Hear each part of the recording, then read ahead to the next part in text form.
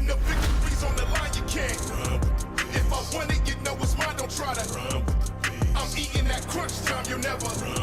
You can't. You can't. When the victories on the line, you can't. If I want it, you know it's mine, don't try to.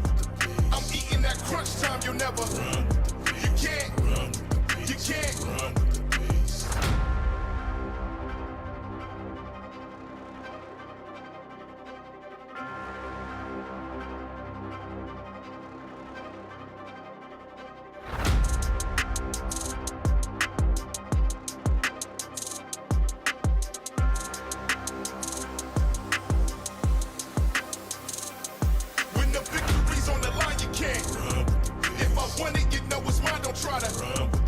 I'm eating that crunch time, you'll never. You can't. You can't. When the victories on the line, you can't. If I want it, you know it's mine, don't try to. I'm eating that crunch time, you'll never. You can't. You can't.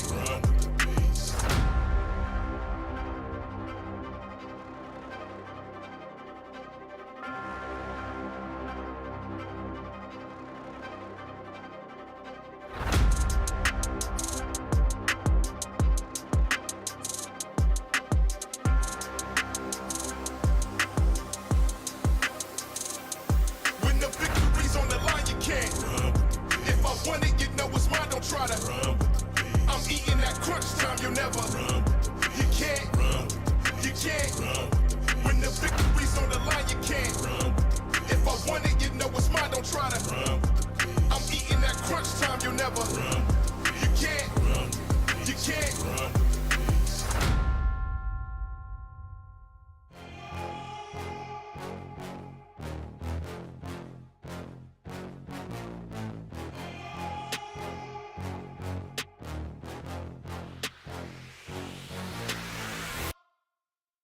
We ball till we fall, we ball till we fall. That's right. We here to serve them all. We ball till we fall, we ball till we fall. The final countdown, it's time to brawl.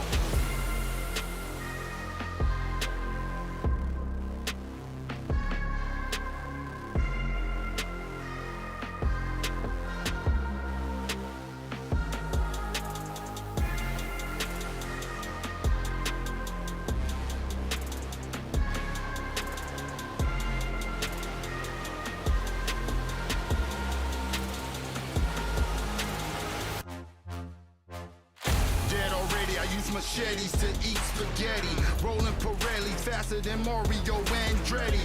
Check a flag so fast I got no heart. Out the gate, first place, Mr. Go-Kart. My car speed by, doing $150. Better call an outlaw boys to come and get me.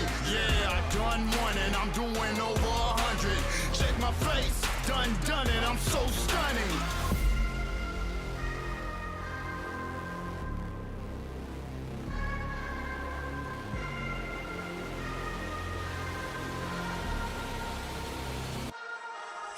We fall till we fall, we fall till we fall. That's right.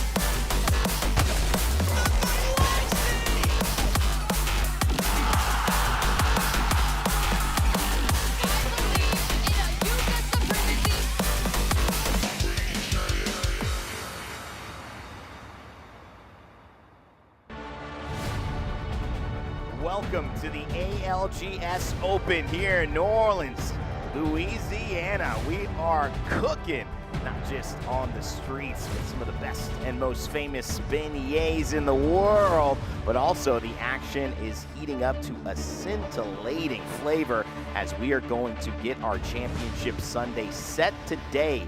Eliminations almost everywhere you look.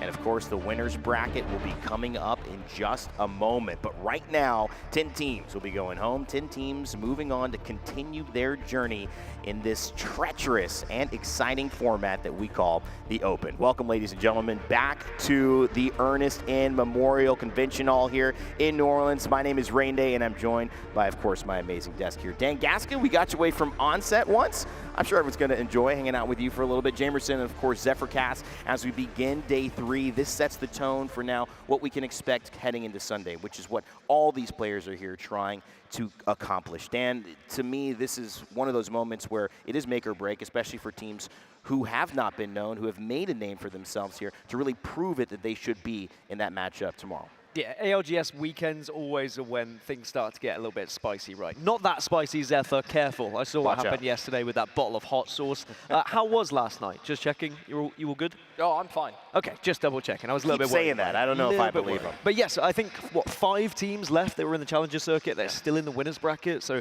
we are having that moment of teams getting that chance to be on the main stage, and they're proving that they can compete against the big dogs.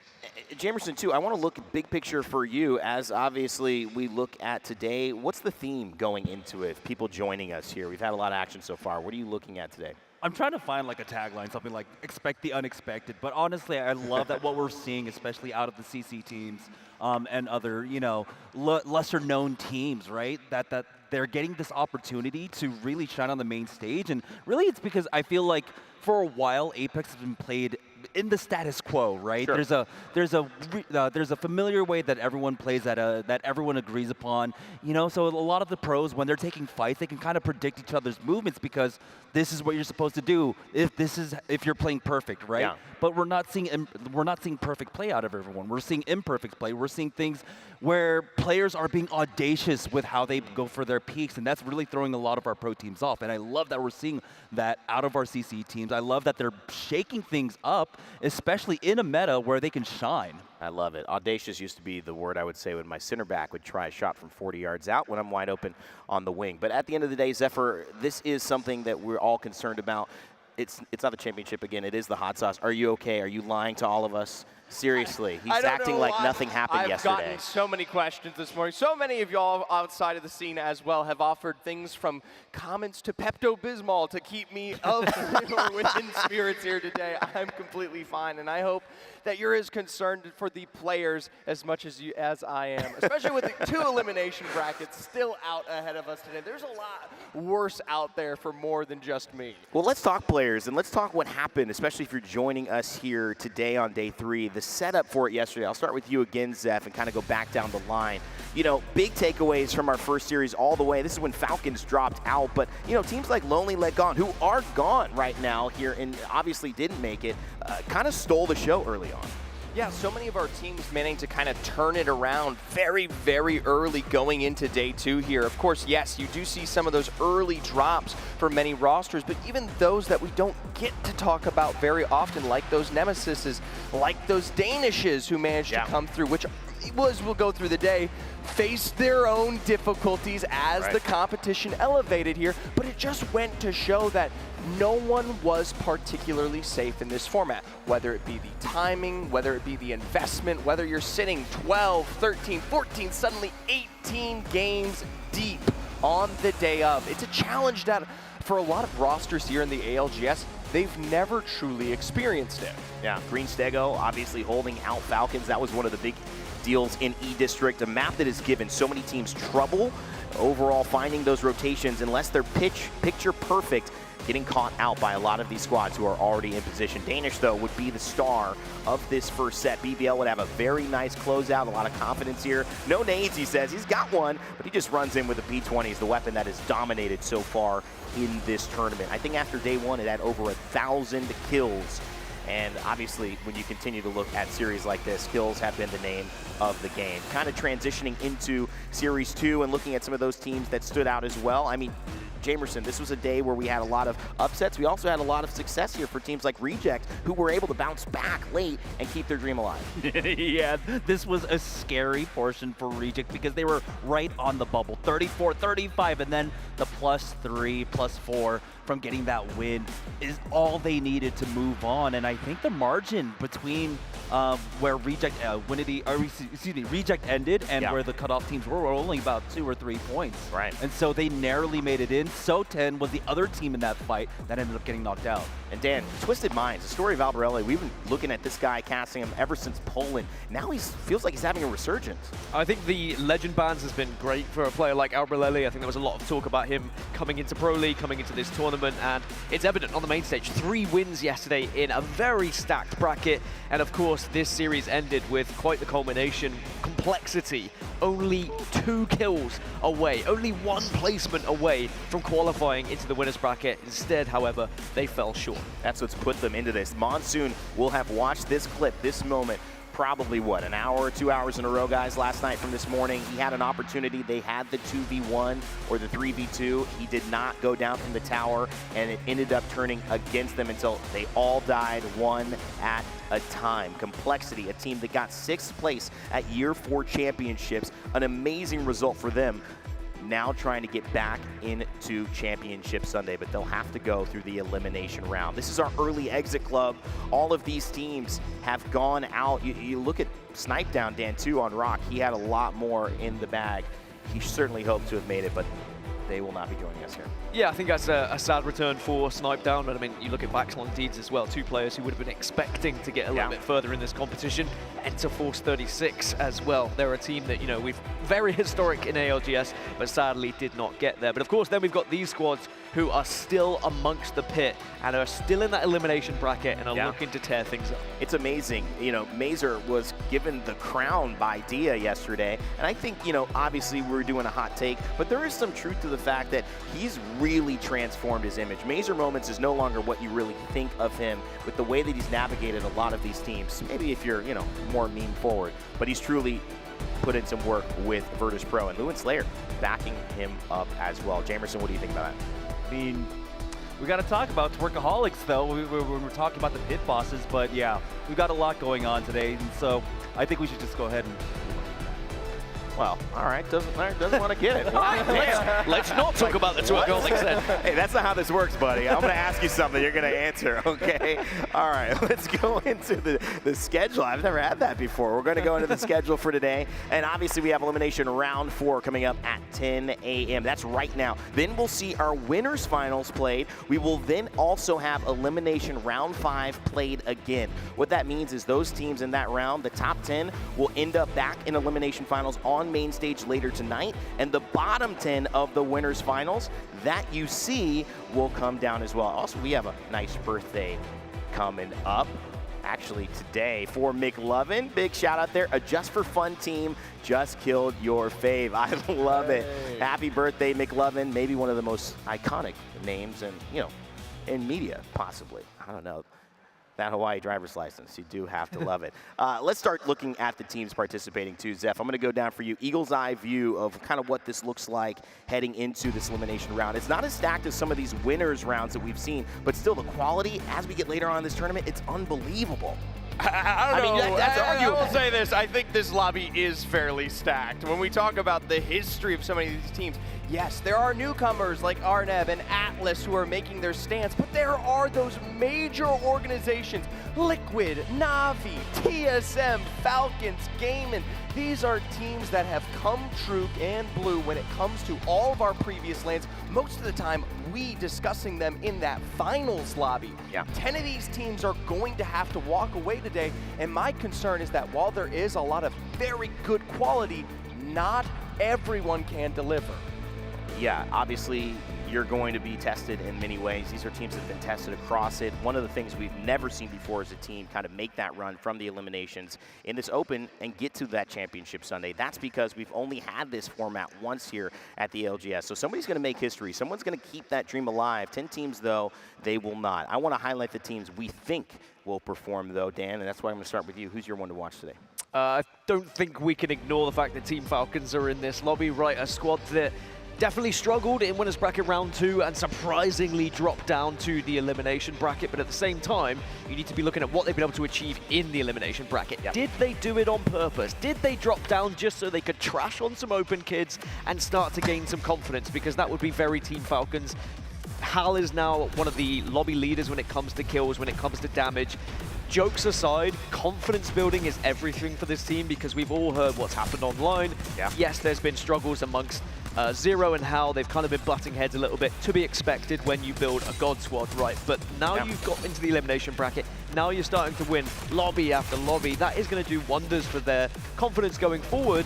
And I think actually it might have been the best thing that could have happened for them. I think just kind of scraping through the winners bracket is going to be an uncomfortable experience, but dominating the elimination bracket is more of something I would expect from Team Falcons. I think that's why when we saw them in winners the other day, we felt they would do well. We felt they'd have this kind of approach because Hal had been overperforming across the entire lobby. But notably, if you've been following Hal's Twitter, he did mention that these days are grueling. Again, these are our pros who have been in this position, but not in this way forever. And now they're going through an open format that is unfamiliar. It's not the easiest thing to get through. I mean, it's worth noting, if they were to get to the match point finals, they can't be higher than 11th seed. So that's also true. POI draft is going to be important, but looking at the elimination bracket, when they have been at the highest 11th seed with some of those teams dropping from winners, they've still been finding points. But Storm Point has been an important factor for them. Notice in winners bracket round 2 when they dropped, there was no Storm Point. Are they relying a little bit too much on that map? And if later there is no Storm Point, will they struggle? That would be my question. That's going to be a good thing to keep an eye on too. Hal has certainly been our in-zone kill leader. He's been one of the most statistically valuable players in this entire tournament. And him, Zero, and Waltzy have to figure out a way to balance out these incredibly strong personalities and gameplay styles in order to mesh and finally find the success they've been looking for. This team yet to lift that trophy that they've coveted with different iterations as well. And we'll see if Falcons can fly to where they want to land. Now, Zeph, you've obviously kept us up to date with EMEA, but you've also kept us up to date with some of our teams that, you know, maybe haven't been the top spot in terms of the conversation. Who do you have your eye on here heading into Elim round 4? They may not have started at the top spot, but they sure have delivered when we talk about the elimination rounds. For OMIT, while there are no Falcons, they've been right behind them, especially in what was Elim round 3 and Elim round 2. Third in both of these sessions here. This is a roster that I don't think anyone came into this tournament with very, very high expectations. Pro League has looked particularly good for them in 5th, even with Cody sustained, but you heard it from RKN. This has been such a long break, not just for him, but for this roster as a whole. Yeah, they've got some minor Pro League experience, but times have changed. And I guess maybe it is harder back in the day. Maybe Graceful's right, because it has sure looked phenomenal for them. I do admit it has been kind of a fluctuating performance. Sure. They tend to have these major big blowouts here where, as you can see there, they'll finish first with 22 kills. And that's a big safety in these Elim brackets where you're only really shooting for 10 here. It's great that we can see them deliver on a win, but I'd like to see them kind of edge out or at least try to smooth the mountains and valleys that we see in their performance. I mean, it's definitely a story that you got to keep your eye on. RKN coming back. I mean, this is definitely a big name that has shown up in the past and now is kind of on a run. We'll see if that continues. Jamerson, there's a team that we just talked about in some of those previews of yesterday, looking for redemption. They probably didn't think they would end up here, but they are. Yeah, and it's really unfortunate because they were so close. Again, we came down to another Game 6 situation, and we're going to have to talk about complexity. You know, this is a team, we've been talking about it all weekend long, that rely upon their vibes, and they were vibing, and you can see in that last game that they were so incredibly close on this drop-down when they're trying to control the tower. You get that first knock out from Kimchi Lee where he just one-clips so quickly here. And you saw the desperation. They knew that they were just a few points off. So once they get that first knock, they try to instantly thirst it. There it is. Kimchi Lee gets that knock, and he wants to try and get this finish. But now, because they put that focus on it, they end up going down to a 2v2 when they had that clear advantage. And this, you know, getting knocked down to lower bracket really did just slip out of their hands. I think just watching that clip back as well, I mean, it could have been a little bit frustrating for Monsoon up on the tower, just saying, just stay alive. We have a 3 versus 2. I can kind of watch over you. But at the same point, should he have also dropped a little bit earlier? One of the issues was that he was running the 30-30. He wasn't ready for that fight, right? And I think it was just because they had to move into position so early on, right? So if he had different weapons, then yeah, they definitely could have fought. But having the 30-30, that's not what you want really when you need to back up the P2020s on the ground. But again, you had that 3v2. Maybe the pressure got to you a little bit there. You guys could have just moved in on the team on that truck, but you know, you got to brush that one off, right? You guys were close, You guys were basically doing everything that was right. Right. You guys were just a few points off. So Right. just brush that off. It's definitely one, again, that you wish you have back, but it engages you in a way that if you had just made it through and you're sitting back and you're waiting for winners now, I don't know if that helps you going into this winners, because it's going to be equally as hard of a lobby or harder heading into this afternoon when they play. So now Complexity knows those little mistakes are the difference between being an open champion or not. Zeph, I mean, any final thoughts on this before we start getting into it? Because to me, this is a lobby that has a lot of potential to surprise us, I have a feeling. I do think so. I also do want to point out, though, that this is going to be one of the first times that we do dictate potentially a change in pace for a lot of these teams. We've highlighted Falcons in particular for their aggression. I don't know if they get away with it in the same way that the rest of these kind of elim rosters, and even in the winners round, who we've discussed, have been able to capitalize on. Let's take a look at what our talent think who's going to win from our talent's perspectives. We've had a lot of fun with that one. You know, it's been a couple of good days for me. Will that continue, though? This is where it always starts to get interesting because the Falcons are my pick. I feel like I picked them once here on main stage. They had a pretty subpar game. They actually ended up now in eliminations, but they've dominated those elimination rounds that they've been in. Will that continue? Aurora, TSM from you, Dan. Good shot for them. Probably not, because I've picked them. I'm going to be completely honest. 220 points. I've kind of cursed everyone. Both me and Jameson have really been ruining everyone's day. And I'm about to ruin everyone's prediction. Oh, God. Hey. Oh, no. I mean, it's just bad. You're not excited about this. Competitive Apex, though, are we going to get the Jamerson curse? Will it be the gift of vision from Rain Day so far, or will it be obviously the TSM Dan Gaskin curse that applies? We'll find out. Let us know who you think is going to win. And while you're in chat typing who you think is going to take the dub, you get a chance to earn some Twitch drops. Hotline Volt skin was yesterday. Our Red Zone Pathfinder was Thursday. It's Saturday, baby, so you've got the incoming sticker. Just watch 30 minutes and you can claim that. It's a beautiful aspect of what we've got going on. Sunday, also, blue napkin. That's going to be exciting as well. It's one of those things when you look at this open where you start a day, you've got all these lobbies, and everyone has shown a little bit of a moment of greatness. They've also shown a moment of weakness, and now you get to see which is going to take over the narrative. That's what I love about this open. Will Falcons kind of show up on main stage again and throw a dud out? I don't know. Will it end up being Complexity who bounced back from that disappointing loss from main stage last night and find a way to do it? Will we see, you know, teams? I think another team that's kind of been in a position where I'm like, why are we not talking about Na'Vi? I mean, this is a team that is so good. These are our previous world champions, Jamerson, and yet it's so difficult to find them here in this elimination round facing a chance to go home. No, there were definitely plenty of names where it felt like, oh, we're not talking about them enough. And it's just because so many other rising stars have basically risen to the top, right? Team Liquid Alienware was definitely one of them. We weren't talking about them until we're like, wait, Team Liquid Alienware are about to get knocked out. Yeah, it's unbelievable what we've got. The talent here in the open is expansive, it's exciting, and now it is engaged because they know that eliminations are right around the corner. Guys, it's time to get it going. Series 1 is about to begin, and with that, we need to hit our casters up and see if they are ready to rock the action. You know it's already true. Vicky, Kitty, and Genome, how you guys feeling going into the series? I'm feeling great, Rain Day. Vicky, Kitty, Genome here, and this is the moment of truth. Elimination round 4 already, day 3. We've already said goodbye to some teams. We'll be saying goodbye to even more. Bottom 10 teams will be walking away here in this elimination bracket. And not only that, Genome, I mean, you have to play 18 total games today. If you're looking at this lobby in general, even if you proceed through as a top 10 teams, it's still 18 games to go through. And for quite a lot of the teams here, Vicky, they played 18 yesterday, right? We were, you know, I was having a bit of a chat to Falcons before. They were definitely feeling it.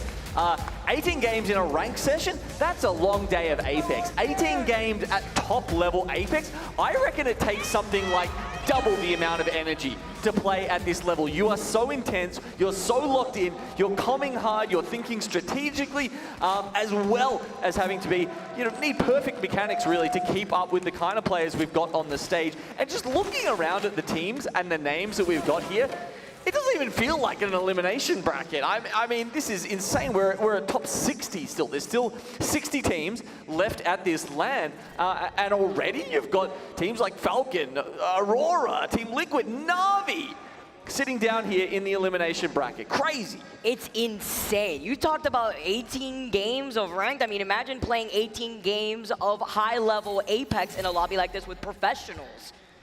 It's going to be a grueling day. I know we've all been there, right? When you're trying to grind it out, playing 18 total games. Imagine how you feel at the end of the day. Now imagine turning that up 10 times harder as we start our first game on E-District. Expecting a lot of Alter to come through here too, of course. We've been seeing that Legend be that mainstay key for a lot of these teams to find that success. You saw the little hint there of where these zones are going to be pulling to. Complexity are going to be very happy with this, considering that they're POI being in City Hall. They have the survey beacon. They have the ring console to work off of. Zesty Bessies are already making their move, as well as in Resort, FWG having that ring console too. Young Black Ricky coming into contact soon with Gaming Gladiators. They're just on the other side of this building, and as they go up to try and hit that survey beacon, presumably that is the option. They've taken the recon perk for Alter. Yes, they will actually see them going up on the zip line. Can they grab a knock before they manage to get away? No, does look like GG get out just fine. They'll take the shields off Lufka, but that's not enough to worry them for now. GG pull up into City Hall here. Do manage to find a position that they can play and fortify with the Catalyst. There's already 8 teams, by the way, already in this next circle. Squads quick on their rotate, considering that in a zone like this, there's a lot of space to coexist in. And since we have an even spread between Alter and Catalyst, you know that there's going to be a lot of shenanigans for the teams that could share these buildings, trying to go for the kidnap with the Alter Void Passage. TSM, one of the teams in that next zone, already making their next move. Going to be able to ping that care pack, get the extra Evo charge. It's insane. You have TSM, Liquid Alienware, Falcons already in this Elim bracket like you highlighted, Genome. The stakes are high. Complexity finding their spot in their respective POI. Team Orchid neighboring them in that building. Yeah, Team Awkward. Did I just say awkward? No, anyway, Orchid. Look, Orchid. Might be the Australian in me. They got Energy Bank as a pick, incredibly helpful. Access to beacons, but most importantly, you very often, I think it's maybe something like half of the time, you'll get 2 Evo harvesters within your POI in Energy Bank. So you're almost never going anywhere without blue armor, and you're further on the way to purples than almost any other team, as well as being central and having, you know, great rotation options. It's just an incredibly powerful POI, and as we say that, the star player of Team Orchid, oh my god, I really need to get that out of my head. Is in an awkward position. That's what I meant. Taking some 30-30 hits there from Heroes. One of my favorite flowers, by the way. Maybe not so favorite for Panic, who fell at the hands of Easy Flash Kid. Heroes already getting some early KP on the board, while Team Orchid have that Crypto Drone flying around to see what they could do here, get the information, while the other teammate is going to be able to try to reposition. Because OMIT are on the other side, while Heroes have this slight high ground. You know that right to the south side of Heroes is going to be YBR, Young Black Ricky, who are uncontested over to that southwestern side of that rotate. But here, the reason why you see so many teams go in for an early rotate too is because these chokeholds on E-District could be so brutal if you don't have the right composition. No, absolutely. I think where these zones tend to end up as well can be quite brutal. It'll usually head towards one of those canals. And so teams just try and play a position that they can look for some kills with early on. Something with just a little bit of safety, as pretty much no one posts up in those sewer positions to start with. Even if you do have the Newcastle wall, getting there too early is just putting yourself in a position where those walls can get shot out and you can get focused down by the other teams moving in. Speaking about moving in, NB coming in towards 9 Lives. This is all the way over at Galleria, nowhere near where the next zone will be going. And X and Y have actually moved away, so a chance for this to be a pretty isolated fight. Envy do know that they were there. It was the information that they wanted to seek out in the middle of that rotate, right? Because there was that ring console and survey by Galleria. Na'Vi playing way more patiently, playing still out of Heights before moving through that jump tower that is on the outskirts of Heights, wrapping around 9 Lives. 9 Lives will be able to see them up in the air, but if they do take that northern rotate, which they are, Na'Vi will be able to get that survey beacon, where Envy has also prioritized wrapping around 9 lives. So that's going to be a fight to check out over on the east side. Zero already getting a knock onto Oirain. Aurora in trouble. The catwall was called in already from Aurora before Walty now moves up. They're looking to get aggressive. They're looking to start up their momentum already after getting that knock. Yeah, Falcons dropping down in Viaduct don't have priorities to the zone, so they go in the opposite direction and take this fight against Aurora. As they do it though, Atlas are sitting in zone in Street Market. That means there's a chance they're going to come in off the back of this. Falcons getting on the evac. Is that to chase more kills, or is that to go into zone? It's a negative rotate. They're going towards them. Are they aware that Atlas are ahead of them? I hear the crowd. It may be early, but the energy is here, giving their cheers to Falcons to already kickstart things, as Aurora being the first squad to go down in the lobby. And you know that's a grudge that goes back a long time. I mean, you go back to the days of these teams contesting each other for months in scrims, coming up to LAN, and Falcons are going to be very happy to take that scalp early on. Look at the contention points from that east side. Envy have been able to move away from Liquid Alienware, where their POI, I believe, is the outskirts of Lotus, where they had an Evil Harvester and a Survey Beacon, but you know what they didn't have? They didn't have a ring console, which is why they had to go out of their way from Lotus to the south side just to make sure where that next circle pool is going to be, and then they will approach that next zone pool from that east side like 9 lives, like we mentioned earlier. Na'Vi still playing way more passive, going to play objective instead. It's going to be hard, though. Once you have to forcibly put yourself in that next zone, you're going to be contested by X and Y that will be holding that northeastern side. Okay, that's the ping onto the ring for them. Playing for third beacon can be a smart one.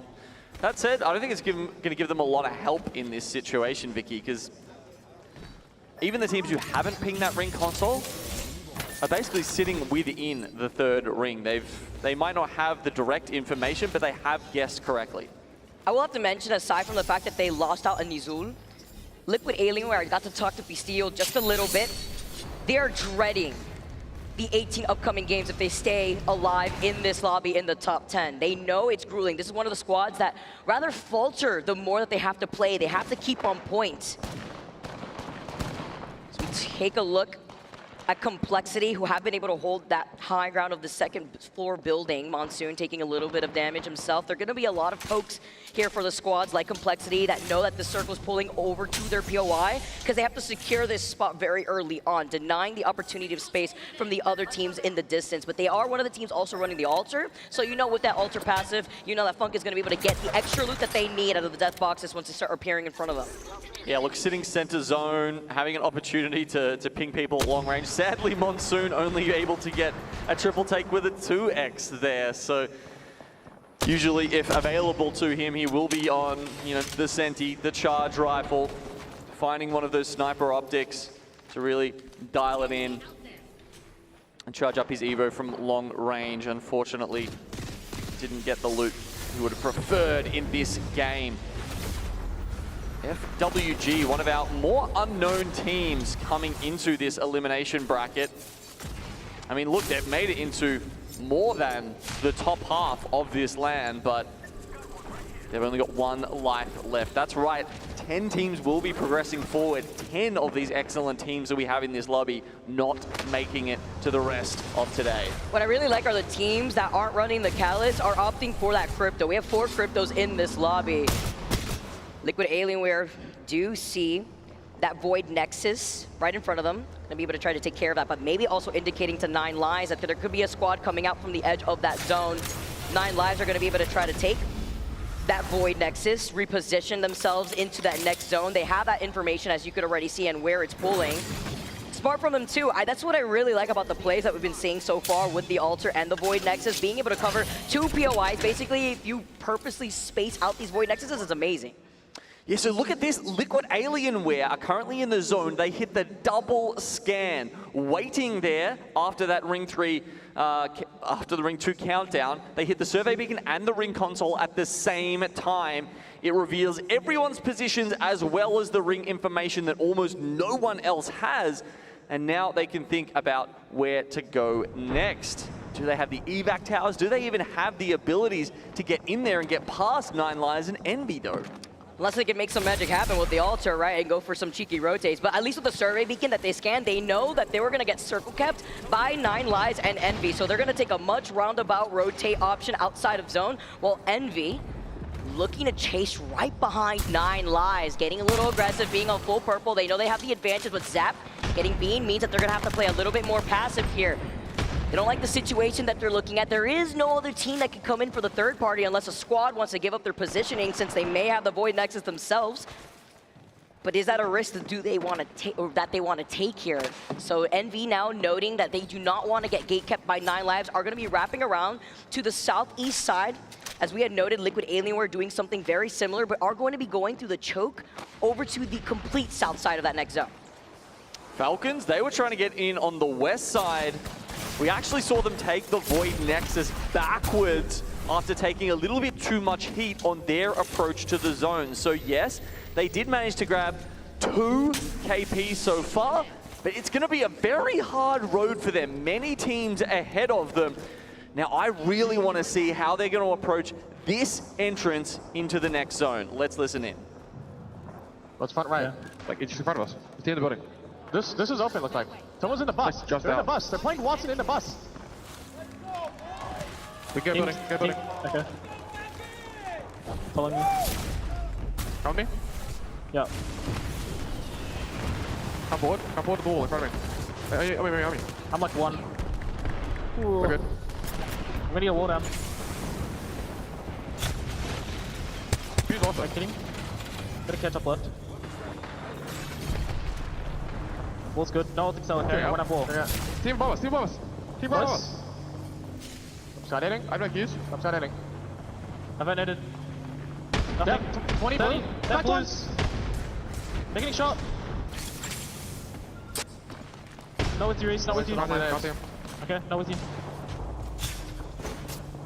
Pick it the buff, guys. Ash, fucking fuse Watson.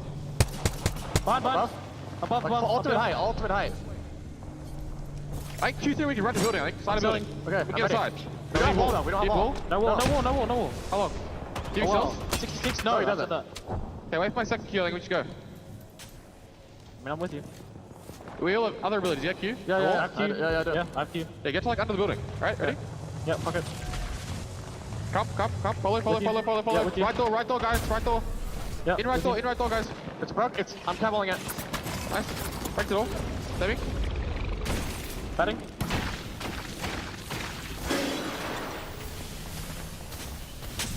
Are they holding? I can't tell. I'm going far right. Come. Yep, coming. On the right. Careful. Gotta hold me. No attack. I'll play outside. I'm batting. Press him. Swinging. Q2. Me. Cracked him. 150. Play left.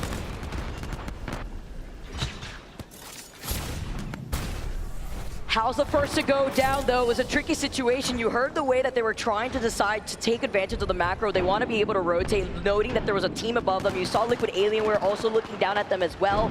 They lose out on 2 after Hal goes down, so does Waltzy. This just leaves Zero alive. Can he get the reset? That is the question. Hiding right behind Hal's knockdown, getting rid of the cat spikes, but Zero's low. He's trying to get right through the building. We know that there's still a team right above him. He's staying alive, keeping the dreams alive for Falcons. Yeah, it's going to be a very tough spot to reset here. I don't think Zero will be able to pull that off, but oh my lord, is he actually going to find OMIT's going to let it happen for the revive? Okay, Hal's back up. Anything is possible now. It was a really smart rotation from them. The issue was with the execution when they pushed into the building. I mean, we saw Waltzy there get caught off guard, throwing a grenade as the other team peaked, and it just took too much damage and then eventually went down. But yeah, look, with 2 up, there is a very small chance that maybe they can get the res off or make something happen here. I mean, Zero and Hal together put out about as much damage as a lot of other teams of 3. That said, there's just so many other teams in this building. I think they're going to find it hard to navigate. I would be curious to see which perk Zero had opted to use on the altar, because it would be really clutch if they don't have a Moby here. considering that they lost the Newcastle within their composition. Also counting their blessings, being able to get that res with OMIT being on the other side, Orchid sharing this building, Atlas as well. Complexity. Oh no, Complexity getting taken out. TSM forced their way in, and they're not the only ones too. TSM now in a lot of trouble. Skittlecakes having to go right down, taking advantage of the Void Passage. Duke getting sent down means that they won't have that Newcastle. They're going to be dancing around. Not only the Void Passage, but this squad, Arnev, that are trying to finish them off. They had gotten the initial knock ready, and Monster get eliminated in your feeds too. 13 squads left with so many teams. What, 5 teams in this one building alone? Yeah, insanity. I mean, there was a boxing ring there, just set up behind the Newcastle wall. Fists coming out, fists flying, and Falcons still in. Skittlecakes with some help from the ring after getting that knock onto Yuri. Yuri gets finished. You could even see that Zero did not have any shield bats to work with. Lacking on some loot here. While Atlas now move up from the height. Zone closing in on them as well, so Falcons, they can no longer sit in that corner. You see them trying to make some creative rotations here with the Void Passage, but now even Zero goes down and Hal just has to get a catwalk to try and move into the next part of the zone. And that was after the reset from Team Liquid Alienware. Nuzul getting that finishing blow onto Zero, leaving Hal the last one alive. He's only got one bat to work with. He slides out, he looks at Rambo. He doesn't want to take that Void Passage in front of him. Instead, he's forced to take some circle damage, get out of the path less traveled by. They saw him, they heard him, they had to have heard him. And with one shot of the PK, OMIT finish off Falcons. They go down in 10th in this first game. Didn't look good ahead of him. Tries to find another way into the zone, but no. Every avenue is blocked, and Falcons go down in 9th. They get a few points in the first game, but 9 Lives are the team that is looking good here, separating themselves from the rest of the lobby, not only with the 9 points that they have so far, but also geographically. So many teams are clustered on the edge of that building, and 9 Lives are the ones who stare across at them. And their POI is coming all the way from the east side of E District to find this spot. Kind of living up to their name, right? Getting 9 total points on the board with the KP that they've managed to secure, as well as the placement points. Gaming Gladiators sharing the shield bats too, while waiting patiently on the edge of this next zone before it starts closing in now.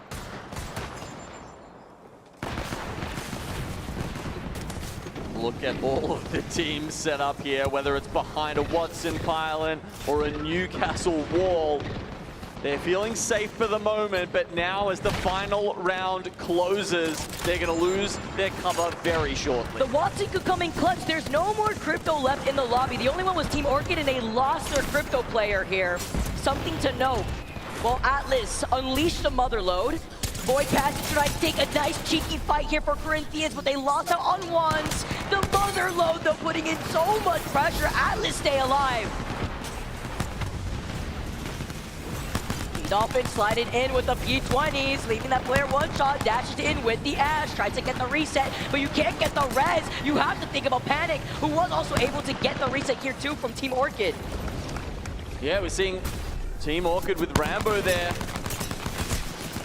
But now we've got Liquid Alienware, only Nizzle alive. He does actually finish off 9 Lives, so they take over the east side of the zone. And GG, who have been lying in wait, are looking to try and pick off the last 2 members of Team Orchid. Now Gaming Gladiators, a full 3-man squad slides in here. T-Law trying to reset. Where's the other squad that can get all 3 members back up and alive? Gaming Gladiators have the health advantage, but they don't see if it's worth trying to close in this gap. They put up the catwall instead, splitting this final zone in the middle.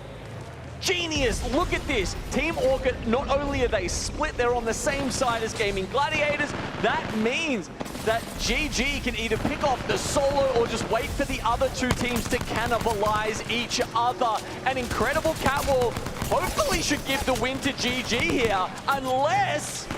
GG right now just walking in to clean up what's left for game number 1. They knew it was just a matter of time as they patiently wait for the last 2 teams to collapse before they just walk in and clean up the rest of the KP. Strong start here for Gaming Gladiators. That is the perfect use of the Dark Veil. So many times in a final zone in Apex, in ALGS, you'll have 3 teams left And jockeying for position, getting damage isn't the only way to solve your problems. The other thing you could do is force the other two teams into a fight. Because we all know that coming in as the last team out of those three is the most likely way to put yourself in the winner's position. And that's what GG do with their Dark Veil. They split the zone, they split the attention of the other two teams, force it onto each other, and it's an easy cleanup for GG at the end of game one. Some good KP to work with too, right? Like 9 KP, great start for them. They actually also come from their POI by Canal on the north side of E-District, so not too much to travel by. As you can see, our match 1 results. I love seeing the fan signs in the crowd. Liquid Alienware, after a really rough start, got the reset, played patiently outside of zone. Still were able to secure 5 KP, 2 for themselves. Team Orchid, another spot that we were following too for some time, only 2 KP for them. 9 lives popping off. We were noting it before, the KP was 7 KP for their name. Considering they were coming all the way across the map there, 9 lives done well for themselves. But yeah, Team Orchid, who have been, in some parts of this tournament, relying on a lot of KP off the back of their big fragging champions. It was the placement points that got them the bulk of their points here in game 1. Gosh, every single game is just going to feel like it has so much importance put on it. And the other thing to think, Vicky, is that if any of these teams want to make it through to the match point finals, as we said, they have to play 18 games today, and they can't let up. There is no reprieve. There's no series that they can take off and say, oh, we didn't do so well in this one, let's go again next time. No, they have to be there every single time and performing, because if they slip, if they make it into that bottom 10, they won't be here tomorrow. And that's with the flexibility of having to be adjusted around the different map rotation too. You have to be kept on your toes here. You have to keep the momentum running when you're looking at these squads. Liquid already starting off really strong, obviously, here, and it's going to be great to see how Gaming Gladiators continues on their domination on E-District. We got game number 2 to you, coming to you soon on the other side of this break.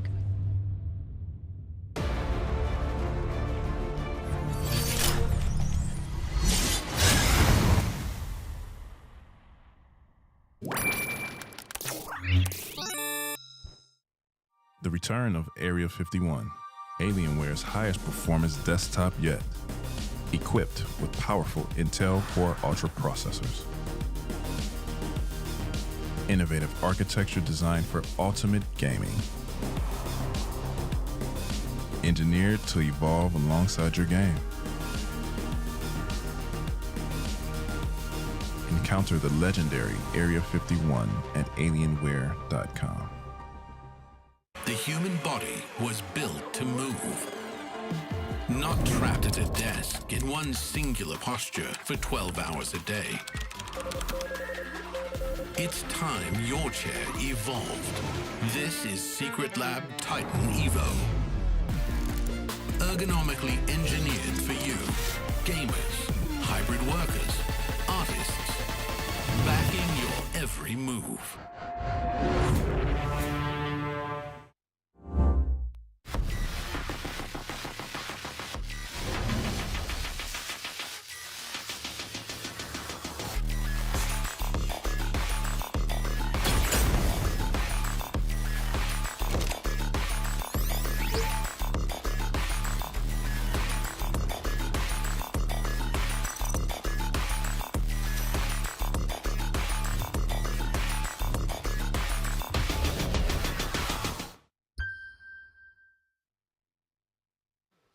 Red Bull is the official energy partner of the Apex Legends Global Series.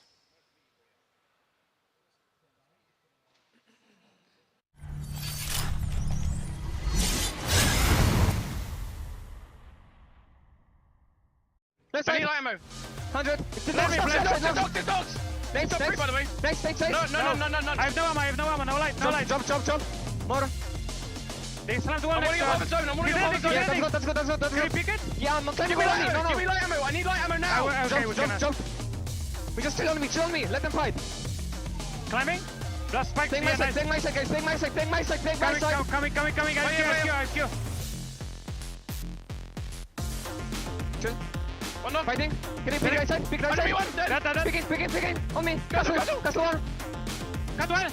Nice. No. Hit it. Guys, 101. Nice, boys. Nice, boys.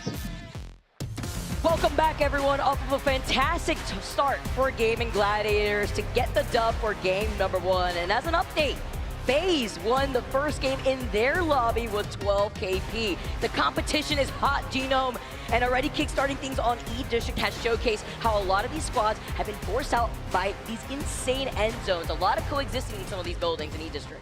Yeah, look, we're here in New Orleans for the ALGS Open. We've got the paddle steamers going out there in was that the Mississippi River? I think it was. But yeah, look, talking about picking up steam, it's been Gaming Gladiators who take out that first game with 21 points. They have certainly got a full head of steam here. Full steam ahead.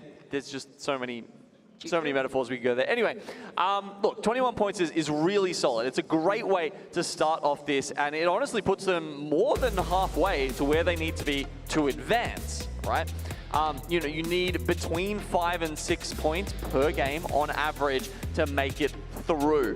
It depends how tight the lobby is, but the fact that they've done that, it just takes so much pressure off you, right? You feel free. You can play the rest of the games however you want. If you're like, hey, let's just go for some kills, because a smattering, you know, a team wipe here and there will get you over the line by the time you get to 6, considering you started off with such a big bag. Right, like they started already getting 21 points in that dub alone. So a great start here for this team. You heard the comms, let them fight. They put down the catwall, isolating themselves. They knew at that point they just have to walk in and finish off what was left of that fight. As we know, the legend bans after game number 1. Speaking of the catwall, she is going to be the first legend banned here. And, you know, as we took you through that final zone, right, it was the perfect sort of encapsulation of why so many teams picked her and why she is first banned here, because in those final situations, honestly, it's not the start of the game so much, right? It genuinely just is the end games where she becomes so ultra powerful. It's almost to the point that we saw Gibraltar maybe 2 or 3 years ago, right? And it was like you had more and more teams in those end zones. Just because of the way they worked. They were a lot smaller. If you remember, the final zone was, everyone was jam-packed in there. And that made orbital bombardment one of the best ults in the game. And so everyone picked Gibraltar just because of how much of a factor he was in those final fleeting moments. Catalyst, very much the same now. And as a result, she will be the first out of this lobby. The ping pong around the legend bands, a new rule that we have here within the ALGS that has provided us such great diversity in these legend comps. No more cat on the board within the next 6 series. Yeah, and maybe, you know, just for any viewers who have, you know, they've had a hard week at work and they've just tuned into some ALGS for the first time. Yeah, we've got legend bans now, by the way. As we progress throughout the series, the most played legend in every game is going to be removed, and teams will have to change up their composition. It's been an awesome change. As we see at the top of the screen, you can see the ban. Clearly, it's happened already. And it's changed the compositions up of everyone in the lobby, or most teams in the lobby. As you can see, a lot more Fuse coming in. That's because they still want access to the ring console that Catalyst was giving them, but they can't choose that character anymore. And then some, they sort of take that and run with it, Vicky. They pair the Ballistic with them. You can see that in a few teams here. He's often been getting banned around maybe, you know, round 3 or 4. And they start just play, okay, we're going to play a more aggressive composition. Obviously, still a lot of Alta in here. I think that is going to be the next ban coming out with 15 teams picking Alta, as does happen on E-District. It's also interesting to note with Rampart being picked too in this lobby, it's the counterplay against the Newcastle, melting down that Newcastle wall being the name of the game here. For a lot of the squads that have to find some respite behind the safety of that Newcastle to reposition. YBR team already on their rotate, GG neighboring them as we are moving all the way over to that north side. If you guys caught where that next zone pool is going to be happening, over by Dam. And you know the teams that have that high ground advantage, X and Y, having that POI, being able to stay on that high ground, seeing that survey beacon, it's going to allow them to look down at the teams that may have a difficult time going through those choke points, thinking specifically of Liquid Alienware coming out of their POI that have the ring console and the survey beacon too. And at the very least, Vicky, some variety. Yeah, right? That's, you know, I always love that. It's pulling somewhere else. We get to see something different. Different teams get priority to the zone, and it feels a little fairer. You know, it's always rough when the team comes out and says, look, the zone pulled, you know, as far away as it possibly could for us 3 times in a row. What chance did I really have in this series?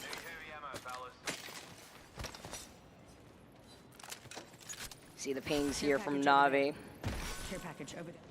One of the teams making their way here. Already 5 teams or so in that next zone. Heroes making their rotate away from Energy Bank. Going to be able to play objective to get that ring console. Well, Arneb looking at a team right across from them. There is that survey beacon. The team in front of them had already scanned it. So they do know that Arneb are right behind them. It's OMIT, I think. Close by. Nefu's going to go for the portal. Old man RKN. Ooh, okay. Going to set up the fences here just in case they decide to come back through that. Doubt we'll be seeing that. I think Arneb happy to move further in towards the ring now. It's always nice to see our legends come back into full form in competition. Seeing RKN compete once again throughout his progress in Pro League now here within the ALGS Open. Feeling very confident. Yeah, I mean, as far as I remember, previous LAN finalist. So certainly he's been able to turn up and show that some of that experience still holds weight. Respect your elders.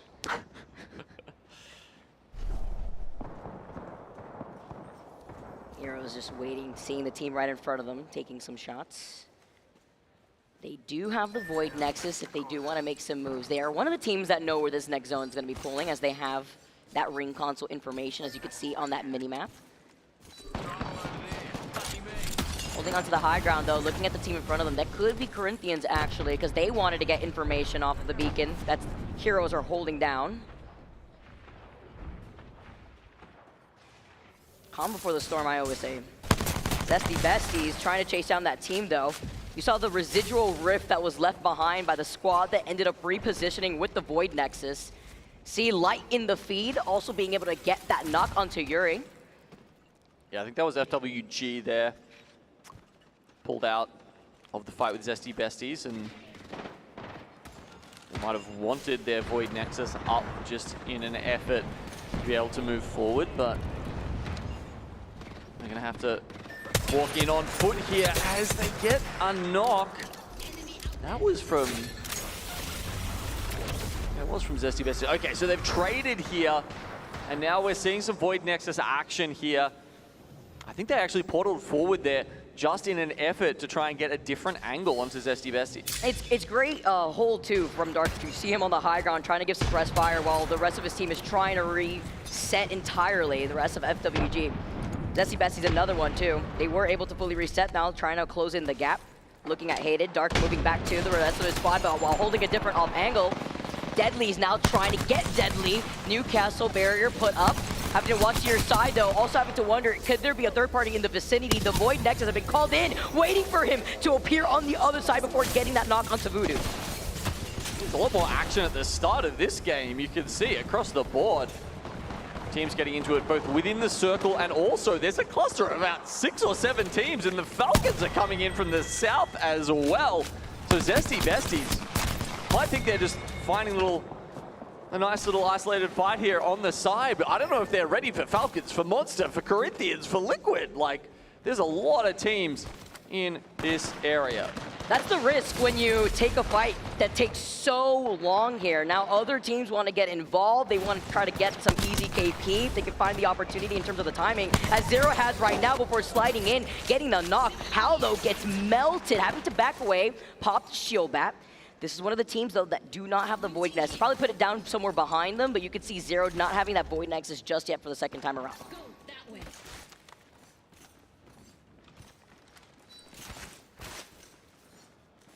Monster, despite being close by, having some trigger discipline here. They don't decide to get involved in this fight. They definitely could have sent that onto Falcons or one of the other teams, but they actually make their way towards the ring instead. Meanwhile, RKN, as soon as we talk him up, fortunately is going to leave a death box behind in the zone for Na'Vi to pick over. And as they do that, maybe both teams actually there were trying to fight over that ring console. A bit hard to know without the lead up, but seems like a plausible explanation of why they're both so far into the ring. And then we have a look at it as it really does continue to pull towards Electro Dam. How much of the height is still in will be a big factor.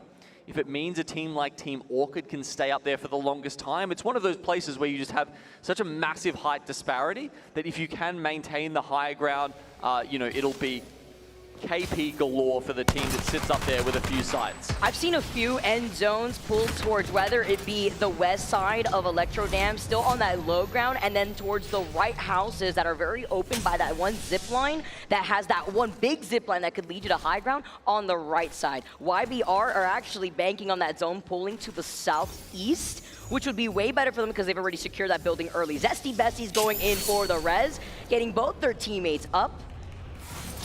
Isolated here, but FWG are still in the zone getting that replicator. You see it, they see the res.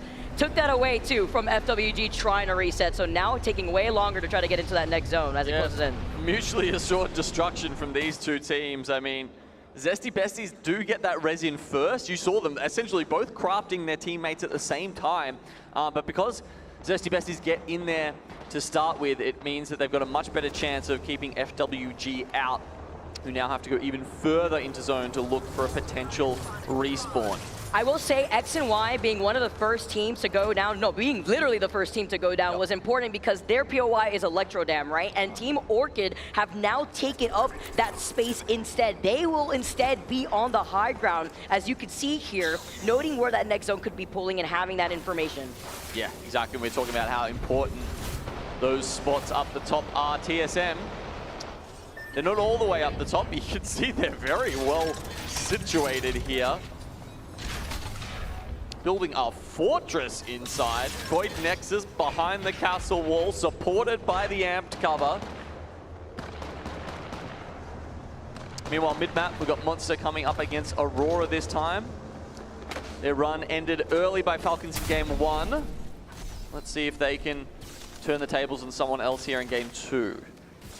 The Mythic Bin will be spawning once the circle closes right on top of Aurora.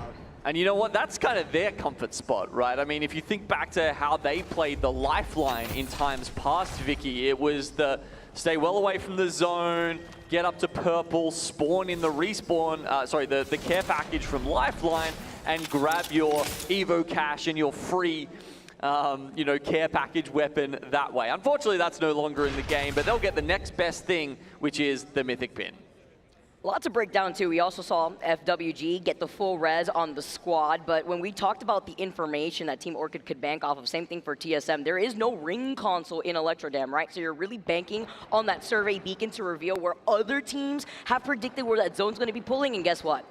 It's pulling over to the west side of that zone, not towards that little building that we were looking at for YBR instead, but Falcons are kind of in that southern east side, looking at YBR more secured on the left buildings here by the crates. Now, this the spot the Falcons have got set up here, right? They're playing the Rampart and the Newcastle.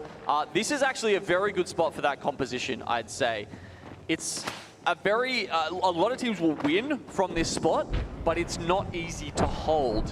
What you really need here is for your Rampart player to be very aggressive. They need to be shooting down the other Newcastle walls again and again to make sure that they're not doing the same to you, essentially, right? It's about how much pressure you can exert on the area around you so that they're not doing the same in reverse. So a good spot for Falcons, but we have to see if they can hold on to it. Aurora flying in now, trying to get aggressive with their fight. Looking at Monster on the other side of Galleria, where there's a survey beacon and a ring console, you could expect the southern rotating teams to go there as FWG take too much damage.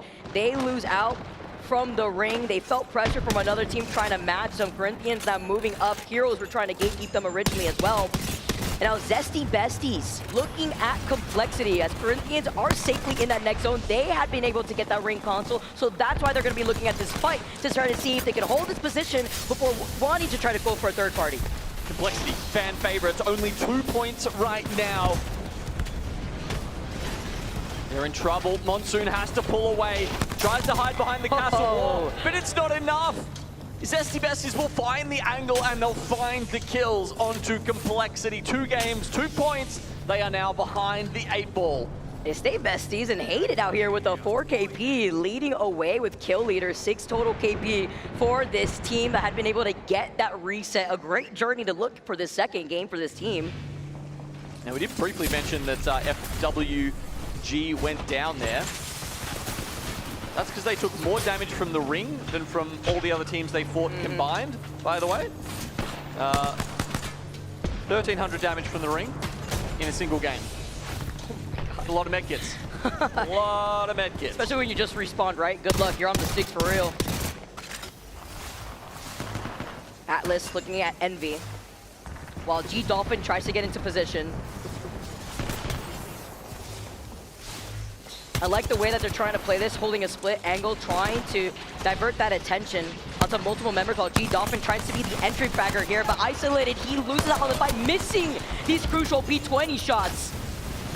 Tryhard Thor now slides in, puts down that knuckle cluster, looking at Zap that has the high ground now, playing off of the AC unit. Sykes drops down, they try to isolate him, they do get that knock, but they've taken so much damage. The Envy just have the health advantage. They take care of Atlas, going down in 15th. Envy stay alive.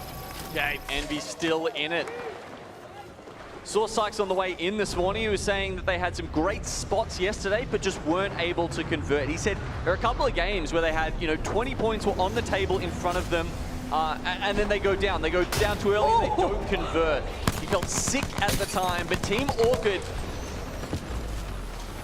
they're looking sick at times throughout this tournament, especially Panic, who is he? He's not going to take the gravity cannon. No. He's just trying to get out of the line of sight. Oh my god.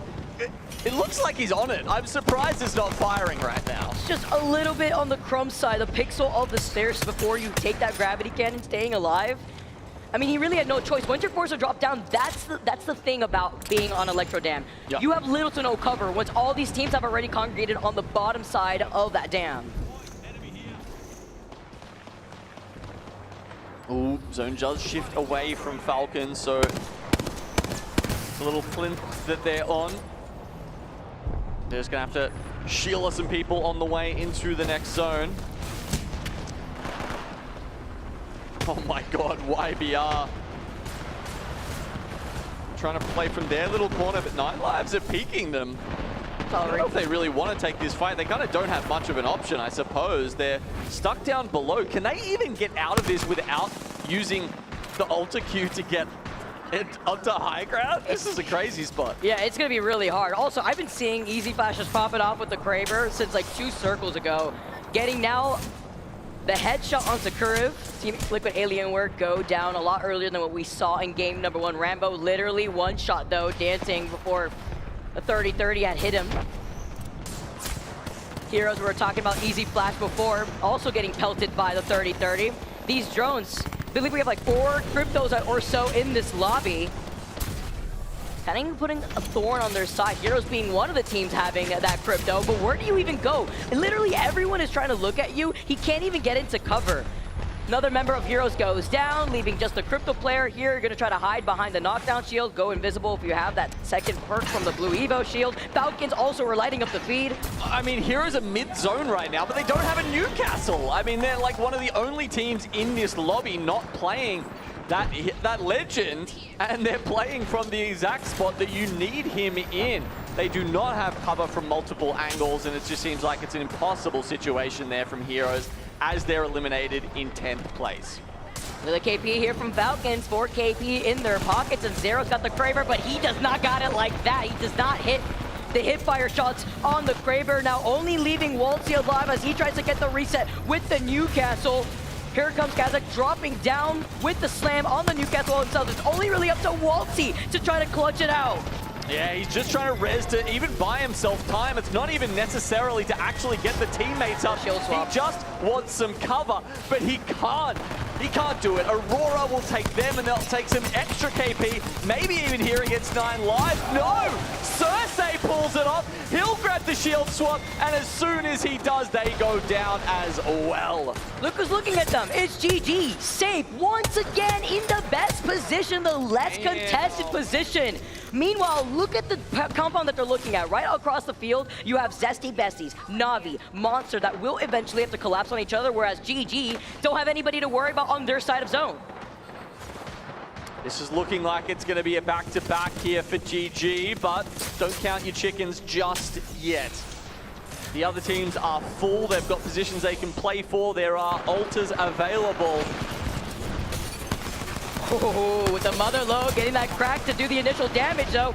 Uchako's the only one left here from Na'Vi. He looks behind him. It's not enough to do it because Monster now dropped down with the Altar Void Passage, trying to get aggressive, trying to third-party the fight that was inevitable on the low ground. But Light, with the Kraber shot, sending down one of the members of Monster. That's all they needed. The Void Passage up the top. They get behind the Newcastle trying to res here. Do it. And Gaming Gladiators do it again. Go for the style shot to finish it off. Oh, they're feeling themselves. He misses it again.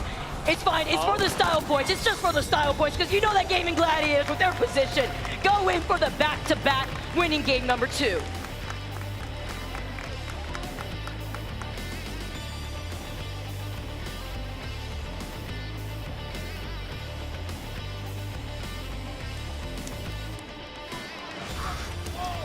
Well, it was 22 points in game 1. Gaming Gladiators have outdone themselves with 15 kills in a 27-point game in game 2. Leave some for the rest of us. You know what, actually, with the way you're playing, securing yourself that gap is the #1 thing to do here if you find your strength on E District before we transition on to our next map. Having one more game left on E District. Strong performance here from Gaming Gladiators. Yeah, I mean, as a reminder, this is the elimination bracket. You might be, forgiven for thinking otherwise, considering the caliber of teams we are seeing here. But it does mean that they're fighting for POI draft position going forward, and getting 11th is certainly better than getting 20th if you end up in some of those later stages.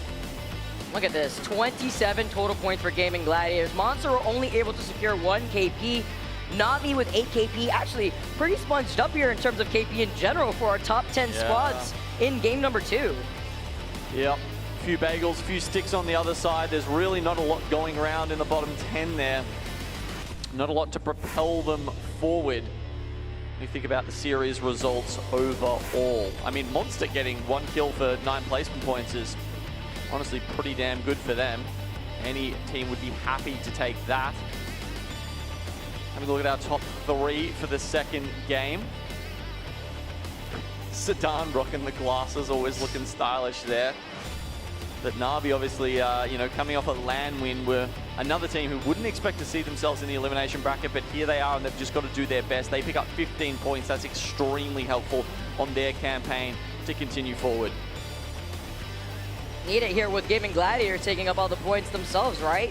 The back-to-back dub, they had the 9 KP, game number 1, 15 KP this time around as we take a look at the series results, and that's the gap we're mentioning. 48 total points for our first place winners in their last 2 games. 9 Lives trailing right behind them with 22 points, but obviously it is just 2 games, right? It's still very early in this series, but look how close it is between 9 Lives. Even looking at Liquid Alienware, they went down, I believe it was 12th place, but a majority of these teams had unfortunately collapsed when they were banking on that zone pool to not pull necessarily to the west side by Electro Dam, but necessarily towards the east side, where a majority of these teams had no cover to work with when they were forced to play in the canal.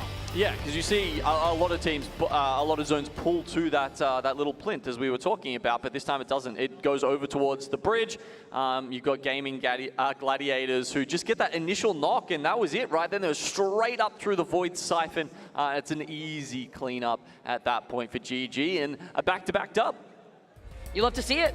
And with Alter also being the most picked legend for game number 2, that means that's our next hero band going into our 3rd game. E-District, one more game of E-District coming to you guys on the other side of this break.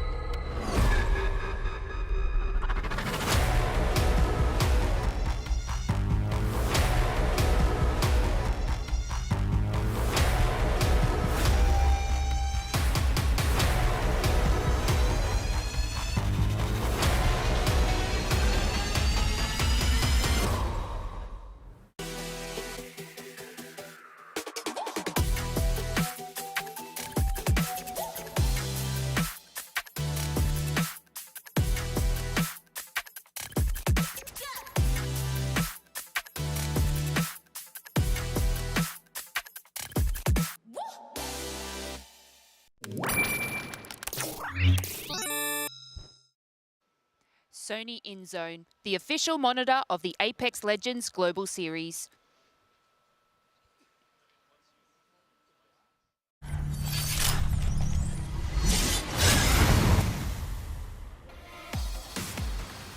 Everyone, to stay locked in, you already know Secret Lab knows the body was built to move, and their Titan Evo chair has evolved to meet exactly that need.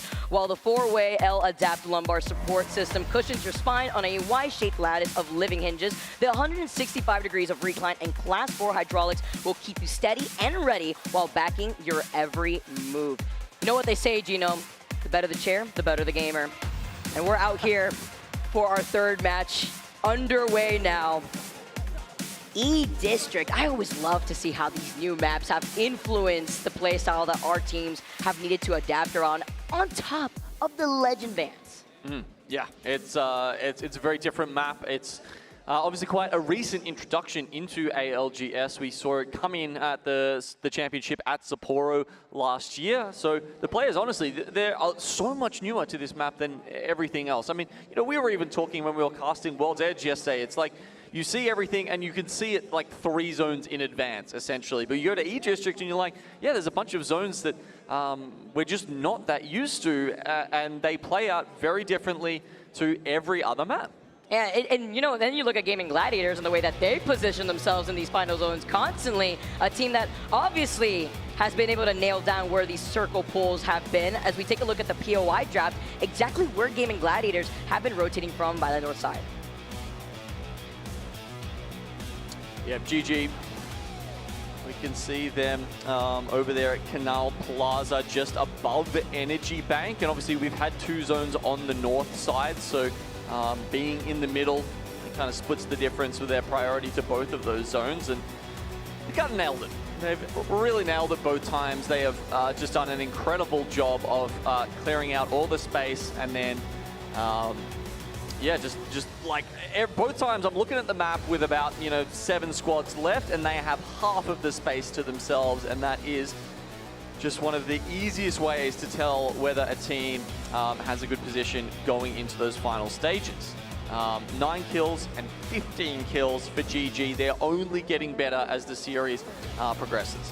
Getting a head start for a lot of our teams here that are struggling to have their morning coffee maybe. Falcons sitting in 8th place, still securing that top 10 for now, but only having 11 points. We know that with GG winning back-to-back that they've sponged the majority of that too, but then between them and that gap is 9 Lives sitting in 2nd place with 22 points. And then our next legend band, of course, going forward being the Ultra.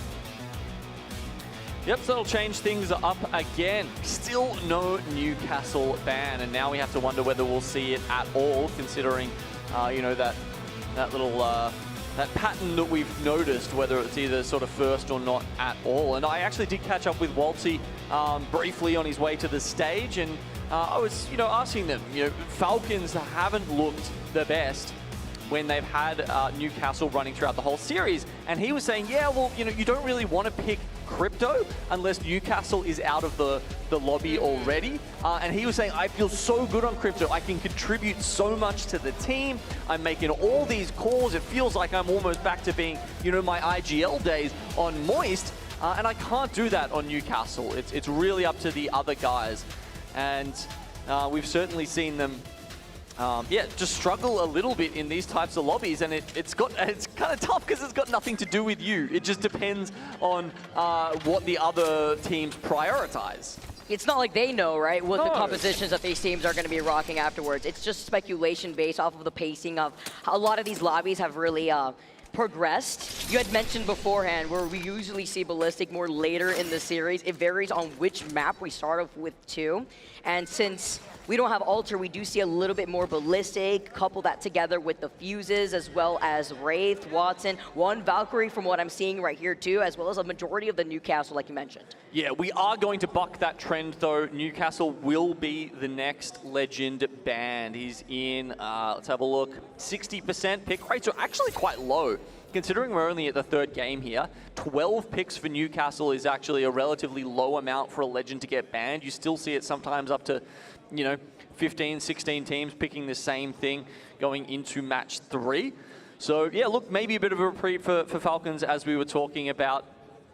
We can see some of those more aggro comps like the Crypto that they tend to succeed on.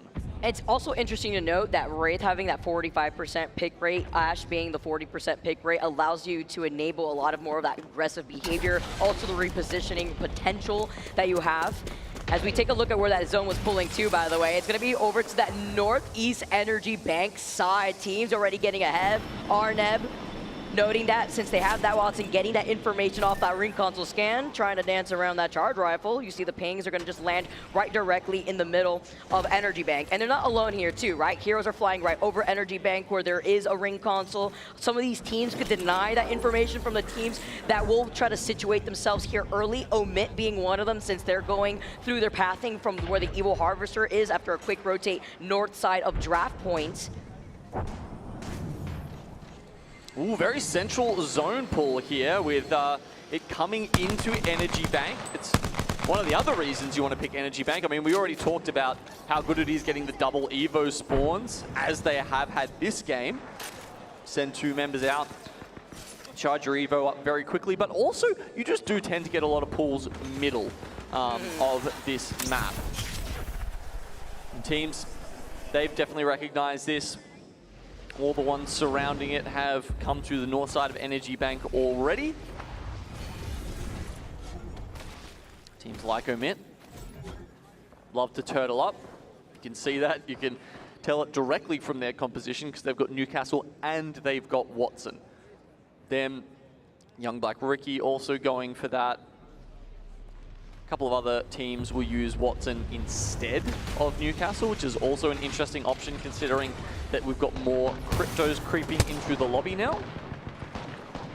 Envy looking to take a fight after activating the Ballistic Hole here too. Zap putting down the Knuckle Cluster. I believe he also had, that Mother Load available to him, but same thing could be said about Navi as Uchaku also unleashes a Mother Load. Nice crack here while trying to enable Zidane to make the entry frag plays to reposition to keep oppressing them, forcing them to completely back away. It hurts Zidane actually moving up, and now with them backing away, they're giving some space between themselves and the rest of Navi. It's an isolated fight for now too, so they could actually afford to take this. It was a fight for the information too, because there was that ring console and survey beacon closer to Navi. I think that's one of the nice map design changes we've had as well. Evo Harvesters, survey beacons being everywhere, 100% spawn rated POIs. It just means that there's more objectives for teams to fight over, right? So it means even if you are trying to get to zone, even if you are an edge team who wants to play around and make your way in a little bit later, there's always points of conflict where teams are going to be coming towards each other. Whereas honestly, previously to that, teams knew each other's rotations so well, especially when they had solidified draft spots. Not draft spots, solidified drop spots. That they'd just avoid each other. They'd know where the other teams were and they wouldn't want to roll the dice, take that kind of gamble.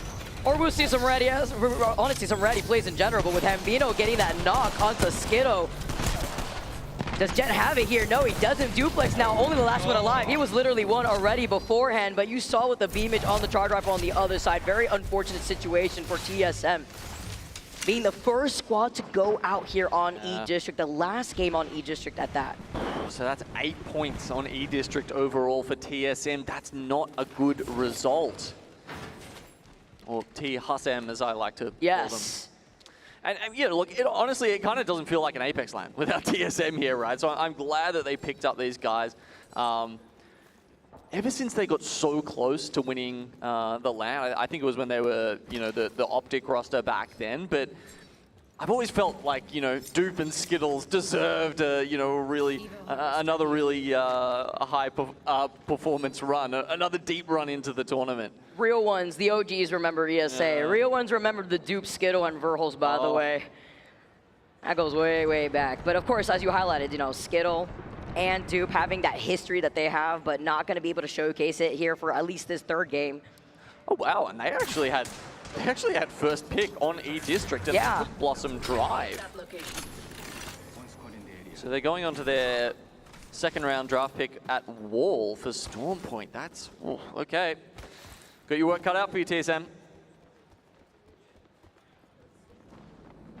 FWG on the run looking at X and Y, who are together in Lotus. Envy still trying to take some of these fights, playing more so on the edge. We know that this squad likes to be objective heavy rather, looking at Monster, who could get pinched in a situation like this. Just jamming out. Jamming out on the guitar. I like the vibes. Envy also seeing if they could try to go in for a third party. They saw that there was no engagement. Saw the ring pull too, by the way. They have a minute and now 45 seconds or so to make their next moves. Zesty Besties trailing right behind Monster. These two teams both playing very much edge. Ew. That's why they've been close to each other for pretty much 3 games in a row, following each other around to, you know, as we were talking about before, all the objectives. They're just grabbing the same Evo harvesters, grabbing the same survey beacons, and constantly just pinging each other. You know, why would Envy want to initiate a fight that they know that there's 2 squads that will inevitably come out of the west side of the zone? They saw the zone pool, and instead of trying to engage, they're just going to be able to rotate up towards the zone. There's an Evo Harvester waiting for them over to the north side, and then they could just gatekeep Monster or Zesty Besties, or even better, third party while still holding a better position in that next zone. Something that Zesty Besties have to keep in mind while they're still staring down at Monster, who are in a much worse position off this low ground. Buckling off, though, and forcing out the Newcastle wall, too. Nice cracks here, but do they want to engage with them, fully committing to moving back, having that rate, too? Yeah, I mean, he's got 4 arcs left. They do get the first knock to Xiao Yi here. So Zesty Besties, surely they have to send this, but Monster are already as far away as they can possibly be. They'll get out with just the 1 loss there. He got deleted right there once he was forced to drop down. That was Panic coming through to slide in with the Akimbo P20s, becoming the kill leader in the lobby, wiping out that squad. Team Orchid dropping down just briefly before coming right back up, where they've been securing the high ground of this building from the very beginning too, right? Hambino has been there, holding it down to make sure no squad will fly in and take that place from them, like Na'Vi now coming out. Landing right alongside Atlas, it looks like G-Dolphin hearing that. Falcons having the high ground, though. They're literally getting destroyed by 2 different teams pressuring them. Zero as well. I thought they were going to triple man land on him, and he doesn't back away, though. He plays with all of the arrogance and the impressive show of force that we know he's capable of here. His teammates backing him up. They were close enough, and of course, on Ash, you do have a bunch of abilities to get you out of dodge if you really need to, and you can see there, no point holding onto the portal if you can make it safely back to your team. I like the spot that they're playing from there, you know, playing from those, that central building in Energy Bank. A lot of teams later will pile in underneath you, and it just gives you a lot of opportunities to pick up KP. Ooh. Falcons love to be in a spot like that. Like with Alienware, get the full reset for now. They were hiding in a corner, a pixel of their foot just poking out while GG were looking at them. And GG have to split their attention at Orchid, who are on their other side, Complexity alongside them, so they couldn't fully commit to trying to finish off the KP after they got the 2 additional knocks onto Liquid Alienware.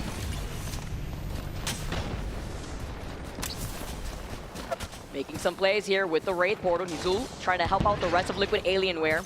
They also have the information on where that next ring is going. You heard the Sentinel shot from a distance, missing out on hitting Nizul. Opting to try to rotate all the way around here. I do like this option because you could try to secure some KP for the late rotating teams from X and Y and FWG if you don't like your current position. But since this zone is pulling right on top of them, this is even better in Liquid Alienware case if they can secure this position or at least gatekeep the squads coming out of the choke, looking at Corinthians and FWG. Yeah, definitely some options there for Liquid to think about. Na'Vi finished off by Falcons in the meantime, and Zone pulls northwest. So that means teams like Liquid Alienware, despite only having that very small sliver of space to themselves, it's within the next zone, so could actually work out. FWG, once again, being forced into a late rotate, ugly position, so they do get closed out early. Highlighting Liquid Alienware, it's the same case that you mentioned, you know, about Falcons if you look at their composition, right? They have to secure that positioning, and they have the Rampart or Newcastle to do so. That's really the best case scenario for you yourself. If you're looking at the teams in front of you, if you get pinched, you could play off of that middle plant console that you've already found some security in, while Falcons looking to get a lot more aggressive, still holding the middle side of Energy Bank. They don't really know where that next zone's pulling because they haven't really given up this building over to the south side of Energy Bank, despite there being a ring console over to the east side.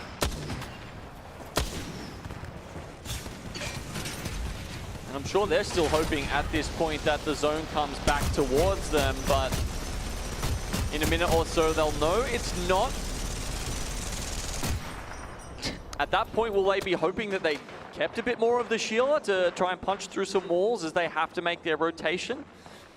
Will they be able to do enough damage with an accelerator stock weapon perhaps to charge that back up? Because there's Atlas underneath them, there's OMIT to their east. There's going to be a couple teams in between them and this next zone. Imagine being Aurora stuck in a shoebox while Hal just lets it unleash with the Sheila. Any little crevice while you're trying to work off of the only cover that you built up for yourself. Not in a bad position, though, for Aurora, only because they're on that south side. They will get gate-kept by heroes unless they can make magic happen, and working off the low ground by the bridge that leads out of Energy Bank. Envy, talking about some low ground, looking behind them. See if they can catch any stragglers, because there is a team now approaching in their line of sight before we do the quick cutaway into where this zone is going to be pulling. Yeah, you get the overview of it, though, right? That was Corinthians, obviously, that was just walking into their view. Do they know Zesty Besties are hiding behind? Maybe they were hoping that there'd be like a sliver of the ring on the other side of this wall that was still in, and then they could play that and maybe, you know, make a late rotation. I mean, obviously, Alter, that's not available in this game, but it's not going to work out. Any way that they can go into this ring is going to be ugly. Meanwhile, Falcons, they've made the proactive move here. They're actually going to go in to try and take this building off of Heroes. Can they do it uncontested? Hal, always so good with the nades, will put down Easy Flash first, and then they dash in for the finish off. A lot of Falcons fans in the crowd. We can hear them very happy about them taking this important position. But do they get the reset in time? Because Atlas are right on top of them. I mean, they did that so smooth, absolutely. They really barely took any damage in that fight off of that beautiful nade that we saw from Falcons. They got the 2 initial knocks and then immediately cleaned up that last player from the opposing team. So they'll be able to secure that building. They don't have the information, again, where that zone is going to be pulling. We do. We know that it's going over to that northwest side. Gaming Gladiators continuously still hold one of the best positions in these end zones, by the way. Uncontested on the north side. Envy losing out on drop, but they do get the trade off of the other knock here. Sliding out is Zap, trying to get the finishing blow, but you have to look behind you. There's still another player. It is Hated, and we've seen that he's been able to frag out, and Envy can't clutch! Envy can't clutch! You gotta put some respect onto Hated, who continuously keeps trying to clutch out these fights. It's so irritating when you're playing against a Newcastle in those situations. You know you have to close out the fight quickly because otherwise teams are going to third party you. He's just juking back and forth in front of his mobile shield. He's going to die, but he's wasting your time and then you die as well. Oh, Nizul! Nizul is going crazy. I saw him lining up the feed before. He was already harassing Aurora. He drops down, hit fire shots on the G7 though. Goes on the other side of that Wraith border. Unintentionally though, he's forced to back away, but he knows that they were so low originally. But you don't want to try to overextend with there being way more squads now, with Falcons being on the other side of Aurora. You don't want to give up this positioning. You still want to help out your teammates to reset. Falcons firing away at Aurora here. They think that's their ticket into the next zone, and they'll actually finish them off. This buys them some space and some time, but it's not job done just yet. Meanwhile, Liquid Alienware going in against Corinthians here. If Falcons identify this, that's the spot they want to take. Nizul playing with confidence today. We see you, Nizul, getting another knock. Well, Curve plays a little bit more passively with that G7. Shot at Nizul. That's how locked in they are. That he looked at Nizul and took a few warning shots at his own teammate. Yeah, I think there's actually a bug at the moment where Wraith, you can't tell whether she's friend or foe, basically, right? The outline's not there. It's a jump scare sometimes. I know I've definitely fallen prey to it. Be your own, while Hal gets a knock onto Jaguares, though. Not the look here that Tila want to hold in this choke. To imagine with the Sheila just letting it unleash. Not giving up the space here while Falcons also look behind them, because you also imagine the teams that could walk up behind them. Atlas, Complexity if they want to wrap around. Liquid Alienware looking to get the reset with Fear being literally one shot. So that's X and Y on the other side here. They're looking to take out Liquid, and if they can maybe just get a little bit of help from Falcons, take away spots away, take away sightlines from either side, Falcons and X and Y can probably walk into this next part of the zone. Monsoon, no surprise, also has been lining up the feed, getting knocks with that Sentinel. Hal with no attachments aside from that 2x4 on the triple take. This is where you'd love to have the ult to just pull them out of that box, right? Because there's essentially nowhere to hide in those situations. Oh man, but nowhere to hide if you just get dove on immediately with the Ash TP. Getting that knock onto Jaguares, Karib, leaving Nizul as the last one alive, sliding in, getting him off to the side. Liquid Alienware get taken out. X and Y now looking at Falcons to have taken the Liquid Alienware position. X and Y didn't have any points going into this game, and now they've got a center zone position. Gaming Gladiators go out in 7th. OMIT take that fight against them to take the positioning that they were holding from the beginning. Falcons stay alive while Waltzy resets with the med kit. Look at the P20 seeing X and Y get eliminated. The crowd giving them their energy. Complexity taking this fight versus OMIT. Funk incredibly low for now. Monsoon trying to give that suppressed fire here, trying to shoot at Cody with that bolt. But you talk about lackluster loot. Look at the weapons that they have to work with. They come out on top of this fight. Well, a little update for you guys. Imperial Hal currently has 2k damage, but it's Zero who seems to be stealing a couple of the kills from him. He's got 9 to himself right now, and they want even more. After taking out X and Y, they push up to the middle of the zone, and they've got all of these little, tree spots here that they can play behind, as well as Hal putting up the amped cover. 3 squads left. They start bursting down awkward while Complexity look on from the low ground. And this is how you know when you play the Rampart to counter-pick the Newcastle walls. Detrimental in a zone like this, playing off the natural cover of the terrain, but looking at the teams playing off the low ground, playing at a positional disadvantage with our last 3 spots alive. Falcons playing with confidence. Are you feeling it, Vicky? Are you feeling the momentum? That's what kind of team Falcons are, and they found some here. They're going to run away with this second game. Let's see if they can finish off these last 3 kills. Coming in off the high ground, looking at Monsoon before sliding in with the dash from Zero. Look at this, the Zero Hal team up, finding Funk, finding Kintu. We saw Waltzy with the Bowtech earlier before, and Monsoon gets eliminated. Complexity out in 3rd, 12 KP for Zero. Sliding out though, they lose all watching Zero. It's only up to Hal. Panic can't do it. Slow shield swap, and Falcons are your game 3 winners. You hear that, Gino? You hear that? I heard the CEO chants. 20 kills, 7,000 damage in 1 game. That is an absurd stat line from the Falcons, from the super team. 12 kills for Zero. Hal's getting the chance from the crowd. He's getting the massage from the coach. And they've got all the points they could possibly want with a hell of a finish to E-District there. That's a massive boon to Falcons that will most likely send them into the next round as, I mean, we'd expect nothing less of this team. They should be smurfing on this lobby, and they are right now. Maybe took a little bit, you know, shaking it up for the first 2 games before coming in with an exploding dub on game number 3. X and Y, they only end up with 3 points there. They were in such a good position. You remember, you know, they were beating up on, they were pretty much just teaming with Team Falcons on Liquid Alienware there, but they don't pick up any of the kills. They're all stolen away by 0. I mean, I guess we do have to shout out that X and Y are missing JR. You know, one of their best players. Unfortunately, had to go with Super Sub Bolin, who has come in for so many teams in APAC South, a lot of the Chinese-speaking teams he's managed to fill in for over the years, and I can tell you, he's a plug-and-play kind of guy. He'll always show up, but X and Y are struggling a little bit in this elimination bracket. Also highlights what an explosive game does to a team. I believe their Falcons specifically were like in 8th place before this 3rd game, now have moved their way up to 2nd place, still behind Gaming Gladiators with 43 total points, but it's still that gap that you were able to secure before transitioning into a new map after adjusting through E-District.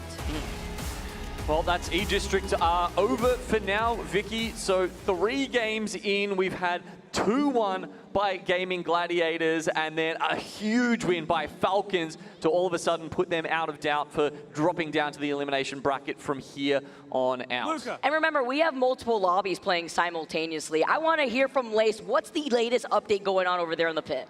Yeah, thank you so much, guys. Look, I thought the passion in the pit was getting a little bit crazy. I could hear it from the green room, but the fans for the Falcons in that win was immensely passionate, more than the players here. Now, look, we are, you know, in a crucial spot here for a lot of the players in elimination round 4. We've got lobby 1 over here, so if we want to take a look at the standings, we can run through exactly what's happening here. I do know that we have a few contenders on top. Rival Esports, look, in their match number 2, I think they pulled together 16 kills along with the first place, putting them in that top position, along with FaZe Clan, their first match, 12 kills. So you can see why they are at the top. Virtus Pro, though, if we want to go all the way down to 18th place, obviously this is elimination round, so we do need to keep an eye out on those teams that are under the 10th place. They got knocked out in 18th place in match 1. They did manage to get, you know, 7th place in match 2, but it seems to be that they are struggling ever so slightly. They have another 3 matches to try and pull this one together, but, you know, looking into that team in general is a difficult first. Enter Force also, you know, scraping together a little bit more in that 3rd match as well, but teams like Ronin, they're in 12th place. We do know that they have this sort of ambition to be able to get themselves up in that top 10th place, but again, only 3 matches for a lot of these teams to be able to do that. I'm going to put you back to Rain Day over at the caster's desk. At the pit, always appreciated to keep in touch with the action here at the ALGS Open. Rain Day back on the couch with Gaskin and Jamerson and Zephyr after 3 games of action that ended pretty well for Falcons there. 32 points, Dan. I mean, we were wondering if they would show up. They certainly have in game 3. Yeah, not too shabby, I'd say, for Falcons. And I would say they needed it, but going into Storm Point, I think they would have been confident anyway. But now they're going to be able to blitz through these last 3 matches because 43 points, whether they're on, that is guaranteed they're going to be through to the next round. Yeah. There's no way the cutoff is going to be around there. So they're going to be able to play with a lot more of a relaxed style, and that is scary for the rest of the lobby because that could be a lot of points eaten up by them. I feel like they're actually a team that with tension, Jamerson does worse at this point. They haven't, to me, felt like they've needed to perform and then performed. I think when they get relaxed, they play at their best. Yeah, there's something about that underlying tension that when it starts building up on that roster, you're just kind of waiting for it to explode, but off stream, right, where they're yelling at each other. But when things are going well for them, and, well, especially when we have these stakes and now they are safe from them and they'll be able to move on. I mean, 40-some-odd points that they have right now, they're well safe to move on into the next round. That means moving on to Storm Point, which is more of their bread and butter. They can play a lot more aggressively. They don't have to have that nagging feeling in the back of their head of, oh, if I make a mistake here, we might get knocked out. So now they can play with full confidence. Every single fight that they take on Storm Point, they'll be able to just walk people down. Yeah, it feels good doing that, especially as a veteran team. But Gaming Gladiators, also a veteran team, who in my eyes have had maybe like a quieter tournament than we would have expected. At a few points during last year in year 4, we were looking at them as potential winners almost every time we saw them in a group stage. And now we see them as more of like a team we know is great, but are they going to get there? It seems like with 2 wins in a row, they've certainly done it. Yeah, they've had a very nice start, especially given the fact that we've got a little bit of some zone bias, especially towards the region of the north there, where they had a lot of early prio to getting towards those good kind of God spot positions. And granted, when a zone pulls your way, it should be your game. It's how these teams are able to enact beyond that and deliver in a situation where they know they have the leg up. Gaming Gladiators are in the best position for it to say that that's something they can do. It's not a gifted win. It is one they still have to earn in many ways. So they've picked up the first and the second game and likely are now safe. I love the way the, just the tones have shifted here. It's been so fun on this desk. We've been pretty relaxed across it. Today's a little bit more tension, though. We know the stakes are high across the board, but when you asked Hal the other day, and he's been performing well here in Game 3, what would he rather do? It's skydive or solo queue for 8 hours? Well, obviously he chose skydiving. And at the end of the day, we had so much footage from that event that we put together a little behind-the-scenes showcase for those who wanted to see more of what it felt like to go skydiving. Me, Hal, and Timmy with the Red Bull Air Force. Let's check it out. Hey guys, we're at Skydive Paris in California, and we are here to skydive with Red Bull. And our knees are bent like this. Okay. So I'll say, ready, set, go. When I say go, we're gonna roll forward. You're the first thing out of the plane. You're gonna roll forward. Okay. The anxiety is settling in slowly. Voila. Feel nice and tight. I'm not leaving this. You rather solo queue for 8 hours straight or skydive? Definitely skydive. Solo queuing is worse. Not a single part of my body is nervous, but I'm sure. Ask me this question when we're there. Any last words? I hope I see you guys in New Orleans. If not, the Falcons have been eliminated. The Falcons have been eliminated. All right, let's walk over to the plane. We're gonna go check out the sky. I can't say it, but it's...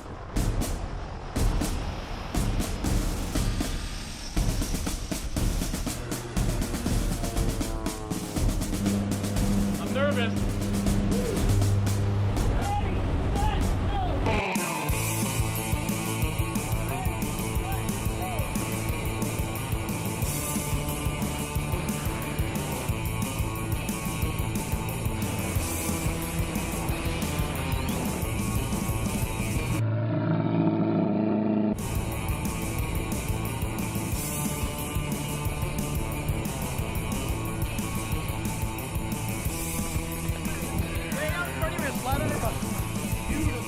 How you doing?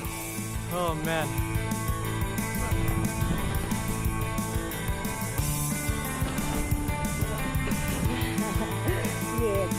Let's go. That was sick. Hey man, despite what you're gonna see on the final product, because I had to act scared, and that's all you'll see, I had a blast. Would I do it again? Yeah, probably. It's scary. Yeah, it's real. Like I literally am, but I felt so like safe, basically. Right? Yeah, when you got strapped on to the guy, you're like, okay, if I'm dying, he's dying. Yeah. It was great though. Everybody handled it cool. Nobody freaked out. Yeah. Hal cried a little, I think. Okay. Yeah. That's a lie. That's a lie. We do it for you. This is what we're doing it for. This is Apex, baby. Come on, man. This is We take Apex. it to the extreme. It was a fun day, man. I think there's a bond. It's not exactly going to war, but it's something similar where you're actually putting your life on the line. But we felt so safe. I mean, Hal obviously has been to the extreme just a few weeks before. It's got to mean that anything he's facing here, he knows he's faced harder challenges there. That was a fun little behind the scenes. Shout out to Red Bull as well for setting us up. And Hal, he looks focused. I'm curious. I've not been skydiving. I always wanted to. Yeah. When the chute pulls, right. what does that feel like? Is it a tug? Does it hurt? Like, yeah, do you feel like you're gonna die? Yeah, or no, it hurts. Actually, it's crazy because that's the scarier part, I think, because you're up in the air and you're really just now you're moving slowly, right? You're just like looking at the ground, going, "Oh man, if I slip out of this, it's over." And you're kind of loose, which is funny. So the tension of the parachute kind of keeping you up is what makes it feel secure. But up until that moment, you're like, "Man, I might slip out of this thing." I seriously like this. You know, it's not like it's over. Like that's what I will say. But it was really fun. They let us kind of like turn and glide and all that stuff. But I mean, it was a memorable experience. I was acting. You know, I did 9 takes of being scared, I will say. I mean, so now you've conquered the sky. I've conquered the sky. You're conquering the couching space setup is next. here. Yes. What's next? What's next? The ocean. I feel like for our next tournament, I think something water related, because I guess the next thing, the scary thing for me would be like swimming with sharks, something like that. I'm not trying to give you guys ideas. We can get like a whole like Mirage Voyage setup, you know, Apex on the sea. Yeah. Yeah, you know, little like a floaty raft or something like that, some lost at sea bit. I don't know. Our content team is always throwing us in crazy situations. It is really fun, though, and I think the cool thing about it, too, was like knowing this tournament was up, knowing these guys were going in it. They all had their own story that in many ways was like, I'm jumping out with this unknown conclusion in this tournament too, right? Timmy going in with his team and trying to rebuild this idea of NRG in our space, but also like Hal and Falcons from super team idea. I feel like that's gone. I feel like they're just trying to say we're a group that's trying to mesh, that's trying to win, and we're just trying to prove that here the best that we can, Ben. So it was cool to see the similarities of the journeys of just kind of letting go and being open to what comes next. So then what was your journey? I was just, they just told me I had to be there. I'm not going to lie. I was hesitant. That was my journey. But I do think that it maybe symbolizes for Hal trusting Zero, you know, strapping himself in and just saying, if Zero. I die, he dies too. Exactly. No, you saw there, you know, Timmy, like, he's done it before, and he was just like, gravity, take me. Unknown fact about Timmy, he's skydove probably now 7 times. So he's close to being able to do it by himself. The guys were pretty impressed with him, and I was too. Timmy definitely was the confident one outside of me and Hal. All jokes aside and all fun aside there from Red Bull, it's time to get back into the action. Hopefully you guys enjoyed that. And hopefully you enjoy these two, because they're some of my favorite to listen to. It's Dia and Graceful back on the mic to finish off our series here. What's up, guys? It feels good, Rain Day. Fills me with confidence, the same confidence that you were talking about Timmy having moments ago. Graceful, that confidence going to be necessary for some squads. We already saw Falcons really pick up theirs in the last map. And Falcons, funnily enough, are about to head on to the map that is, by all means, statistically their favorite. They put up an insane amount of points on Storm Point. On average, 15.7 points per game, which is wild when you think about how many we're really asking teams to achieve at a bare minimum. I mean, we say wild, but it's also something everybody was expecting with us. How many predictions have gone their way? You know, people have been waiting to see them here, essentially. Not necessarily in the lower bracket, but, you know, the potential has always been there. We've seen their heights. You know, are they finally just warming up? How many times am I going to not pick Falcons before I finally pick Falcons? Every time I'm like, no, it's not their time. And every time that I don't pick them, I watch people fly me by in the points. Catalyst, Newcastle, and Alter all banned as we move on to Storm Point. Catalyst, Newcastle missing on Storm Point is going to be pretty interesting. Yeah, I mean, that's, you know, this is one of the prime maps where Newcastle and Catalyst excel due to the fact that the playable area in a lot of these zones is very minimal.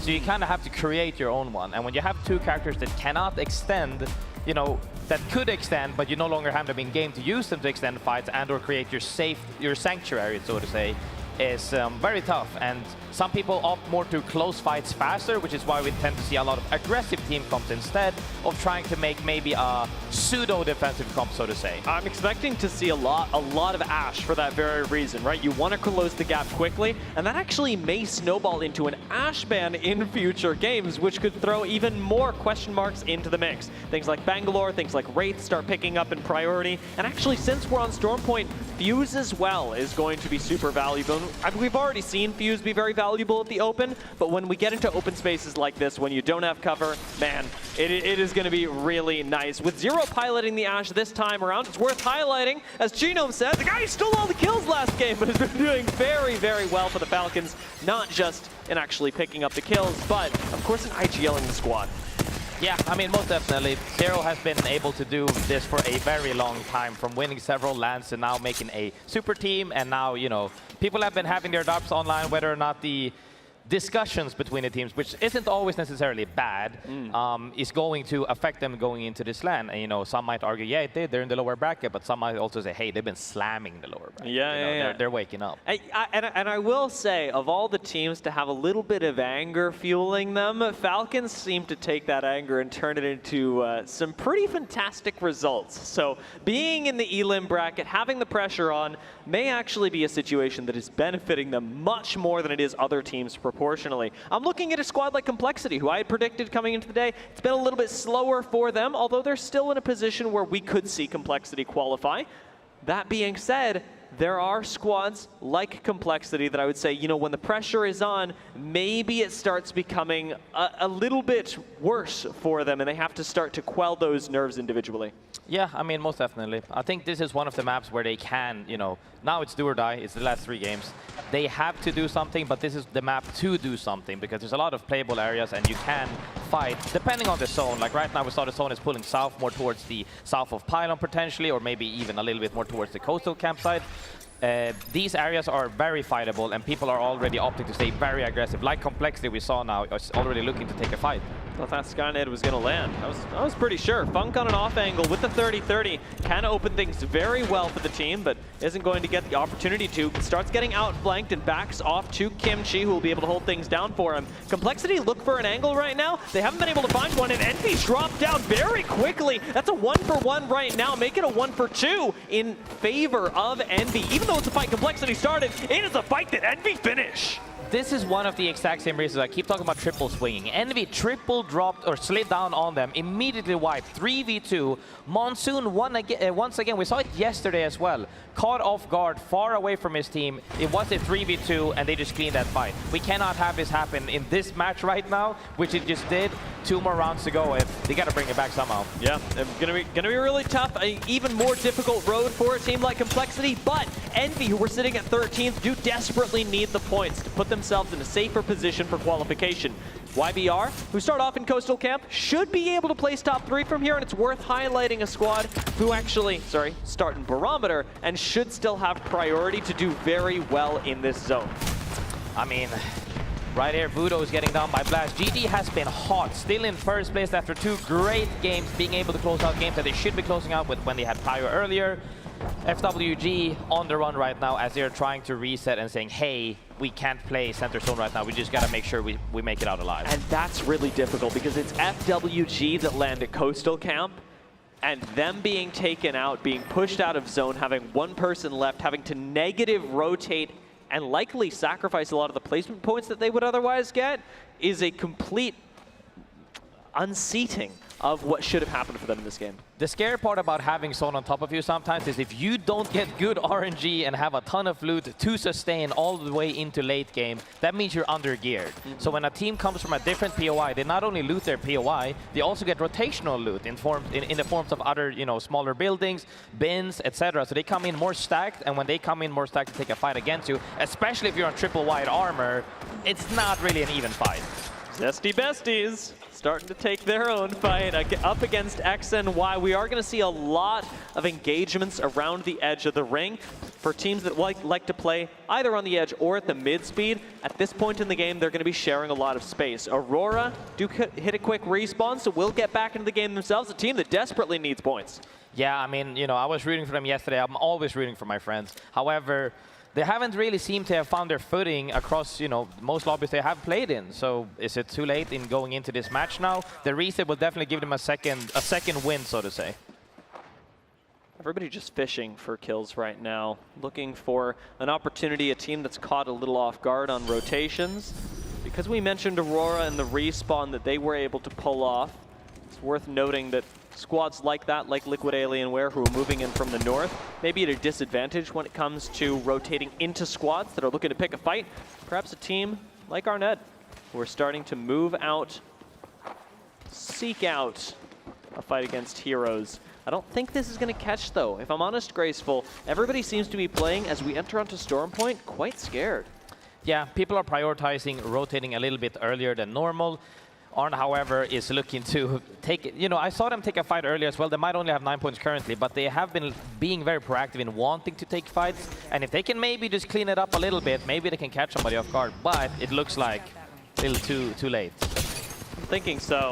Maybe this last kill going to go down, but the triple take not quite connecting. Always difficult for me to be so consistent with the triple take.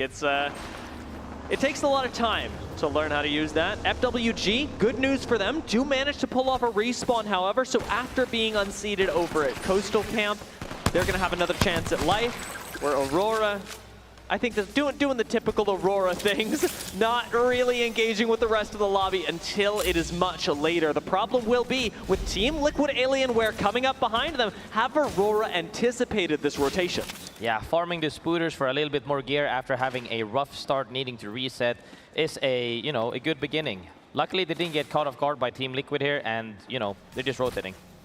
I mean, credit to Aurora, especially if they're able to hit the survey beacon down at Bean. They'll have an idea that Liquid Alienware are behind them. 9 lies actually in front of them. So Aurora also potentially in a bit of a pinch if Liquid Alienware choose to rotate down to the south. We got a couple kills going down in the kill feed, however, and it's the Zesty Besties that are in trouble as Corinthians get eliminated. Yeah, Zesty Besties down to the last guy, wrapping right here, looking to run away and reset. Yes, Bolin and the guys are duo still. Making sure that they still stay in the game, because only Circle 2 in, you have more than enough space to reset far away. And these guys are just very happy with getting the KP and loot. I think they've been holding it for quite a while, actually. Yeah, X and Y don't seem keen on giving this high ground up, even as TSM go up to them. Maybe looking for a fight. In fact, I'd expect looking for a fight. When you're playing on the edge of zone like this, TSM are playing for the KP. Gent, thinking about using the mother load, is going to drop this, but I'm surprised to see it used so early when there's no initial damage for TSM on the fight. I mean, it might have been used early, but it's already at 10%. You can pretty much shoot it like a frag grenade, so it's completely fine in my opinion. Fuse already seeing a lot of gameplay now as well, as we saw that Newcastle is gone as well. Panic fighting right now. Team Orchid looking to do a little sneak to see if they can catch somebody off guard. Sap on Envy is currently holding it down on the east side of the cannon. And with Heroes having lost one, Envy's chase does seem to be going pretty well. Remember, we've got Orchid, who are controlling this high ground, although as it stands, it is only Panic that's been sent out here, who on Ash does have a little more survivability, chance to get back to the team, but is solo holding the ridge and buying space for Team Orchid. This is one of the spots that is very tough to hold later on, because that's when everybody starts looking at you.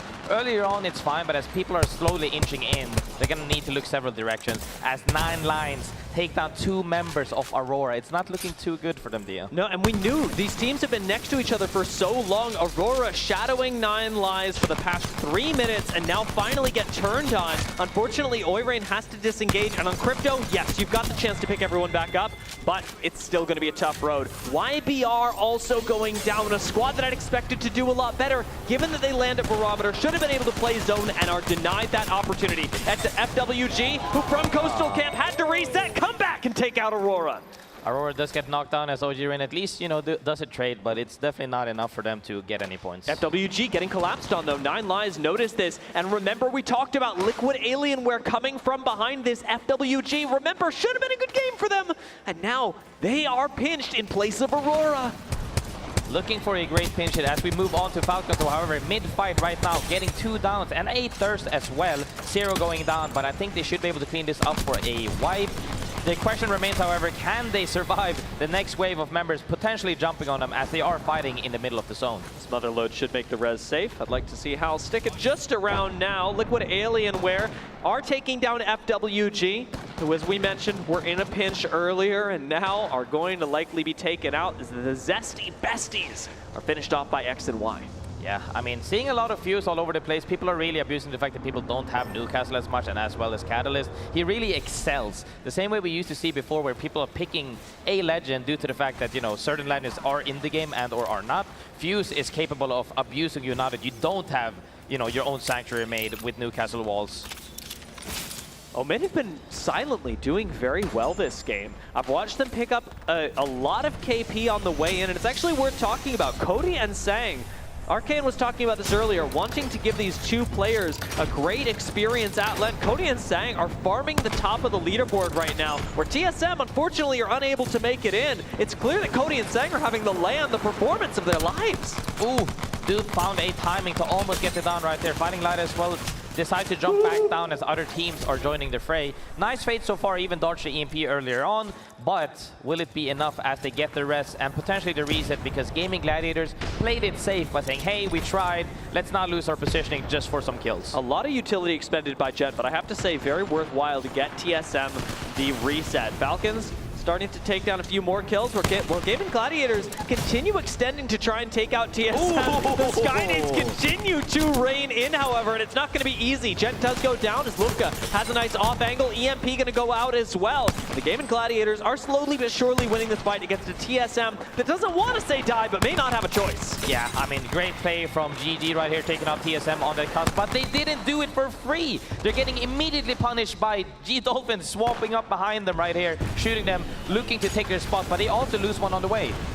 Tryhard Thor gonna play around the outside zone with the defensive motherload out in front of him, so it is just a reset on health bars as Falcons are the ones taking big space in Coastal Camp. Big space in what could, I would say, be Godspot. Finishing out Tryhard Thor, taking out Atlas. Falcons should have complete dominance over this area of Coastal Camp with just GG left in their sights and a duo of GG at that. A duo indeed. We saw that just a 4P happening essentially, but everybody to each their own. As long as Falcons doesn't understand that they're a duo, I think they could be coexisting.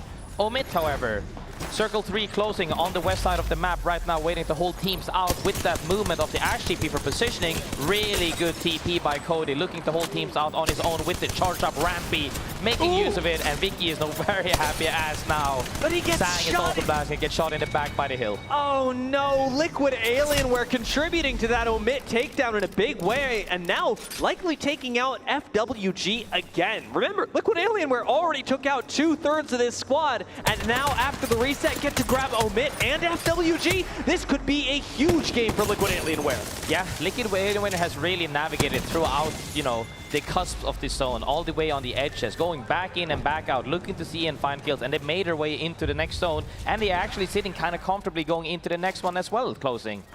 I can't believe they got that FWG reset fed right into them with OMIT. And now they've got the hillside as well, overlooking all the teams that need to exit Pylon. Absolutely the next area of the map where we are going to see a lot of action happen. Zone pulling straight into Devastated Coast, right on top of Falcons and Gaming Gladiators right there.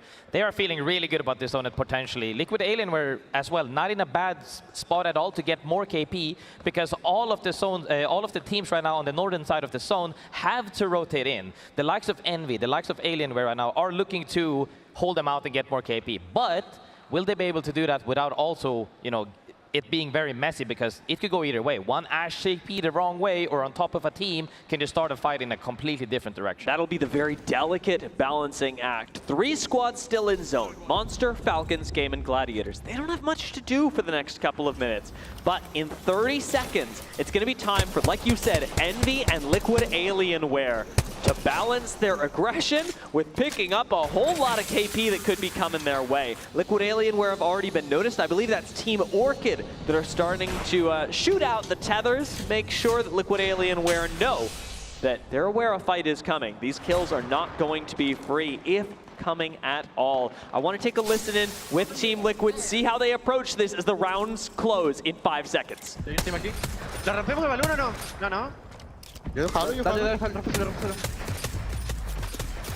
Rompo el otro también. Me vaqueo ya con Jaguares yo. ¿Me estoy moviendo con Jaguares? No, pero rompiendo el balón, Agarran. Lo intento pegar. Roto, one. Mate. Lo pelo. ¿Te pedí una o qué? ¿Ustedes están viendo ahí, no? ¿No le suben? No. Acá. Dispara, güey. Hey, marca, mira acá. Delante del respawn, delante del respawn. Roto el de respawn. Me refiero. No le tengo ángulo. ¿No tenemos zona, Sí, voy a ir bajando ahí poco a poco. Te digo que TP de una. Date, si quieres date. Hay un equipo acá. Tengo zona aquí, pero estoy medio mal porque tiene fuse. Voy con ustedes, voy con ustedes. Pues, tengo 200 TP. Terminando de izquierda. No es mal TP, güey, pero... Oye, ¿lo viste muy delante? No, si era atrás. Estamos bien, ¿no? Tenemos buena zona. No, what? Está a la izquierda. Lanzos candy. Me mataron. Liquid Alienware, I think they do a good job farming a couple kills. They don't get overly greedy though, immediately rotating into zone now, not focused by too many teams. Rez gonna go out on Jaguaris, and I say should Liquid Alienware be able to recover. But looking over at the north, Team Orchid were able to survive out of Pylon, and they are a big question mark coming from the north. They also contributed to the elimination of X and Y, but I'm seeing Envy take pieces out of them now. I mean, the zone is really big for the amount of teams left up alive. People are just a little bit afraid of making the first move because everybody's just waiting on teams to start a fight. Envy already got a couple of kills like we talked about earlier, holding out teams, looking to take more space here because they should be able to abuse, and they are. Yeah, when you get Krabered like that in the mid game, it's over for you, unfortunately. Orchid have nowhere to run. Drop thinks about the Kraber, but we'll play it safe with the P2020s. Taking out yet another squad, but having lost Sykes on the way, it will need to be a quick reset for Envy. Zap maybe going to pull this off, but instead going to play cover on the fuse. Arcstar's coming in, but nobody's really able to push Envy, who are too far away to actually be a safe bet. Yeah, I'm looking for Envy here to get even more KP as they are the ones who are forcing the fight on top of people. Falcons getting EMP'd potentially for a repositioning as he jumps straight back down low. They are still in the zone even in this building, but they should be opting to play more space later on. But they're getting quick right now by GG, who made the EMP play as GG wipes Falcon. Very nice play by GG, recognizing weakness with the EMP as it happens. They give no space, no quarter, and as Monster falls, so do Falcons. Game and Gladiators are the ones large and in charge. On top now, coming back to take the spot that Hal just gave up is Light. I mean, they gave it up and they went back inside of a building where they got triple angled essentially. Na'Vi tried to jump up on top of them after that, but didn't decide to full commit because they got scared. Potentially they saw the armor, potentially they saw the HP if somebody was a little bit higher than they wanted to. GG has the top positioning right now as zone actually ends just a tiny bit underneath them. Envy going to be a big focus here as well. They've got zone basically on top of them. And a big question for me is going to be whether somebody actually sends Envy, whether, say, a team like Team Liquid looks at Envy and decides we would like their spot, we would like to gamble on this 3v3 to potentially win the game. Dropped having to navigate both those angles right now, does have the Kraber in order to change a fight very quickly if necessary, but Envy, Game and Gladiators, top and bottom of the lobby, are going to be your focuses. Envy is in a prime spot to close out the game if they can do well-placed bang ult into Fusel to just deny space and on them getting jumped. If they can do that, they can potentially close this out, but if not, because there's no Newcastle walls, there's no Catalyst ult to stall the fight, you know, you have to make sure your util is perfect. It's a time where you'd really love to have a Catalyst, you know, just wall things off, make sure that nobody pushes you, but that's not available to anyone. Na'Vi also going to be having a lot of pressure put on them, specifically on how they use the EMP. We saw it be critical for GGG to take the fight up against Falcons. It can be critical as well for Na'Vi to take a fight up against GGG. I mean, I think people are terrified of Envy because they saw the PK, they saw the Kraber. That's not a team that you want to just run into most likely. But the team that's playing underneath GG as well, Na'Vi and Liquid Alienware are a little bit closer. Liquid Alienware is actually second slowest into the zone as Envy is the safest. Na'Vi and Gaming Gladiators are the two teams that have to make plays right now. Will one team swing east or will they just fight?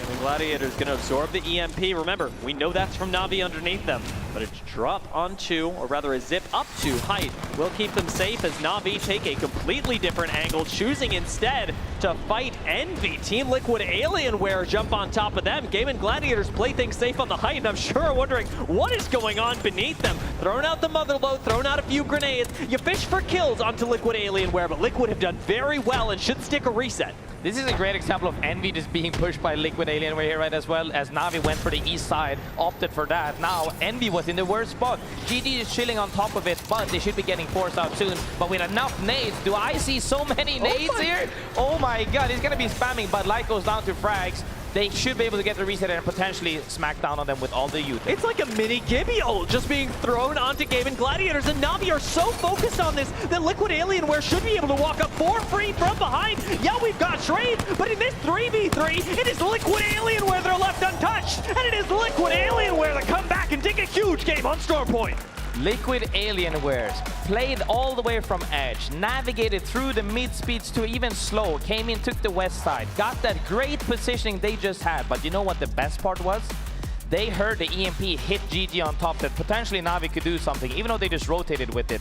Opted to fight Envy, who had Kraber and PK, won that 3v3 and closed out the game in a very perfect fashion. Yeah, I mean, it was very fast fights from Liquid Alienware, and that's exactly what we know this squad for. It's the Liquid Alienware that whenever we see them pull off a game like this, we go, ah, it's a return to form. Watching them be able to take 3v3s at the mid and close ranges, take them quickly, decisively, and in a way that is, when they're at the top of their game, one of the best in the world. Yeah, most definitely. Really strong fighting team. Their fighting prowess is off the charts when they are on the same page. We've seen what they can do so far. Waking up to this level, they are feeling more than comfortable going into the next rounds with that fight and that last game. The addition of Kurev as well, I really like those G7 shots. That's all I gotta say. That's all I gotta say. Liquid Alienware, a 25-point game. Very nicely played for them. Up next, Na'Vi actually playing the second place pretty well. What did you think about that ending? Because, you know, when we were looking at it, I was going, well, you know, Liquid Alienware are coming. You know, Liquid Alienware are coming. I gotta imagine Na'Vi knew that Liquid Alienware were coming. They just didn't care.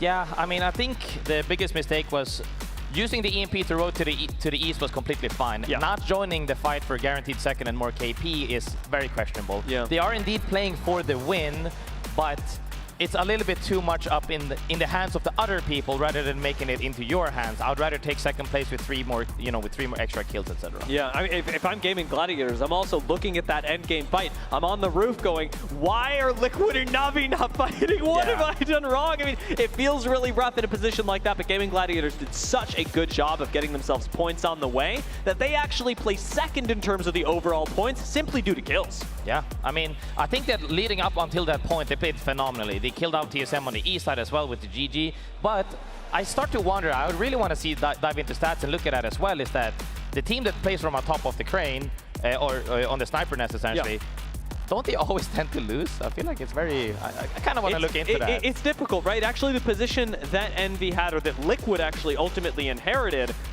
becomes a really nice one because no one really wants to look at you, especially once you get into top 3, and it's not as easy as Liquid just taking a quick fight. A check-in with our series results, however, that game puts Liquid Alienware in a very safe position. We've got 2 games left to play, and Liquid Alienware having 46 points, being third from the top, does secure them moving on to the next round. It is for teams like Envy, OMIT, Zesty Besties, and Atlas that you've got to be a little bit nervous, and maybe you have some hope for teams like Monster, FWG, and Arneb. Yeah, most definitely. Top 5 feels safe. The rest is, you know, it is what it is. Feeling, at some point, you just have to recoup and go again. That's just how it goes. Sometimes, you know, things just don't roll that way. That's certainly true. There's a lot that's up in the air when we're on these Storm Point games, but you've really got to dial in because all these teams, the bottom 10 of them especially, on the verge of elimination with only 2 games left to come back. We're going to take a break, then we'll come back with more games.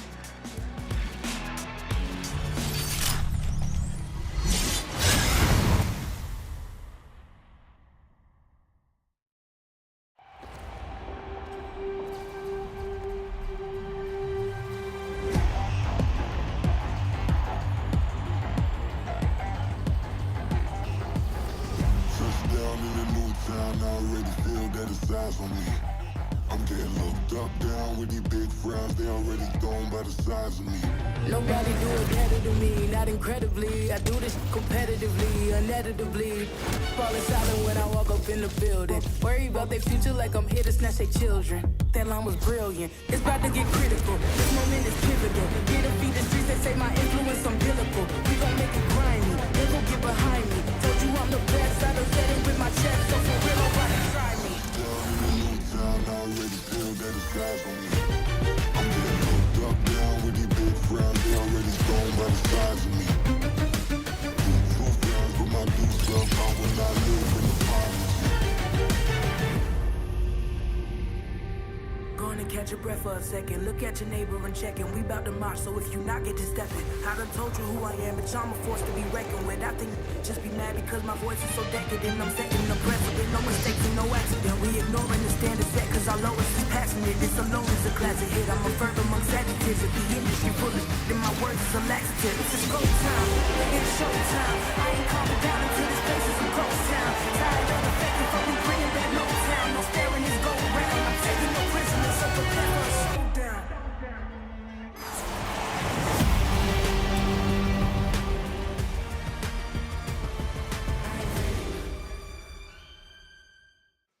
Alienware, the official PC of the Apex Legends Global Series.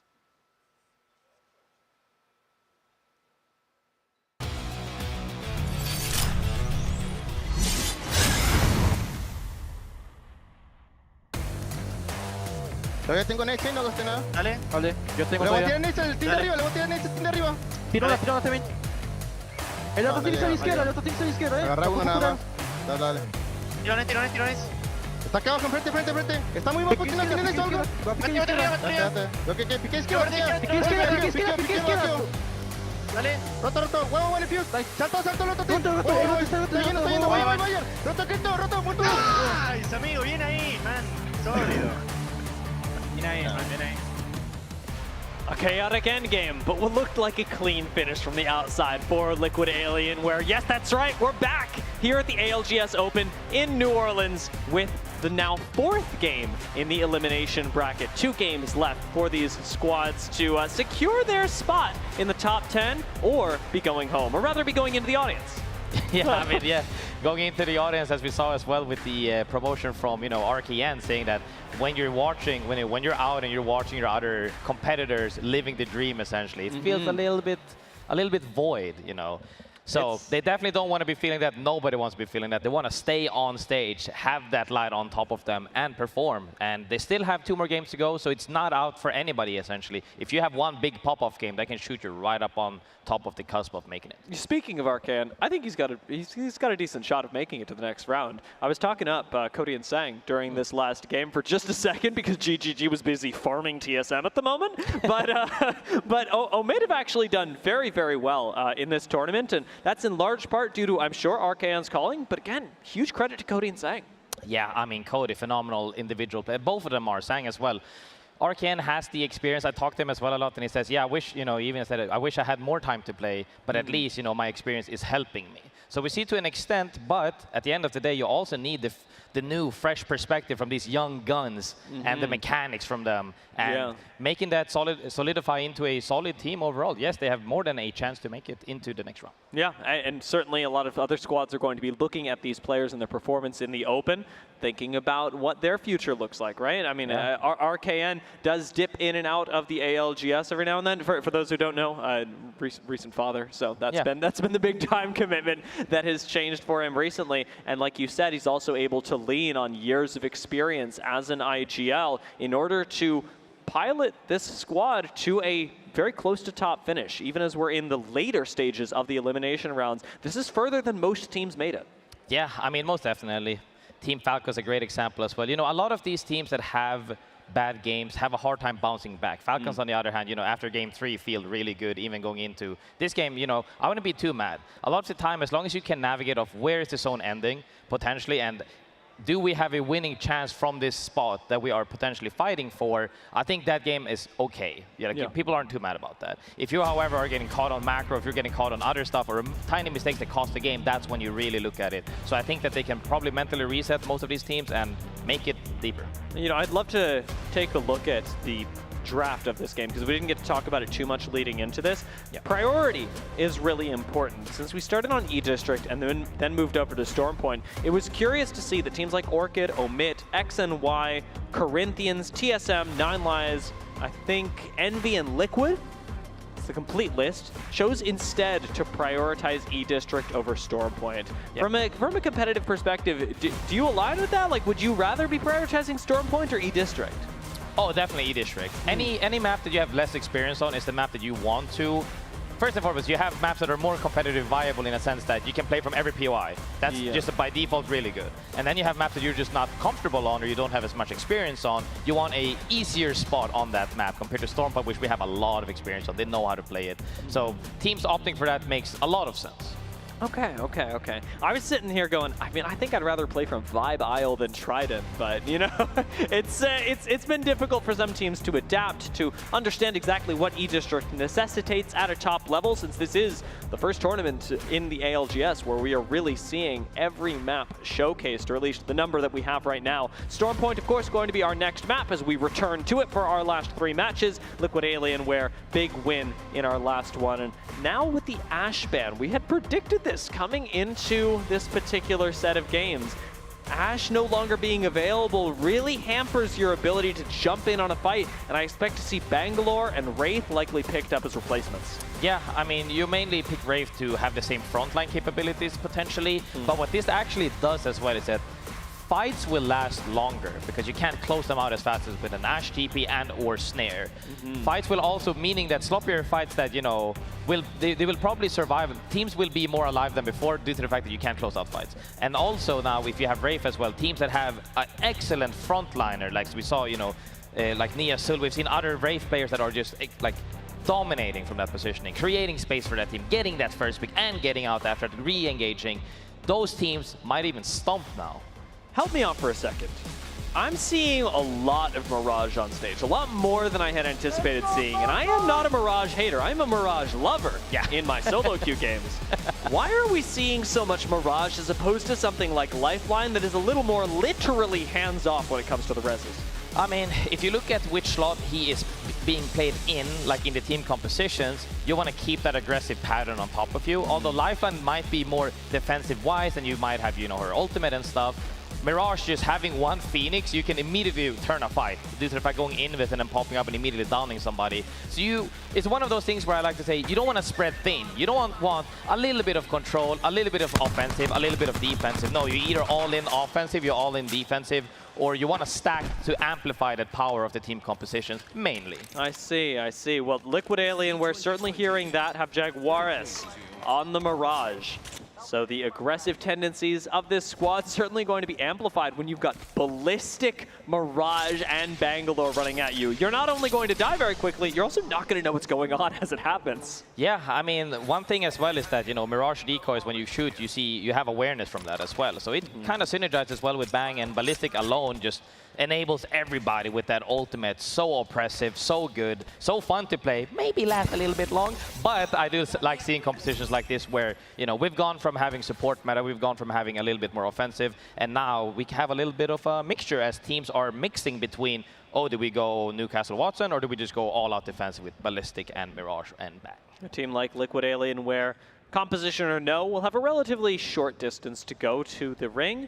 The subsequent one, however, pulling us a little further into the east, and it's X and Y and Team Orchid that get the benefit of being able to loot up their POIs, set themselves up for a good spot in end zone. We actually saw this bite FWG last game as Game and Gladiators came in and took out a few of them, forcing a reset, but Team Orchid actually managed to do pretty darn well. Despite not making top 4, they made it pretty late into our first game. If they can take this zone that's pulling to them and transition it into an even better game than that, they'll secure themselves a spot as they're already top 4, maybe even in the top 2, or contest Game and Gladiators for the first place. That's what makes a mid-team a great team. When you have the zones that are ending on top of you, you have to be able to adapt and win those games and close them out. Like we saw GG, they had priority to both zones on the first 2 maps, they closed them out. That's what makes a great team. A lot of the time, teams tend to almost also play a specific way. If you're an Edge, I'm Edge every game. But if the zone ends on you and it's a free game, you need to be able to close that out regardless of your play style. And I think, you know, the likes of Falcons, the likes of GG, and other teams that are opting for more zones that they know how to play and end, that's what we need to see more out of some teams. I've been surprised by the Atlas playstyle. Since they're currently going up against Na'Vi, I'll take a moment to talk about them. Atlas, specifically Black Venom, blew me away in the Challenger circuit with some aggressive play. Was playing a lot of Revenant at the time when he was coming up as a player, and even now, I'd expected to see Atlas transition that into trying to contest other zone teams. But as we're getting into higher and higher caliber lobbies, we're seeing Atlas's playstyle almost opposite to that, become much more conservative. This is one it's a tough choice, because now you have we've practiced this certain way all the time. We're gonna pop this out on land. It doesn't work. Like, if it doesn't work in a few amount of games, you now start doubting yourself and you go, is it our playstyle that's not working? Do we have to adapt to the lobby? And some might say, no, you practice this for 6 months, you should keep doing it even if you lose. Some say, no, you need to adapt and do better. And I think they're opting to, let's try to switch things up and see if it plays better to this lobby. Yeah, that's certainly possible. And G-Dolph does have a lot of experience across multiple levels of competition. Yeah.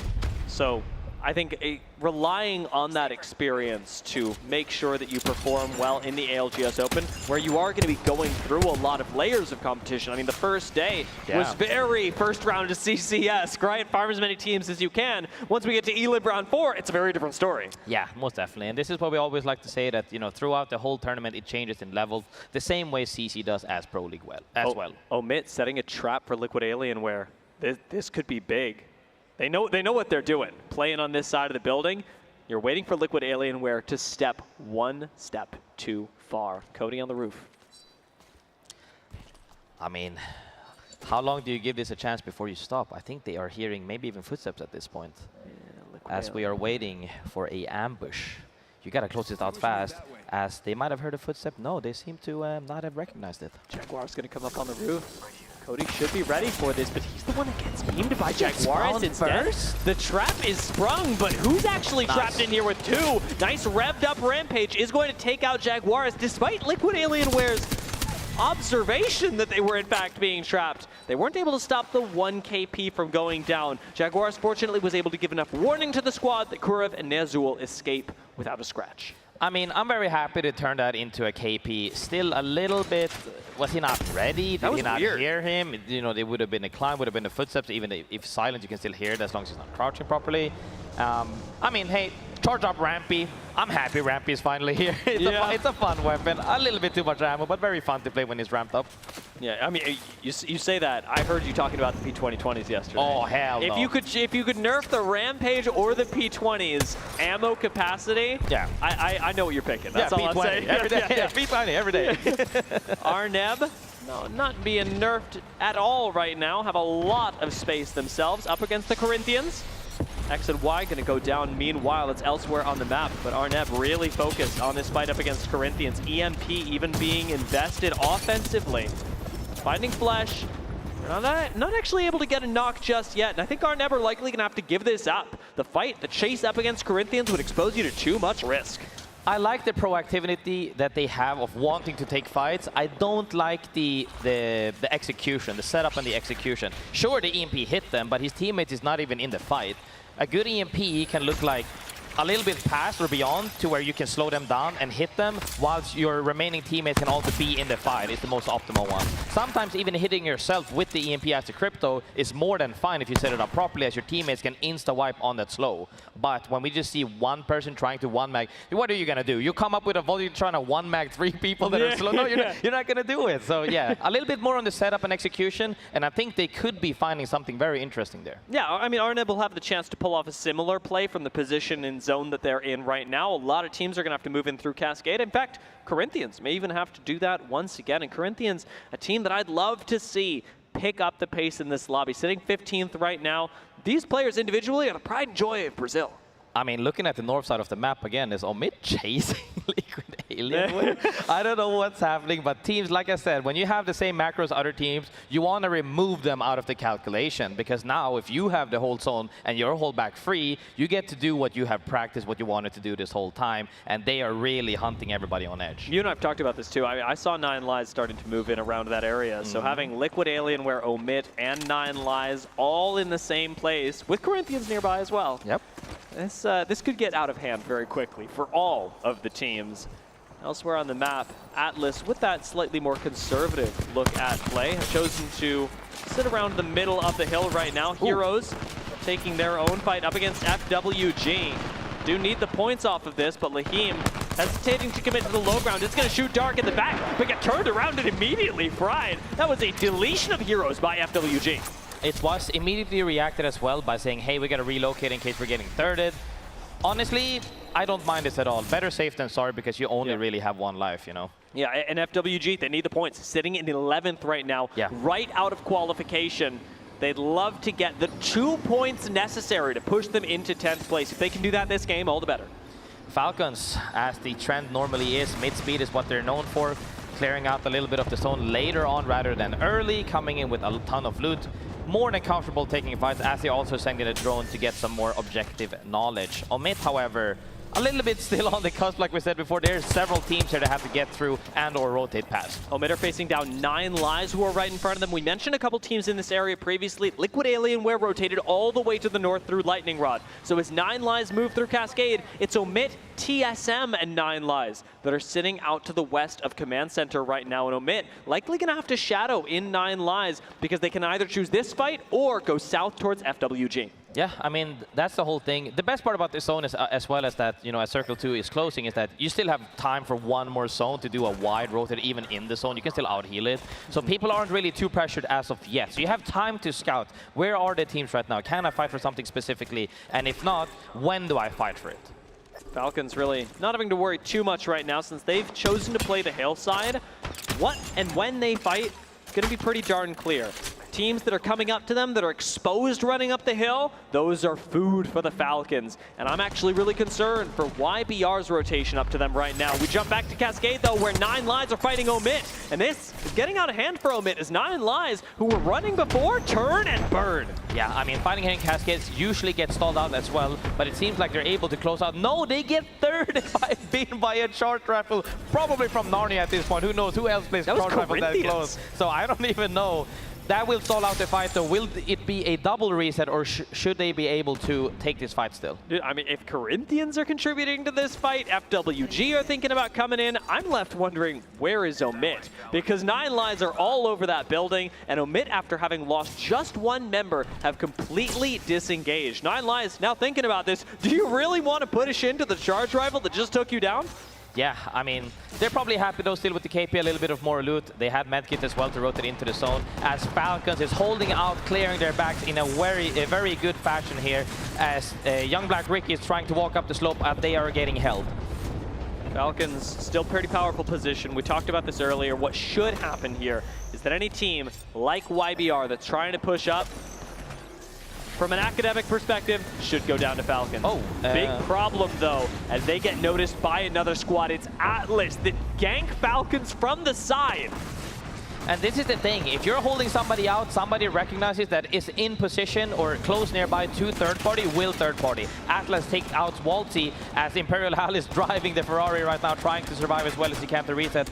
And he's just praying that he's not driving into somebody at this point. Nice thing about the Trident, it turns into cover when you get out of it. So Falcons should be able to survive. Zero on the Bangalore has a lot of survivability himself, but 9 Lives in the fight up against FWG are taking yet another. It's Cersei that's going to go down first, though, and FWG navigating this fight well. Need the points. That's 2 down. If they can get this third one, they'll push themselves right up into the 10th place. 9 Lives Esports go down, and FWG gets some much-needed points. Voodoo with the charge up rampy wipes them out cleanly. 9 Lives Esports goes down. Very well played, having that angle of swinging when they weren't expecting, getting those free shots in essentially, as Falcons right now are also rotating and trying to survive. And also poor Arkean is getting held out from running away as a solo. I think he dies in the air. No, never mind. Hal's gonna have to turn around. Doesn't get to finish that fight. Cody drops down on top of him. Surprise! Wow. Hal gets taken out, and it's Cody now with Sang that on the respawn get to herald RKN's re-entry into zone. If he makes it, I don't know. He might just tick down to zone. Yeah, I mean, great play there from Cody, getting that down as YBR right now fighting on the hill. He's just chilling. We can't see, okay, but that's fine. FWG, however, also looking to walk in with his zone closing right now, as Falcons is down to a solo also walking in. No. I'm not too sure he's going to get the reset here because he is only Bang. Will be very hard as a lot of these teams are already stacked on the west side of the map. Those 15.9 average points per game going to start ticking down. FWG have isolated the last member of Falcons, or at least I thought they had. Dark actually has his back to this and is picking another fight with TSM ahead of them. Zero's gonna be coming in from the zone and ganks FWG from behind, taking out Voodoo. This could be a kill for Falcons, as Zero does not survive the full rotation, but FWG are much the worse for wear because of it. Great play to get the down there. I think he should have thirsted almost immediately if he could have. FWG not happy with that as they got down from the zone, now getting cleaned up essentially because they had lost one earlier on. The Corinthians jump on this immediately. Finn going for the thirst, as you had mentioned, is beneficial earlier, and letting Complexity finish off FWG. Complexity maybe picking up a little steam here as they're sat center in Stormcatcher. Corinthians getting EMP'd, however, do have Arneb coming up on them. And Arneb with a health advantage is not one that I would like to take a fight up against. Actually, full back away from Arneb, playing a little scared with the Corinthians on a full reset. Yeah, I mean, they made a TP play trying to 3P. Not too bad. Once again, staying proactive. Maybe they could have gotten it. If they never tried, they never would have known. Yeah. Good effort to at least try to go for those KP if they could clear out a side. Monster gonna go down, OMIT picking up more kills. Remember, this is an OMIT that has reset twice, by the way, and I believe is playing as a duo. We'll get to confirm that a little bit later. Young Black Ricky, who survived because of the Atlas gank onto Falcons earlier, now have priority over Atlas on this rotation. G-Dalt with the Havoc is making things much easier for them. Aurora going to go down, and Atlas run this hillside. G-Dolphin actually probably, he either took the evac or he just jumped off the evac while faded. Got a surprise play to start off that fight and close it out for them, as the other two members couldn't take that evac. Now, however, they have to rotate past two different teams in each stairs, and also maybe if they go up the ladder, the zipline, there might be a team holding them there as well. It's gonna be a rough rotation. Really great way for G-Dalt to get creative, turn things around for the squad. Atlas are not out of the woods yet, and to be honest, neither are the Game and Gladiators, who are looking for an evac tower Hail Mary to get them into the center of zone. Nobody else is sat here right now, but with TSM and Corinthians overlooking this, Game and Gladiators have found a small corner of safety. Yeah, I mean, this is what you do. Nice EMP placement as well. I don't know if that was theirs, if there was another team's, but it was good timing for them to land there, as other teams could not shoot them while they were flying through the sky. Atlas moving up from the low ground. They are a team in trouble right now and need this portal in a bad way. Let's take a quick listen in with Atlas, see if they survive. We're not quite the zone. No, you're not. Just put the jump. Yeah, then look. Careful, look west, look west. Yeah, okay, watch west. We're okay. I think it's good on me. In front. Yeah. In the open. Watch out. Put a stick. Low. Shoot that guy, please. Dead. Nice. We gotta kill. There might be another kill over there. And I think that let's try to clear west. Okay. Atlas have stabilized, and so many teams have gone down in the meanwhile. While Atlas managed to rotate in, TSM managed to take down Corinthians in the north side of zone, putting them in a great position, TSM I mean, to win the game. Team Orchid still on top of Stormcatcher, have a good shot themselves, and the Game and Gladiators have come in to take out Complexity. That's 2 members down as OMIT fall as well. Complexity will be wiped by Light, and we're left with 6 teams left. Gaming Gladiators not showing any signs of slowing down, taking every fight to every team, using excellent EMP plays into just raw 3v3 power, as Atlas right now as well is fighting underneath on the outside. This is actually a really good spot. The less team there is, the more space you have to actually punish people and get KP. It is all up to Atlas to run the bottom floor. Anybody who's not in Stormcatcher should be being pressured by this fuse that is constantly outputting damage. And that includes Liquid Alienware, who unfortunately don't really have a safe space to call their own. Think about trying the zipline. I am worried about this. We know that GG are right above them. Liquid Alienware now getting shot in the back, shot in the front, shot from all sides. It's like they're taking a bullet bath. Yeah, I would most definitely take this 3v3 on the down below and just try to play as small as possible right now. Trying to go up and down the zipline, giving all the attention to you is very hard. As now Kurev does exactly that. He's swinging with the charge up rapid, doing a billion damage on 1 HP, kills all of Atlas, and that's exactly what I'm saying. I would rather fight and win like Kurev did than just die to 5 people shooting me. Dude, Kurev takes matters into his own hands. What a turnaround. 1v3 from Liquid Alienware. Maybe now a reset. We'll keep our eyes on the kill feed, as it's Game and Gladiators who are suffering right now, having just the Light left. He gets shot in the back again, and of course it's Team Liquid who come up to take them down. With 3 squads left, Liquid Alienware could be cooking up, should be cooking up their 2nd win on Storm Point. This is a great spot for the moment, but the zone never ends on top of buildings nowadays anymore. So they're gonna have to move from this spot when the 50 seconds has run out. Teams on the bottom probably will not be doing anything at all because they have the zone. TSM controls 90% of the zone right now.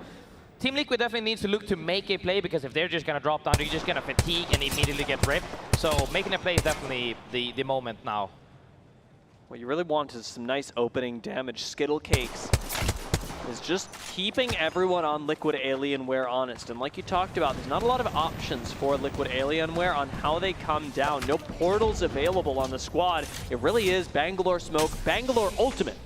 Bangalore Ultimate indeed. If they can do one well-placed ultimate to either stall out the fight or keep somebody out of the fight, Smokes and Bang ult is enough to stall out to potentially drop, and then Mirage just has to go first and go in with, and then we just take a 3v3. You see the They smoke. are making a play right now. You see the Bang ult. That means it's happening. Liquid Alienware pull the trigger, and they do manage to avoid getting beamed, one clipped as they come down. I saw one mag left in the Havoc. One mag left for Liquid Alienware to make this happen. Nazul's gonna go for it right now, and with that one mag, he almost takes down Gent. It will still be a trade. Gent is ultimately finished by Kurip, and Liquid Alienware with the numbers advantage come down, smoke, and take out TSM! Team Liquid Alienware on fire with that. Do you see the proactivity from them? They're the ones who first go for the Bangalore ult, for the Bangalore smokes, for everything, walking up and taking that fight. Sure, Kurip might have gone down, but he didn't go down without a fight. He did 190 damage at least, and that just showed up to, you know, make the fight easier for his team, because it's not a one-man army. That whole team are just beasts. It's 190 damage, like you say, plus 2 or more people looking at you during that fight, letting the rest of Liquid move in. When you have, again, one mag on the Havoc, that is exactly what you're supposed to do with it. Yeah, most definitely. I'm very happy with the way they played that out. Even though they might have had a little bit of a scarier time earlier, they closed that game out with finesse. Quickly turning into our kings of Storm Point. I'm liking what Team Liquid are giving us right now, a 26-point game as they continue on their chase up to Game & Gladiators, who didn't have a bad game either, sitting with 11 points in 5th right now on the finish, still actually placing themselves just in 3rd in terms of the overall points. Yeah, I mean, we can also see on the leaderboard, in general, the teams that have had a lot of experience are placing very well. They know which spots are playable. They know which spots to fight for. A little bit more messy on the edge this game, I would like to say. Fights weren't really that clean. Could that be due to the fact that, you know, Ash was gone now? With, you know, it definitely shows, even with just one legend pick change, can change the whole dynamic of not only the team itself playing them, but also the lobby. We're going to be shifting that once again. A quick comparison on our top 2 teams, that final 3v3, as we had Liquid up against TSM. There's such a world of difference between these teams in terms of the kills, but in terms of the damage, you can tell TSM's heads are in the right place. They're just not able to finish off the 3v3s. Yeah, I mean, this is why stats, everybody has to remind yourself, even at home. Even if your ranked teammate has 5 million damage, if that 5 million damage is 500 charge rifle shots across the map that didn't help the fight that you died to, it does not matter. You need to make sure that you're killing the same stuff, sharing the same damage so nobody goes down, you know, for nothing, and close out the fight as fast as possible so you do have the time to either relocate or recover. And as it is, that fight, that final 3v3 helped just enough for TSM to make it into the top 10. They do still have one game though, and TSM have to hold on to that. A team like Envy right next to them, OMIT, who managed to have a pretty good game. Those are your 8th, 9th, and 10th place squads. Those are the squads on the line. Zesty Besties, FWG, Arnam, and Monster coming up behind them. Even Complexity in 15th have a shot. Hey, everyone's got a shot, but it's one more game to do it. One more game when we come back.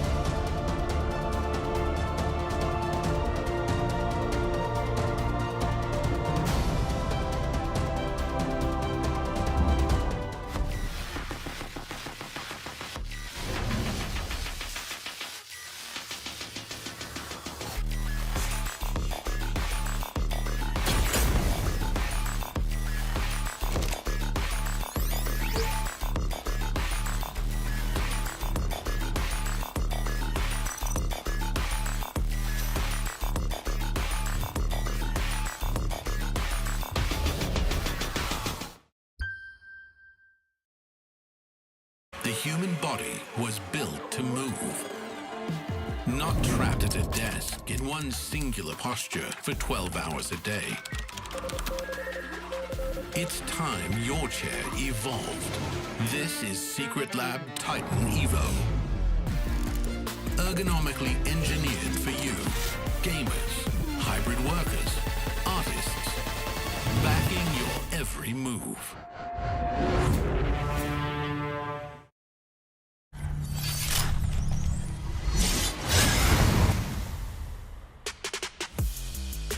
Sony InZone's 27-inch M10S gaming monitor is tournament ready. Co-developed with Fnatic, it boasts a 480 Hz refresh rate with up to 0.03 milliseconds response time, allowing you to quickly spot and track enemy movements. Combine that with the 4mm small footprint base, and you've got a monitor that is as ready for competition at home as it is on the ALGS stage. Graceful, we have certainly seen some quick spotting, some quick tracking, and some impressive plays on these Sony InZones. What I'm looking for now is who's going to have the quickest, the fastest, the most impressive plays to clutch their spot in the top 10. It is your last chance to do it and avoid going home.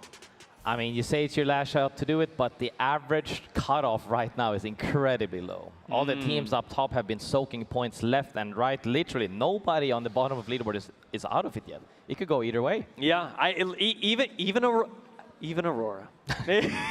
Why? I feel like I need to tell that. I need to tell that to you. I need to tell that to you. I mean, Aurora, they've had a rough day. They've had a rough tournament, managing to survive until today even, but looking a little further up on the leaderboard, I want to see things from Heroes, from Corinthians, who actually almost had a really good spot last game, and honestly, from anyone other than Team Liquid.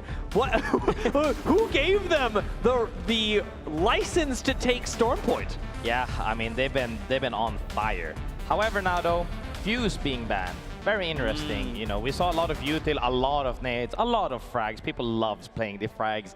Will that change outcomes of fights? Because I would actually like to see how much frag grenade has a impact on fights, because we see so many fights start with a crack of a frag rather than just raw gun skill. Yeah, you're throwing out a lot of abilities and you're throwing out a lot of grenades, because if anything, in any situation in Apex, you don't want to be taking a fair fight if you can help it. So Sky Nades, really helpful. A little bit of extra zoning tool for your team as well, in the form of Arc Stars, Thermites, whatever it is. Now that Fuse, like we said, isn't available, all that is going to change. And it isn't going to change in the sense that people aren't going to start fights with nades, but they certainly can't start nearly as many, and they don't have the sustained poke that Fuse gives you. Yeah, I mean, with all of these bans, honestly, it's kind of refreshing in a sense. For me, it's refreshing due to the fact that now you don't have as much saving grace from whether that be abilities or whether that be making your own space with Newcastle, whether that be by a billion nades through Fuse and utility like that. Now it mainly comes down to one ability, maybe that be EMP, and then you just gotta blaze with your gun skill. And when people come to that conclusion, you know, Roller in close range combat quarters, you see them all very, like, everybody can pop off with the double P20, and some people opting for Volt or SMGs. I love the R9 personally. Yeah, R9 actually feeling pretty good this season. It's tough because P20 20s are so good, yeah. But if you aren't picking up a P2020, the R99, we're really going to do you a lot of good. I'm seeing a lot of teams opt into Bangalore this particular round. I think that's totally understandable. Gives you a lot of the same assault perks that Fuse would. We're still seeing things like Ballistic be prioritized. Liquid Alienware still running the Mirage. I'm even seeing a few Watsons and Wraiths in the lobby.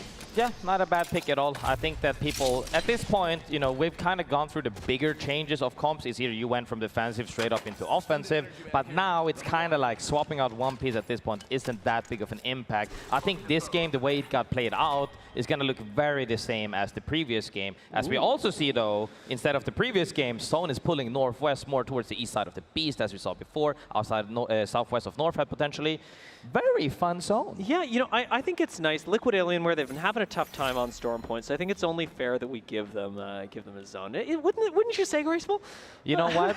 You say give them a zone, I'm fine with that. Can they close it out, though? We've seen them play zones that are far away from their POI. I keep telling you, they're not a mid team, but let's just be honest. If you can't close out the games that you should be closing out, you know, you have something lacking. That's true. Could that be their flaw on Storm Point? Maybe they can't close out the games that are on top of them, and they're just god tier at everything that's super far away. That is very possible. Yeah. Their edge play could be the key to success, you know? Well, this is the time to test that in, again, the highest tier lobby that we've had so far. As the days continue to go on, that is going to be a natural thing that you're going to hear quite a bit, because we're eliminating the teams that just don't make the cut. Look what Alienware's position, however, still going to be challenged by squads like OMIT, who start over at checkpoint and have a read on how many other teams are coming in with the survey beacon, and with the ring console, know that the next zone is going to be pulling basically right on top of them. I'd still like to see OMIT move out of checkpoint, however, as it's not a very common place for M zones. You should opt, in my opinion, more towards North Path. Does that sound about right to you? Honestly, preference. Some people like to play donuts, some people like to play crevices, some people like to play more on the ocean side or the water side. However, I really do not like the triple white armor straight into it, because you have to be able to, you know, take fights later on. Depends on where they set up, if they can join fights or not. Aurora engaging up against Falcons, our only lifeline in the lobby. Fun fact. Also, I think our only Mad Maggie. Our first knock on Waltzy, first full finish on Waltzy as well. Answered back quickly on Oirain, however. Hal not giving up on this, evening up the fight, and buying space and time for Zero to emerge from the building. He might take down Kazakh as well. Nade at his feet does make things a little more difficult, but Falcons are still hoping to finish this fight off before you see that lifeline get a lot of value. A little bit sad, though, about this fight. Aurora looking to fight, but we saw double charge Rampy, or maybe that was only Hal with all the 1 billion bullets. They are taking this fight really long, though. Hal might go down. Does back away for the moment. Hal actually frying with the RE45. That's why you pick it up. Impulse going to go down, and Zero from the roof now, buying a little more space and time as Oirain starts to close the gap. We did have a res go off, so still a 2v2. Still a fight that Aurora could take, but they got to play it correctly. Zero's on the roof. Wait, did I? Yeah. Aurora thinking about jumping up to this. Maggie ball go a little bit wide, so not going to connect with anyone. Falcons regrouping on the inside. Still don't have Waltzy. Aren't going to get the chance to. But Zero's lost control of the roof, lost control of the high ground, and that hurts Falcons in a big way. Aurora get the reset. Lifeline ult on the outside. The numbers advantage. The numbers equality even slipping away from Falcons, as now 3v2 in the favor of Aurora. They want to finish off your third place team in the lobby. Kazakh gonna drop down. Misses almost every shot, but hits the last two, and Falcons go down. Yeah, I mean, that was a okay fight, I guess. Huge, beautiful swing by Hal, although on low HP with the RE45 getting that one mag. However, letting them fully reset, especially with lifeline ult and everything. Zero used to have the roof but gave it up. Not too good from Falcons. Yeah, it was spooky. It was spooky. Aurora get their bag. Na'Vi sitting on the inside right now, being besieged on all sides with Zidane already down. Maybe next up on the chopping block, 9 lies, not giving an inch. In fact, taking the whole mile. Na'Vi go down. Playing early, however. Corinthians? 9 lies getting thirded immediately by Corinthians. This is really good timing. Corinthians can't afford to back away from this door by too much. They send Kings in, but actually giving up the fight is crazy. Yeah, I mean, they tried, got a little bit scared, it happens. Complexity, however, not scared, taking out heroes.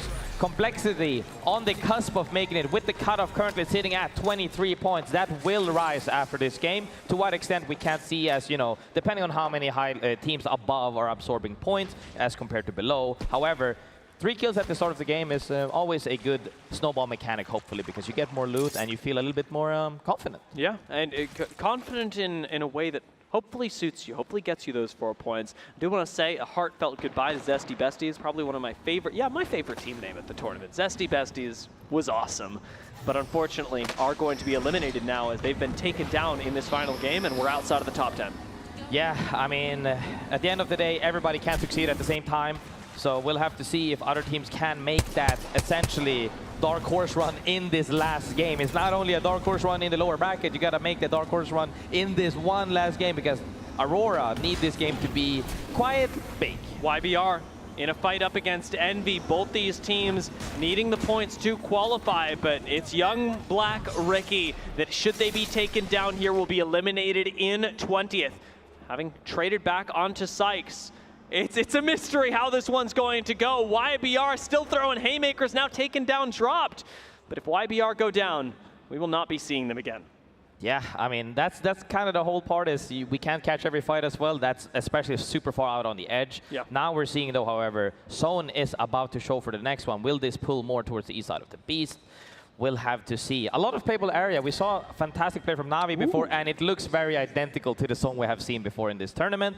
I think this will be a great zone because now teams that are stuck on edge are going to funnel through the chokes, most likely on the east side, will have to collapse. It's a nice prediction, especially from a team like Corinthians. Sitting in 16th right now, a zone prediction like that, it could get you far. It could even get you into the top 10. Monster sitting just on the outside, 15th right now. Do need to survive this engagement over at Downed Beast, but with Atlas and Aurora in the area, this could be rough. Yeah, I mean, Monster is just trying to survive, it feels like, as Atlas is playing right next to them. Nobody wants to play indoors, as Monster is actually moving out to take this fight to Atlas instead. I like this, but you're getting crossfire from Narnia, and he even goes down. This will open up the opportunity for Atlas to take the fight to them, as Aurora is pulling up from behind, looking to pinch if they can, feeling confident, maybe with double purple armor now and R9s in hand. Aurora slowly but surely clawing their way up this leaderboard. Somebody's got to shut them down, as we know that in EMEA, they have been monsters. Looking for the fight right now. 9 Impulse, not actually latching onto anything, but I think they've found their target. Atlas recovering, resetting on the inside. That is 3 players. This could be 3 KP for Aurora. 9 Impulse does back away just in time. Maggie Ball onto Tryhard, Thor, and G-Dolph. Will Oirain get shot in the back? Will he be picked off? No, he finds them just in time, turns around, takes down G-Dolph. It's 2 KP for Aurora, secured. Great KPs for sure, but that ball, that's me right there, dude. You're throwing that into Narnia, that bounced straight back at his face. Unlucky, but they do get the KP and positioning. They're very happy because Atlas, if they didn't trade, this might not have happened, but they made it happen. And now, everything is slowly opening up for them. And it is Aurora that desperately, like, if Aurora are gonna make a run, it'll be a miracle run. Because what they need is far more than a few kill points here and there. 9 Lives overlooking this has got to make you nervous. They have been an exceptional squad during this elimination bracket, sitting at 6th right now, likely going to qualify. I'd be shocked if 9 Lives don't make it. Yeah, they were probably the team right there we saw staring with the ADS, shooting at people with the 2-4 Rampy. That's the team in ranked I'm running at. You're shooting me from Narnia, I'm running straight at you. 9 Lives, however, feeling very comfortable in the donut, shooting at everybody, hoping to level up their evos, and then potentially 3-ping any fights that will happen near them. Gaming Gladiators starting to move in through the bunkers. They do have Liquid Alienware at their backs. Aurora ape it into zone, and do not give Monster a fighting chance. That's one way to do it. That is definitely one way to do it. You know, they didn't have too many points and now getting eliminated. They might be looking to go home, but that's just the way it goes. Sometimes the tournament goes well, sometimes it doesn't go well. And Monster will, in fact, be heading home. So from the elimination bracket, they, again, have had their moments. But we aren't going to be seeing them once more. Aurora are the team that actually in danger now, could be taken out, down by FWG. What was that? Moving in on the Trident, FWG collect 3 much-needed KP. 3 much-needed KP indeed, as Aurora will be going home after this. Right now, FWG on the cusp of making it. We see it right there on the 11th spot, sitting at 23 points. They only need a couple more, but the hard part is majority of the teams left in this lobby are above them, so everything needs to align, or they need to make something happen. Yeah, of the squads that actually in the top half have been eliminated, Na'Vi and Falcons, weirdly, throughout all of this have gone down. They aren't in danger of being taken out of the game, or rather out of the qualification, but not being here in the last game to at least participate, say hello to the teams that may be joining you, a little bit strange. TSM, also a squad that is in danger. They sit at 10th place right now. You can't afford to go down early if you are TSM, but YBR are hoping to make that happen. Nemesis halfway revved up. It's Black Road up on top. Could just beam someone, take him down. Nice crack on the shields right now, and Black Road decides to get a little bit aggressive. You got a numbers advantage. If you want to hold hands as YBR, you could likely swoop in and take out Skittle Cakes.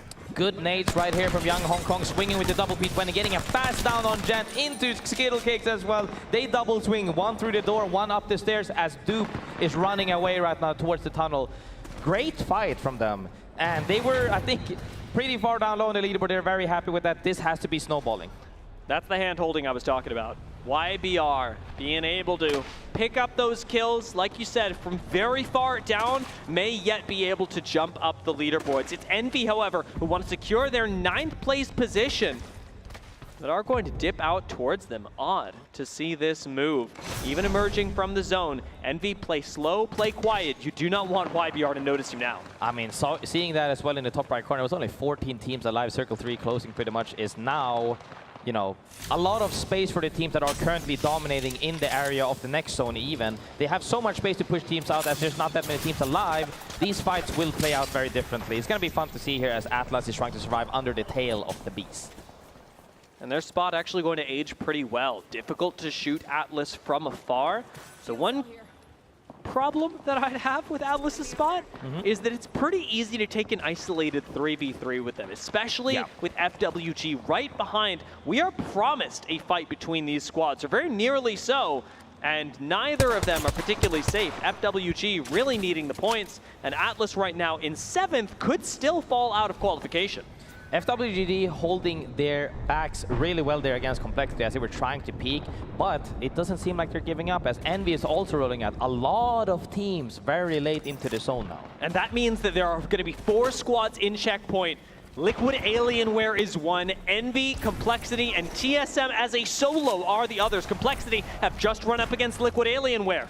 They have to funnel through the same choke, but it's not just one choke, it's also 2-3 teams on the other side of that choke. Will this fight play out? Will be very hard as everybody's going to try to rotate. One team wants to evac late over the mountain most likely, so the last team on this side will be happy, but when you have 4 teams nearby, anybody can join the fray. Funk trading haymakers with Liquid, but you know Liquid, they're confident, they're starting to close the gap. Kurev actually managed to tag Kimchi with the overheat and drops down. Kurev wants to take the fight to Complexity, but it's instead a trade back. YBR go down, GG go down, and Complexity may be going down to join them as it is just Funk that manages to run away in time.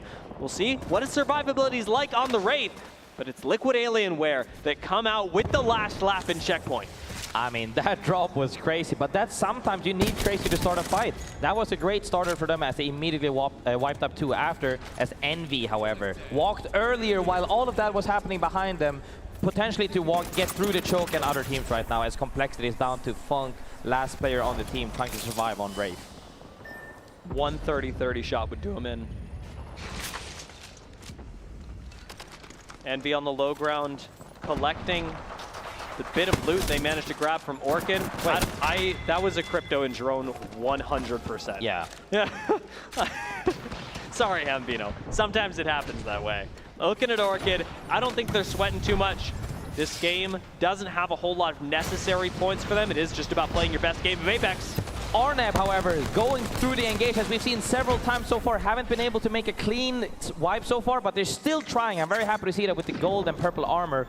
Nading, just the EMP, letting that util rip, and now they're walking back out because they're noticing that, hey, we can't fight right now, we gotta move. And I like that they're playing conservatively. It's weird as well to see a fight that could have gone their way, now have them backing away from, because Arnab need these points just as much as Envy need them. Sitting in 9th right now, no one is safe. Liquid Alienware starting to take down Complexity, and we could be saying goodbye to Complexity right here.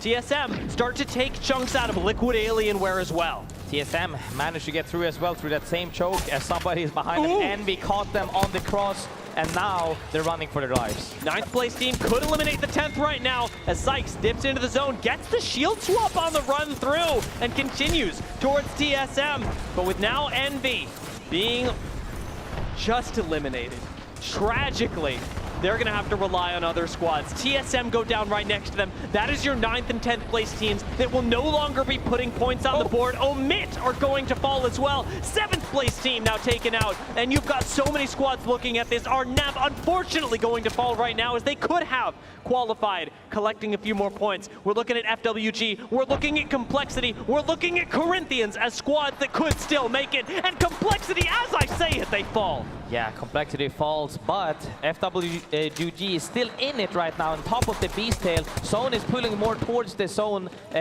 towards the east side of the zone with the water and the rocks where Kings is currently playing. This is actually great, but Atlas playing in front of them.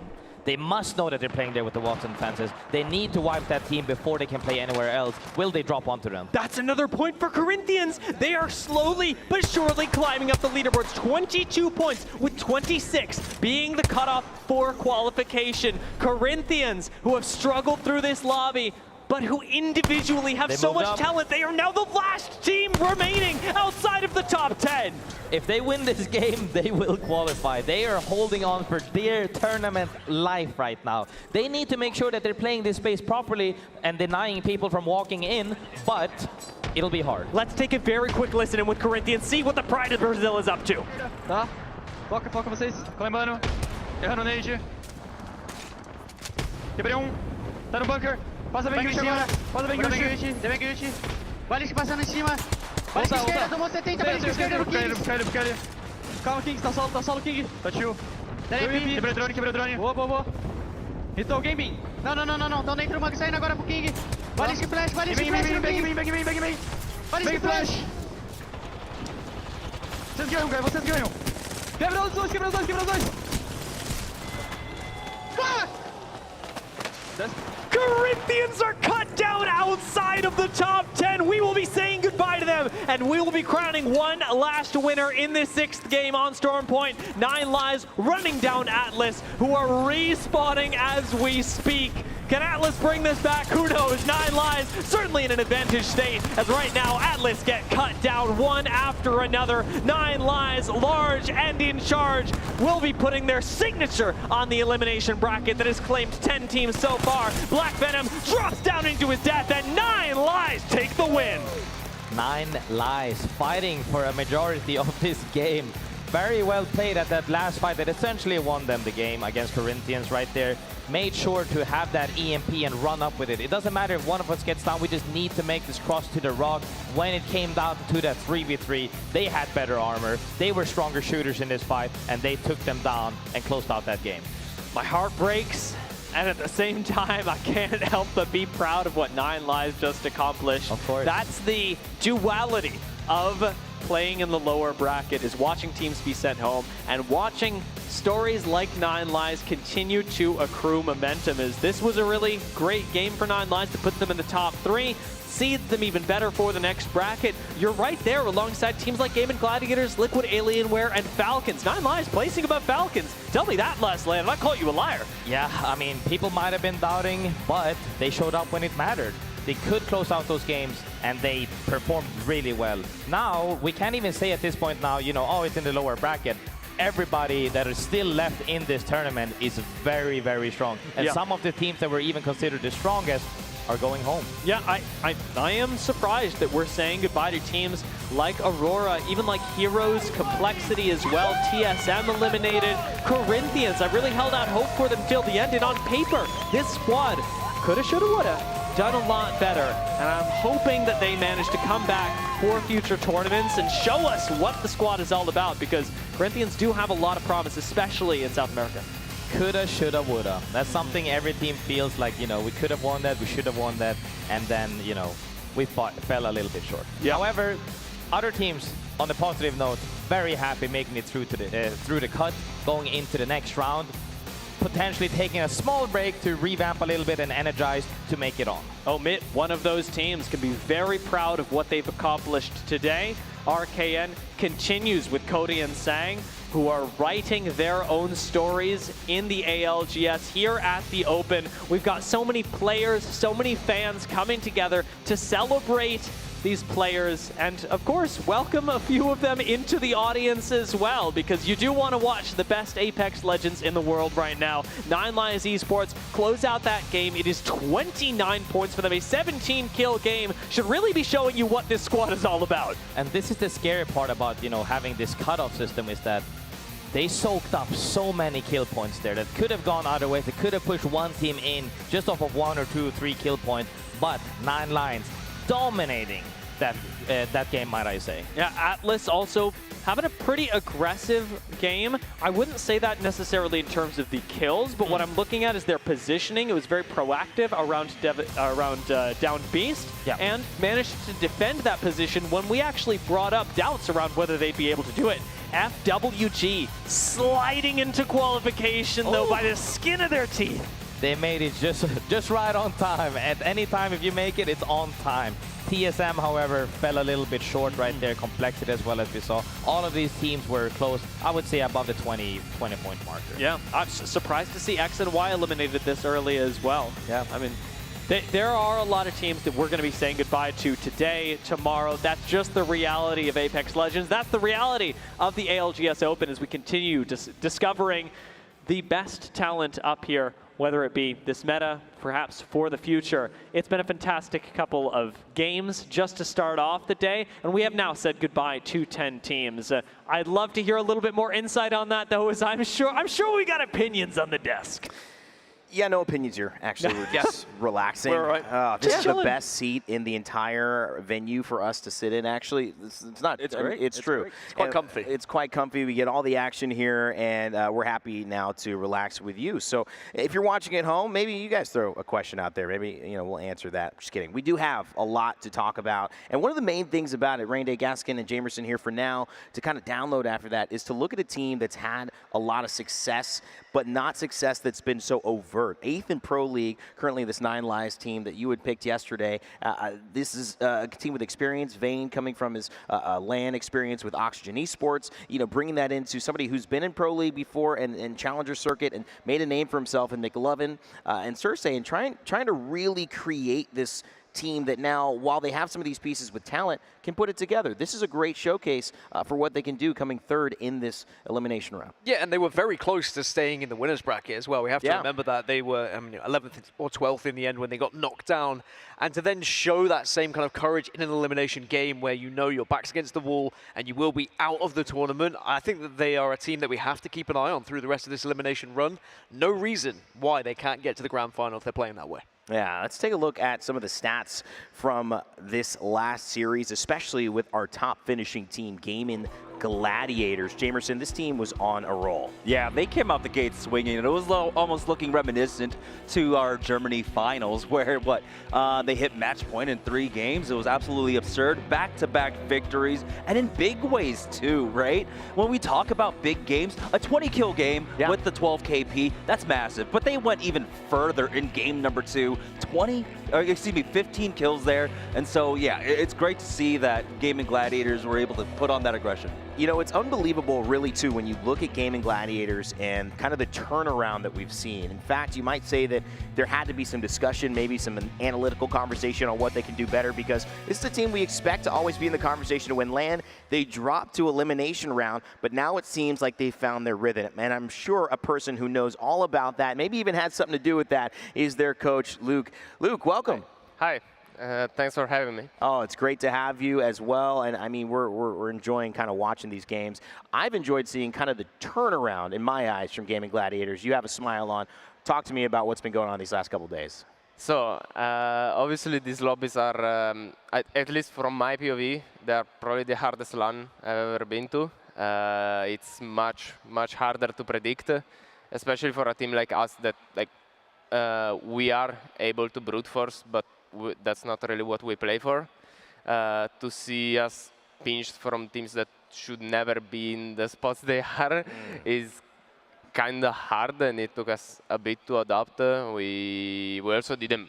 Obviously, we made mistakes yesterday. I'm not denying that. I'm fully aware, and the boys are fully aware. We talked about it. We obviously fixed it.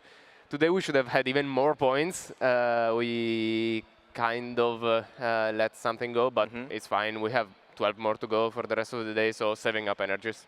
And of course, it's 4 maps you've got to compete on as well. E-District looked comfortable. Storm Point looks very good for you guys. Is there a worry that Broken Moon and World's Edge maybe is not the best for you, or are you confident on all 4 maps? So obviously confident on all maps. If I had to pick a map where I'm maybe a bit less confident, is Broken Moon. Not much because of us, but because I know for a fact that there's a lot of teams that don't understand how the map works. Yep. Yeah, and that's true. I don't want to be caught next to them. It's like, stay away from me. Yeah. Well, let's walk through a couple of the early maps where you guys got your wins. 3 wins across these 6 games. It's unbelievable to showcase the, I think, adjustments you made. We see teams in this lobby that wanted to make adjustments, they didn't. Walk me through how you guys started so strong here, starting with match 1. Well, obviously we got zone on us, so great. Okay, we got zone. That's a starter. But I think they just did an amazing job in defending their spot. They never let go of the actual prio, which is just staying alive. Like, we know that we're gonna get swarmed. We just need to make sure that everyone stays out and dies outside while we stay alive. Like, we don't need to overpick anything. Right. I think Blast went down at once, and it wasn't even a bad pick. Like, he just died behind the door. It happens, unlucky, but the rest we played perfect, I think. And obviously this finishes off, you guys close things out here, but you know, Blast is a guy that, how much does your success hinge on how well he plays? What do you think, Luke?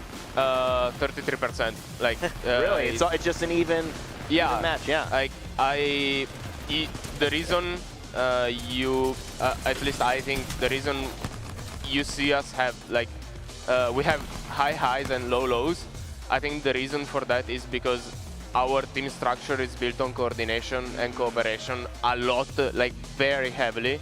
And so when someone is having a bad day, we feel it more than usual. Yeah. Like, we are very good individually, but we trust each other a lot and we work off of each other a lot.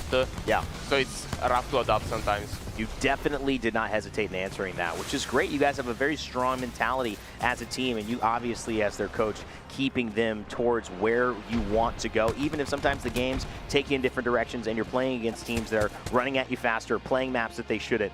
In game 2, how did you guys handle this one? Walk us through your perspective here. Oh, we're the best team in the world at calling zone. So, like, we just call zone, and like, I know and the most humble, right? Yeah, no, yeah. No, I know I might sound cocky, but it's either us or I don't know, Navi's good or Falcons. Like, it's these teams. Like, there's nobody else. No, this one in particular was interesting because you guys had an opportunity to go further, further into the ring, right? But you guys actually pulled and held on the north side of the zone. Why was that decision made? Well, I have to think how much I can say. Clever. So, with stuff that we've studied, obviously with data that we've studied, there were 2 spots where the zone could end, this ring could end, and at the end of the day, like, zone calling is gambling. That's how it goes, and we just made the best bet based on the data that we had. It was, I don't know, I would say it was 65-35, the chance of it going in either spots, and it went where we gambled on. That's beautiful, man. Sometimes you put yourself in the right position. You know, luck is when preparation meets opportunity, and you guys have certainly taken your opportunity. 100%. Moving on, still more to play. It's a lot to keep going in that elimination round. You do not get out of it until you make Championship Sunday. So we will be seeing Gaming Gladiators later tonight, hopefully, and playing to get their way into the championship. Right now, though, we're standing by with Lace, who's got an update for us in the pit. Lace, what's been going on over there? Yes, thank you. Things are getting a little bit crazy here in the pit, but I want to quickly take you through exactly what has happened in the standings, because it is make or break for a fair few teams today. You know, we were sort of touching on Virtus Pro in the first 3 matches, and we're a little bit nervous for them. However, in match 4, they did something absolutely crazy to bring them to that 3rd spot. And of course, rival esports FaZe Clan still sitting on top, as well as Lonely Let Go, and they were sort of hovering around that 14th, 15th position when we last spoke. But again, the 3 matches, that's all they needed to push them into that top 10 spot, which has been an excellent feat from them. Look, unfortunately, Enter Force, you know, one of our teams that did perform in Japan at LAN, did struggle a little bit here, along with LG in 12th position. And look, Team Ronin as well, we've touched on them a fair bit as well. Kind of felt a little bit of the heat in the kitchen for that one, guys. But we do want to take you over to one of the teams that have been, you know, doing a fantastic job during our series here. And I have Ryan standing here with Paro from Kinotrope. Yes, indeed. It's been an absolutely exciting and eclectic set of matches in the elimination lobby, with Kinotrope Gaming culminating at the top 10, making the cut. And I've got the IGL Pero standing by with me. And I want to talk to him a little bit about how he feels coming through that. Of course, a lot of clutch gameplay. They haven't been together for a long time as a team, so I want to talk to him a little bit about that. And also his legend selection and his confidence moving forward. So let me just quickly switch to Japanese for that. こんにちは。ですね、まずおめでとうございます。ですね、ティームそんなに長い間組んでなくて3、4ヶ月間ぐらいで、今までの連携プレーはいかがでしょうか？今まではそうですね、結構まだちょっと連携不足な部分があって負けが結構目立ってますね。でもどんどん成長していっていると思います。So I asked him how he feels about the team's performance and how they're, cooperating, what the synergy looks like. And he just said that, to be honest, there are some holes, there are some things he's not comfortable with. You could clearly see he wasn't smiling about that question. And he just says that, from now it's about progress, it's about being positive, moving forward and leveling up from here. So, ですね、世界中の唯一のロバ使いなので、アルタと入荷なしでいかがでしょうか？オルタそうですね、ローバでも全然戦えますね。全然、なんでですか？もともと僕らのムーブ、動き方がやっぱりリングの中に入っていくムーブなんですけど、当然物資が弱くなってしまうじゃないですか、外のチームと比べて。それをローバのブラックマーケットを使ってケアパッケージ武器を取ってアドバンテージをなくす。で有利なファイト、こっちもアーマー強くて武器も強いっていう状況に持っていけるんで、そこが強くていいと思います。結構長かったですね、答えが。So, I asked him, he's the only Loba user, and I asked him, what his thoughts are on not going with like Alta or Newcastle. And he just mentioned that although there were some areas where she isn't as strong as before, that using her weapons really well, using her movement really well, he's able to kind of make up the differences in what he felt she was lacking. And in the freedom of being able to use Loba, he said that the others are so strong that he can't really find a combination that works well for Loba. そして、and also because the team hasn't been together that long, he's not as confident with certain combinations of legends that they would actually like to use down the line once the synergy gets a lot better. で、これから上がっていく自信はいかがでしょうか？もちろんあります。I asked him if he's confident for moving forward, and he said he is indeed. And I think that's it for right now. So that's Pedro from Kinotrope Gaming, and I always think it's nice to shine a light on the APAC North teams and just give them a bit of the limelight to strut their stuff and show what that community is all about. There's going to be more from Lace and myself later on, but for now, it's back to the host. Take it away. In true fashion, arigatou gozaimasu. Ryan, and of course Yuka. That was good. Spent a little time in Sapporo recently. I don't know if you guys tracked that, but it was fun to see also up here Luke talk a little bit about Gaming Gladiators. Ben, you weren't here for it, but I want your thoughts on GG taking the win here early on. I mean, it's a great place for them to be in, especially as they've improved. It was we were standing off in the corner before he came on an interview, and he came to me and goes, "Man, it's crazy when the lobby starts getting competitive. Wow, we start to do well." So you can tell he's in a little bit of a comfort zone. It was even more interesting too because the first thing he said as well was, "Hey, who else got eliminated?" And we pointed it out between the LGs and the other bracket, Noahs, etc., because he's already preparing for that next step. The fact that they have to move on to that elimination round where they have to still compete to go up against those other winners later on who will be knocked down. That's a total of 12+ games today that they have to make their way through.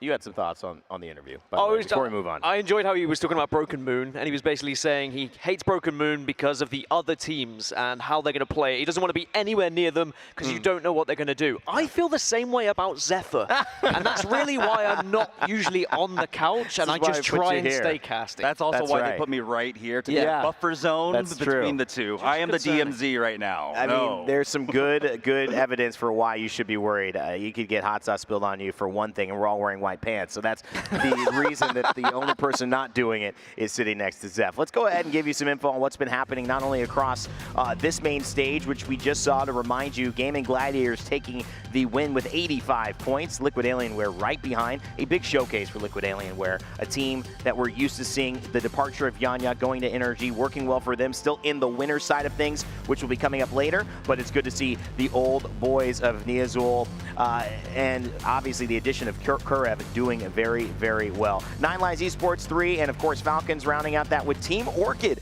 who continue to make it through. Rambo running up a storm. But obviously in the pit, we also had some games that were going on, so we want to transition to show you a little bit of that in our upcoming series results. This was where Rival Esports, after 6 of 6 guys, were able to take the top spot. It was very good. It was the team that we highlighted, notably alongside Team Nemesis back in the earlier rounds, so no surprise there. Big turnaround, though, for VP. That's the big one I want to point out. Last time we had checked in with them coming off of halftime, they were, I believe, in 17th or 18th, so a huge switch up as we approach that next map. And particularly looking at VG and ALGS Esports in the rounds earlier, they were doing extremely well, but now that these lobbies are filling out with tougher and tougher opponents, they are starting to see a little bit of a slide in performance, but you know, that might have just been the maps. We'll see if they can try and rebuild on that momentum they had in the earlier rounds to stay alive. And we just lost to LG. Yeah, we Danish, reject. I mean, that's crazy. Massive teams getting eliminated. Yeah. This is before we even get to the elimination semifinals. And these 10 teams right here on the left side will be playing against those 10 teams that just dropped out of this, that just won in our elimination round here. So you'll be seeing those squads like GG going up against Rival, against FaZe, against Virtus Pro. So that will be the test to see who can make it into our elim finals tonight. Coming up on main stage, though, we will have the winners final at around 2:30 p.m. Central Time. Elimination round 5 will be playing alongside that with the pit, so stay tuned for updates, maybe catch a little bit of it on the B stream, but we will keep you up to date with who ends up making it, because we're going to find out soon which 10 teams are booking their spot to Championship Sunday.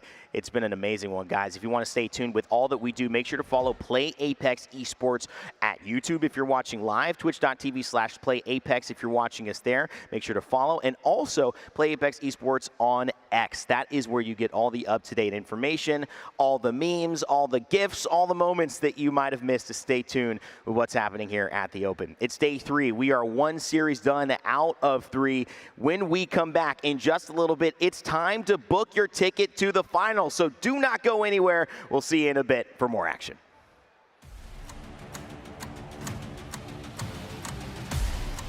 Point that we... If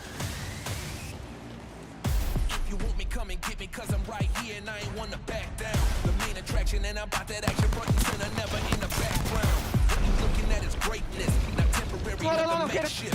Can't recognize king, always over choosing fakeness. When I was down, I had to rise up. Moving forward with my eyes up.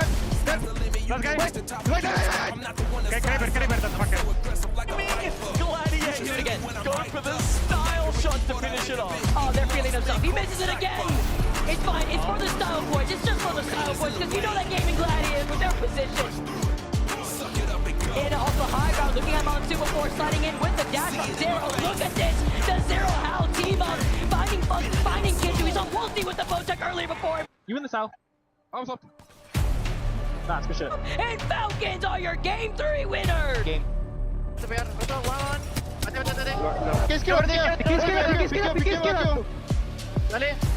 in this 3v3, it is Liquid Alienware that are left untouched. Only goal is to win. Put up a fight to the end. Make your next move be your best move. Gotta do what you can.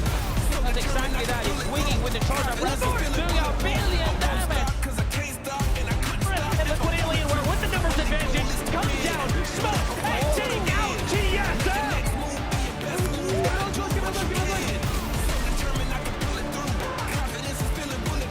Black Venom drops down into his death, and 9 lives take the win.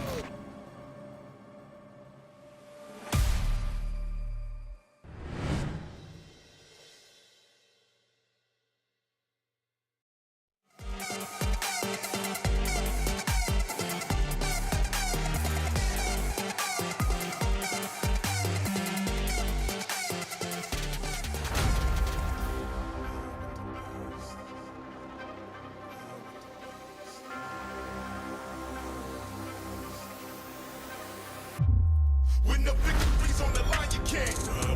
If I want it, you know it's mine, don't try to. I'm eating that crunch time, you'll never. You can't. You can't. When the victories on the line, you can't. If I want it, you know it's mine, don't try to. I'm eating that crunch next time you'll never run. You can't run. You can't run.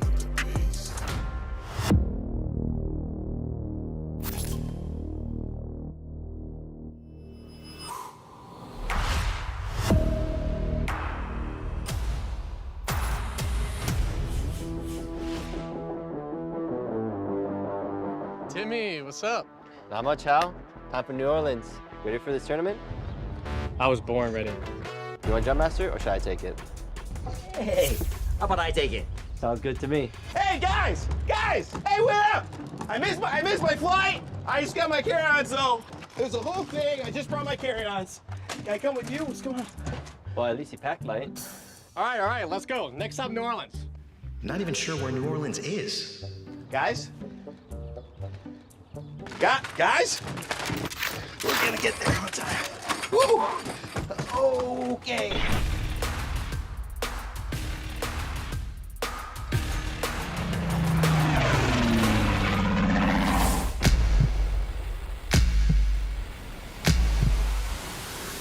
I want it now and I ain't never gonna back down. I want it now and I ain't never gonna back down.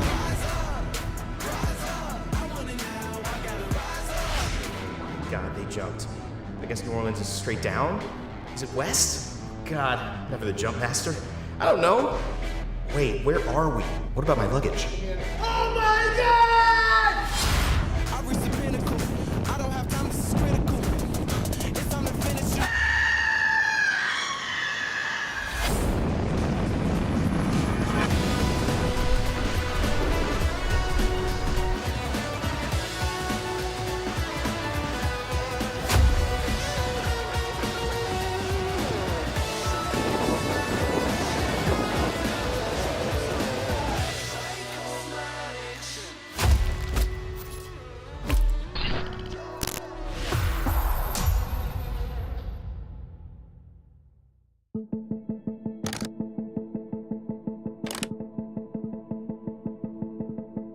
Will Go Next get the chance here to win this whole damn thing?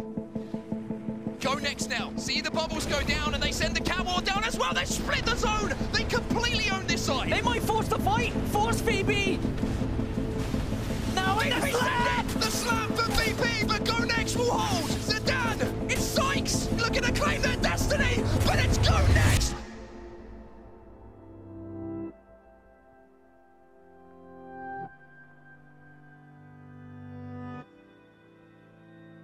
In that moment, I was speechless. I couldn't believe that we won. It feels like everything we grinded for, it paid off, all the work. It's just a great feeling that I will never forget. And making it a back-to-back, we know we are the best team in the world. We are the world champions, so they should be concerned about us, not the other way around.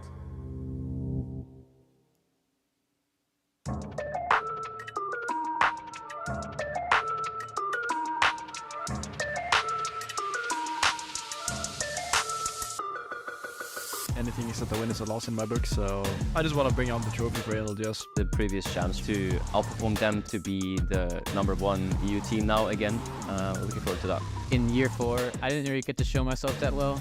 We did not do good at LAN, and I think that with the current team I have, that anything is possible. I think our team's only goal is to win and nothing else. Closest I would say is Alliance. A little bit of a rivalry going on there. GG Alliance. Kind of want to beat them. It'd be pretty funny. For people who don't know who I am, I was a CC player for so long. Being one of the 160 teams to win would honestly be an insane underdog story. If I was able to win, that little ego I'd have inside me would just be insane. I mean, I couldn't imagine what it would be like just to win the lane in general for Apex. What made me get into competitive Apex was watching TSM win. So winning at 160 team LAN would kind of just put myself in the shoes of how Hal and his boys won almost 6 years ago now. I'm not scared to play anything. Something like Seer would be fun to play. People just listen to me because I think I'm really smart. Everyone will be playing Seer right now. 今回のメンツ的にもチームメンツ的にも、自分ら3人、チームメンバー3人とも、競技経験めちゃめちゃあってラン経験も豊富なんで、ちょっとまだ若造には負けれないですよね。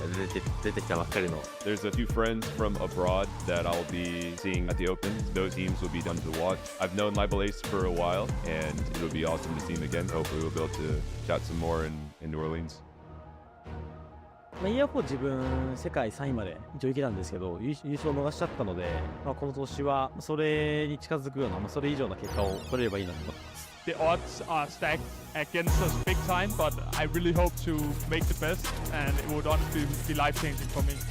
首先，我觉得这是一个非常大的荣誉，然后证明了我们一直以来的努力得到了回报，也能向世界证明我们东南亚赛区不输北美洲赛区。比起击败新玩家，我们更有信心和勇气击败老教。自分は新しいチームで挑戦するっていう形なんで、プレッシャーは感じますけど、これも新しいチームの中でいい経験になるんじゃないかなって思います。Honestly, for me, it'd be exactly the same as if I won any LAN, just being the best of what matters. イヤー4は僕が APEX をやってきた中で一番しんどかったイヤーなので、この悔しさをバネにイヤー5はもう一度世界大会に出るのと決勝に上がれるように頑張ります。I'm sure it's gonna feel different with more teams around. Winning the biggest ALGS LAN would be crazy. 100 Thieves! This could be the end of the road for them. A team who so often leaves it late. This time it might be too many times of asking. 100 Thieves get sent! 100 Thieves are getting sent! Designful on his own! Designful on his own! 1 point away! Oh my god, 100 Thieves! 1 point was all they needed! Just closing my entire story off with like a win would just be like the world to me. After Japan champs, I was actually going to quit competitive as a whole. A good 60 to 70% reason of why I actually continued is because I just like felt the fans had like their comments. They barely spoke English, but yet I felt like they said a lot of impactful things. I'm carrying their words into like future of how I compete. You know, like I'm not competing for just myself anymore. I'm competing for them because I know they're rooting for me. By the time I play LAN, it'll be around the 1 year anniversary of my dad passing away, so he was very supportive of me playing and very supportive of my career. I guess doing well at this LAN will make me really happy in a way that, you know, I'm sort of playing for him or doing well for him. So I just want to, more so about myself, I guess, just playing well. And I hope to, you know, like I said, show everybody that I still got it. Looking back on my Apex career, using the word retired is weird. And once you move on, it does leave a little bit of a void. I miss the game, I miss the people, I miss the fans. I think it'll be fun to be back, even if it's just for a little bit. You know, I still have like a chip on my shoulder to kind of like prove I'm individually the best player. There's a pretty big rivalry with 100 Thieves, obviously. Me and Zero's prior fraggers teamed up with Phony. If 100 Thieves wins, who's the GOAT now? I have 2 X's, Hal's X, I have Zero's X. So definitely us 3 holding the trophy in front of them is going to be crazy. It's like throwing a cub with a full grown bear. That grown bear has to teach the cub how to live for a little bit. イヤー5になり、新しいメンバー、ピースと海ちゃんを加えてプレーしているのですが、若い選手を取り入れて、新しい形でイヤー5は頑張っていきたいなと思ってますので。とにかく僕が新しい役割、IGL っていうのを務めてるんで、全く違うことをやってるんですけど、その今までやってきた経験を生かして IGL としてチームを引っ張っていきたいなと思います。優勝したらもう本当にそれこそ人生変わると思います。I think this LAN, my opinion, is going to be all about momentum. The underdogs are the ones that people need to be looking out for now. You could say it would be the mark of like the usurper. I want to actually like give it my all. Like even if I fail, I want to be able to tell myself afterwards that like, yeah, I tried my best. That is definitely scripted. He's got that written down on a notepad. 初めてのこういう大きな世界大会という舞台でもあるんですけど、やっぱ勝つことによっていろんな方々が多分注目してくれると思うので、やっぱ勝ちたいですね。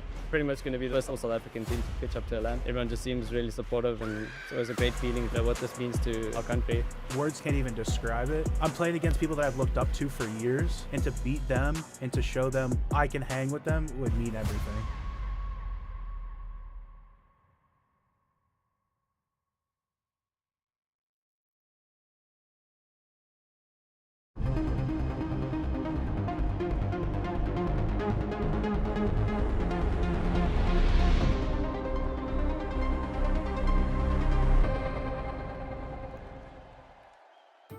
It definitely like turns on game day for me in my brain. Whenever you see the lights or like the stage, you just know that it's time to lock in. It's like time to work. Seeing the fans like in the stand like definitely feels unreal. Every time you look up in the stands, it's like seeing like thousands of fans like cheering you on. What else in the world can like up that level of dopamine? To be fair. You just lock in, think about nothing, and just know that if you don't play, you're going back home, and it's time to shine. It's now or never. It's insane. It's like the first time like I really like have like a spotlight on me, and I'm not really like stressed about it. Like I just think we're gonna be like one of the best teams right here in New Orleans, and I can't wait to like show the world how good of a team we are. Being considered the next big thing in Apex, it's good to know. I just know that I have to keep working on it. It's not gonna happen by itself, so I need to put the work in, and whatever happens, happens. If it's meant to be, it's meant to be. Blinks is looking for another angle here. He wants to pick. Oh, it's a collat! It's a collat! One of them is a headshot! Blinkser! My goodness, Falcons just got eviscerated! After like being a challenger player for like almost like a year or two, then like being like a low tier pro league player for like another year, and you always like wonder like, hey, like is it like ever gonna work? Where like to finally like work and pay off, it feels like it was meant to be, but you just never know if it's actually gonna happen. For me, finally like representing an org, because it's my first time being signed, definitely makes me want to perform, not only for me, not only for my team, but for the whole org. And finally like having to show up for something bigger than me and my team is definitely like an unreal feeling. I think for me and like a lot of other teams, just like being at a LAN and playing in front of like so many people is definitely a memory that like we're gonna cheer on forever. Not many people in their lives are gonna have the opportunity to attend something big like this, and it just like feels unreal to like actually be able to compete and follow their dreams playing in Apex. I know we can win, so that's what needs to happen.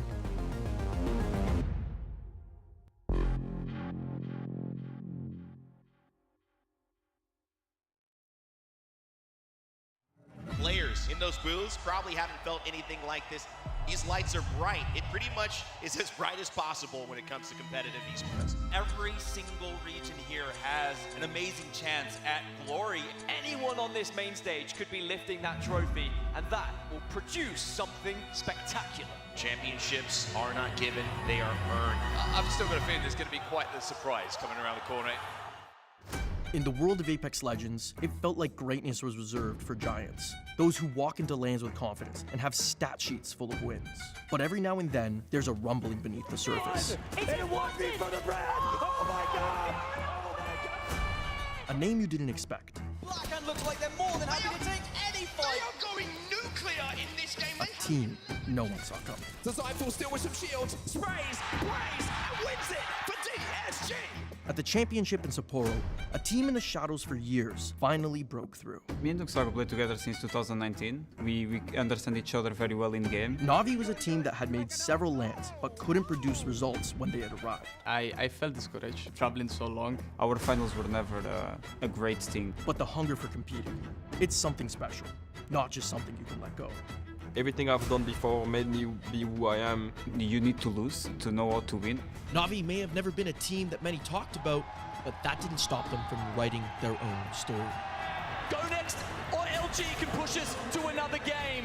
Alliance or Falcons could win it all here. I saw all those teams who always won, and I was like, if we win, they cannot. Falcons get eliminated! It's another 1v3, but I don't think Alliance could do it.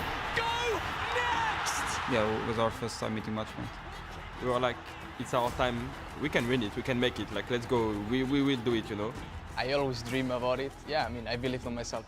See, Apex has always been a place for the unknown to shine.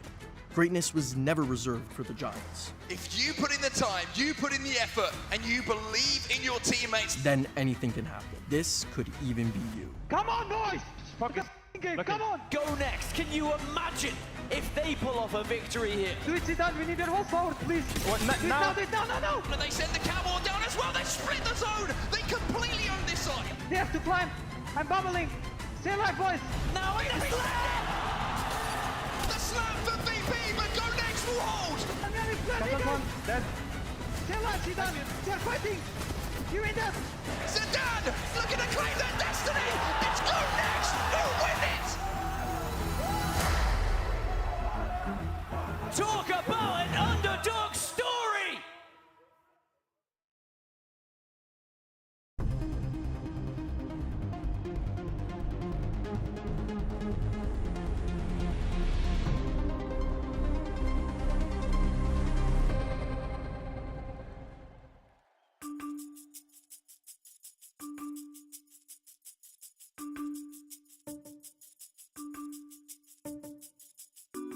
Just being here, there's been a lot to take in. Definitely the size of the whole entire convention center, and then also just trying to pick out our friends. That's the main important thing for me, is just greeting everyone, saying hello. It's sort of surreal seeing all the players that we usually play against online and actually seeing them in person. It's going to be a different experience if we have to play in front of people like that. On the main stage, it's going to be completely different than what we're used to and out of the comfort of our homes, but it's going to be fun. I'm ready for it. There's so much to get used to. Just the noise from the crowd, that's the one thing, and then also just the heat from the lights, the atmosphere, the excitement, and just the pure passion out of everyone. I think that'll be something that I'm excited to actually feel and be a part of. The adrenaline spike is going to be crazy for the most part. It's going to be all new and it's going to feel great. I'm ready for it. Getting here was already a huge success on its own. It's always been a dream to make a LAN. Being a small kid from South Africa and always trying to make it to a LAN and eventually getting to one of the biggest ones in the world. Having to learn the game so far behind everyone else, but managing to get the right resources around me and catching up slowly and quickly with my dedication. So yeah, now I'm here. Being from South Africa as well, there's also load shedding. There's a lot of power issues and stuff, and obviously the ping is one major thing. It's just sort of proving to everyone that, we were able to play with all the training weights on us, and now that we're actually in America and everyone's playing on the same setup, the same ping, everything like that, training weights are off, and we can also do what they do and maybe even do it a bit better now that we're not held back.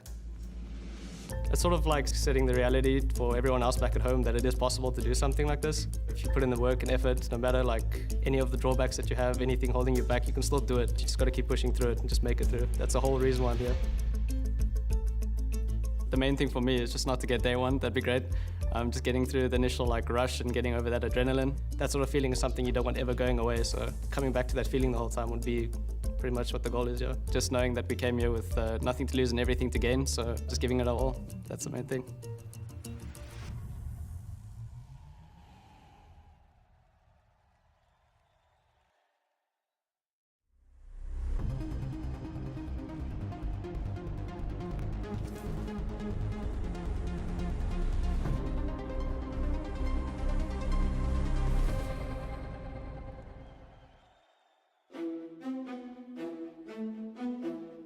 So much of the experience of being at a LAN is being on that stage during grand finals. That's the worst part to miss out on. It feels so hollow inside when you're in the crowd watching everyone else live your dream. Being back at a LAN event, it's exciting, it's incredible. It's everything that I always wanted to do. Is my main drive to be in esports to begin with. You have all these people online that you just have these relationships with, but then you see them in real life and you get to see everyone, and it all kind of just becomes very real. I just wanted to prove to myself that I could still be here. It doesn't feel like it was that long ago for me. Still remember how to play, I still remember the right things to do, so now we're here and now we're just gonna try to do that on the stage.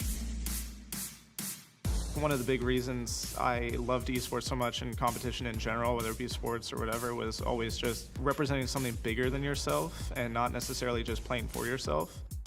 My teammates are obviously putting in a lot more hours than I am right now, and I want to be able to give them the experience that I was having at more of the peak of my career. I'm really just motivated to try and make it to finals, try to get them on that stage and, set them up for greatness. When I came to terms with the fact that I might not compete anymore, it was a big piece of my life had just passed me by, and I wasn't really filling that time with anything else. Being back at ALGS in general just makes me feel a little bit more whole. Because although when I quit, I started my family, I have my daughter, and she's my whole world. I adore her. It's different parts of your life. And now I was moving on to these other things, and I didn't think I would experience them again. I think the Open for me is just a chance to revisit some of my fondest memories. I missed ALGS a lot when I gave it up. And so just the opportunity to be back for a bit would mean a lot to me.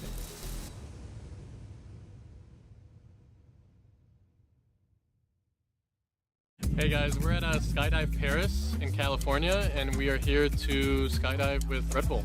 And our knees are bent like this. Okay. So I'll say, ready, set, go. When I say go, we're gonna roll forward. You're the first thing out of the plane. You're gonna roll forward. Okay. The anxiety is settling in slowly. Voila. Monsieur. Feel nice and tight.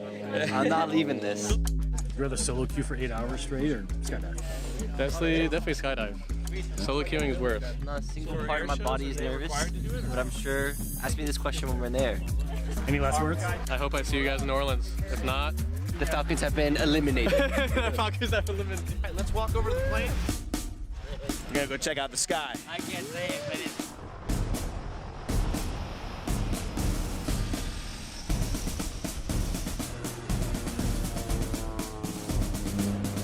I'm nervous.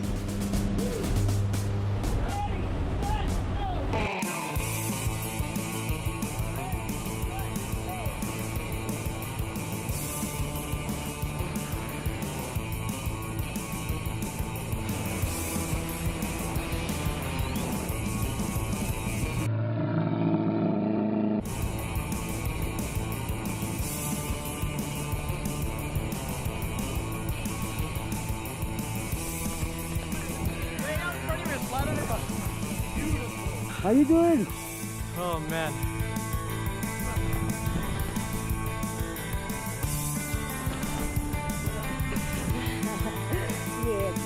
Let's go. That was sick. Hey man, despite what you're gonna see on the final product, because I had to act scared, and that's all you'll see, I had a blast. Would I do it again? Yeah, probably. Scary. It's scary. Yeah, it's real. Like I literally am, but I felt so like safe, basically. Right? Yeah, when you got strapped on there to the guy, you're like, okay, if I'm dying, he's dying. Yeah. It was great though. Everybody handled it cool. Nobody freaked out. Yeah. Hal cried a little, I think. Up on the, That's a lie. That's a lie. We do it for you. This is what we're doing it for. This is Apex, baby. Come on, man. This is Take Apex. it to the extreme. Hey everyone, I'm down here in the pit talking to some of the players in between their rounds. And I have an interesting question for Mac here, the coach from Team Doom. Because we all know that Apex is one of the most epic games on the planet. But what would happen if 100 Apex players came into contact with one Apex Predator? And that's my question. What would happen if 100 Apex players took on one Grizzly Bear? Honestly, I think that Grizzly Bear's lifting the trophy at the end of the day. That $1 million prize pool, it's all his. He's got it. Why? Why are you so confident? Have you seen the people that are around here? Like, I don't know if they've even seen the inside of a gym. It just depends on who's 100 Apex players. You know, if it's Zero or Hal, easy win, honestly. What would happen if 100 Apex players took on a Grizzly Bear? They'd all run away because none of them can rotate. I think they could win because there's 100 against 1. So yeah, I think they can easily win. I think 100 Apex players versus a Grizzly Bear would probably be a bloodbath for the Apex players. Probably wouldn't look too good. A lot of these kids haven't been outside in years. It would probably only take 10, 15, maybe max Apex players for a Grizzly. Grizzly's kind of weak compared to Apex players, but yeah. Dude, we probably wouldn't have a scene anymore if 100 Apex players took on a Grizzly Bear. Probably take maybe less than an hour, maybe. I think the Apex player will win, but we would lose like 30 players in the process. But I'm confident in us. Okay, well, to be honest, I think they would probably lose to one man. They don't go outside. It depends who is in the 100 Apex players, because I mean, if you have Sykes and Waltzy, could work. It could. Otherwise, I think it would be the Grizzly Bear. They would be dead instantly.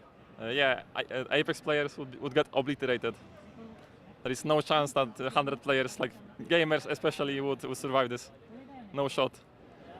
Honestly, we're probably going back to the lobby. I would say if we had like 90 Waltzys, we stand a chance, but if not, we're chalked. Grizzly Bear won. Apex players that I know are quite shy, so in my eyes, I think they just start running away.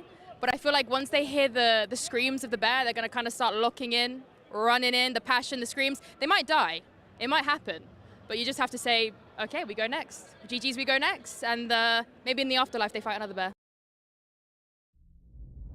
Throughout the early history of competitive Apex Legends, the scene was dominated by two dynasties for years. TSM and Dark Zero had been battling it out, repeatedly trying to top the other, as no one else could truly threaten the Titans. But in Year 4, everything changed, as new challengers from around the world finally managed to break through and win. We saw the rise of squads such as Alliance and Shopify Rebellion becoming true powerhouses, and in response, the dynasties merged to create the super team, Team Falcons. Heading into the end of year championship, we were going to Sapporo, Japan for the biggest Apex event ever, over 30,000 tickets sold. And for the first time in Apex history, it truly felt like it was anyone's game to win. But although the list of contenders was as big as it had ever been, nobody saw this coming. It's moments like this that you spend years waiting for. But it's match point finals here in Sapporo, and it's time to get the action underway. Here they come up with the zipline with the Newcastle wall, the hit fire shot from Howe, but he gets traded off, and Falcons take game number 4 in such a dominating fashion. See, Walty doing it again. Walty did it. Walty did enough. It's Alliance with the win. Falcons hit match point, and so do Alliance. Falcons getting peppered. Falcons getting smashed. They're bubbling onto Aurora. They got the stun damage. Alliance are roaring towards a victory. He gets the res, but now he's getting swamped. Unlucky somehow still alive. The knockdown is keeping him alive. What is happening? Unlucky. Oh, it's Shopify Rebellion. Shopify Rebellion will join them on match point. There's never been a better time for Alliance, for Falcons, or for Shopify Rebellion to lift that trophy. Go Next or LG can push us to another game. Alliance or Falcons can win it all here. Falcons are in shambles. How is one shot impossible? Falcons get eliminated. It's another 1v3, but I don't think Alliance can do it. Go Next! See the bubbles go down, and they send the Cowboy down as well. They split the zone. They completely own this side. Will Go Next get the chance here to win this whole damn thing? Now in the slam! The slam for VP, but Go Next will hold. Looking to claim their destiny. Go Next, win it. Talk about an underdog story.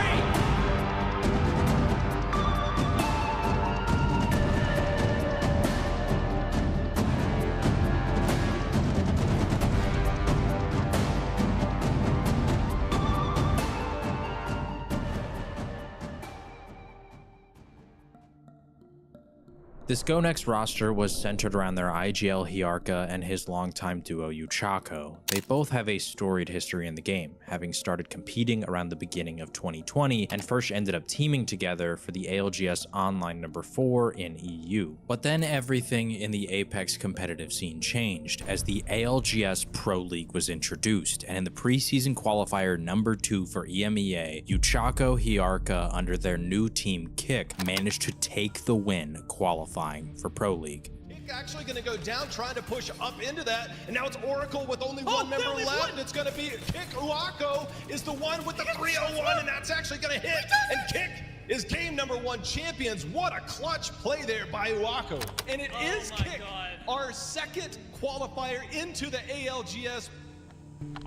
Over the coming years, they made a handful of lands. There was just one big problem. They were incredibly hit or miss when it came to making a finals lobby, and even if they did, the results were not great, to say the least. There's a lot of experience at lands with this roster, not necessarily a ton of high placement. Maybe there's some potential there, but again, I think it's going to be a team that might struggle just based on kind of how they play and how they go about things. Because of this, they always had a constant rotating door of teammates, and with Apex's roster mania, you'd expect for, at some point, them to have broken up, which they did for a short period of time, but when those opportunities fell through, they came right back together and continued to stick it out. I think with time we created like the bond of not only teammates, but also friends.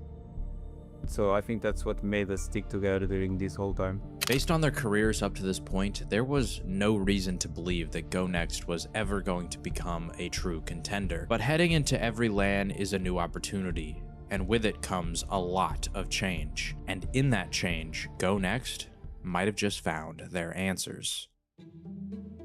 Hiarka and Yuchako were looking for a spark, something that could elevate them to the heights of the elites. And in their search, they came across 2 individuals that completely changed the outlook this team had. The first was Zidane, a rising French player in the EMEA scene who had just started competing in the higher levels of pro play around 2023 and had just gained his first bit of LAN experience in Germany. Yeah, I mean, he's just one of the best rollers on you, right?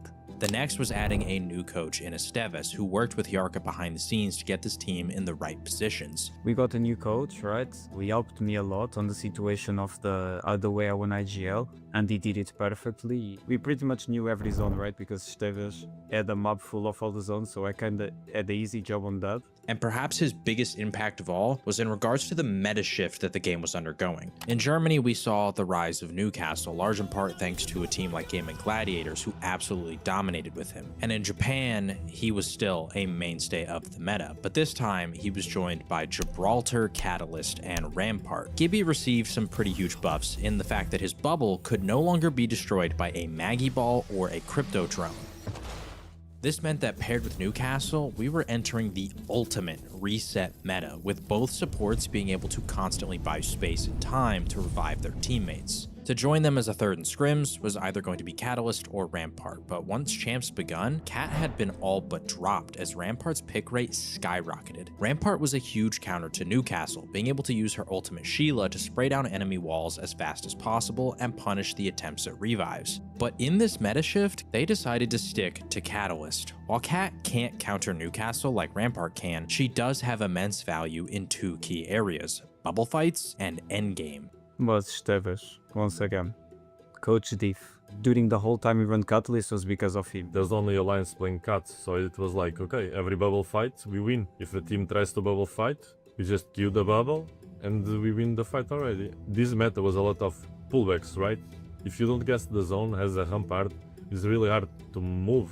If you have a Cat, you can just wall, and then you have the Nemesis, you shoot, you have a wall again, accelerants, you have so much things to have ults, right? So the Cats, even with this meta of pullbacks, you just wall. If you don't guess the ring, you just go to the next one. And in the group stages, Catalyst actually made a huge impact for them as they managed to win their second set of groups, sending them through to the winner's bracket. Even though the castle wall will go down, it's just a duo for them to deal with, and Go Next again will win here in Sapporo. And in that winner's bracket, they took a late Game 7 win to push themselves through to the finals. Another Catalyst won't separate the fight. Go Next, take the high ground instead. Alley-ooping everything as they finally drop down. It will be Go Next. It will be Go Next that avoid the fight and take the win. But they had done this before. Back in LA, they had actually placed 5th in winners, and still it didn't translate once match point began. And so although they were celebrating, what lied ahead was their biggest test. Could they finally make a mark on a finals lobby, or would they forever sit in the land of mediocrity? Over 13,000 people in attendance, by far the biggest event in ALGS history. Year 4, match point finals, Championship Sunday is about to begin.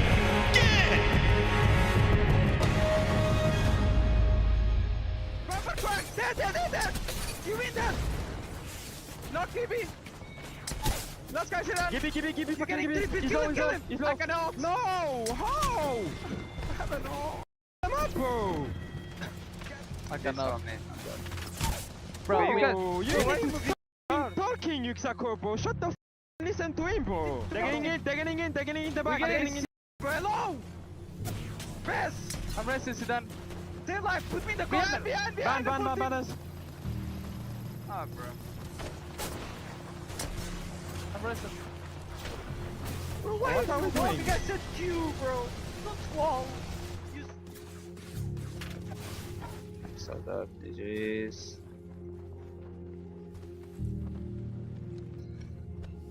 I got the Skynet that bounce into frag. After like third game was already, I mean, our experience from previous finals, top 18, top 20, 14, was never like great, right? So I kind of felt very, very tilted in sense of we can do more than this, right?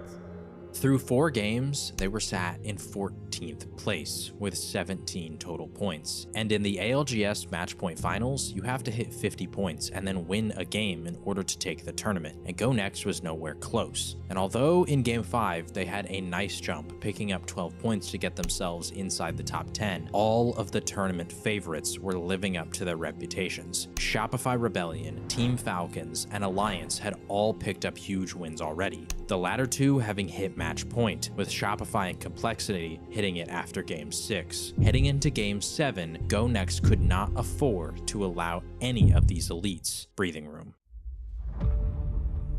Championship is the biggest event in the Apex esports calendar, and it could be decided right here, right now. We just kept saying like to each other, guys, if we win, nobody else can do it. If we win the game, nobody else can close, right? It's a pullback. It's pulling here. I'm almost 100% sure it's there. Normally when it's like Electrodome touches it, you know? I mean, it's only touching there. I don't think it's there. I think it's a pullback as well. I think it's here, bro. I think it's there. Yeah. Can you move into these houses? They're taken, I think one of them's free. In front of me, guys. Behind us. Okay, all good. Go in. Come in, debubble. You good at suck or no? Yes, okay. I'm good. But these pullbacks can be unpredictable, so they take a risky move. They decide to sacrifice their spot in order to grab third ring information. Do you think they go? I think so. Maybe they're rushing it. Yeah, call them up. Alliance and Shopify, though, are on the outside of Lotus, battling it out. You see Bob? Yeah, let's do sudden. Triple dipping on me. Yeah, join this. I'm gonna give you all inside, okay? Give you all inside. You go third. Can we dodge below? They want to play up with that, I'm pretty sure. Yeah. There's that hitting. The two guys are still like that. One of these one. Don't pull away. We drop down and play for Mythic bin? Yeah. That's drop down. We can go.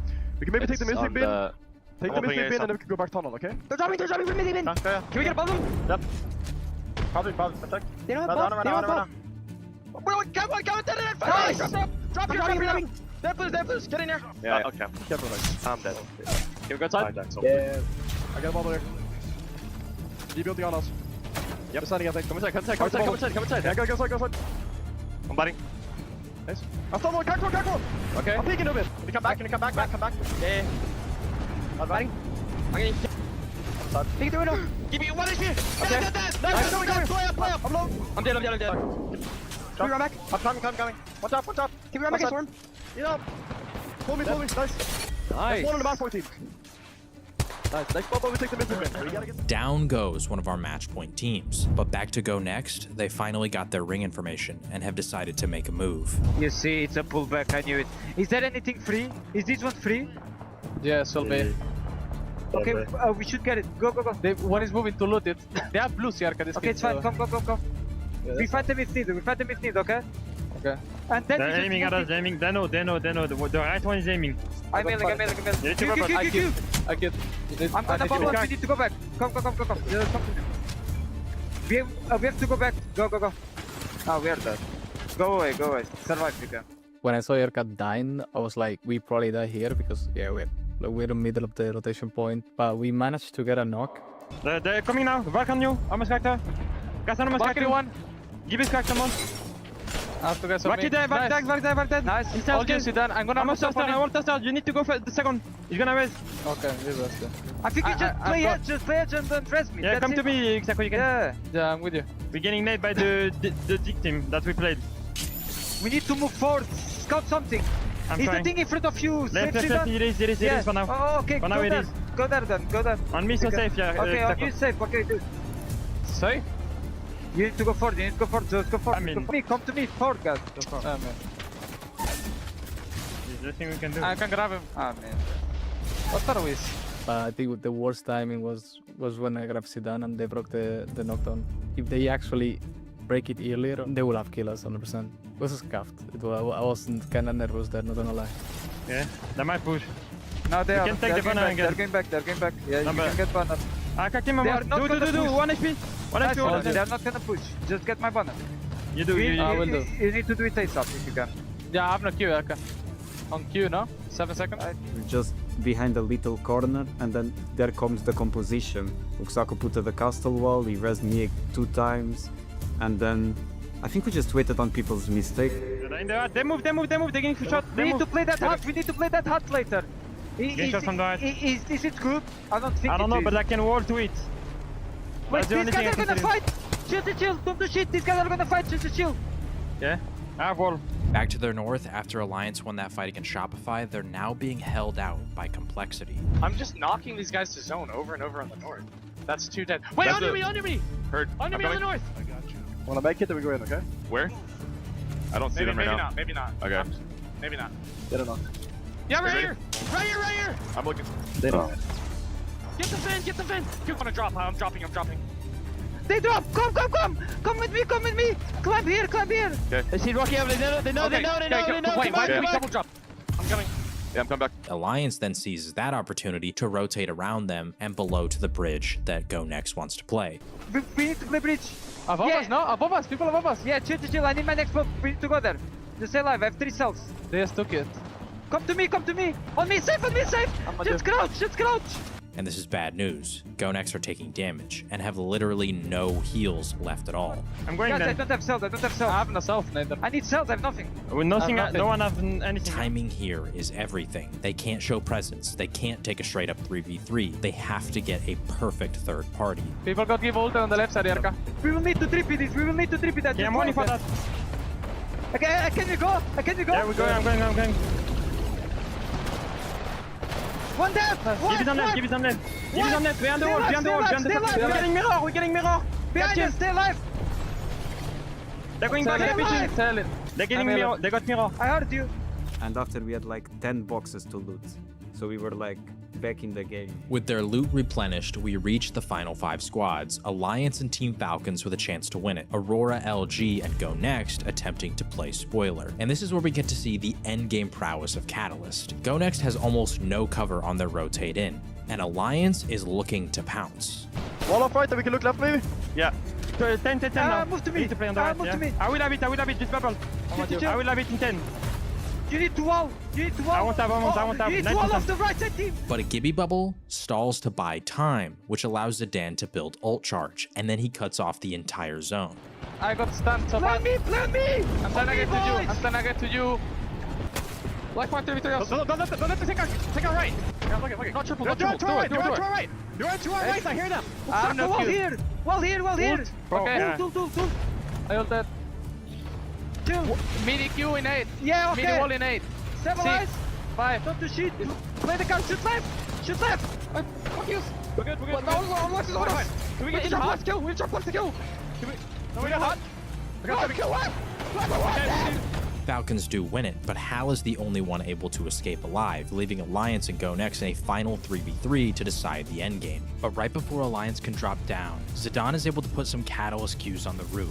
I have no Q on them. Shoot them! 3v3! Below! Cracked him! Cat fucking below! Cat dead! 100! It is low! Newcastle 1, all you see that. You win this. 1v1. You win that, it's 1 HP! Push him, Zidane! Nice, Zidane! High ground! Falcons are in shambles! How is one shot impossible? Falcons get eliminated! It's another 1v3, but I don't think Alliance can do it! Go Next! My reaction said everything. I got so hyped to keep playing. I don't know, it was so good. Especially when you take off those headsets, it's incredible. Like you can just hear so loud. Go Next take a massive win in a game where nearly everything went wrong. And to make this win even sweeter, Go Next just hit match point for the first time in any of these players' careers. But now that they've hit that 50-point threshold, they have to win one more game to close it out.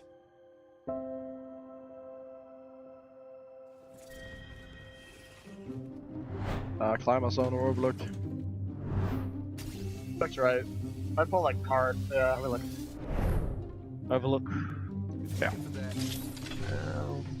Only good, but Go Next. It's a pullback. 100% the pullback. I think I know this one, boys. With no team over at Geyser, the rotation path is far more clear. Guild on the other side of the map, though, coming from Landslide, have the zone pinpointed as well. Back. They're not all the way over here. Overlook side. Keep going. Take a win. They should pull back overlook. Yep. Up here. I agree.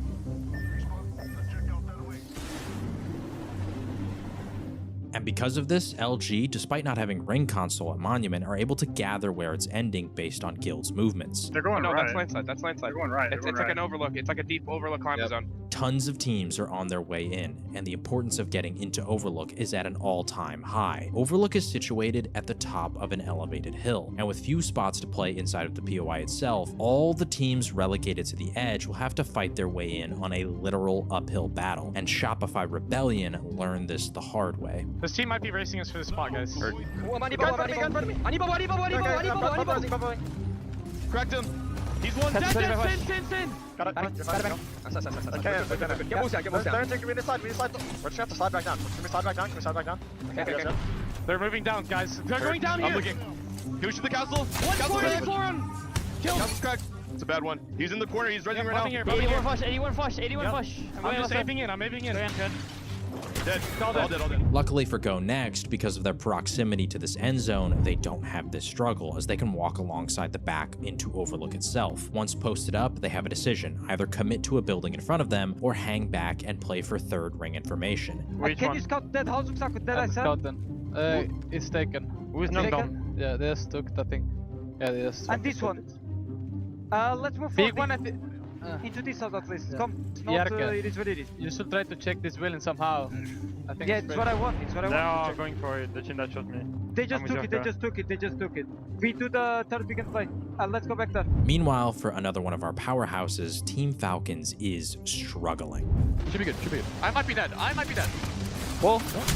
Run raised. Zero does manage to get away and reset, but it's short-lived. There's someone next to you. Oh no. Wait, 3.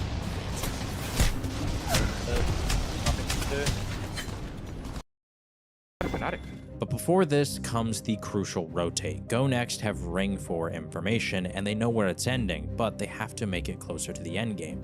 But these guys have Valkyrie. If they have Valk, they cannot hold bottom floor. And you can wall all the right side, and we can... And we get bottom. Yeah, I That's what I'm saying. Yeah, do. Ban, Chill in our back. Did you chill? Fill up. Yeah, I need Castle Q in the back. You good. Chill, guys. They're gonna pick a chill. I'm picking down. Double. Chill. Oh my god. Chill, boys. Chill. Crack valve. Chill, go top. I need to buy. We need to go top tower. They're already gonna kill us. Please go top. I killed our back. Guys. Nice. I'm in. Say alive, Sako. So basically, if they are playing Valk, they have no reinforced doors, they have no spikes, and if they are playing Valk, they also have no hampered, right? So as soon as we get control of the doors, they are done. From there, they realize that the lobby has made an error. The truck in the dead center of zone is completely free. Can we get the fun? It's way better than that.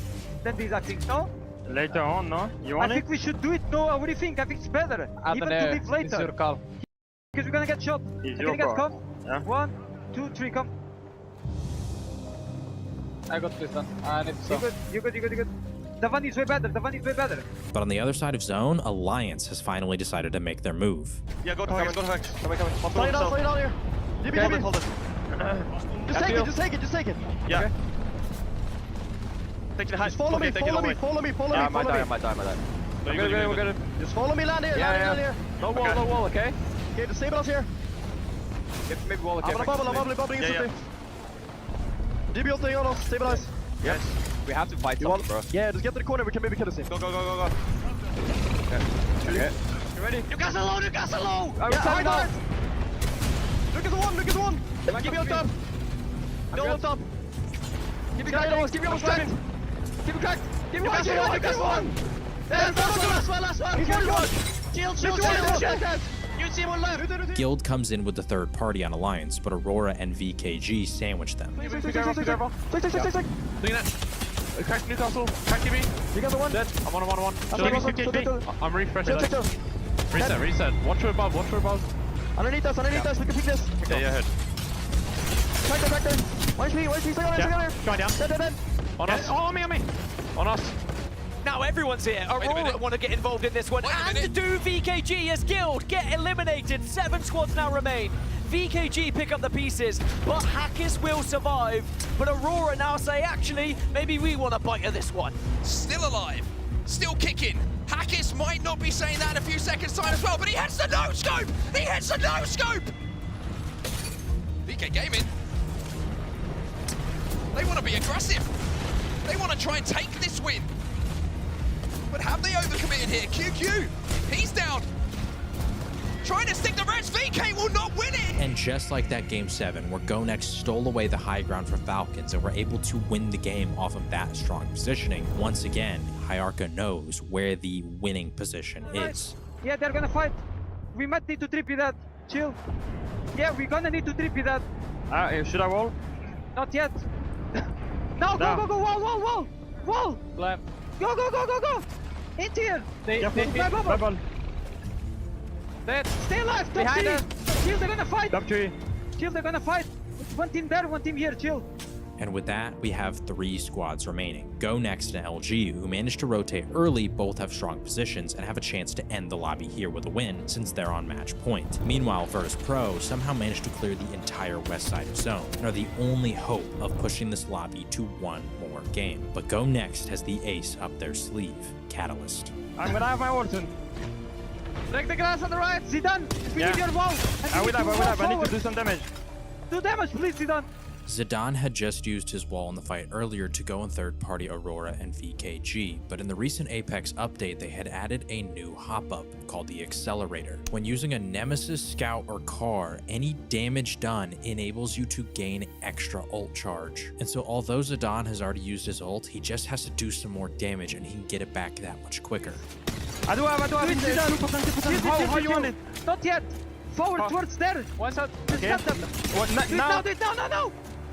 See the bubbles go down and they send the catwalk down as well. They split the zone. Both teams on the low ground are separated by a fence line, and as the zone closes, they will want to focus the team on height, being Go Next. But with Catalyst, they can once again split the zone in endgame to buy time. In this final fight, all 3 teams are playing to delay as long as possible, which is going to allow the zone to shrink to such a small size that the actual fighting that's going to take place is incredibly chaotic. And this is where one of Newcastle's most important abilities comes in. Newcastle, when slamming down his ultimate, creates a wall, but it will also destroy things such as another team's wall in front of it, and it'll launch the enemies that it hits into zone. On Virtus Pro's side, Lou is going to throw his Gibraltar ult. I'm giving you ulting. But Zach reads that Go Next will bubble, so he's going to try to launch them out of the bubble utilizing his Newcastle ultimate to push them into zone so that they take damage. You're gonna dome on height.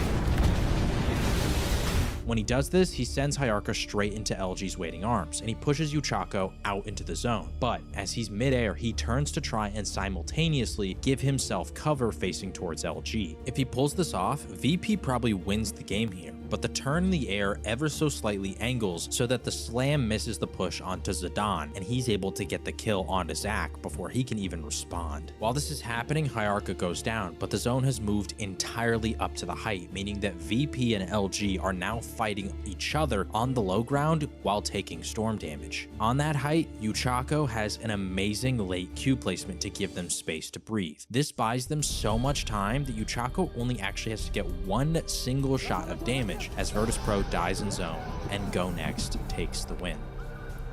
I couldn't believe it. My reaction says everything. I couldn't believe it. I lost even my blood pressure. I went on the floor. I was lost. I couldn't believe we won. It was crazy. I don't know. The moment was, I had so much adrenaline inside me. It was crazy. It just felt unreal after such a long grind. I don't know, I just wanted to cry of emotion. And I mean it with all due respect, there was a hell of a lot of teams who were named before yours as being the ones to lift that trophy. But you have proved, if you put in the time, you put in the effort, and you believe in your teammates, then you could become the ALGS champions. The ultimate underdog story.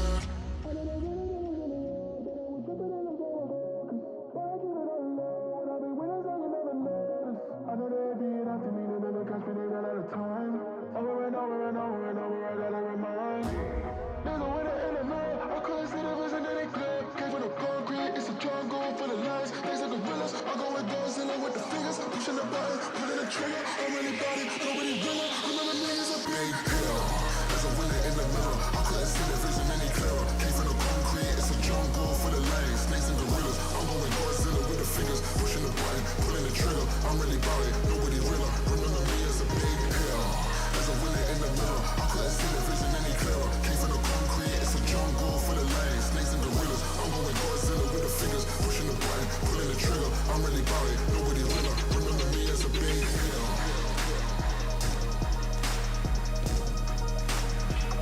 Remember me as a big hitter.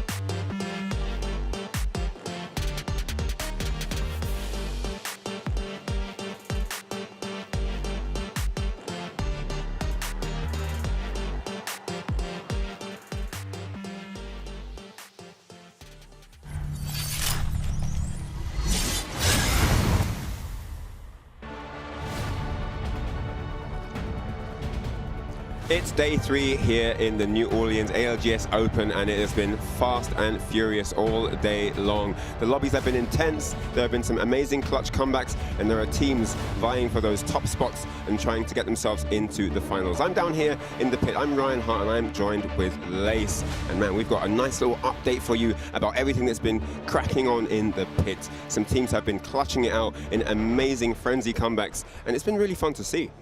It's been absolutely crazy, and you know, we kind of float around, get to stand behind their monitors, see exactly how they're feeling in the moment when they're playing, and get ears and eyes on the action, and then report it back to you. No, totally, totally. Now, we've actually been running around to give you the inside scoop, the BTS, those behind-the-scenes goodies, and have a little bit of insight from each of the teams here. And some of them are really confident, some of them are a little bit, you know, sort of unsure about the team synergy, and they're sort of working on things here as they progress through the tournament. Lace, you've also been talking to some teams. Got any info for us? Yeah, well, it's elimination round 5, so we do have some heavy-hitting teams that are going to be participating in this lobby today. So if we take a look at who is going to be outperforming, underperforming, and all in between, teams such as Nine Lives Esports will be a part of this. FaZe Clan, we have Falcons as well, and Gaming Gladiators. Now, I got a chance to actually talk to Zach Mazer, Ryan, from Virtus Pro, and when they just played their previous matches, now the first 3 matches that they played, it was a little bit crazy, a little bit rough around the edges. And I did ask him previous to this. I said, "What happened in match number 4 for you guys to turn it around to become into elimination round 5?"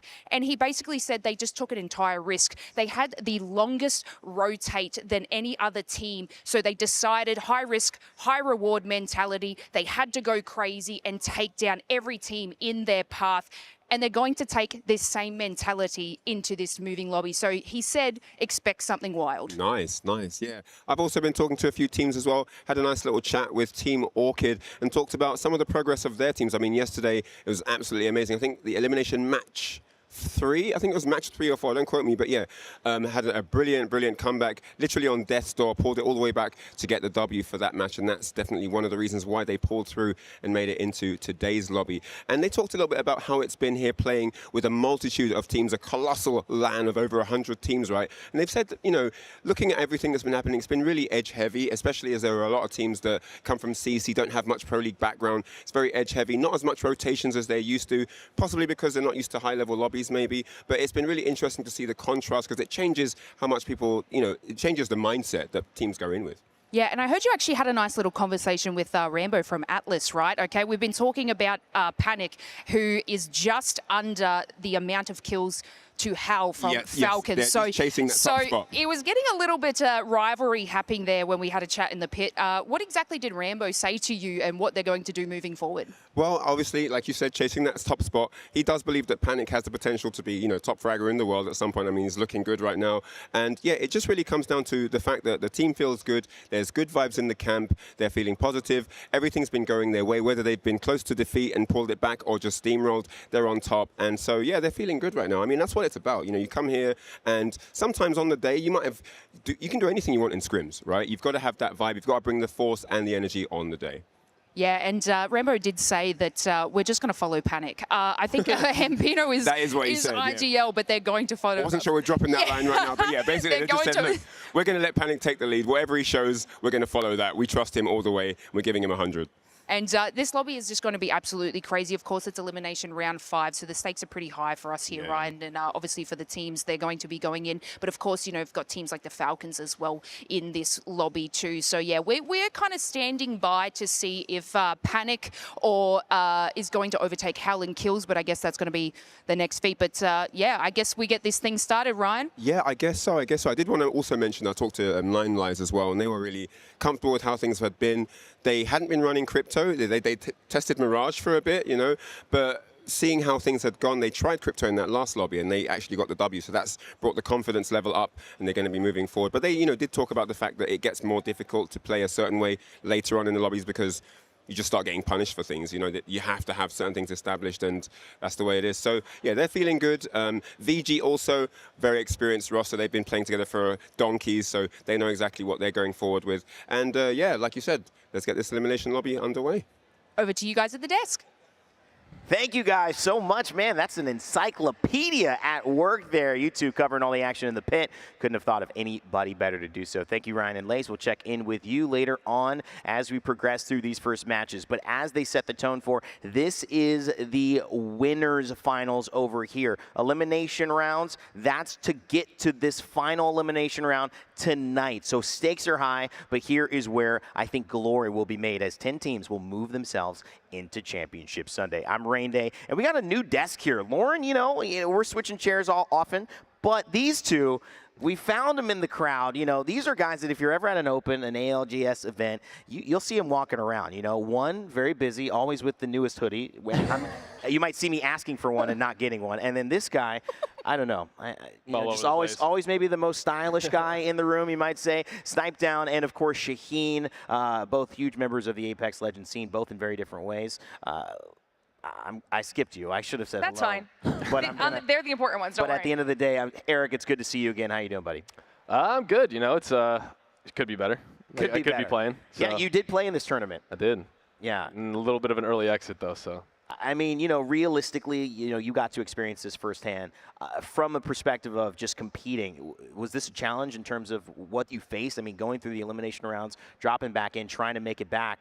Players have said it's grueling to be able to do that, and it takes a lot. Yeah, I mean, I've talked to a lot of the professionals, and I've talked to a lot of the people who are here for the Open for the first time, and I think it's a huge difference in how people are reacting to it. The Open teams are much more happy about getting an opportunity to be at an event like this and to show themselves, and we've seen a lot of these players really step up and get that opportunity that they might have never had. And then the professionals, you know, they feel like, you know, maybe a little entitled that they've earned their spot to not have to play against a bunch of these teams and go through these brackets. Well, there's a lot of great teams and a lot of great players that never get a chance from all over the world. This isn't just a local tournament, so qualifying, everyone earned it, and I think this is the best way for a lot of these new players to get a chance and possibly make their way onto better rosters they wouldn't have had the chance to before. We're going to hear from Shaheen in just a second, but Lauren, I mean, that is kind of the beauty of what we've been able to watch. The OMITs, the Team Orchids, right? These stories that would really never be on display in a 40-team ALGS land. Now we get to see them really carrying the narrative. And we're also seeing that it's not a day one or a day two fluke thing because, the lobbies were early and they're different. Or we're seeing these teams now making their way through on the winner's side of the bracket. We're about to go into winners finals. There are teams that you thought would be in winners finals that we're looking at in the elimination side of the bracket. So this is what we were hoping for when, like what Eric was saying, when we're opening that competitive pool up to literally everyone in all of these regions. even past what we've seen in our Pro League squads. Yeah, it's exciting to see where this will go. Obviously, we are now at the precipice of kind of coming to a close on it, though, and that means there's new things happening in Apex down the line. And one of the guys who you got to be in the know with to get the know of what's coming up is sitting on the corner there, Shaheen, Mr. Do-It-All for Apex Legends, and it's been such an integral part to this, brother. It's such a great thing to have you here and to get to share a little bit about this process. But I know you've got a big announcement for us about, another thing that Apex Legends fans can look forward to. Yeah, that's right. Finally making the mainstream debut, by the way. Whoa, hey. That's right. Usually with the B stream, jumping into the back of the B stream. But yeah, that's right, man. I mean, there's a lot of things going on at this event for the very first time. And one of the things that we're really stoked on is, our friends at Red Bull have shown up in a really major way, and we're announcing that the Red Bull Legends Inn is coming back this December. Hey, hey. And yeah, our buddies Hal and Timmy right there repping again. So Chicago, Godfrey Hotel, Snipe, you were there last year, right? I was. It was a great time. So you were there. So you were there. She's like, he was. That's it. Okay. Worth going to? No, it was really cool. It was really, really fun. Right? Yeah, I mean, I was hosting, obviously.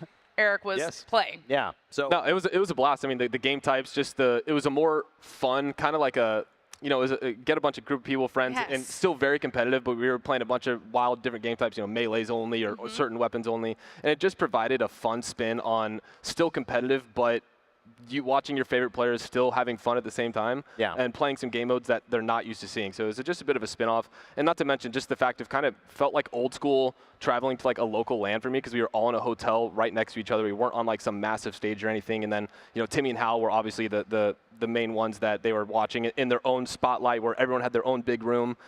We were in our own private rooms. It was me and Stunny. It was a blast. Very well taken care of, and I'm looking forward to having another one. Yeah, Red Bull really knows how to put on an event. Oh, we love it. All right, Red Bull. I mean, taking me skydiving, putting on another shebang there over in Chicago. That's going to be very exciting to see. And if we, get excited about that, we're going to miss the excitement happening here, because here at the floor, at the Open, there's a lot of things to get into, especially the merch, which we have so lovely displayed here. I love the shameless plug. I'm all about it, man. On our model, That's coming in. Shaheen, always with the flyest looks, and now a new New Orleans hoodie for this event only. Talk to us about the merch. That's right, the New Orleans hoodie. Yeah, so we obviously styled this around the event. We've got Nessie playing a sax. We're here during the New Orleans Jazz Festival, of course. That's right.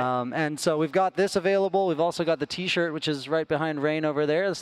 And that, by the way, has about 20 or 30 Nessies on the back of it also. So if you're a Nessie fan, you can definitely cop that. And yeah, this time we're running it through to, I think, the online sales, playapexshop.com, through the end of Monday CST. Yeah, let's show that. Show that merch. Bring that up there, because there's a ton of other stuff to offer. You guys can check it out on the Play Apex shop if you don't have a chance to be here, but you're watching online. Not only the hoodie, but the shirt, the Nessie. I've seen a lot of bucket hats as well. The NOLA standee, which I don't even know what a standee is. I didn't know what a standee was until we sold one. So that'll teach you real fast. Yeah, it's a little figurine you can kind of put on your desk. They're pretty cool. The bucket hats, they were flying in Sapporo, man. We sold out of those, so we brought those back, and yeah, they're a fan favorite for sure. I love seeing them around the crowd too. It's awesome. Yeah, it's awesome. If you are here, make sure if you see Shaheen, he's not too busy running around solving problems and setting up future events. Talk to him about this. Just literally the Apex guy that you gotta get involved with, especially when it comes to maybe he'll give you a little merch voucher. Oh, maybe he'll throw a little. You're definitely trying to play that angle.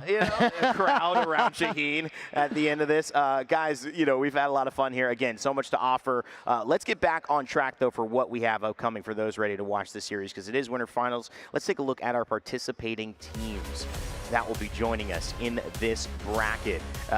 And in a moment, you're going to be able to look at what I think is well, I guess we're going to take a look back at what we've just seen, because this is that previous series later before we jump into it. So Gaming Gladiators, I mean, that was really the story before we jump into it here from what happened last series to keep alive. Absolutely, and I think that, you know, this is a good little refresh here for anyone who might have missed that first series, because to kick everything off, it was the back-to-back wins for Gaming Gladiators, and people were kind of waiting to see when were Falcons going to be stepping up to the plate. Well, they did exactly that in match number 3, finally finding that win that everyone was really hoping to get out of them. But then as the maps change, so do the winners, okay? We get out of E-District, move on over to the next side of things, and when you're in Storm Point, we see that it's Liquid Alienware who decide that they also want to match Gaming Gladiators in their back-to-back wins. But even on those matches, we see Gaming Gladiators almost matching the kills of Liquid Alienware in that, and close things off with 9 lives, Eric. And I think that they are a team that a lot of people are stoked are doing well. 17 kills in the final match. Yeah, I actually had I was actually able to play with both Cersei and Vayne, and Cersei is another one of those players kind of like Panic that I knew had the talent, and it was just going to take an event like this. Vayne is obviously a very decorated player up to this point. He's been around for a long time, and I think we have McLovin, who has actually also been a very big up-and-coming player. So that team is shown up. I was originally actually supposed to play at the Rebel Land with Cersei, which would have been his first experience, but he was too young to go. So that was why that happened. How old is he? I think he might be 17 now. I think he was 16 at that point, which is why he wasn't in, because you had to be 18. I didn't know that. But he's very, very young. Met him at this event. So it's a pleasure to see them still performing and pulling for that team big time. Interesting squad there. 9 lives, Cersei, and obviously McLovin and Vayne. A lot of experience, a lot of talent. We'll see if they can continue on. They'll be playing in the pit, so we'll get updates from that in a moment. But those playing behind us, it is time to talk about our participating teams for our winners finals. This is an impressive place to be. The reason why, these teams have not gotten into a bottom 10 at all. If they can do it one more time, stay in that top 10, they will have made it to Championship Sunday and will watch for the rest of the evening. If they make bottom 10 here, well, they're going to have to play again later tonight. Not only does that add time, it loses prep time for Sunday, and it's obviously frustrating and a scary place to be looking at elimination potentially. So top 10 here is super important. Shaheen, just to get you involved in on this, man, this is a new format. It's a new environment. In some ways, we've had the ability because of this to see different teams make it into moments like this, like Twerkaholics coming in and being a team that have been running over everybody, kind of almost questioning, like, can they keep doing this? Are those the types of stories that you wanted to tell, giving an event to the ALGS community like this? Yeah, I mean, definitely that's a big part of what we had in mind. I mean, it's been so cool to see just, 4 different stages, and I've spoken to a lot of pros, a lot of them, I think the ones who've been performing really well in the earlier rounds have been pretty stoked on the format. I think the ones who've had to play on the side stage and are grinding through the elimination rounds. Yeah.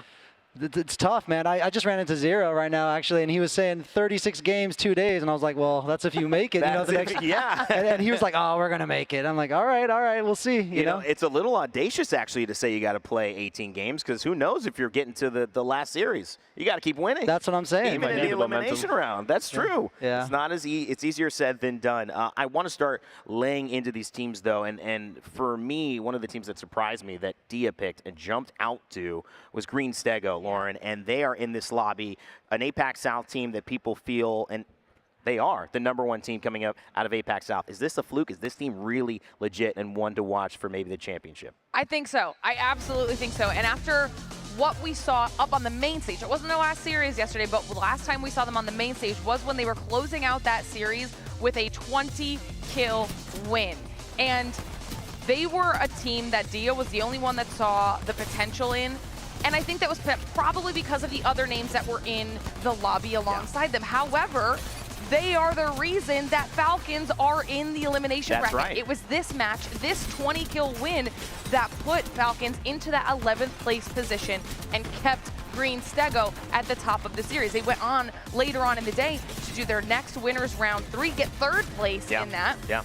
So consistency across the board as well. We even got to have Dexter up on the stage with us chatting, talk to him a little bit about his team's performance. Not only was he just really sweet, but he was talking about their ability to adapt day to day to what those tiny little mistakes are, fix them, and they've proved that they can handle that. And in the moments where you're supposed to win a zone, you don't always win it. So teams that could handle that, especially against a team like Falcons, pushing for their tournament life, essentially, of staying in the winners round, to be able to find the spots, hold as a trio, and then come out on top, that is an impressive impressive thing to do. It shows quality, and now they're showing adaptation. Can they take it in to execute in the biggest of all stages? Snipe, I want to talk to you about a team that, to me, has always been on the cusp, always in the conversation. They won second place a little bit ago, a couple championships ago, but they had a different roster there. They've got one of the same members here with a new flair in Furia, and they are a team that have found themselves in almost more final top fives, I think, than any other team in this entire tournament. What's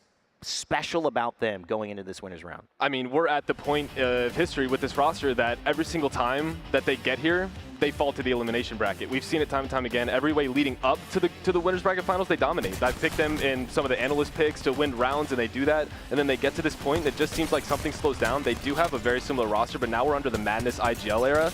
And we've seen some team changes, some turmoils with personalities. And it's a new event with a new team, and usually you ride the honeymoon phase, and maybe that could be what we see here. I know Madness was kind of frustrated with a couple of the zones yesterday. I haven't had to watch as much because I've been playing, but I know right now is the time where we'll see if they're able to do it, because if they get into the winners bracket finals, I think they have a good chance. I think when they start to falter is when I don't know if they have the mentals to pick it back up and push forward. So if they come out strong, they'll be great. I think if they get behind, then we might see them back in the elimination bracket. Them, Navi, and NRG have been kind of the top three trios that I've seen. Just kind of dominating these final zones, taking up so much space. Navi obviously falling into elimination, so they'll be playing on the other side in the pit. But now we see NRG and Furia. I wonder who's going to win that battle. They've been battling in the winners bracket this entire time. Will one of them finally get the edge? The other question is, what about the teams that we know are big stars coming into this? The 100 Thieves that we maybe haven't seen as much on main stage. We got a chance to see them once, but now is the time to prove what all of this is for. In many ways, you see Falcons on that backstage and 100 Thieves here, and it's symbolic of maybe where they hope they can go. Verhulst and Jin Burton, lovers scorned, possibly in the past for their old teams that haven't quite worked out and have said, we're better off without you. Well, finding Phony and making up a trio that has the ability proven to IGL to a championship, which Phony had already done in our Split 2 playoffs with Zainu and Koifel. Verhulst, who's obviously been there and done that, a two-time winner, and Jin Burton, a two-time winner himself.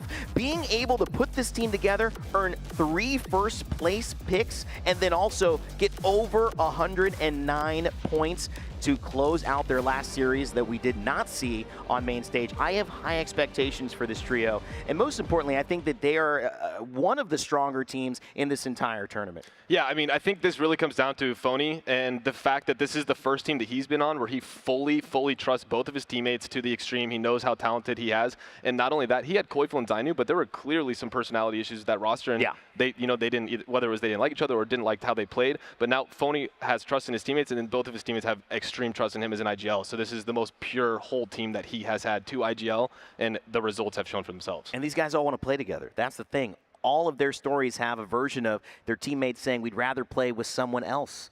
And yet now together, can they overcome that and find a win? That's an exciting story. We'll keep track of that. Also, our talent, we've obviously got ideas. We're talking in the green room, we're talking on stage, we're talking in the cast, and we have our predictions. That's right. Talent, what are we going for? I'm currently, I think, still in the lead here, so I'm keeping up the trend. Maybe not for long. We'll see. 100 Thieves is my pick. Lauren, you went with NRG. That's the pick I've gone with 2-3 times this tournament. They're poised to do very well. Yeah, I need a little bit of a comeback here. You do. You do. So does Dan. We're not really going to talk about Dan, but he's got Twerkaholic, so there's a chance that maybe they'll get over 100 points. Shaheen, anybody you feeling good about here in this one? Am I allowed to do that? Do you have a switch that gives them a couple extra points when we're not looking or something? I mean, yeah, we don't talk about that switch. God, I don't know. I think I would lean with you, Rain. I think 100 Thieves, man.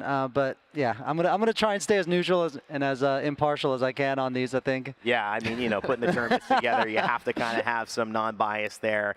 It is exciting to jump into this. This is what these teams have all been waiting for. I know that our casters are excited for it, but you should be excited for it as well. And here's a way that you can watch it your way. Of course, faceit.com/watch. It's an opportunity to use multi-view, and maybe you just want to have that map screen up to just give you a little bit something different than what the main stage is offering or the B stream is offering at that exact moment. Faceit Watch gives you that extra POV, those comms, and every rotation, maybe every communication that you're interested in. It's your ALGS your way. It works on mobile, Chromecast, and of course, your browser. So check it out right now, faceit.com/watch. Watch it.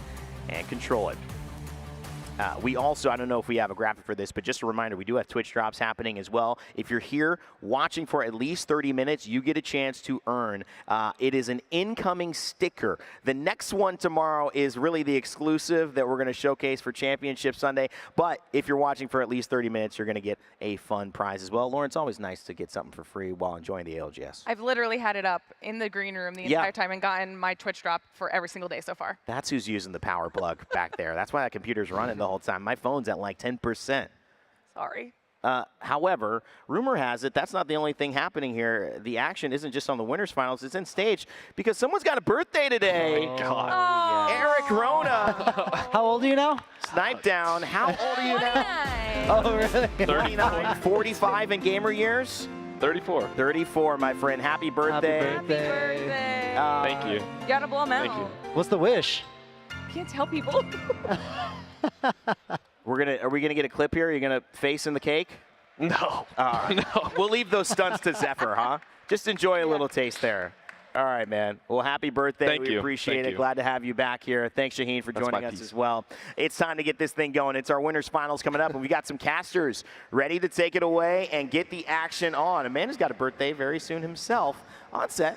About to enjoy this one. Have fun, buddy. We'll say that for Monday. We'll save the celebrations for Monday for me, but we've got something to celebrate on our main stage right now. That is the fact that we have reached our winners finals. And when we get our top 10 at the end of this lobby, they will be securing a place in our match point finals. Yeah, a lot on the line here, and it is a stacked lobby. We've already seen from the analyst desk kind of what they think is going to happen, the big teams that are going to be on our stage, but there are a couple that have crept in. We have two teams who have gone all the way from Challenger Circuit. They've gone through this Open, and they find themselves in the winners finals, those being Babo and the Twerkaholics, and I can't wait to So see your little what they prediction do. coming in there, that they've made a fan of Dan Gaskin, and that is a tough thing to do, but they have managed to recruit you into their fandom. So that's an amazing moment for Twerkaholics. We'll have to see if there's more amazing moments for them as we get through these maps. And speaking of, this is going to be your map rotation for our winners final. We are starting off on Broken Moon, and that is something to talk about in itself. I mean, Broken Moon and E-District being the map rotation is very interesting because the majority of teams on this stage have got here through points on Storm Point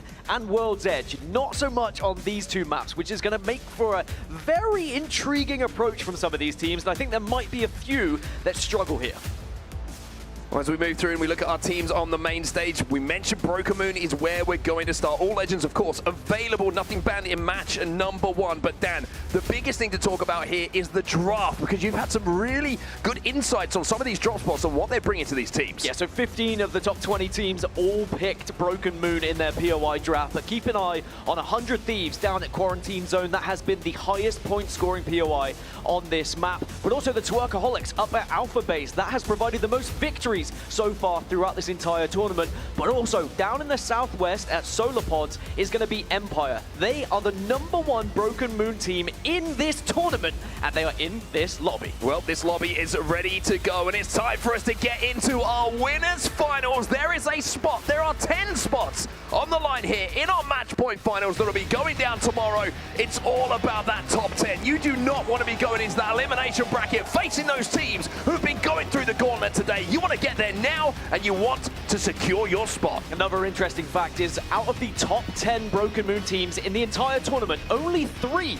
feature in this lobby as well. Again, goes back to my previous point, Storm Point and World's Edge teams, not so much the Broken Moon teams. So we're going to keep an eye on Empire. They average 15 points a game on this map. Furia averaging 12.5 and VK 11.5. They are the 3 heavy hitters when it comes to Broken Moon. I think it's fascinating that we are starting on Broken Moon, the map that's been played least, the least amount of repetitions for these teams in the ALGS, being the most recently added map to the rotation that we do have. And we're starting off with the Twerkaholics. Why not? It's a good way to start the day.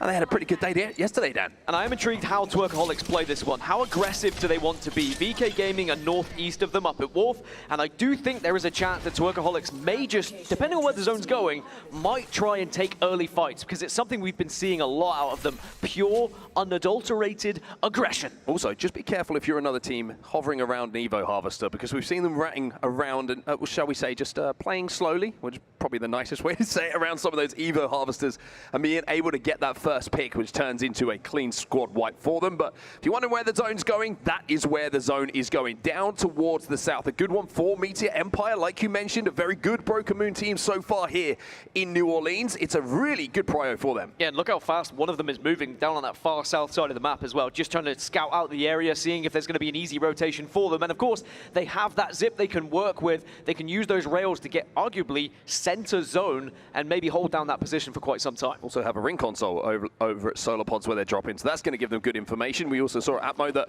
Alcadzia, they have one as well. So a lot of the teams who are in the vicinity of where this zone is going to be going are going to know where the zone is going, and that's always a nice feeling, especially in match number 1 of a winners finals. There was a moment where it looked like Shopify Rebellion and Realized Nova were going to have a fight as well on the north side, but both of them have been able to get past one another, as have pretty much everyone at the moment with their rotations. No one's come across one another in any of these choke points. People are just keen to start traversing the map and get closer to zone. We're seeing a portal towards a ring console here, which is always a smart thing to do for Meteor, so they can get that zone information that they currently do not have. And when they get that, I'm sure they'll plan their next rotation to get a little bit closer to that zone. But they've got to be a little bit careful here because the timing had to be very specific, should we say, because ExoClan pretty much had the same plan. Yeah, once Meteor do get that information, they will, of course, continuing moving east, which is where already Empire have gone, and actually Aru Army have already found themselves center zone. But Meteor will be probably 3rd or 4th to this area, and they should be able to lock down a comfortable position. Well, elsewhere, you can see a couple of charge rifle bolts being charged up, so to speak. None to be released as yet, as Player K changes that narrative and lets fly from distance. Also has the select fire on that thing, so if anyone does try and cross in front of him, he's going to be doing max damage very, very quickly. Another team who's made their way to the zone pretty quickly, just a note, is 100 Thieves. They've got a really good position, but Meteor, who we saw hitting that ring console a few moments ago, well, now they're taking the first fight of the game. Yeah, Meteor versus 10K. It's going to be a 2 versus 2. Actually, no, Kashira gets the initial knock. And it looks like maybe 10K have the advantage here, and at this point you have to be thinking about trying to retreat.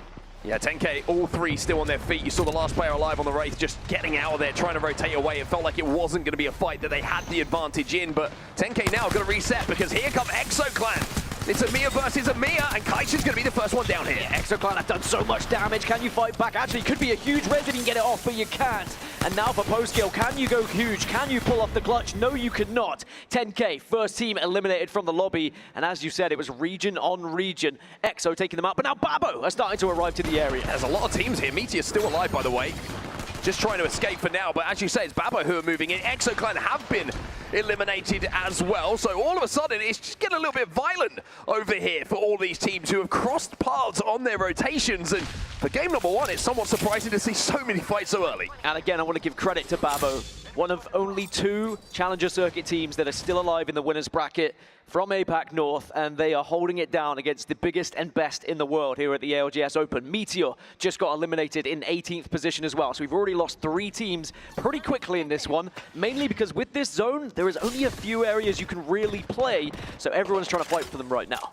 Well, just a moment of calm, it feels like, has broken out across Broken Moon, as we did see that action take place a lot quicker than I think a lot of teams would have expected. Looking at the zone, though, a lot of teams are starting to arrive and trying to play the northern side of it. It looks like it's getting very, very congested.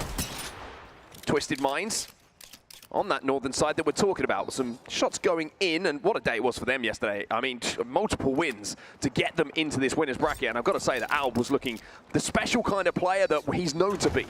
And I think you mentioned it yesterday, if you can get into that match point finals, you become one of the favorites because you're finding multiple victories. And then, of course, in the match point finals, you need to be able to win a game when you have the opportunity presented to you. And Twisted Minds have certainly looked a different class, as it, sadly, NRG will find one player who is just going to get caught off on his own. Yeah, it's Realized Nova who are going to find that player going down. It's Timmy with his first kill of the day. And speaking of impressive, NRG nothing short of that yesterday. And speaking of Kraber shots, it was a battle for the best ones yesterday.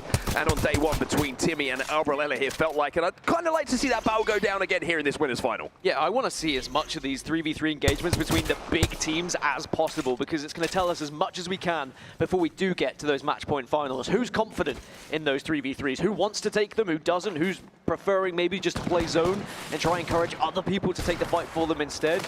A lot of answers we'll get here in this lobby. Well, Fury making their rotation as well. You can see them on your screen.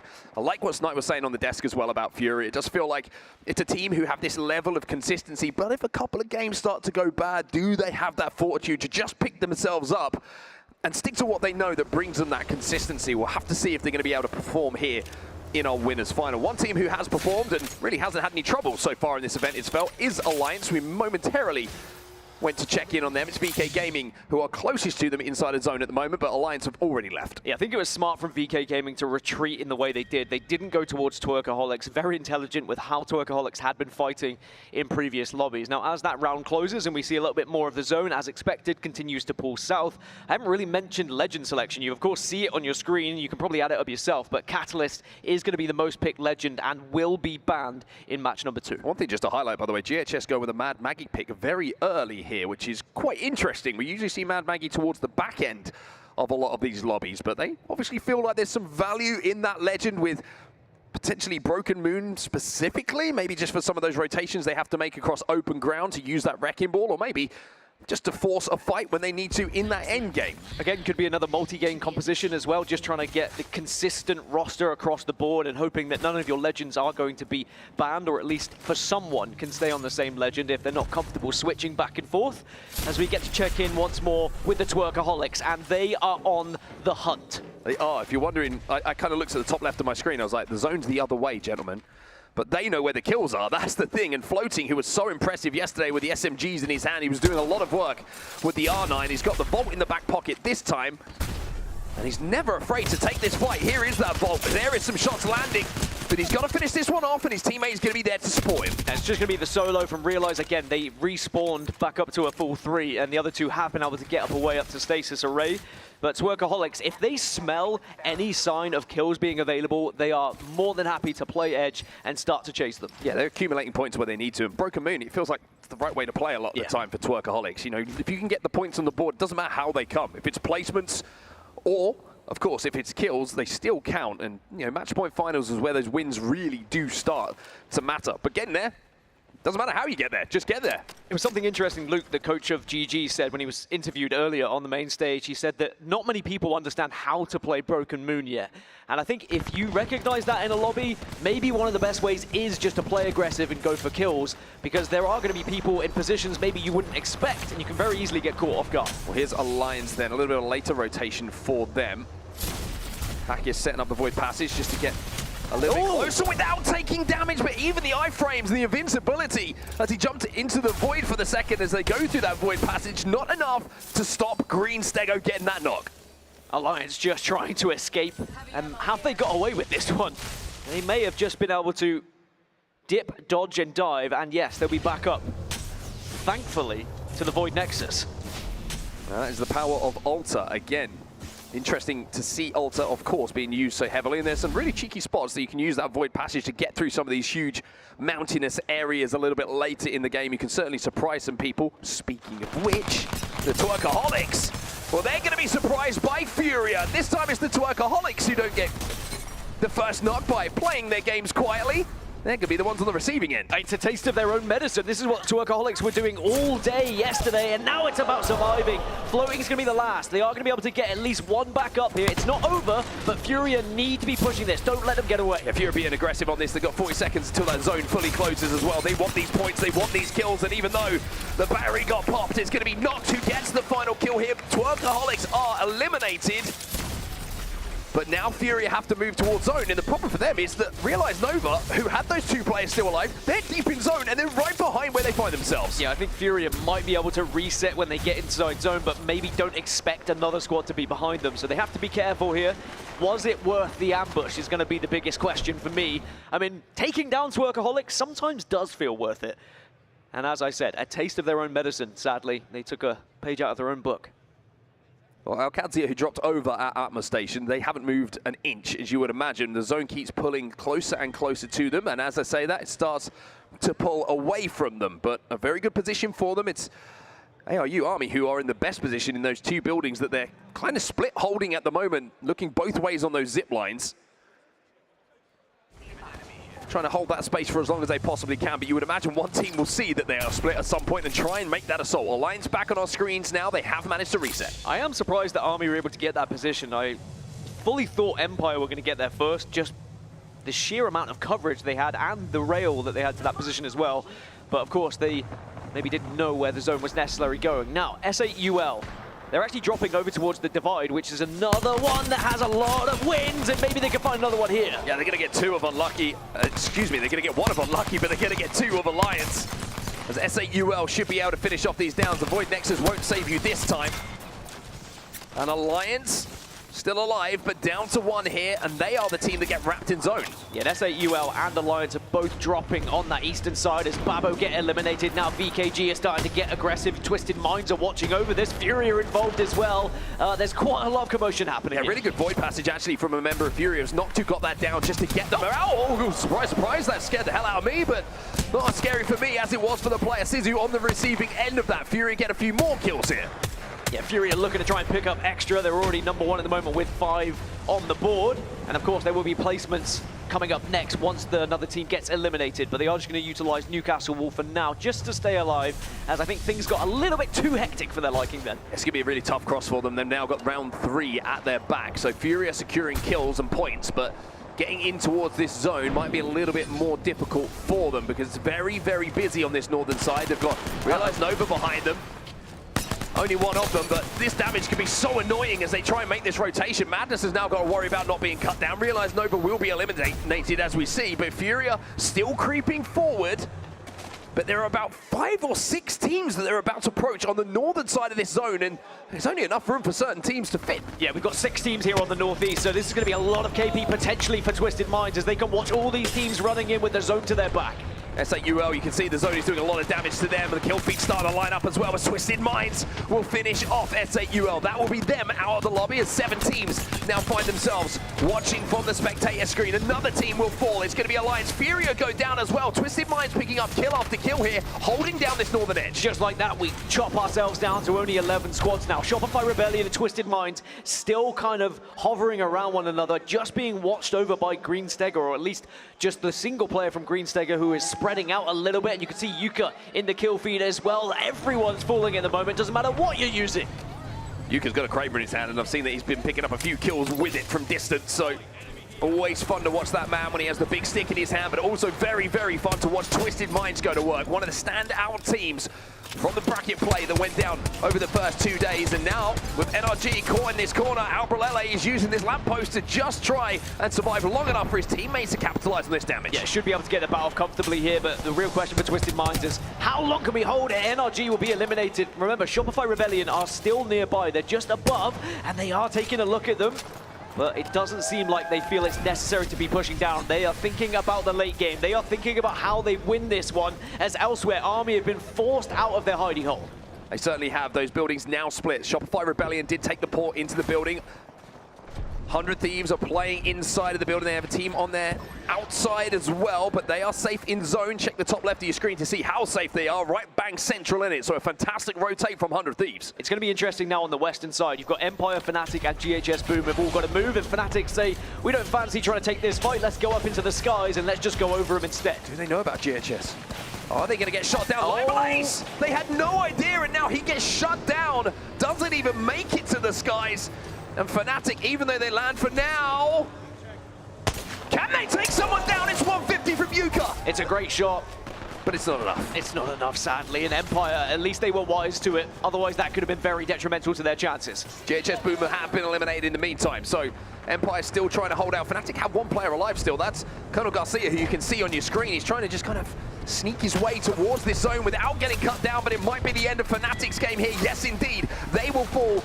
And ARU Army, they will go down as well. We have 6 squads left in our lobby as Alcadzia, who had a great prio to this zone, will fall next. Green Stego just sent a single player behind Alcadzia, by the way, just to ruin their day, ruin their game. And now Green Stego will hold one of the best positions alongside Twisted Minds. But Empire are still alive. I mentioned them earlier. One of the best Broken Moon teams, but Twisted Minds, they're being shot by Shopify Rebellion. They're trying to make a rotate to get closer to this zone, but look at the position that SR have, and look at the shots that are coming out of the scout of Koiful. This man doesn't miss very often, and making those rotates endgame when you've got him shooting down on you are so tough to to do. Yeah, Twisted Minds just back to the crate in the moment. They are hoping that eyes will be trained elsewhere and maybe they can escape into the zone and hopefully another team can help them do so. But it is actually going to be attention turned to the west again. VK Gaming, 100 Thieves and Empire all are in the same building. Well, Shopify Rebellion, you can see that Zainu, I think, was trying to get a Void Nexus down on the altar. It's actually a portal, excuse me, on the Wraith towards where that zone is going to be pulling. It looks safe for now because it's only Green Stego and Twisted Minds that are in and around that zone. Everyone else has to leave this building, but it's about the timing. When do you take that portal? Worth noting, VKG only have 2 players. They don't have their Catalyst up, so they might struggle here. They could go for the Valkyrie ultimate, go up into the skies, and maybe hope to get into that top 3 just purely through avoiding fights. But I think Empire is going to be the key one to watch here on the southwest because they had the Newcastle wall down, they had the position, they know where everyone else is, and they should be able to just walk in behind this. We were wondering when they were going to take the portal, and it was a Void Nexus that went down from Phony. No Wraith in the composition here for 100 Thieves. They play it early, and they have the Newcastle wall up. Let's jump into a listen in here with 100 Thieves as Phony gets that first knock. Break it! Play that on the wall, careful! I kill her back! Wait, did you kill this guy? Yes. I'm hiding. We have to wipe that. We have to wipe it. Push it. That one. Place forward. One shot, really kill it. Yes, nice. Reset it. Oh, me. Yep. He goes back. He's out. Go back. Oh, go back. I need to reset. Make it. I need to make it. Just stay on me. High clicking. Stay on me. Get my wall back. Back the wall. Break the wall on me. That's all you guys. Break it together.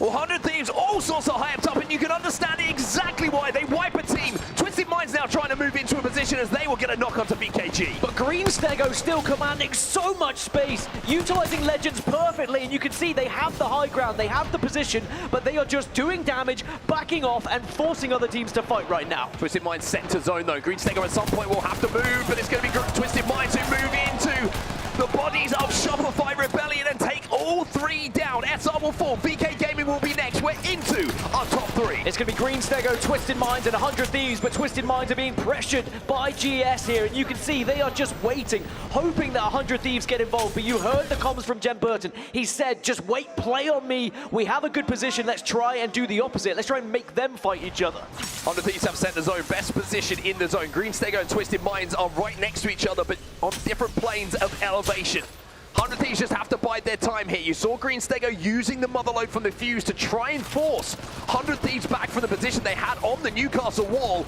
And it worked for now, but now that that's disappeared, that wall is still provided 100 T with cover. Worth noting, Twisted Minds do have Ash, so they can portal across, and they can wrap, and they're going to wrap! They're going to make the play now. Twisted Minds looking to take down 100 Thieves. They will take down 100 Thieves, but with Crook on his back, surely that just means that Green Stego will be able to turn this 3v2 into their first win of the day. It's been a masterful performance from them. Alpha, they try to do what he can. Asia will not fall, and Green Stego will take home game number 1 of your winners finals. Green Stego, who held so much space, who commanded that game for almost the entirety of the final 2 circles, get a deserved victory and put up big points to start us off here in the winners finals.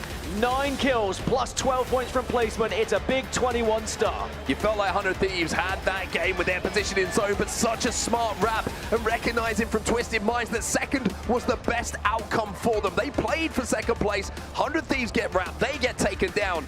And from the damage of that fight, Green Stego, who, like you say, commanded so much space in that end zone, are able to convert that into the first win. And it's the form teams, again, who are at the top of the leaderboards. Look at your top 3. They have been the teams we've been talking about all the way through the bracket. There was a moment there for Green Stego as well. I believe it was Dexter who was just being a nuisance to all the other teams, whilst the rest of his team stayed on high ground. He was the one kind of dipping out, getting behind teams, putting bullets in them. And as soon as they turned on him, he was just phasing out, getting out of play, and saying, well, I've done the damage, now someone else can finish them off. And they were taking out so many teams because of that. It was Dexter, I think he had 4 kills, over half the team's kills, so that you can see, like you're saying, what an influence he had and just commanding space, making sure that if there was an opportunity as a fight was going down, he was able to pick off 1 or 2 of those kills to turn them into points for Green Stego. This is your match 1 results. Green Stego on top, 21 points coming in from them. Twisted Minds in behind with 19, 10 KP for them, 100 T round out your top 3,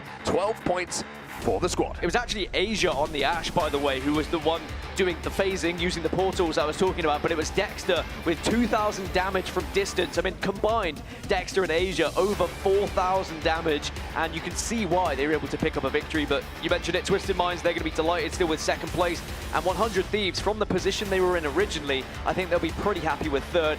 Maybe a little bit disappointed that Twisted Minds came around and then flanked them, but sadly, that's what happens. You have to realize what you're going up against. Yeah, it's a good play from Twisted Minds. It was 100 Thieves who maybe just didn't have eyes on where that position was and weren't able to essentially make too much of a fight of it. Twisted Minds showing that they are a very good fighting team and also a very smart team when it comes to those final circles. What game number 1 though, man? Wow. Like, what a game number 1. We've got 5 more games to come of that. Yeah, it's hard to judge what's going to happen in the next 5 as well, because maybe Green Stego, yes, they're an informed team, but now can Twisted Minds say, all right, well, we've got 2nd place. Perhaps we use this momentum to push forward for more. We'll have to see if the top 3 stays the top 3. They've been the form team so far in this tournament. We're going to go for a quick break right now. Match number 1 is done. Green Stego, the winners of that match number 1. Don't go too far though, because match number 2 on Broken Moon is coming up right now.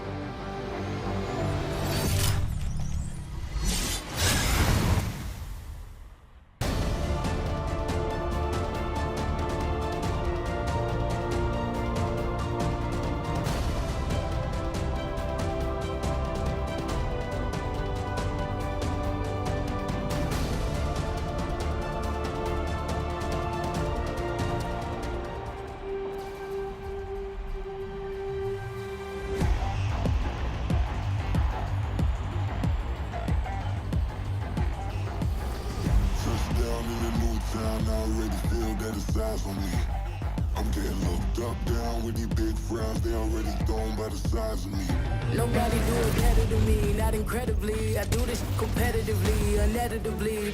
Falling silent when I walk up in the building. Worry about their future like I'm here to snatch their children. That line was brilliant. It's about to get critical. This moment is pivotal. Get to feed the streets, they say my influence umbilical. We gon' make it grimy. They gon' get behind me. Told you I'm the best. I done said it with my chest, so for real, nobody try me. I already feel that it's size on me. I'm getting hooked up, down with these big frowns. They already thrown by the size of me. Two frowns with my new stuff. I will not live in the poverty.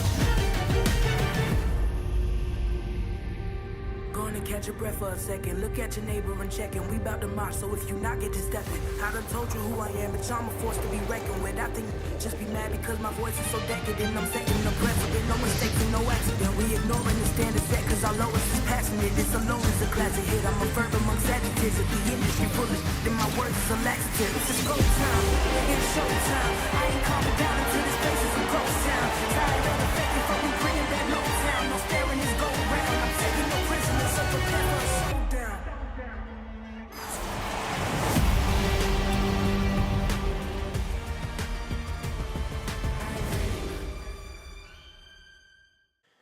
Alienware, the official PC of the Apex Legends Global Series.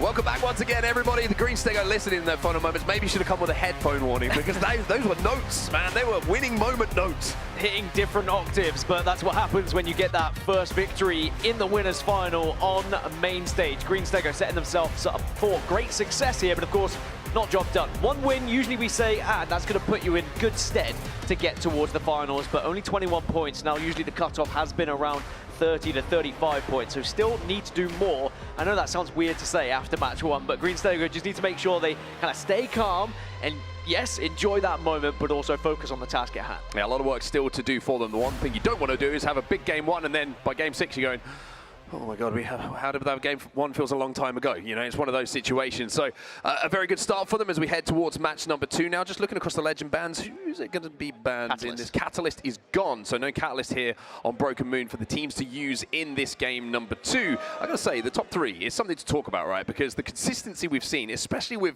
the upsets that we've seen, some of the bigger teams falling down to that elimination bracket, you've got to take your hat off and really kind of appreciate how good that top 3, Twisted Minds, Green Stego, and 100 Thieves have been so far in this tournament. Yeah, we always talk about it in Apex, in any Battle Royale, really. Getting any sort of consistency is always impressive, because when there are all these different elements that are changing every single game, then you've got to be impressed by consistency when it happens. You can see what it means to the Twisted Minds boys.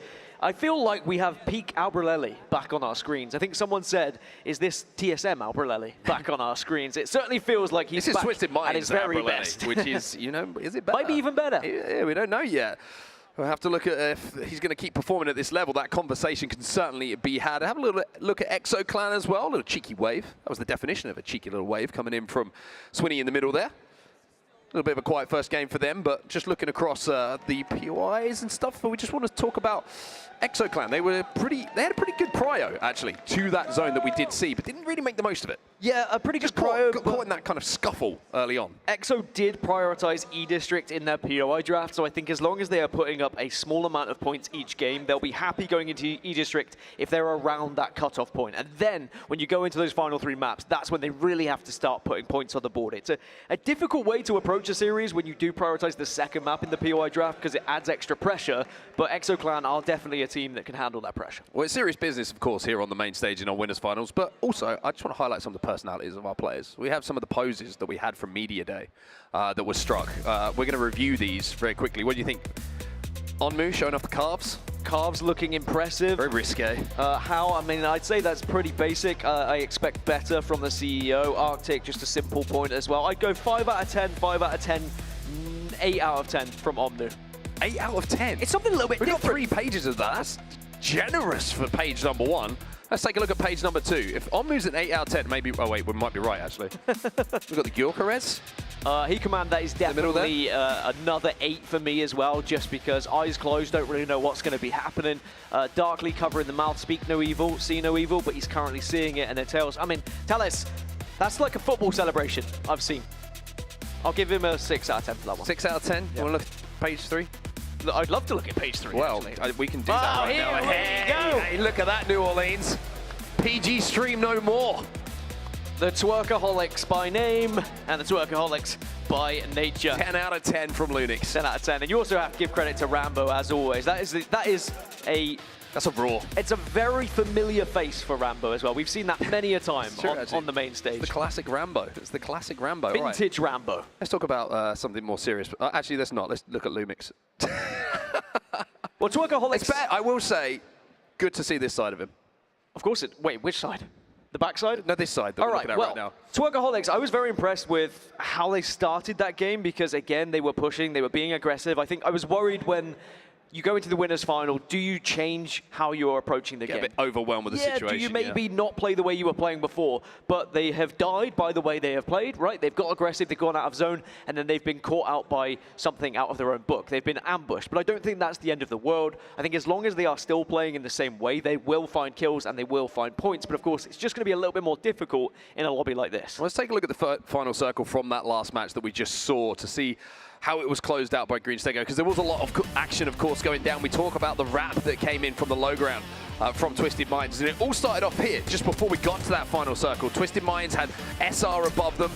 We saw that failed rotation on the evac tower from Fnatic as well, but I like the timing of the Void Nexus, and we always talk about the Void Nexus being a kind of a retreat and a reset ability that Alter has, but when you get to these final zones, if you could send the Alter to put that Void Nexus down in and around the center of the zone, it almost works a little bit like a Wraith Portal. Now, don't get me wrong, it's a bit more risky because you're having to cover the ground without being able to jump into the Void, hit your Q, whatever it might be, but it does provide a very, very similar kind of execution to what Wraith offers. Yeah, we've seen a lot of teams having their kind of leading player, the one that's scouting out, being on that Altar as well, because they can utilize the Void Nexus just to get everyone to catch up. So as you mentioned, it could be an escape tool, but it can also be an aggressive one as well. But it was the push from Twisted Minds. They were down low. It looked like they were set for dead. Green Stego was probably just going to look down and toss some grenades, but they played the right way and they went for second place. They recognized they could not win the game, so they just decided, how do we get as much points as possible? And it is about flanking 100 Thieves. I mean, the timing of it was really good from Twisted Minds as well. I think the most unfortunate thing is one player got knocked. Sure, that can happen in the fight, but it was the Newcastle that got knocked, so couldn't drag the knocked player back to their feet and get them back involved in the fight. They had the mobile shield down, which might have provided just enough time to pop a couple of cells or a battery to influence the fight a little bit more, and you saw what a fight they put up as a 2. So that kind of thing, that knock-on effect, the domino effect of what legend goes down in those fights can influence the next one as well. And Green Stego, like you say, just played the end game how they had to. But that's also credit to 100 Thieves with their targeting as well, making sure they are prioritizing shooting the Newcastle, because even if they were going to win that fight, they had to make sure they get rid of Newcastle first, so there's not going to be any res happening. Well, there's a couple of signs coming in from, we're going to call this the 100 Thieves Ultras. I'm not sure if it's true or not, but we've got some 100 Thieves fans. Is that a goat? We don't know. That was an ostrich, I think. It's a fantastic zoology from you there. Yeah, I tried my hardest. Yep, that's actually knocked. We all know it's not. It's knocked. It's knocked. That is what his player cam actually looks like. And if you don't see that, you're wrong, which is fine. But the chairs are certainly filling up here in New Orleans as well. He's starting to ramp up a little bit as well as the game start going, which I'm loving from everyone here. The crowd is getting louder and louder as each day goes on, and I know full well when we get to Sunday for Match Point Finals, this place is going to be erupting. I wouldn't be surprised if the roof is blown off, but Match Point Finals is always just different when it comes to watching it, because you always want to see how many games it's going to go, of course, but you've got to get there first, and that's why we have to find out who is going to be putting themselves there from this winners final, and it's a tough lobby. So there's a couple of teams that may have been incredible yesterday getting into this winners final, but they might just find that this could be one step too far. And we have to remember as well, there's an elimination bracket going on at the moment as well, kind of parallel with what we're seeing on the main stage. We'll, of course, try and keep you updated as those games go by as well, as to who's looking pretty good and who is struggling a little bit. And before we get there and we start to do that, let's look at the kill leaders from this event as well, because we've got to keep our eyes on who's going to have the bragging rights when it goes down to those final moments. And whatever happens with Falcons, there's always a competition between Zero and How, whether it be friendly or not so friendly. And How at the moment with this elimination bracket run is having a bit of fun. 97 kills, almost at 100. Almost there. Look at the deadliest weapon, Dan. Who'd have thought? What were the odds of that? It's the P2020. It's almost 4 times. It is 4 times as much as any other weapon. Worth noting, Falcons have played more games than the teams that are in the winners bracket. A lot of games. I'm not going to take anything away from Imperial Hell or Zero, but they have played more games in the elimination bracket because you have to. It is a long old day, and there are still going to be more today. Of course, if Falcons do get through their elimination game that's currently being played right now, they would then have the elimination finals coming up after that. He heard it, 18 games a day, as Papa Jet lets us all know why he's here to support his son. He is a 100 Thieves Ultra. I'm happy to say that. He's got the shirt on, he's got the hat on, he's got the surrounding fans all of a sudden converting to be a 100 Thieves fan. If you're within an 8-meter radius of Papa Gen, you kind of get sucked in and you become a 100 Thieves fan. Or just a fan of Papa Gen. I would too. It's just an aura. It's an aura that is just surrounding him, and for good reason. I mean, I think it's an incredible thing when parents do come to, support their children that are playing, and yeah, I think that he is synonymous with Jen Burton. It wouldn't be an event without Papa Jen. We've got 100 Thieves chant starting off now as well, which I absolutely love. This is where we are in our winners finals, though. Just the one match down, and in the history books, it was Green Stego, of course, who took that one home with 9 kills alongside that first place. Catalyst has been banned for this match number 2, so a lot of teams will be hoping they get there early and don't have to rely on what isn't a Dark Veil to be available to hold down those rotates for them. At least Newcastle is still going to be available for a lot of these squads, but it's going to be more about how do you get that ring console information with Catalyst going. Do you go for something like a Fuse, a Mirage? Are you going to Watson, perhaps? Or do you go for something even more off-meta and go for a little Rampart, of course? So we've seen a few of her cropping up here or there in games, but certainly the first game, Green Stego, they have built a bit of momentum now. If they can find another win here, that would almost guarantee them a spot. I will always say 1 win doesn't guarantee you, but 2 wins, it's a surefire way of finding yourself in the next round. And the number we're kind of looking at that cutoff is around 32-ish, is depending on how the lobby goes, somewhere around good there. indication of where that cutoff is going to be. So if you're a fan of any of these teams in the lobby, keep that number in the back of your mind. If you're there or just above it, you're probably going to be here tomorrow in those match point finals. Just a little reminder on the Legend Bands is Catalyst, who will not be involved in this next game, but everybody else, fair play. Everyone else is going to be up for grabs. I'm expecting lots of Ash, of course, lots of Crypto, lots of Alter coming in. But this is now, when the Legend Bans start to happen, this is when a few of the spanners are thrown in the works, right? You're going to see Valkyries coming in, more Ballistics. Mad Maggie, again, is going to be play. Bangalore going to be there as well. Crypto there, Fuse. Plenty to play with when it comes to Broken Moon. It's a lot of different compositions as well, which means when you're going into a fight with the team, you have to recognize what the composition is, think about the abilities you're going to be playing against. It just adds this extra element, a little layer to every single team fight that you do see going down. Well, enough waiting. Everything is ready on our main stage right now. Match number 1, forget about that, because it's time for match number 2 here in New Orleans. We're back on Broken Moon. And they are out of the dropship, and there's a chance for maybe some of these teams that fell early to make up for it and get their heads back in the game. Alton, Newcastle, Rampart is going to be the most popular composition that we're seeing on our screens at the moment, alongside Ash, Crypto, and Fuse. So expect to see lots of portals going back and forth to try and keep teams in it here. I've never seen someone collect 3 medkits on drop. That's amazing. Val just looks at his backpack. He's like, how's that happen? I've only just got on the map, but he is the medic. He is the medic. I mean, he's on Newcastle, so he's as close as you can get pretty much outside of Lifeline. Speaking of Newcastle, 10 selections. It is the highest picked legend, so Newcastle will be banned for game number 3. Interesting, because we head to E-District as well a little bit later, so no Newcastle available for E-District. This is where the zone is going to be going, the opposite end of the map from match number 1, I should say. We are going up north towards the core. Good news for Twisted Minds. Good news for Twisted Minds. I think they're a very good team at holding positions like this, automatically becoming one of the favorites to win this game, providing they have a ring console, which I'm unsure of because, of course, their names are blocking out. But Twerkaholics at Alpha Base do have a ring console, and again, a very different play style. They are a squad who like to be aggressive, they like to find kills, so I'm interested to see whether Twerkaholics are going to play this one where they go to zone, or do they start to go away from that zone and maybe try and pick up some kills on teams rotating in? A little counter rotation potentially coming in from Twerkaholics. They do also have an Evo Harvester next to them, which, well, we know how they like to use those, so we'll have to see if that is going to be the case. But for Twisted Minds, it is a godsend of a zone for them, and having ring console over at the core means they will know where this zone is going. For Green Stego, though, the winners of our match number 1, a very different style of game for them, dropping down a Bionomics right in the bottom right of the map. They have to go all the way across to the core. This is where you earn your pennies. This is where you earn your credit if you're Green Stego. I've already said they weren't one of the teams that were performing that well on Broken Moon throughout this tournament, but they've already answered that one question. If you now can find points and find a good amount of points in game 2 when the ring is very much against you, suddenly Green Stego start to become one of those teams that we're saying, you know what, when we get to match point finals, why can't they go on to win the whole thing? And Green Stego definitely showed yesterday with the damage differential that we saw for them in the lobby. It doesn't really matter where the zone is, because if they don't have zone, they are more than willing and able to make a number of fights work in their favor. Speaking of teams who like to take fights, and speaking of teams who like to counter-rotate, we did see Twerkaholics moving away from the zone. Yeah, they're looking to try and find VK Gaming at Breaker Wharf, something I thought might happen. Another fight that is happening. Furia versus 100 Thieves. This is one for the ages. Yeah, big names on our screens right now. 2 North American powerhouses fighting at core. Gonna be Jim Burton, who brings out Sheila just to try and force Furia back from this position. They attempt a little abduction with the Void passage through the wall, but not going to be able to make that one work. Newcastle will be down here on the side of Furia. Both teams with the Rampart in the composition as well, which is very interesting. Very helpful against a Newcastle team as well, just being able to rip apart that wall that may go down. The Twerkaholics are still hunting for VK Gaming as other teams now arriving towards core. Fnatic are here. Twerkaholics will find VKG. You can see they are closing in, and the aggression that we've seen all tournament long continues. Yeah, they take the high ground. They get into that position using the Ash ultimate.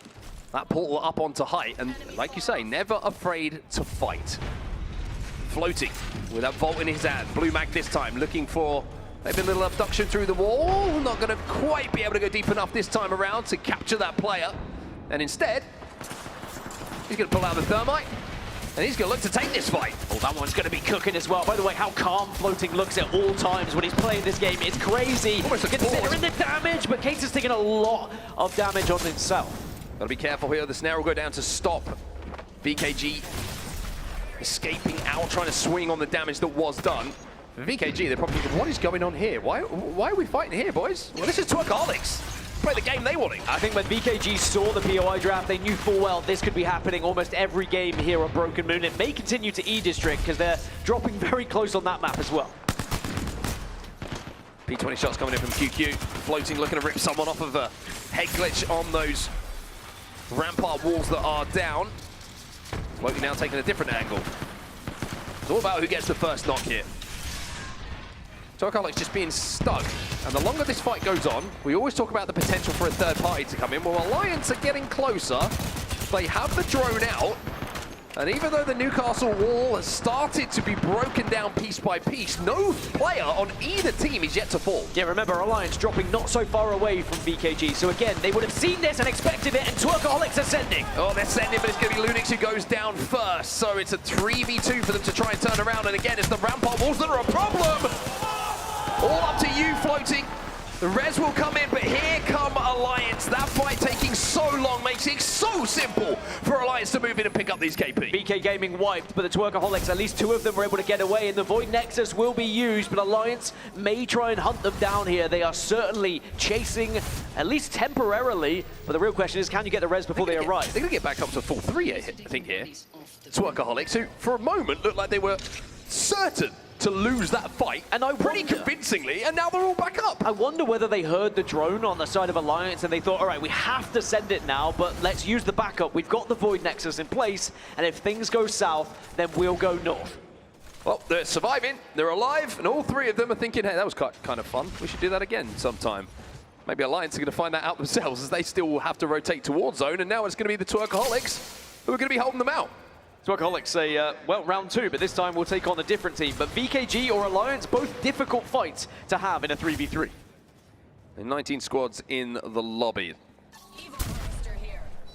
Twerkaholics still maybe thinking about taking a bit of time to loot here, because you're looking at the attachments here for Floating, not the best in the world. Well, Moby's going to be good, but he's already got one of those in the back pocket. Hit the Void Nexus again. Let's turn over to the point of view of NRG, and they might be able to, I was going to say, assault a team who was looking for that ring console. Luckily, it was at the end of a Wraith portal, which means they weren't able to get that sneaky little pick. Only the 3 points at the moment from game 1 for NRG, 15th place. But a chance maybe to pick up 3 more points with an engagement here. It is an isolated fight at the moment. There are a couple of teams, of course, on the edge that could join if this one takes a little bit too long, so NRG do have to be aware of that.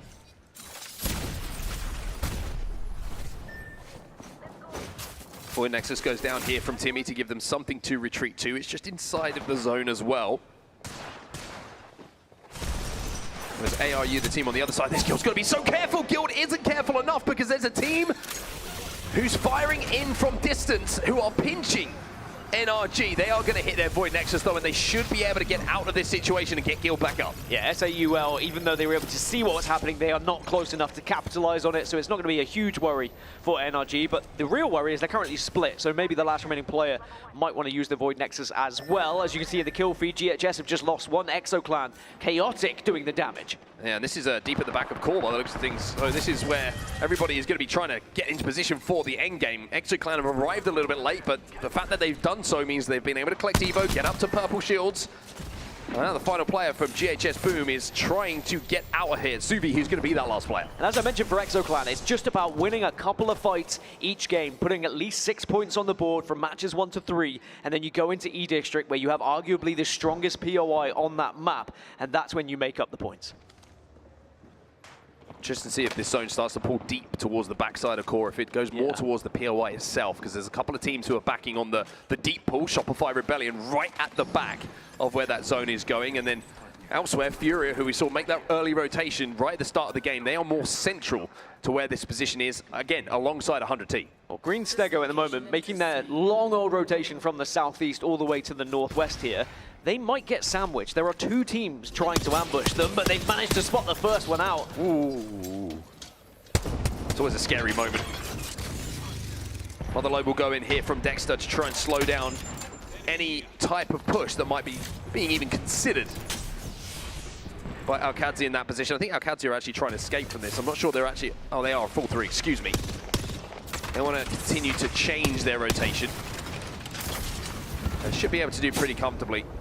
Green Stego still having a look at this, though. They're still chasing him down. Yeah, well, they recognize that there's a little bit of fear from ALGS, so they're thinking, well, perhaps there is something ripe for the picking. But I think ALGS are going to attempt to go through quarantine zone here, maybe even think about hitting something on the way. But there is going to be an NRG waiting for them that perhaps they will not be expecting because they're going for such a wide rotation here. Yeah, and also going through that hazmat tunnel towards quarantine zone. A lot of the time you're walking from the low ground and the NRG could be up on height, so it's a scary rotate for them to make. NRG are split though. We'll see whether we get to see that fight, because at the moment we're just taking a look at Fnatic in court, and they look to be comfortable and they will be happy for now. Colonel Garcia looking to slap someone with a guitar if they get any funny ideas on the fuse. And here is the push that we were talking about. It's Twerkaholics actually, and now you can see the Green Stego actually in a little bit of trouble. The winners of our game number 1. Well, it's the Twerkaholics who are causing mischief once again. Lunix is down, Floating is down as well. And maybe Green Stego going to be able to come out on top of this one, because Cakes looks like he is not long for this. Can he hit the Void Nexus in time?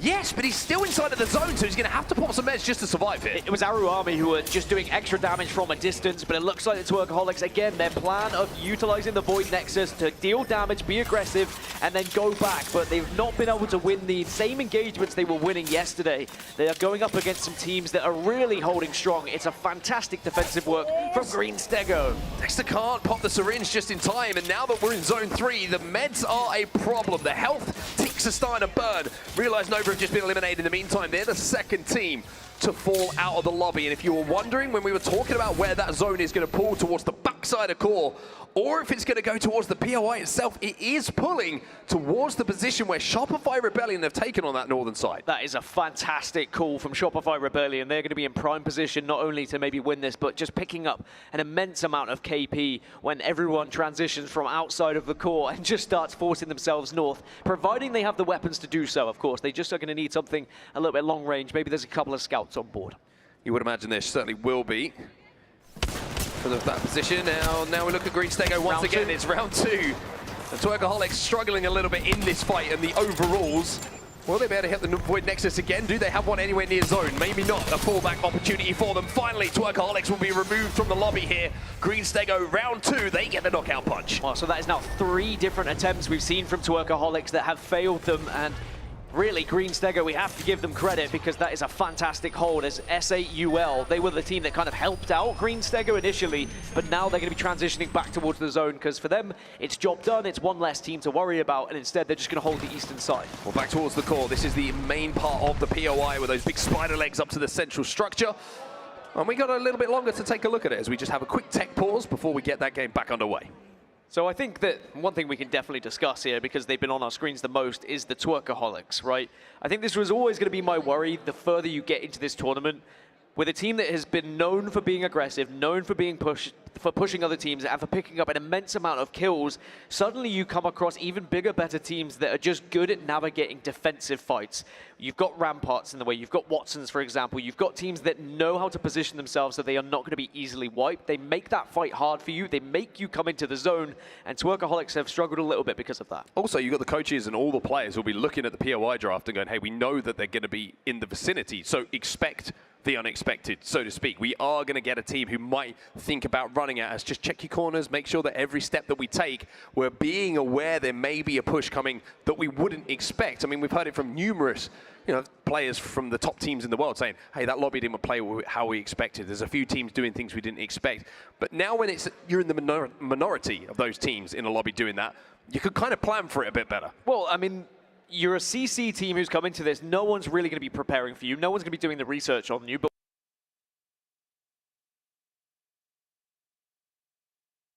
final squad, you are a team that has to be respected and looked into, and I think that all those coaches would have been doing the research you were talking about. And Green Stego, they sensed it. You saw as they were approaching the zone, they were being hesitant because they knew an ambush was possible, and actually there was 2 teams trying to ambush them, and they still survived.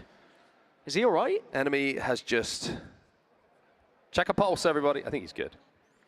I think he's good. Yep, okay. Okay, he's fine. There was probably 4 or 5 seconds more there where I would start to be concerned. Yeah. But he's okay. Would you have headset off, gone to help yourself? Absolutely not. Would have made it worse. Okay. you would have called the professionals, and that's what matters. Well, of course, just a little pause in the moment to make sure whatever tech delay is happening, we will get sorted, whether it's for one of the players or whatnot, and if we find out any extra information, we will let you know. Again, I always am very happy we have a match pause feature for this reason indeed. Now, Jen Burton, on your screen, of course, it was a fantastic game one for them, and they are looking to try and maybe replicate it with just a consistent amount of points here. And it is going to be an interesting end up in core, because there was a lot of the big heavy hitters that moved very early. They kind of puffed their chests up against one another, but no one won an engagement. They all just decided we're going to reside together here. Yeah, it's going to be interesting. It's one of those zones you feel like everyone's leaving very simultaneously, and only a certain amount of teams will be able to come out with their lives still intact. Furia, we saw in game number one, did a pretty good job of winning some of those fights. I want to talk a little bit about Green Stego, though, because the game plan for them is very different from game number one, and it's fascinating to talk about Apex Legends and the fact that how influential that zone is, because game number one, they're pretty good prio for them to get towards the zone. They play it very well. They win that important fight, and then they're extending, they're kind of holding space. This one's very different. They have to play completely edge here, and they've already shown that if they can find that isolated fight, they're good enough to win it. It's Twerkaholics who they took down at the second attempt, but even in that first fight, you feel like without the Void Nexus, the way they are fighting at the moment, they look so dangerous and are more than capable of playing an edge playstyle as well. Well, speaking of the Twerkaholics, I mentioned how their run was yesterday, and we can take a look back at some of the highlights. And now this isn't to rub salt in the wounds. I just want to make some comparisons of how they were playing yesterday, how they were finding their success, and at times it felt like they weren't missing anyone they were pushing. They were finding just kill after kill. Their targeting was excellent. They were all on the same page, but they haven't been able to find that same momentum in the first two games. And my biggest question would be, if it doesn't work in game 1 and 2, at what point do they start to change? Do they start to change, or do they continue to go for this kind of aggressive, ambushy style that maybe will pay off with one big game? Because realistically, if you can have one bomb of a game, you could find yourself in that match point final. I think the smart thing to do is stick with what worked, what got you to the dance, right? I think if you start to overthink and you start to change things here, it's a risk, right? And you want to be risk adverse in this situation. I think you've got to try and continue with what got you here. And like you say, it's only one game out of 6 that it has to work. A couple of fights go your way.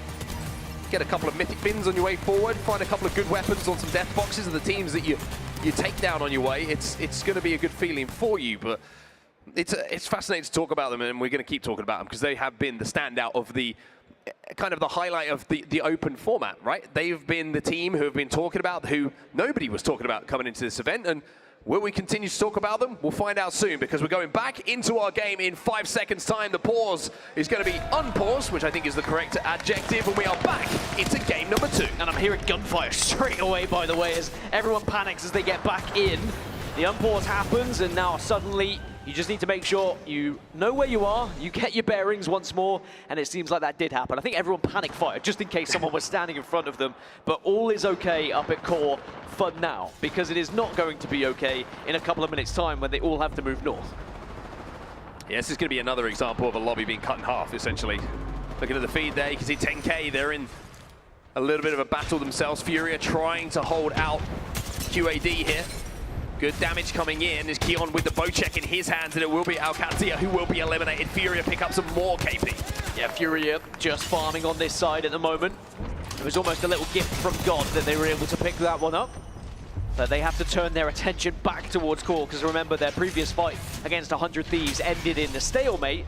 But you always have to be aware that if you turn your back, the other team could very quickly try and take that fight once more. Now all of the teams in the lobby as well know where that zone is pulling. They've just seen it, so you're going to see teams desperately trying to make their moves. GHS Boom have been eliminated in the meantime, as 5 squads now find themselves in the lobby, watching what is going on elsewhere. Alliance trying to sneak their way around the edges here. Great shots from Asia as it's Green Stego who are creeping like a monster in the waters right now towards this zone, and with the way they've been fighting, you don't want to be going into a 3v3 with them. Alliance actually in a really good position on the eastern side. They can rotate all the way around and then take that northern tip and maybe have a chance in that end game. But of course, remember, Shopify Rebellion were residing there earlier as we were on board with Green Stego. I think they were about to push 10K, and it certainly looks like in the kill feed, 10K get the first knock. Yeah, it's going to be Sheila who influences that.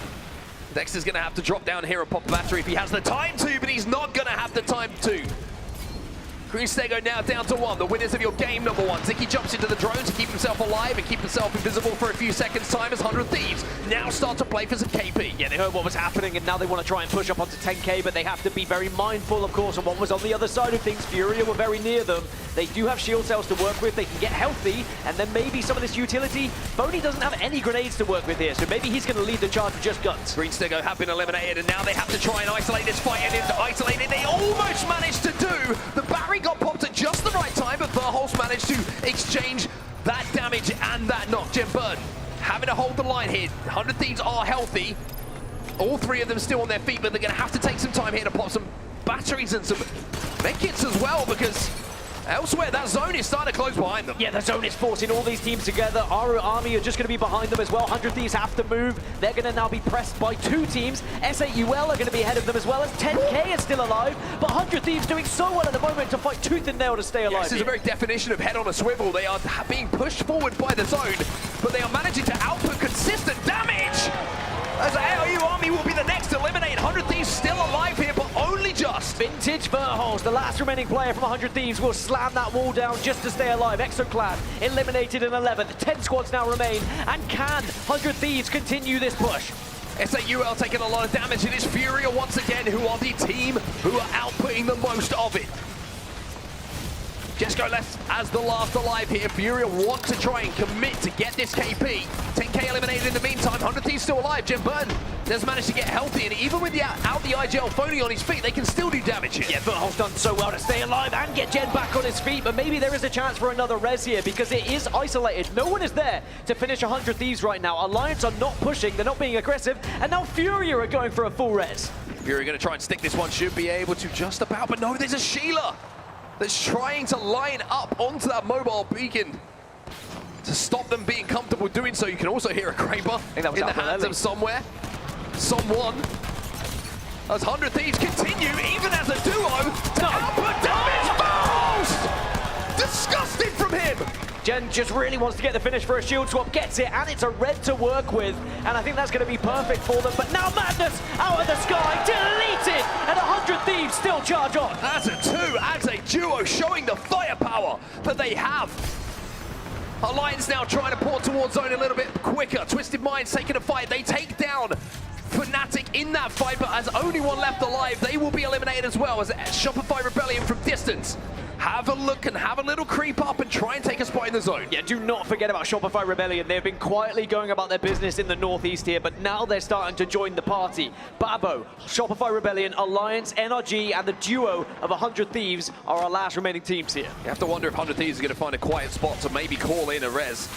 If they have that banner, and of course, if they have a Moby to play with, getting Phony back at this point would be great news for them. Shopify Rebellion only on blues because they have played the more passive game deep at the backside of this zone. When I said, can they find a comfortable spot, 100 Thieves? No, they can't. It's going to be them eliminated.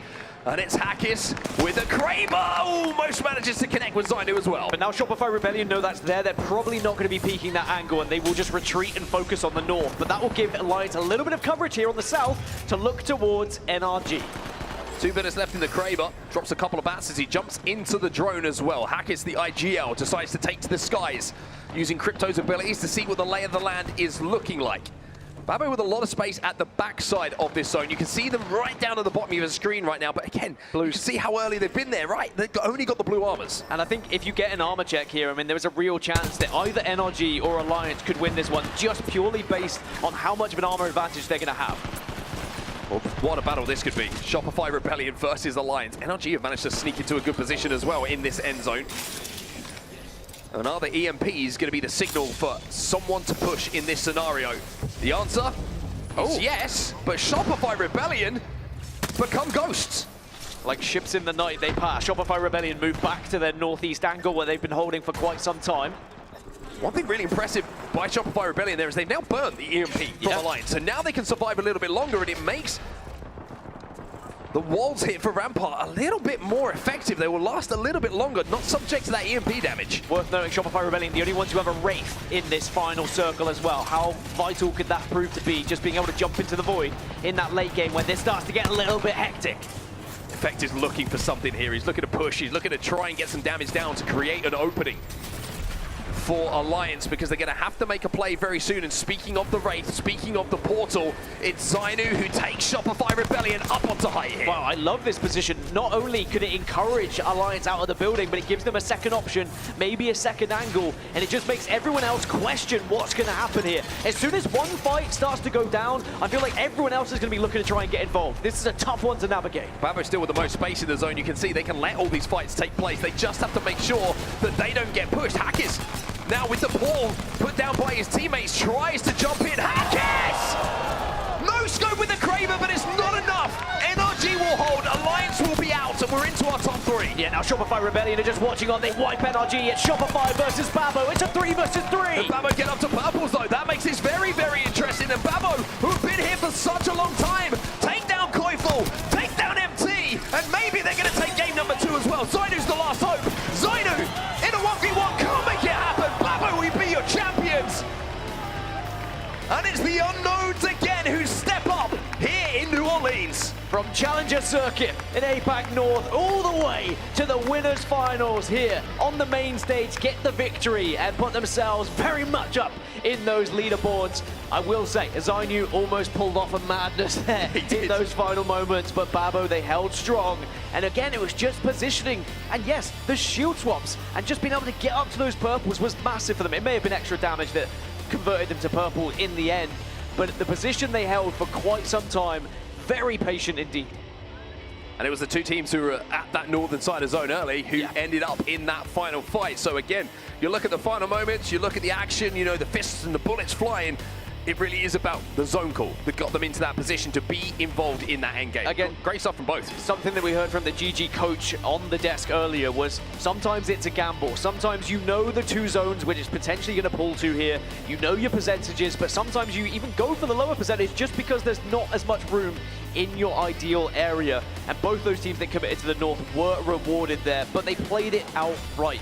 You can definitely choose the right area to hold, but then you also have to have the patience alongside it, as well as the damage.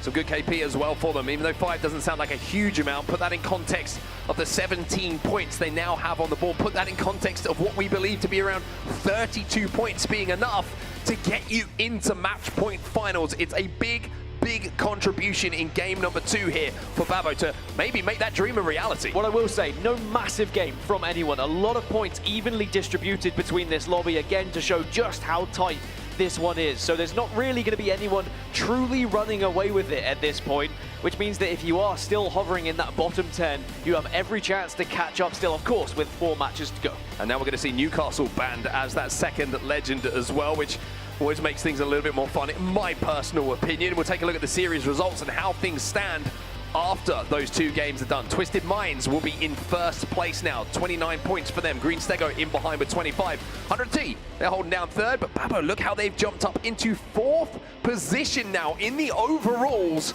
That is a massive game from them. Yeah, could we see one of our open teams getting to the match point finals when we get to the end of this one? They've certainly put their best foot forward. But then you look at how tight it is around the 10, 11, 12 area. Only 9 points for 10th place at the moment. This one is still wide open. Certainly is indeed, and we still got another game on Broken Moon before we even change maps. So a lot more Apex Legends still to be played in our winners finals, and we're going to get to that as soon as we possibly can. Match number 3 is coming up very soon. It's the final match that we will have on Broken Moon. If you're enjoying the action, don't go anywhere. We'll be back in just a few moments.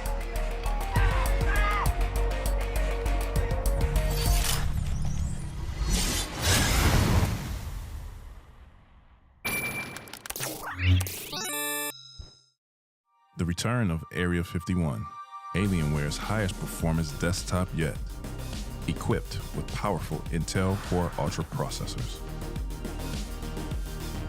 Innovative architecture designed for ultimate gaming. Engineered to evolve alongside your game. Encounter the legendary Area 51 at Alienware.com. The human body was built to move.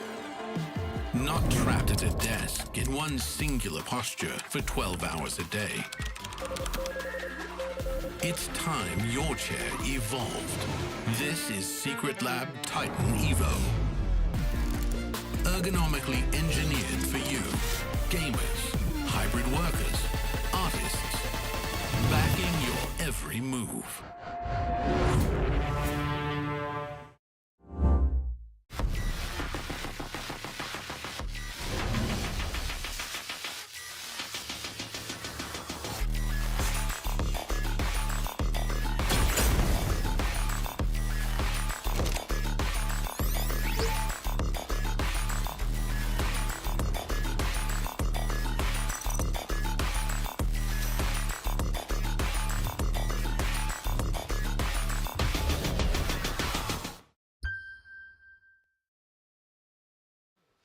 Red Bull is the official energy partner of the Apex Legends Global Series.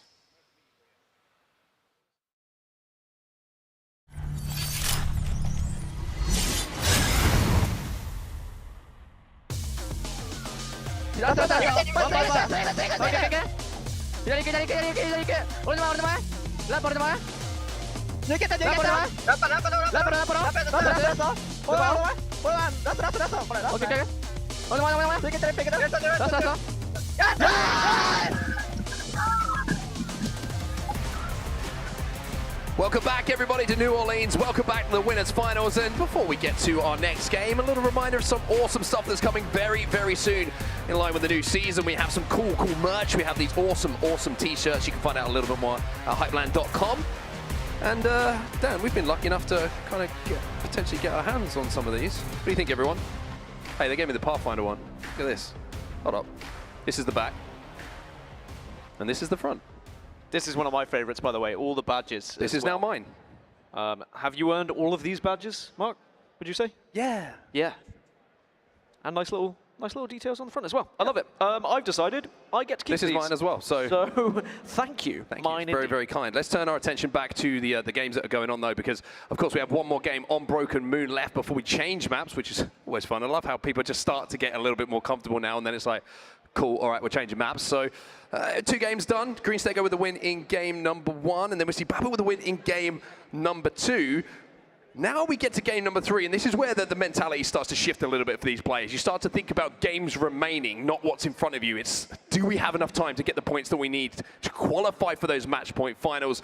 Your pressure just starts to ramp up game by game here for these teams on the main stage. And it is worth noting, like 15 of these teams prioritize Broken Moon as well with their pick. Now, yes, E-District is a better map for POIs. It is a bit more consistent across the board with how they are evenly shared and how you can find points as well. But at the same time, if you were kind of like top 5 with those picks, you're kind of maybe kicking yourself a little bit if you don't at least put good points on the board. So match 3, this is where you really have to be finding some of those. And I am going to be looking particularly at Twerkaholics and Empire. Empire because usually Broken Moon is their bread and butter, and the Twerkaholics because they have Alpha Base, one of the better POIs that we've seen so far this tournament, and they've been trying to play that same way, but are still yet to find points. I have to see if it's going to be this game that they make that work, but I think now that we're heading to the final game on Broken Moon, a lot of teams are probably thinking, hey, maybe E-District is what we were planning to get our points on as well. If we've managed to come away from Broken Moon with a decent enough position, we're a little bit more comfortable with our game on E-District because of the fact that it's just been around a little bit longer. Of course, we did play E-District back in Japan at the ALGS Championships, whereas this is the first time on LAN we have seen Broken Moon. Just take a look at some of the stats, by the way, from this previous game for Babo, the winners. Again, another amazing story to talk about in this lobby. Yeah, I know I'm mentioning the 2 teams that have been playing in kind of CC, but you have to give them credit because this is what the ALGS Open was all about, right? Allowing teams who have never been able to experience a main stage, let alone even a LAN before, and now not only are they providing us with entertainment, but they are beating some of the best teams. They are beating the best teams in the world and finding themselves right at the tippy top of that leaderboard with a chance to get into match point finals. Well, match number 3 is loading in the background. It will be the final time that we are in and on Broken Moon for our winners finals. And of course, if you're watching right now, you want to know what's going on in the elimination bracket, well, we'll try and keep you up to date. Keep your eyes on the results that will be flowing through as well, because the losers, I should say, the bottom 10 from this lobby, they don't fall out the tournament. They will fall down into the elimination bracket where those 10 teams have been playing all day long. They will be warm, they will be ready, they will be hungry to make it through. I do have a couple of notes from those elimination games that are happening at the moment as well. Cat won game 1 Virtus Pro won Game 2. So they are two teams who we've certainly seen find victories so far this tournament, and they are looking to try and get to that elimination final, where of course they will face 10 teams from this lobby that are in the bottom 10. You saw the map layout, you saw it's going to be Broken Moon for one more time. For these teams that are expecting points here, has to happen here and now. Legend Bands, just to remind you as well, going into match number 3, no Catalyst, no Newcastle. So two of the most defensive legends, you would say, they're gone.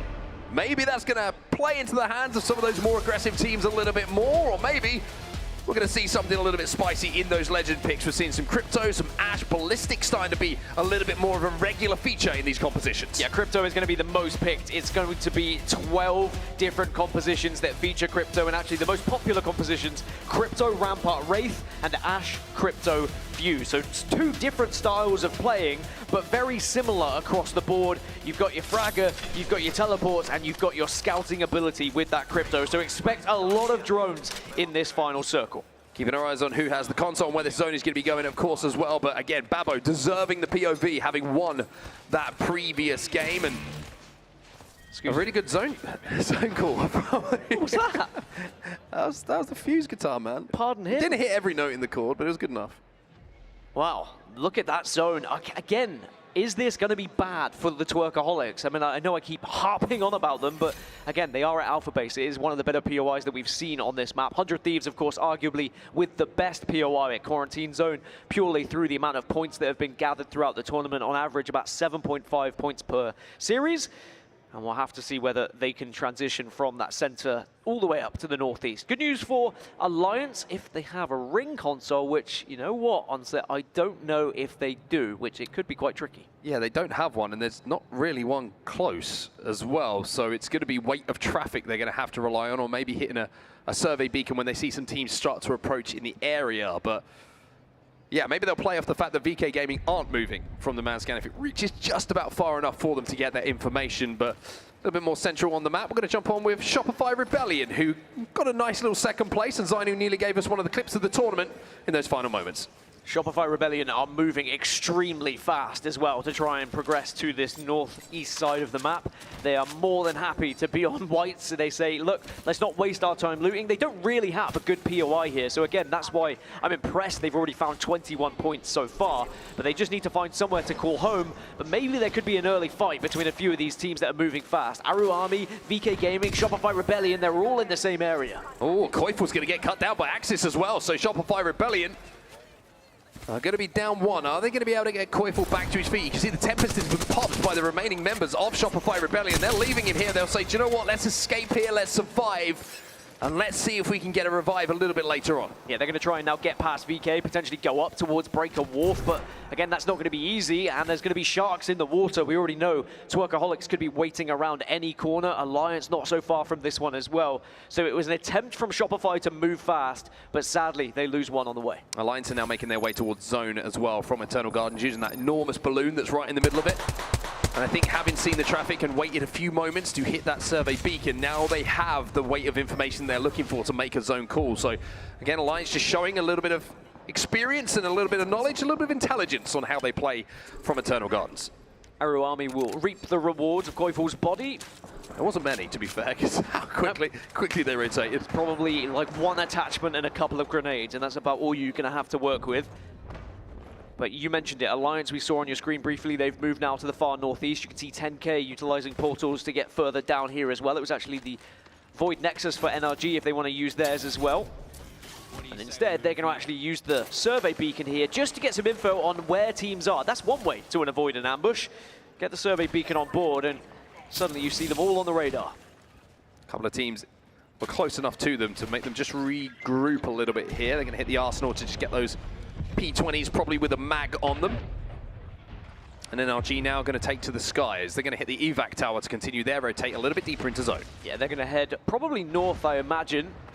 Looking at that, yes, they are. In the kill feed, though, by the way, the Twerkaholics, they're going up against Alliance yet again, and it looks like they've lost one. They've lost one. They did have a Void Nexus down, and I think they were trying to do what they've been doing. They tried to take a fight, tried to retreat, but Alliance were quick enough to finish the down that they couldn't indeed get that that kill, get that res by hitting the Void Nexus again. You can see on your screen that Jen Burton is aiming exactly dead center of the word paused, which means that we do have a pause that's going down. Very kind of him to do that. Sure, if he could shoot it, he would to get back into the game, but just going to have to be a little bit patient whilst whatever the issue is resolved. But yeah, Twerkaholics losing one to Alliance. I think that when I looked at the POI draft and I saw Twerkaholics were next to VKG, I was like, you know, that's a difficult 3v3 to take. And then I saw Alliance right bang next to them. I was like, that makes it even more difficult, because if anyone is going to be aware of potential third parties and potential to pick up kills, it is going to be Alliance, an excellent squad who at the moment find themselves in 8th position, 12 points. It's nothing to scream and shout about, but at least it's a consistent amount of points. As I always say, and Graceful always says it as well, 6 points in every match, and you should find yourself in the next round. Also seeing the seats start to fill up here is, of course, Saturday Match Point Finals is tomorrow. That's the big event. That man's always got a smile on his face, by the way, Timmy, showing the love to everybody who's here in the crowd. And it's also just, his Riz level's going up, man, I'm telling you. Good looking man. Just the jaw lines on all these players when they decide getting to show sharper up. and sharper. Yeah, sharper every single time they do it. But NRG in a, you know, not the best position, but a good one. 6th place, 16 points. I mean, maybe they would feel like they could be up there with the likes of Twisted Minds on the 20 pluses, but I think, you know, consistent amount yet again. For EXO on your screen, they're currently in 15th place on 5 points. They've not been able to get going, but again, I will mention E-District is certainly their target because they have one of the better POIs when we do move over there. And, you know, this is one of the most interesting series for me because Broken Moon and E-District, that is arguably the hardest series you could get. And to then put it in the winners finals, where most of the teams who've got here are Stormpoint teams, are World's Edge teams, it is just making everyone work extra hard to get to the match point finals. Or around 10 to 15 seconds. 15 to 10 was the weirdest way to say that for this game getting back underway. So let's hear you make a little bit of noise out here, Nola, as we head back in towards our game number 3. Love that from the crowd. Love the energy you're giving us. We're going to do our best to give it back as these players and these teams throw down in our final time here on Broken Moon. Back underway, and we're back on board with 100 Thieves, 3rd place at the moment, 23 points, and they're just trying to do some damage and seeing if they can pick up any cheeky kills on teams that are arriving a little later than they are. But of course, still 20 squads left, but we have seen a couple of teams lose a player here or there. And the real question is, can you get back up to a full 3 or not? Because for the Twerkaholics, who did lose a player, they're now going to be pressured by other squads. 100 Thieves are looking towards Twisted Minds here. This zone's actually a really good example, I will say. Oh, we'll get to that in a second because 100 Thieves, like you say, just creeping up behind a team in front of them in the kill feed as well. You can see the Twerkaholics just got a little bit of revenge on Furia. Keon's going to be taken down by them as SAUL will take down the final members of Shopify Rebellion. One of the big hitters in this lobby will not be picking up points this time around. Yeah, that's a shame for Shopify Rebellion, but 21 points across these 3 maps. I don't think they'll be too annoyed with it. It does set them up quite nicely for E-District. Now you can see Twisted Mind starting to take on Green Stego. Also 100 Thieves just lost one. Green Stego eliminated, our game 1 winners. But again, they've put up 25 points. I think they'll be happy with it as well, as Twisted Minds now take down Jen Burton. Yeah, it's going to be the finish onto Jen as well. He's not going to be able to retreat, and that's going to be 100 T back down to 2. Well, they did a pretty good job as the 2 last time around in that previous game to pick up KP, but with the time they do have left in this game and with us not even being in zone 2 as yet, they should be able to get in a position to get that player back into the game. Albrella with the scout in his hand is now doing some more damage to another team as Realize Nova will be eliminated, and it's Alliance will be credited with some of those KP. That was a well-earned fight from Alliance as well. I was watching it unfold on the map and the kill feed as 100 Thieves will be respawning Jen Burton, but Alliance were trading blows against Realize and they just about come out on top. And again, they're going to try and retreat to this northern side here just to regroup and reposition a bit. Collects a little bit of loot as well, which is always good when you're trying to play the long game.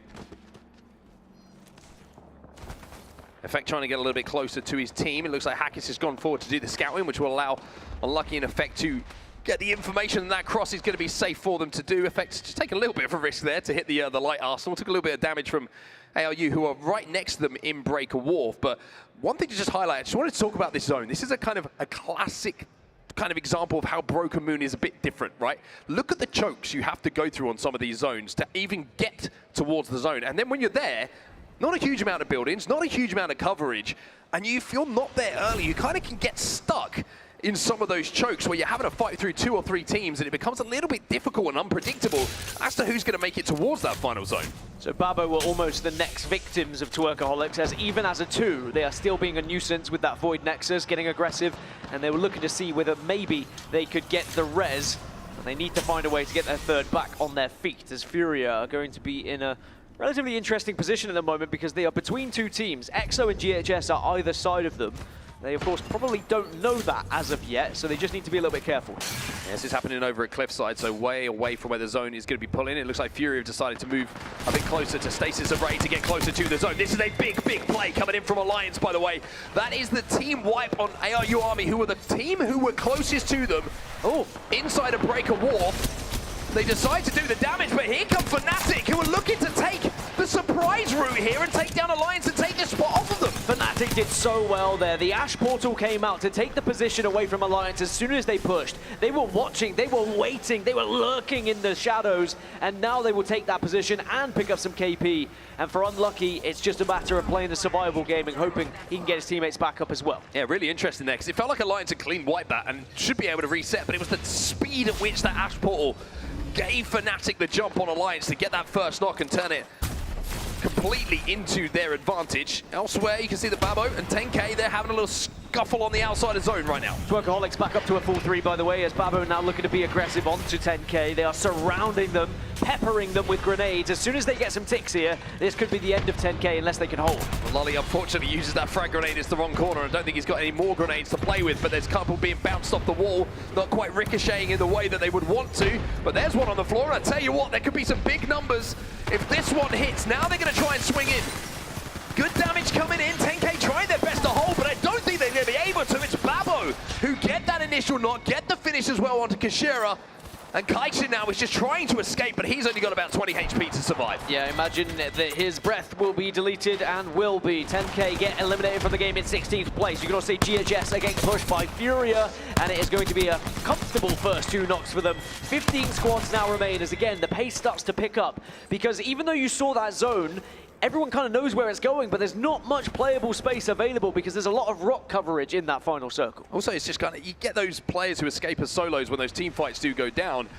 Sometimes they res a team and it becomes a 3 behind you instead of the one that you thought was there previously, and then you kind of end up getting pinched, all this kind of stuff happens, and your rotate becomes a little bit more difficult than you thought it was going to be a few seconds ago. Let's see what EXO-Clan are doing as we jump on board with Arctic. Yeah, EXO-Clan looking like they're maybe trying to take a push, and it's going to be on to Babo after they were able to take down 10K. The pushers now about to become the pushies. Well, Arctic's got that thing revved up in the sling, but it's not going to be doing enough damage, but Chaotic moves in, he'll find 2, he collapses on the damage. Goes back over the top of the final player alive. It's a 1v1 to see who's going to win this fight.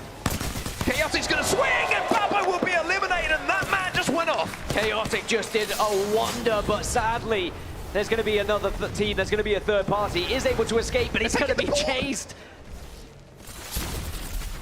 Can they find him, though? I think he's out there. Chaotic's done a great job, not just to essentially win the fight, but stay alive. He keeps him in it. The man of mystery, able to escape and live to fight another day as the zone is going to continue to shift to the northeast here as EXO-Clan putting points on the board as now Alliance against Furia. Madness has fallen, but they do have the Void Nexus to work with here. Yeah, they're going to be able to retreat inside of a building. We'll be able to reset this. Again, just a good indication of putting down that Void Nexus somewhere that you can retreat to that's going to be far enough away for you to reset. But resetting is one thing. Alliance want Furia, and even with effects being respawned, with no attachments and sights on his guns, they want to take this fight. Fnatic are one of the teams that holds the best position in the game right now, so just keep them in the back of your mind whilst all this is happening. Alliance are here on this western side. They've got Furia to worry about. I think this is a good opportunity to jump into the comms of Alliance and see how they think.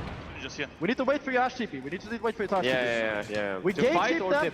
Listen, gatekeep them, and then we go for choke and Ash TP last second. All right. That's all we can do. We're just playing for this KP. Yep. We're just playing for this KP, and then we rotate it last second. It's okay. Fuse one. Fuse push B. Okay. He's inside. Hard nades outside. I'm okay. We're close already. Push me. One guy alone. Pushing. He went through. Come get back. One. Behind you. Kill him. I am trying. Upstairs. I kill him. Nice. Go inside. Hold. Maybe stairs. Yeah, hold. Can I back heal? Come back, come. He TP'd.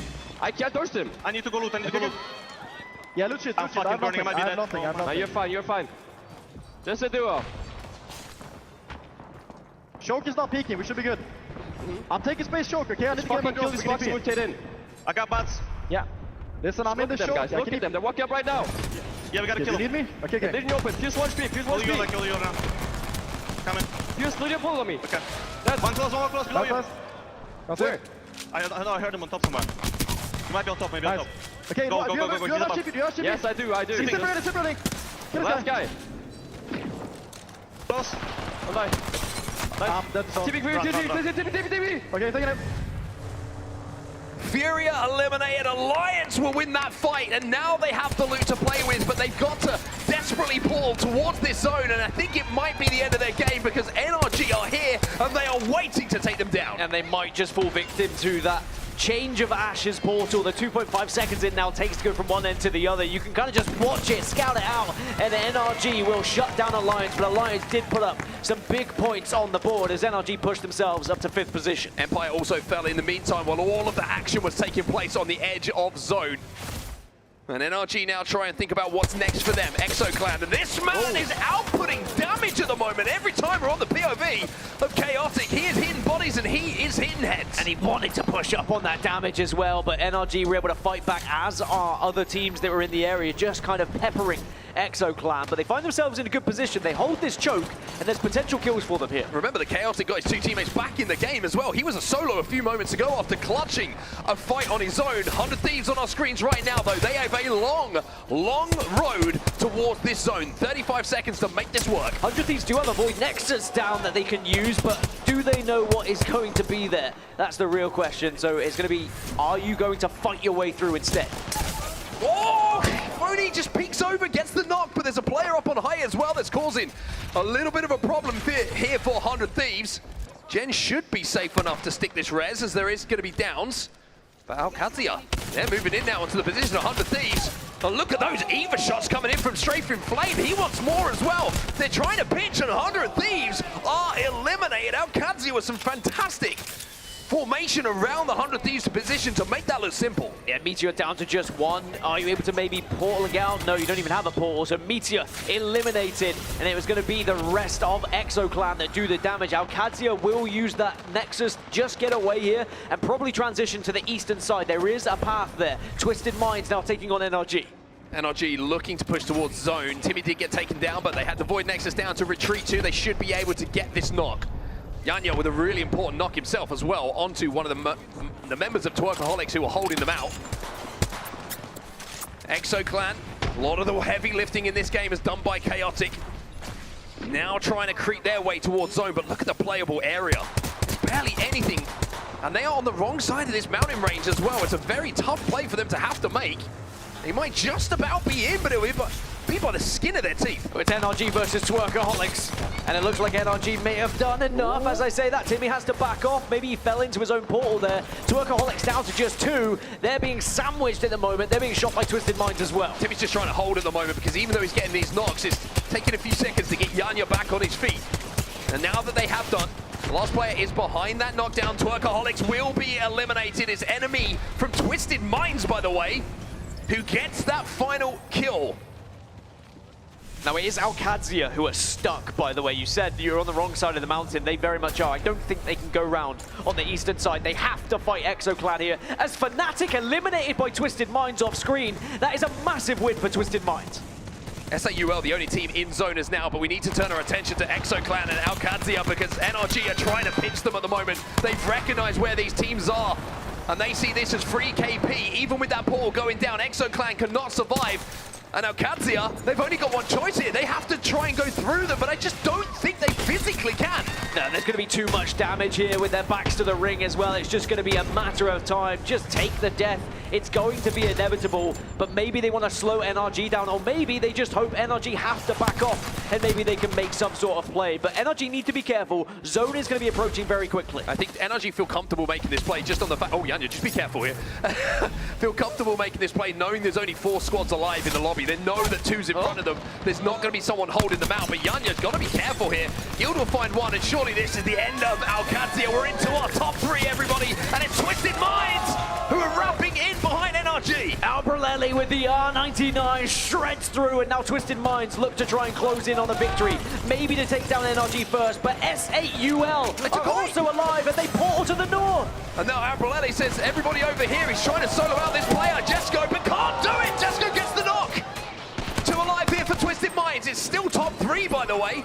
NRG still have a solo alive. Yeah, this is messy. This is not easy as you would expect. S8UL, maybe the healthiest, as I say that, lose 1, and now they've lost another, and Twisted Minds are holding on here. Twisted Minds win the fight. NRG are still alive, and NRG are rezzing! Timmy's sticking in, he's bending the knees, he's flexing the quads. And Yanya will join him alongside Gil, but here come Twisted Minds. It's just a 2 that they have to deal with here. Timmy has to hold, has to let his teammates get back in the game. Oh, Timmy takes a little bit of damage, but he's delaying this. Enemy gets lost in the source! Gil gets the knock from the respawn, Crook goes down as well! And NRG from solo to trio will take it game number 3. NRG capitalize on the distraction that happened north by S8UL. And they utilize that respawn beacon to get back on the map. But it was Timmy just taking high ground, making sure he delayed. He was as hard a kill as you could possibly be, and just bided his time. And NRG, 14 kills plus a win. I think we can start to consider NRG as a match point finals team already. Always get these moments that lands. You always get the moments you remember. S8UL try and make the play onto Twisted Minds, but the fact that it got messy, the fact that the time was bought, NRG and Timmy were able to stick the reds, but not only that, the fact that the fight took one of the Twisted Mind players out allowed Timmy to buy even more time. The longer he was alive, the longer and the more the chances increase of the 2 respawning players being able to influence that fight. They solo that player out on top. And then NRG end up on top. It's not over until it's over. You always have to play for every out as well. We've seen it a few times already this tournament where people will get a late res, but then the players will die and the last remaining player just arrives to their death away from that dropship.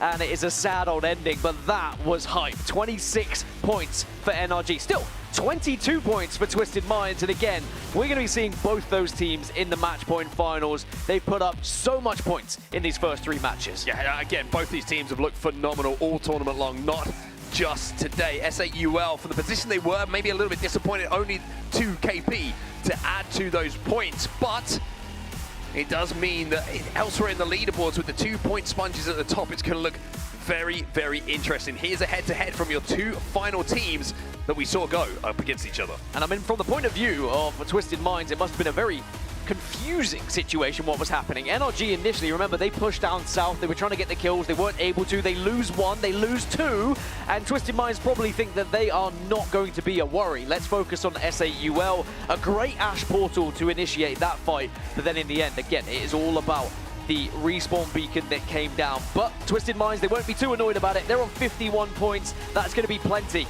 Match point finals bound.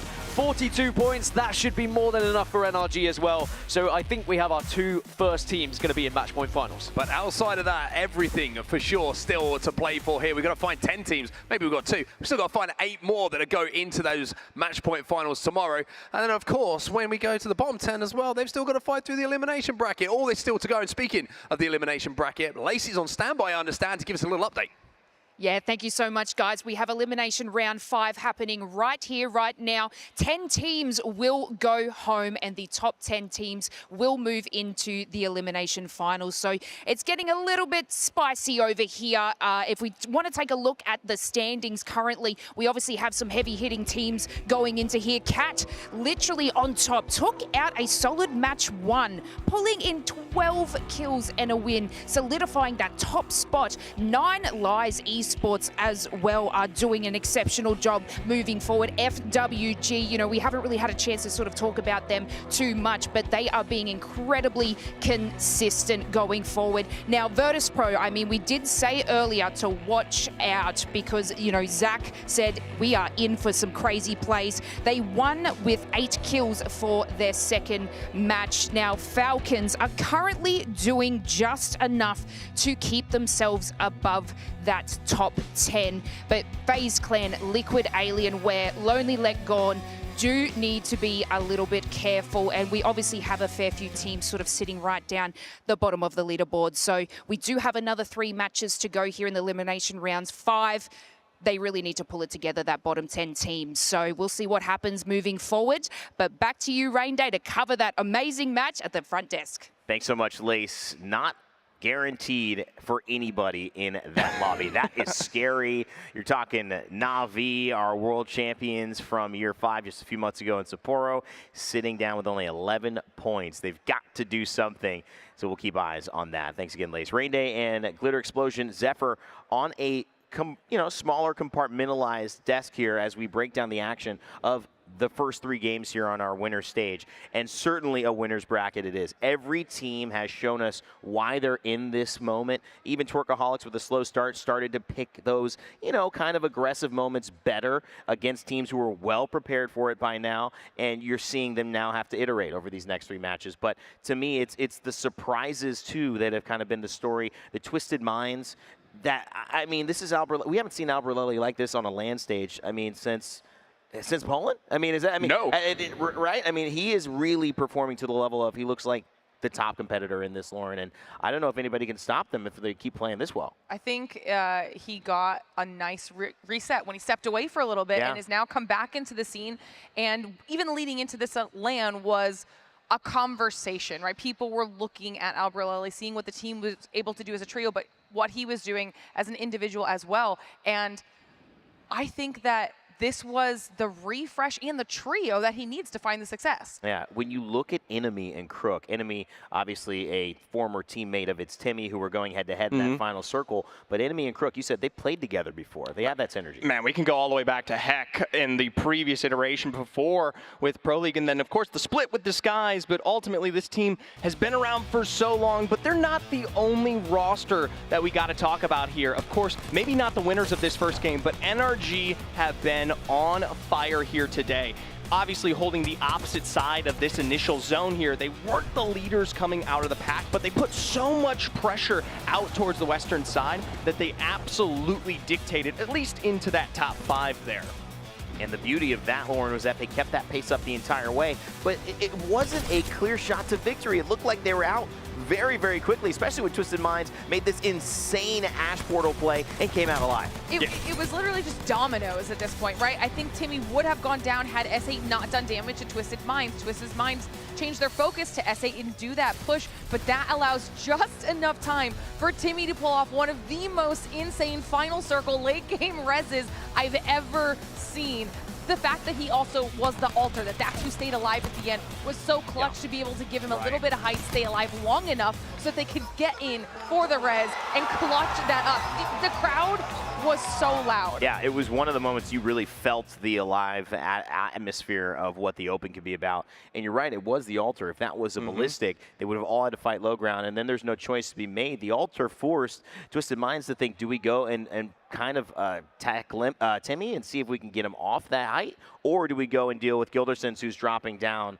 All of this leading to a great game for both teams, especially with this NRG squad that our players comprise of maybe, it's hard to say misfits when you look at Gildersons, Timmy, and Yanya, but in some ways, they just didn't like the fits of those last teams. It wasn't working. We knew they had the talent, but now finding a way to put it actually together into results. 20 kills combined between them in 3 games. Yeah, actually 22 there on top of that one. So even more than we're talking about. And it's between those multiple games that we just saw, not just the last one. So like I said previously, especially with the first 2 games, we saw in some of the other iterations of Broken Moon there, albeit they weren't winning those games, they're consistently within that top 4, right? They're still putting up the necessary control, especially when it comes to overall macro, where they're getting some nice influence. And even if it isn't on top of the win, it goes to show that they have the right mentality coming into these tougher lobbies to eke out that consistency, to push into that top 10, where now they're the most comfortable team, and that is terrifying. You do not want to run into NRG now. No, they're playing with such confidence. It is unbelievable, and my excitement to watch the rest of these 3 games, it knows no bounds. And what should know no bounds sometimes is the difficulty required to get to this stage, even to get on a team at this stage. And yeah, sure, there are some teams that maybe are running qualifiers or giving you a chance out the gate. One of the teams that we've been highlighting here on stage, 100 Thieves, it's not so easy even to audition for this squad, especially when Jen Burton is in charge. Take a look. All right, Brunsy, the season's over. Time to build a championship-winning roster. Who do you got first? It's Sykes, sir. I love Sykes. Bring him in. Sykes, whenever you're ready, show me why you should be a part of 100 Thieves.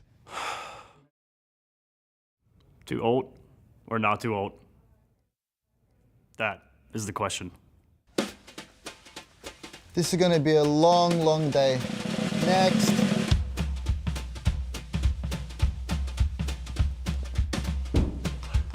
Next.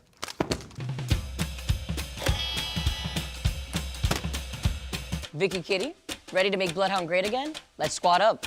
No casters. This is your card? What is happening? The host, was it? Jen, we've literally known each other for years. Well, I'm highly motivated, I'm a great team player, and I really want to beat Hal. Finally, someone that speaks my language.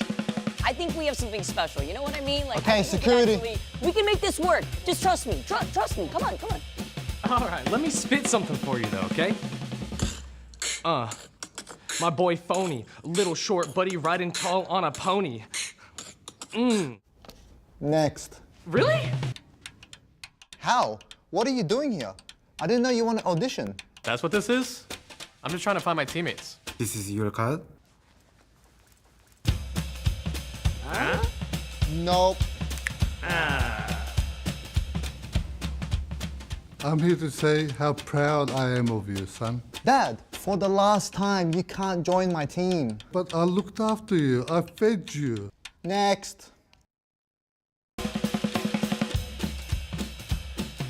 Next. Next. Next. That's for you. Please, trust me. I just need a chance. A small chance. A small chance. Give me a crumb. I'm coming for you. Next. Man, I'm exhausted, but we need one more player. Being in charge sucks. You need someone to take on that responsibility? Man, that's the attitude I like. You're in. Duh.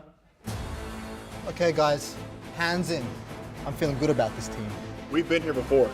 We know what it takes. We need clear comms and to lock in. Sounds good, boys. Let's go win some trophies. Dad, you're embarrassing me. Oh, shout outs to Papa Jen. He's a part of the team, even if he's not playing today, but definitely rooting in the crowd for sure. What a fun one. I mean, Jen Burton, he holds a serious audition. He's got some strict criteria. He does. I think Vicky's disappointed. He does. 100 Thieves. Chance going on. They're in this lobby. They're trying to make a win and keep it top 10. 10 teams going into our elimination round finals coming up later tonight. And we've got 10 teams booking their trip to Sunday. Let's figure out how it goes as we send it down to our casters here to get our final 3 going. It's none other than Vicky. You didn't get the spot, Vicky, but hey, you're going to always be a caster in our hearts. We love you, and good luck out there. It's okay. You know, hashtag just a caster. Sometimes you're needed elsewhere. You know what? Even if you see the Batman signal, just kind of telling you that your calling is somewhere else. But that's why we're here, Genome. That's why we're here to tell a story of 100 Thieves who are currently sitting in 3rd place with 27 points. Exactly. 3rd place, Vicky. There's room for improvement there. Maybe you were the choice. I don't know. Or maybe not with the Bloodhound, though. You know, at least not in this meta right now. We got other options, and that's why we got the Legend Bands to work off of. NRG with the clutchest dub that I've seen. Timmy with the Reds. I was one of the people screaming, by the way, in the back room, and it was difficult after seeing that action. 14 KP, 4.7k damage on the board. And you know what, Gino, when I was looking at this map rotation, it brought into question the consistency of a lot of these squads, because I saw things like Fnatic being able to get second place game 4, NRG on E District as well, S8 being able to get second place in game 6 in winners round 2 on E District. Same thing could be said about GHS, Fury, who've had success on E District, but when you don't have the catalyst, the Newcastle, and I believe it was Crypto after game number 3. I believe Crypto was the most picked legend after that. You have to wonder, Alter being moved up here onto E District. Exactly, yeah, there are a lot of teams from this top group, from the top echelon of teams within the ALGS. They're actually quite happy to see Crypto go away. They think it makes it easier for them to play the game, including when we move here onto E District. Having a look at the POI draft there very quickly, you can see which teams are prioritizing that Exo clan, get the vaunted energy bank starting in the center. Looks like they only get the single Evo spawn this time. Last time we were up here, Vicky, we were talking about how they very often will actually get 2, and it just supercharges the start of your game. Yeah, they will have a ring console at the very least here. Looking at where this zone is going to be pulling over to the south side as we make our way over to E District, where a lot of that chaos, a lot of these teams get to coexist in these final zones. While we take a look at the kill leaders on the top of your screen too, by the way, Twisted Minds have been fragging out. Can they keep that momentum going into the 4th game? And Guild, even though, you know, sometimes he's bringing up the rear for NRG, that does not stop him from joining them all the way there at the top. Having a look at where the ring is pulling, we're going down towards Viaduct, and Babo, a team who was not on anyone's lips coming into this tournament, but it now finds themselves with 25 points with 3 games left to play in the winners bracket final. Guess what? The zone's pulled on top of them as well. This is where they strive, you know. Baba was looking at them, looking at their performance thus far. I believe in winners round 2, they have secured themselves 1 dub thus far, and the fact that now they got a second one on the board definitely boosts their confidence. But we are on a different map here as we get to see more of these squads get the scan over on the ring console, seeing how they're going to be able to rotate. Twerkaholics, a team that we've mentioned, a team that no one was really expecting to pop off, getting most of their points off of KP alone. Now having to change up their play style to try to play for positioning so that way they can get the placement on top of the fact that they're heavy fraggers. Different styles for different teams. Some teams are good on some maps and maybe not so much on others. I mean, if you think about the fact that we've got 4 maps played in this LAN, but we only play 2 per series, so that will favor some teams and not others, right? So for instance, this current rotation of Broken Moon and E District, that's Alliance's 2 worst maps. Whereas you look at someone like Empire, it's actually their 2 best maps. So that can make a huge difference. I mean, Alliance were averaging 5 points across those 2 maps. Empire were averaging something, an astounding like 13.5 points across those 2 maps. So it can be, yeah, just light years difference between which maps we get to see, and that's not up to the players. They just have to play their best, no matter what happens.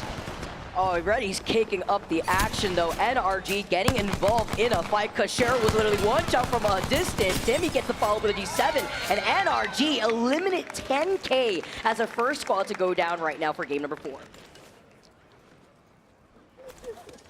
NRG just rolling with confidence after that last win. Not too far behind Twisted Minds now either. Obviously, both of those teams, as Onsen Gaskin mentioned, comfortably through to the next round. But you've still got the POI draft up for grabs, right? There is something to play for here. It used to be advanced standing points. Now we put everyone on 0 points when we start the match point final lobby. But they do get an advantage in picking first in those POI drafts, which is going to be even more complicated when we get into the finals, by the way, because you've got 4 different maps. Playing all 4 of them tomorrow on Sunday. That's going to be insane. Talk about flexibility, not only with the legend bands, but with the map rotation on top of it. Also talking about how many squads have already found themselves in that next zone. Congregated one on top of the other. Other teams, though, that will be taking their time, Furia trying to go through Energy Bank. They are looking at NRG because there is a ring console over in Energy Bank. So aside from the fact that you have that Evil Harvester over to the south, It's all about trying to play that objective so you could get that information, find yourself safely in that next zone. Okay, Fnatic gonna take the Valk ult. Try and move a little bit further here. GHS, meanwhile, they've just scattered Empire. We were just talking about how good Empire were on this map, but GHS, certainly one of the other teams to contest them. They've had the most wins out of anybody in the LAN so far. 2 wins on E-District so far. Now specifically here on E-District. Look at the Watson fences up on height, because you know there is no more crypto, right? After game 3, we said goodbye to crypto, so this enables the Watsons to bunker down. Playing with geometry there with those fences. Alliance, though, looking at Shopify, losing out already on Hockey's, only leaving Unlucky alive, who's probably, gonna get away in time. Have that Ash portal, something that we know Ash is fantastic with, getting out of trouble to try to get a reset. Yeah, the amount of rats available in a lobby or the amount of respawns, I think you'll see, if you crunch the numbers, very high when Ash is in the lobby.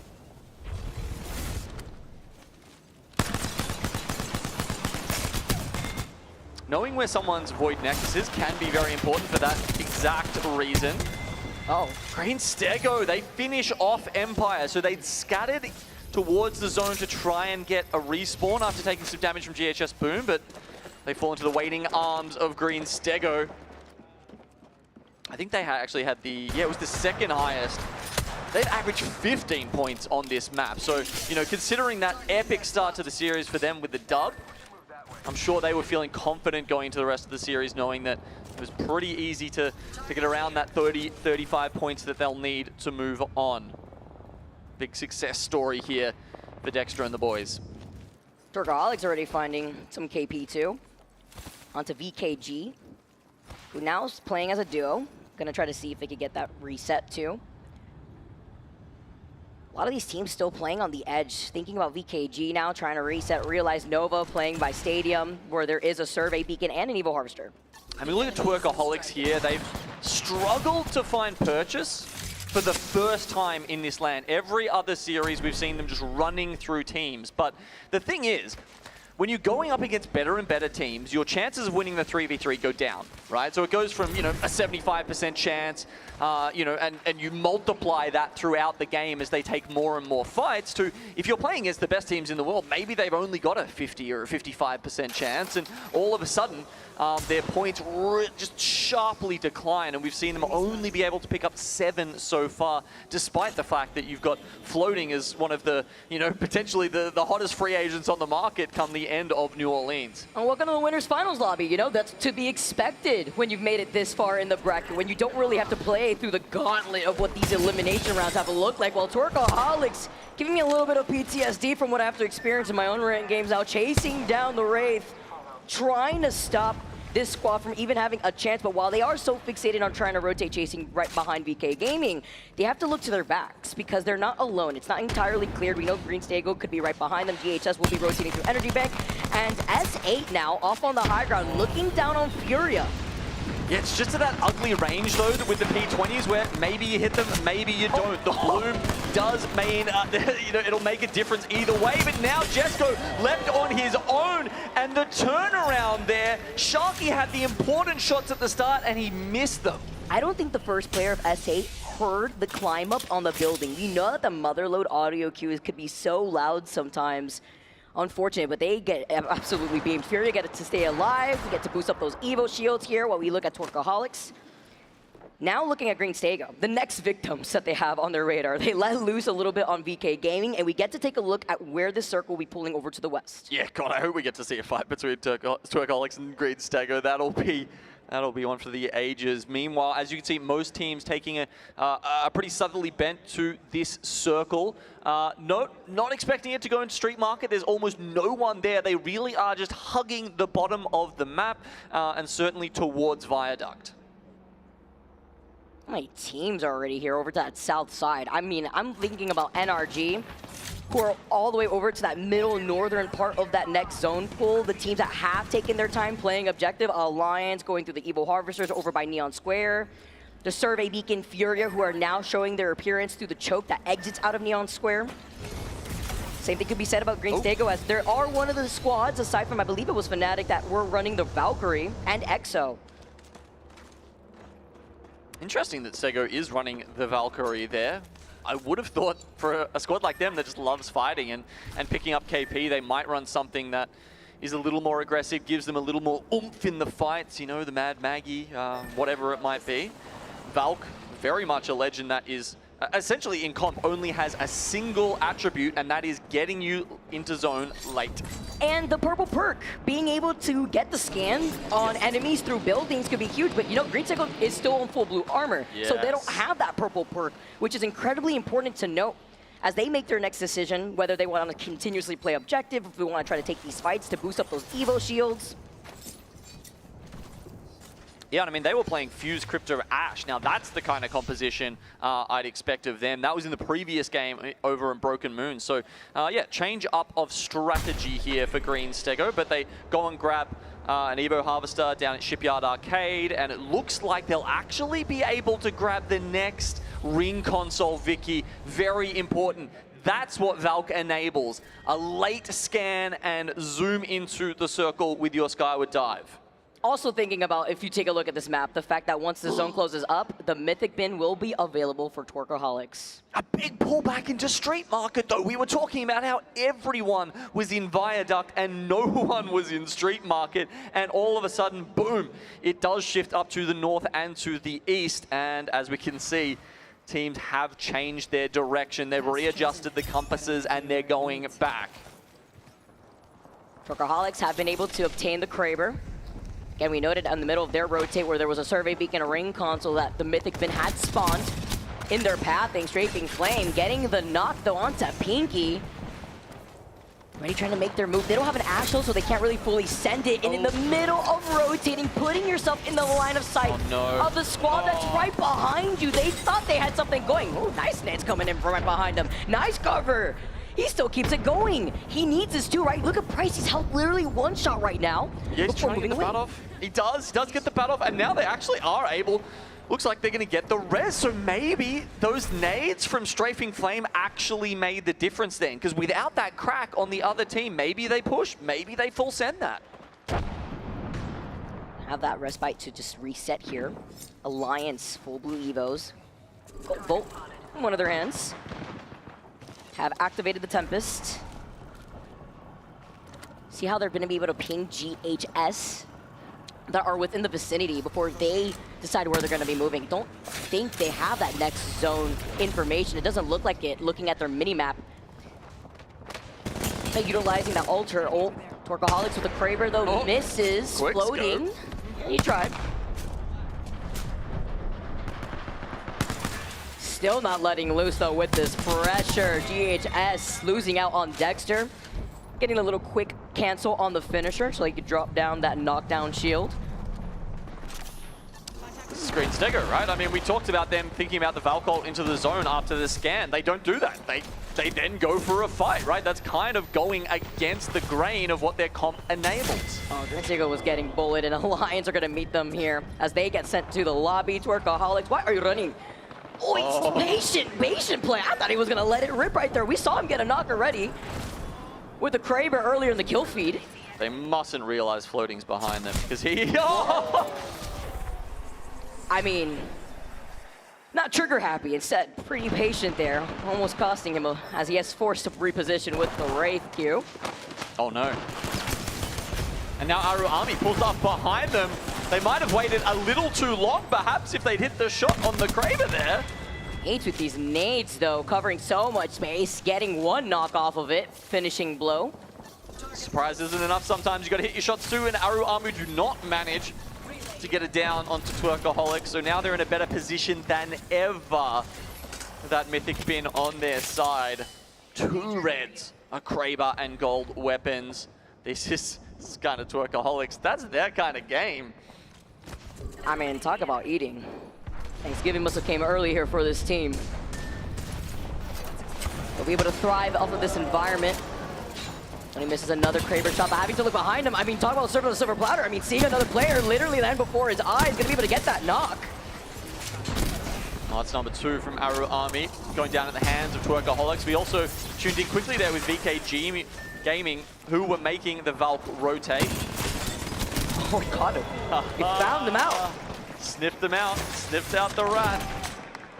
But yeah, VK Gaming, you saw that they had their Valk on purple, right? So as you were saying, they prioritized that legend because that 1 perk upgrade on purple is so important.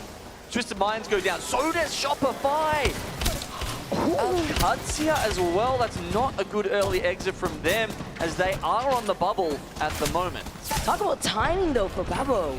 Slide in, they get 1 knock from Twerkaholics, but they do lose out on Pinky once again. They are going to try to go for the reset, but the finishing blow onto floating means that Twerkaholics are forced to play this out as a duo for now. Oh. Somehow there's a crafter just on their back though, as if the helmets, the Grey Bears weren't enough. Oh, and then you have to deal with the hurdle, these nades looking at Babo. They can't even get the res right now. And RG with the bow check in Timmy's hands. Babo get eliminated, 9 squads left. And Gil just keeps it going. Oh, thank you very much for free. Gonna take that. Well, Nyx is gonna be able to get that knock to one of the members of BKG. Oh my god. So it's a 2v3 right now. They have to hold this off while they're waiting for floating to respawn. And if they can do it, they've actually got the zone to their back as well. This would be an incredible reset here for Twerkaholics if they can pull it off. Saw Timmy get the Kraber shot in the feet earlier. You see right underneath him, he's trying to get some shots, but he's got the Tempest activated, which is incredibly important. He's got unlimited Kraber ammo for this. Infinite 210s to the head if you've got the aim of Timmy. And he has been at his best in this tournament. Rarely missing a shot. There's just another one to add to the highlight reel on Kuroton. And Peekaboo, I see you. Wraith could get away, but you can't behind the truck. Here comes Timmy trying to go in for another hipfire shot. Not being distressed, but seeing 100 Thieves, wanting to reposition. Oh, no. He knew that when he swung, he was very exposed and outnumbered on top of it. 100 Thieves now moving up. Boney getting that knock onto Timmy. Eliminated NRG in 9th place in this lobby. After that nice little snippet from 100 Thieves, that's how you get to kick up that momentum. Yeah, they've still got to move into the zone though. Okay. Vicky. Nice little grenade coming out of Yuka. Hit 2 more of those and he'll be on perp like the rest of his teammates. Twerkaholics, I think, are going for the 2nd respawn of the game right now. Twerkaholics on Pip getting res as well. Fnatic dancing around the missile storm, doing enough onto floating. Meteor get eliminated. 7 squads left. Look to your backs though. A team shooting at them from a distance. It's Furia, Madness beating on the fuse, the knuckle clusters as our teams are collapsing. 5 squads left. And every time you lose one of those early game fights like S8 did against Furia, you watch the team that beat you, you watch them go into the end game and you're like, damn, every one of these points should have been mine. This is the 3rd res that we are currently seeing from Twerkaholics. They are dancing through this competition and getting away with this for free right now as they hold the high ground, looking at the teams right below them. I don't know where all these Mobies are coming from. Apparently they just spawn on trees if you're the Twerkaholics. They got the Mirage. Grow on trees. They got the Mirage out here. If you could get the banner, you could try to get that Moby if you don't have anything in your inventory right there. VKG get eliminated. Twerkaholics looking at 100 Thieves right below them now. 100 Thieves get eliminated. Twerkaholics were farming here in this lobby despite losing some of their members. Furia though, they clap back. You see the Rampage, you see the Tempest that has been activated from Keon being on that Ballistic.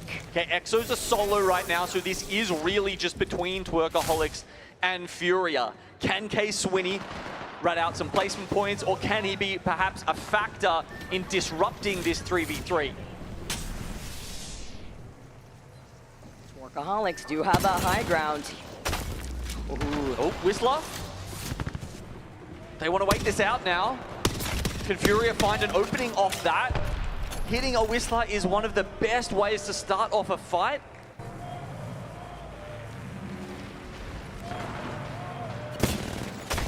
There's a Whistler again. Getting just enough damage. Nice communication from Furia, though. They land a Whistler. They try to harass Floating in the process, but it's the Wraith. And then you have Keys coming in with a knock. But Furia still are pushing. I don't know if maybe they're too worried about this third party. They're not sure about where that is. And as a result, Madness actually gets knocked. Doesn't matter how many Whistlers you hit. There we go. Now they know it's for certain down to 2 squads. Maybe they come up through the Alter Q here. Nah, way too risky. The Mirage ult causing chaos. And this is what Mirage excels in, causing the chaos, causing confusion, and Tworkaholics with the pop-off win game number 4. 3 reses in total for this team. We saw him, let's go with the pop-off. Challenger Circuit answering back out here. I mean, if you believe the format of this LAN right now, Vicky, these are the 20 best teams in the world, and Tworkaholics are currently sitting in the top 5. How is this possible? Not only that, they may have had a rough start on Broken Moon, and we have seen them excel in E-District, but they got that dub with 14 KP, and that's with them chasing teams to start fights. That's with them taking their time to rotate into that next zone. Taking a look at not of them just getting the dub, but with 14 KP, Furia right behind them with 9 KP. And maybe you could explain it away in some of the earlier lobbies by saying there were weaker teams for them to prey on, but they're meant to be the weaker team. And yet here they are against a stacked lobby, a lobby where no one is an easy beat, and they still get 14 KP on top of the win. Huge here for Tworkaholics, moving themselves up within the top 5. Remember, it is top 10 teams that move on. Don't really have to worry about that Elim bracket out here as we take a look at our top performers. Lunix, the IGL of Tworkaholics, getting 6 KP. And being able to put in that 2.6k damage. Yeah, Madness with the assists, and they weren't crypto assists either. He's gone. Okay, having a look at our series results right now. 2 games left. On track here for about 30 to 35 points. That's what you're looking for to find that cutoff. Where it will be exactly, we're not exactly sure, but Alliance and Fnatic sit just above it. Babo sitting there in, I think it was 8th place. Teams that you just could not have expected to make it into the top 10 of our match point finals are on track to do that right now at the ALGS Open. Being flexible, going in from Broken Moon to E-District, finding that stride here, looking at Tworkaholics. After a successful game number 4, we got some more E-District coming to you guys soon on the other side of this break. You don't want to miss it.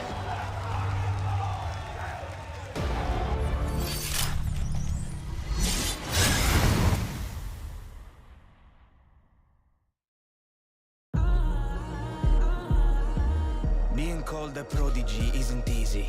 The pressure, the expectations. Nah, I'm just kidding. I was born for this. And yeah. The future is here. Are you ready? I've got endless determination, a lifetime of practice, and a total lack of media training. Success, it don't come overnight. Just watch me put up a fight. Locked in, I'm feeling cold as ice. Let's move. I don't know how to slow down. Found my target. Time to say ciao. Doing work on a holdout. It's looking like it's a blowout. More eyes on you means less on me. Putting in audio with top. Making my way up to the top. Sing it out. The first in line, the next in line. I can't deny I'm in the games, I'm on your screens, and now I'm on billboards.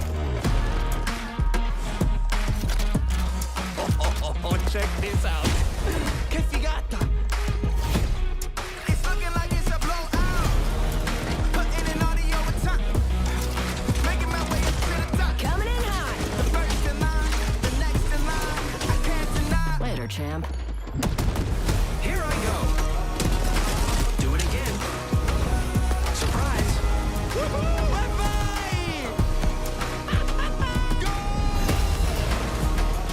I didn't know I'd end up here, but I do know how it ends. Yeah! I've heard losing builds character. me know how that goes. Been waiting my whole life for this. Yeah. Been getting so right for this. Hey. Been waiting my whole life. Hey ragazzi, we did it.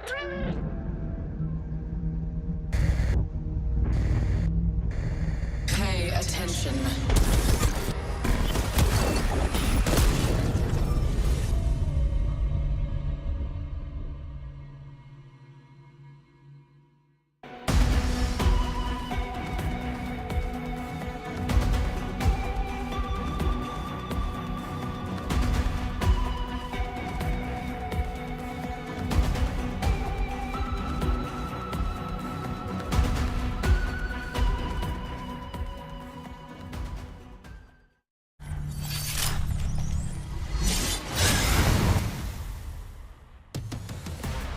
Welcome back, everyone. Want to give a shout out to Alienware. Alienware's legendary Area 51 desktop is back as Intel's highest performing desktop yet.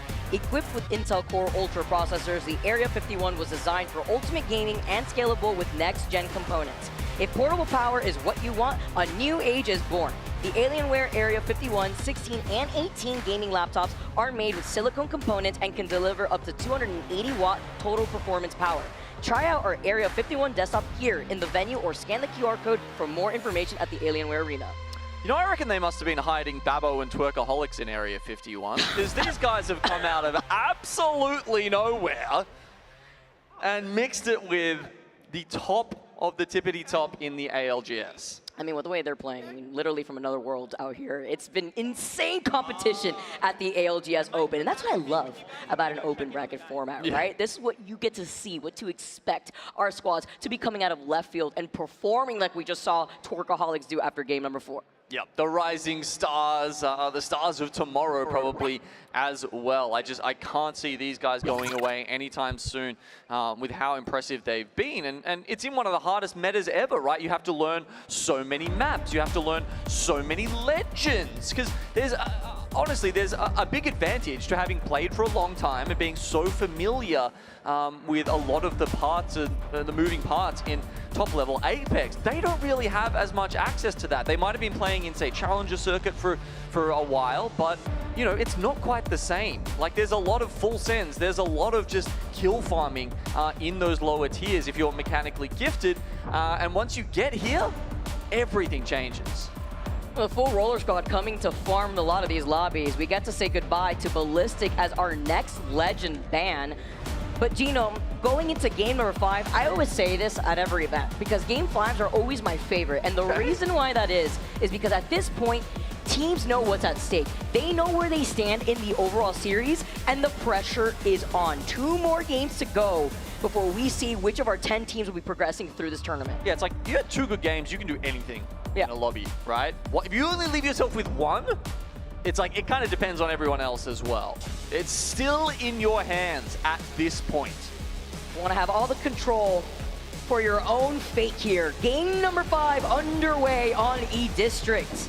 Currently, the bubble stands with Fnatic holding 22 points. EXO in 11th with 20 points.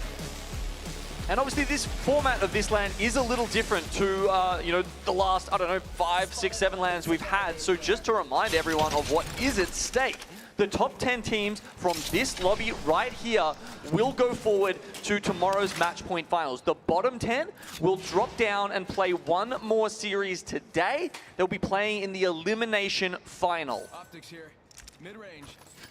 Talk about the POI draft priority too. Yep. Something else that these teams are playing for aside from just staying in this winner's side. Feeling confident, Twerkaholics being in 5th place after an incredible dub. 14 KP to their name. That's what they gotta do. I feel like that's where they thrive, right? Playing extremely aggressive, but when you get the dub on top of it, that's how you continue that momentum as we take a look at where the zone is pulling over to the north side. Maybe a Lotus Ring? Maybe it pulls a little bit south of there.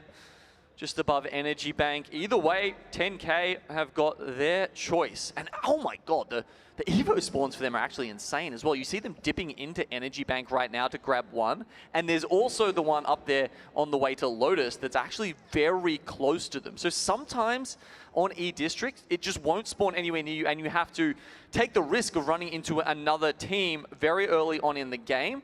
And then a lot of the time, you'll even just suicide for the Evo Harvester and let your team respawn you. That's how important it is to get that early blue armor. And that's why looking at Legend compositions, which of your players are going to get that Evo Harvester is important. In 10K's choice, they have the Wraith, right? So you could just phase out if you feel like you're in trouble. So they usually will send out their Wraith player to go out there. You're seeing as EXO Clan being one of the squads to still rock the Valkyrie. No more Ballistic in this Legend rotation. 10K, neighboring that of EXO.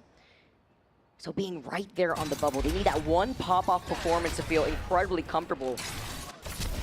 I think Ultra and Joyas are going to feel pretty lucky, actually, that they've managed to get 2 games out of Ultra on E-District, considering how popular she's been over here, but she will be banned for Game 6. 12 Ultras in the lobby, just beating out Ash on 11 and Fuse on 10. Always expected here on E-District, but you're right. The fact that it took 2 games. Let some of these teams run away. Green Stego, one of the squads that are not running the altar. Now they're going with the Valk again. Ash, Valk, Fuse. Got survey beacon scans, got ring console scans. Access to all of that, all of those different objectives. But as we saw last time, sometimes they get a late game scan and then they say, let's go fight anyway. The risk and reward on where you are for the series, sometimes you really need that desperate KP. Well, I think it might even just be because they got so many points in the first game. They're up to 30 now. They know, say, 2 more team wipes, a single fight win in either of the last 2, in both of the last 2 games, and they're almost certain to go through. But you really do want to be pumping it up as much as you can. You don't have to play another series today, and you do want your pick of the litter tomorrow when it comes to the POI draft. It's incredibly tight to see NRG and Twisted Minds holding that first and second place spot, with NRG having 54 points, Twisted Minds with 52. But hold that, maybe she can get just a little bit with Timmy being the last one alive. Oh, he cannot get away. NRG are your first team eliminated in game number 5. Again, they're pretty safe with the amount of points that they have right now, but again, it's also that POI priority draft that you need. Yeah, Sneaky Boy Passage could have saved him there, but doesn't quite get it off in time. Neither does he get the bat. And NRG, well, I mean, they're still relaxing, honestly. 54 points. They are well clear of the lobby at this point. Well, apart from Twisted Minds, 2 points behind. They've got a nice little buffer, though, over the rest. I have a personal gripe with this POI, by the way. Okay, let's hear it. There's so much space to loot, and everybody hot drops here. So much poking potential up on those roofs. So many different angles. You think you're safe in this, especially if you don't have an altar. Yeah, good luck. Seeing your teammate getting beamed from right in front of you. While Empire do have an altar in this case, they could reposition very easily on these buildings, but also allows a lot of coexisting potential for the teams that find their space here on the north side of that next zone. But if they do that, and if there is no ring console available to them in this POI at the moment, they give up the opportunity to get that information if the zone continuously pulls to the south.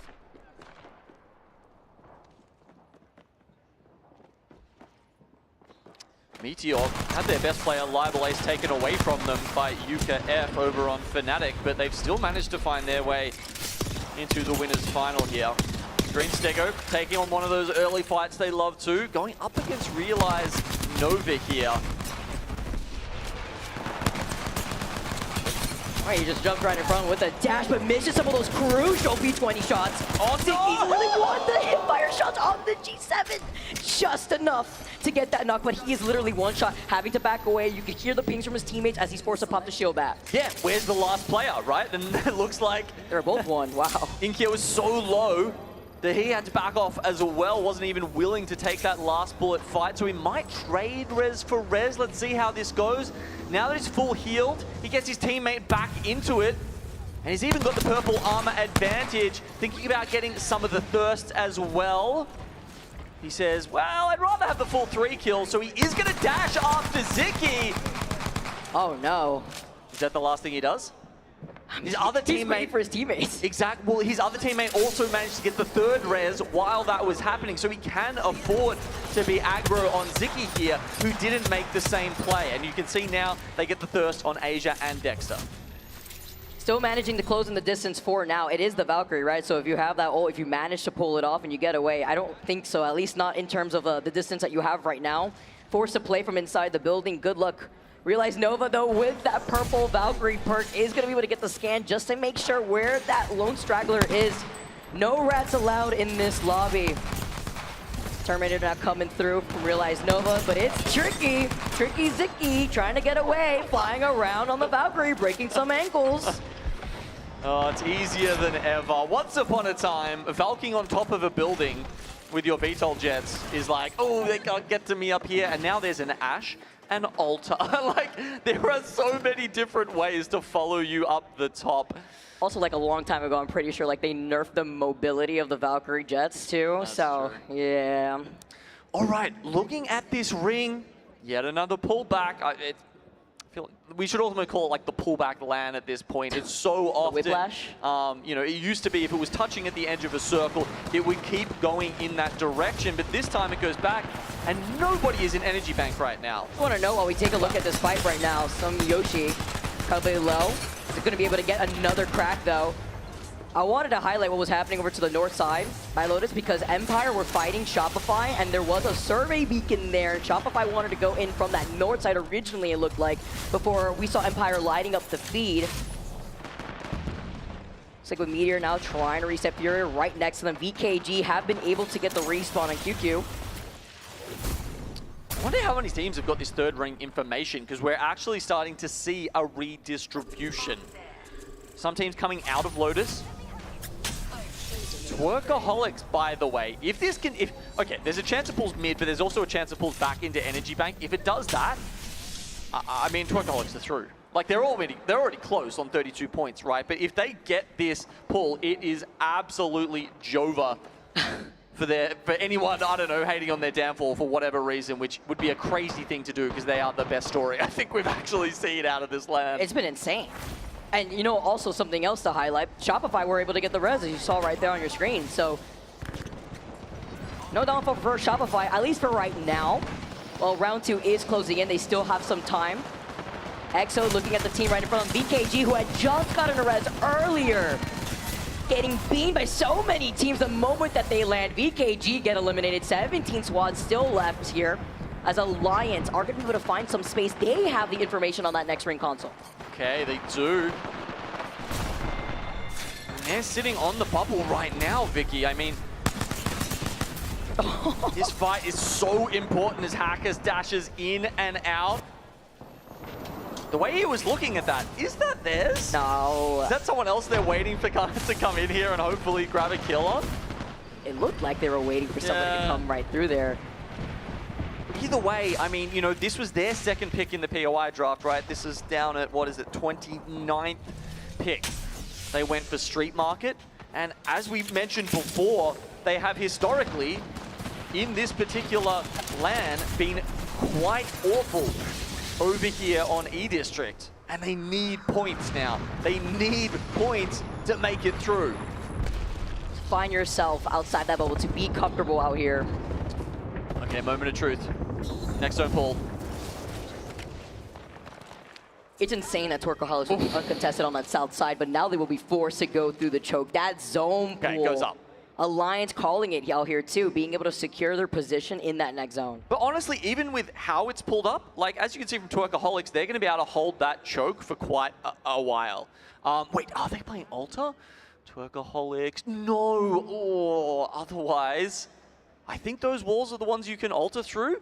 Imagine just being able to come right back in behind, say, like EXO Clan and wait there for the longest time. But no, they'll probably have to push their way in. Either, you know, regardless, it doesn't look like too many other teams, maybe a Fnatic or an Aru army could come down, rotate through the south there and give them a little bit of trouble. But either way, they're going to be good for the next couple of minutes at the very least. Multiple scenarios could happen for Tworkaholics, and in their position, Fnatic will be the team trying to rotate from behind them. But while they take their time, it's almost inevitable that they'll try to take a fight versus EXO, who have been babysitting that building with the ring console. Shopify losing out on Zainu, utilizing that Ash portal, now forced to play this out as a duo, unless they could be able to get that banner here. Siding up to C, they know that there's a team waiting for them on the other edge of that zone. That is GHS, while 10K only post kill, let it rip. Not enough. Leaving one of them literally one. It is Meteor that come out on top. Almost gets the 3K with the Sheila, though. I respect Sheila every time. Will not be in your line of sight. That's your space. All for free. I think he was sitting behind the portal, right? So you have to do like the 180 and turn around to get it. And by the time you've turned around, especially on controller, he's already got you on the floor with the Sheila. So they just manage to squeak their way out of that one. JHS Boom, we saw them get a respawn in this game, and now it's a late walk in to probably a good spot for them, actually. With a composition that they plan to get a lot more aggressive. They have the Mad Maggie, they have the Fuse, the Mirage on top of it, and they need the KP, right? They were sitting in 15th place overall. They need top 10. That's why we saw them gatekeep Shopify, but Shopify is still alive for right now. See Fnatic right ahead of Babo. As 8 get eliminated in your feeds. 14 spots up. Wow, what a nade before sliding it. He still wants to take that fight. Watch out with the zone, though. Literally one trying to hide behind the knockdown shields. Aggressive push here from Babo. Fnatic and Shopify go bye-bye. Babo sitting on the edge here. They still have Meteor and Furia to beat. Sure, some nice loot ahead of them, but not in the zone right now. That's teams like 100 Thieves, Realize Nova, and Al-Qadir. Alliance as well are sitting in a good spot here. And Alliance do have the altar to go from one building to another like we saw before. That's probably why they were being so aggressive. They know that the teams around them are... The more buildings they can clear out, the more levels of those buildings they can clear out, the better their options are depending on where this zone pulls. Saya looking at the team in front of him. Furia, Keon having the red helmet, having some gold weapons to work with, probably getting it off of somebody's hands or a mythic bin perhaps. Madness going to be able to get that knock. We'll have to start moving eventually. These teams now seeing where they have to go in the next 20 seconds. I think there's like a tiny, tiny piece of that Meteor building that is in the next zone. Might not necessarily be a fun place to play from, but Furia are looking at them longingly. So too are Tworkaholics. They've scouted out this position. Floating puts the Dimensional Rift down and immediately pops an ultimate accelerant in case they need another one. We knew that when Tworkaholics moved up, they were going to go over to EXO's building where there is a ring console, but even more importantly, playing off the same building. They've already made that next move, looking at the teams in front of them, but they don't have the information on where that next zone pool is going to be because good luck even trying to get a scan on that circle beacon. Yeah, not a lot of those objectives left in this next circle, Vicky, but quite a few buildings, right? So as we saw, teams are piling in there one after the other, and you do have to be worried. You have to be, you know, a little bit careful about the abductions there with Alta being still in the game. Teams will, you know, just throw them out willy-nilly, right? If you catch someone off by that and get a kill, it's like, well, that was the freest kill of your life, right? Because they're not expecting it. There's not a lot they can do about it. Really, the only safety without getting kidnapped if you're hugging a wall of some sort is really behind a door, because you can't put it on that side of the door. Gino and I were looking at that before diving into these next set of games. Of course, we do have that quick pause. Thank you guys so much for your patience, but a lot to analyze for that next zone pool. The teams that are still on the outskirts, GHS, Twisted Minds, believe we did see, I believe it was Empire who were able to get that res Meteor alongside them. Not going to be looking at Empire. Instead, they were really fixated on Furia. We saw that they were still also on full blue Evos. Considering that they will have to trek a bit of a distance here. NRG, they're already out. So this pause feels even longer than usual for everyone else. Meanwhile, Alliance, their minds are ticking over. Who's around us? What do we have to do? What is our most important objective if we're in the next zone or not? Yeah, honestly, let's talk about comp strategy. When you have a pause like this, when we wait for a player to come right back in here, you have some time to realize who's around you, what's your next rotate? Are you going to be able to get into that next zone, looking at the teams that may also be behind you? I mean, I might have to check the rulebook. I think you're actually not meant to comp when you're in like these pauses. just going to sit silently. Yeah, oh, I think you are. Or maybe dance to yourself. Yeah, I think singing to yourself is allowed. I'm pretty sure there's an exception in the rulebook for that one.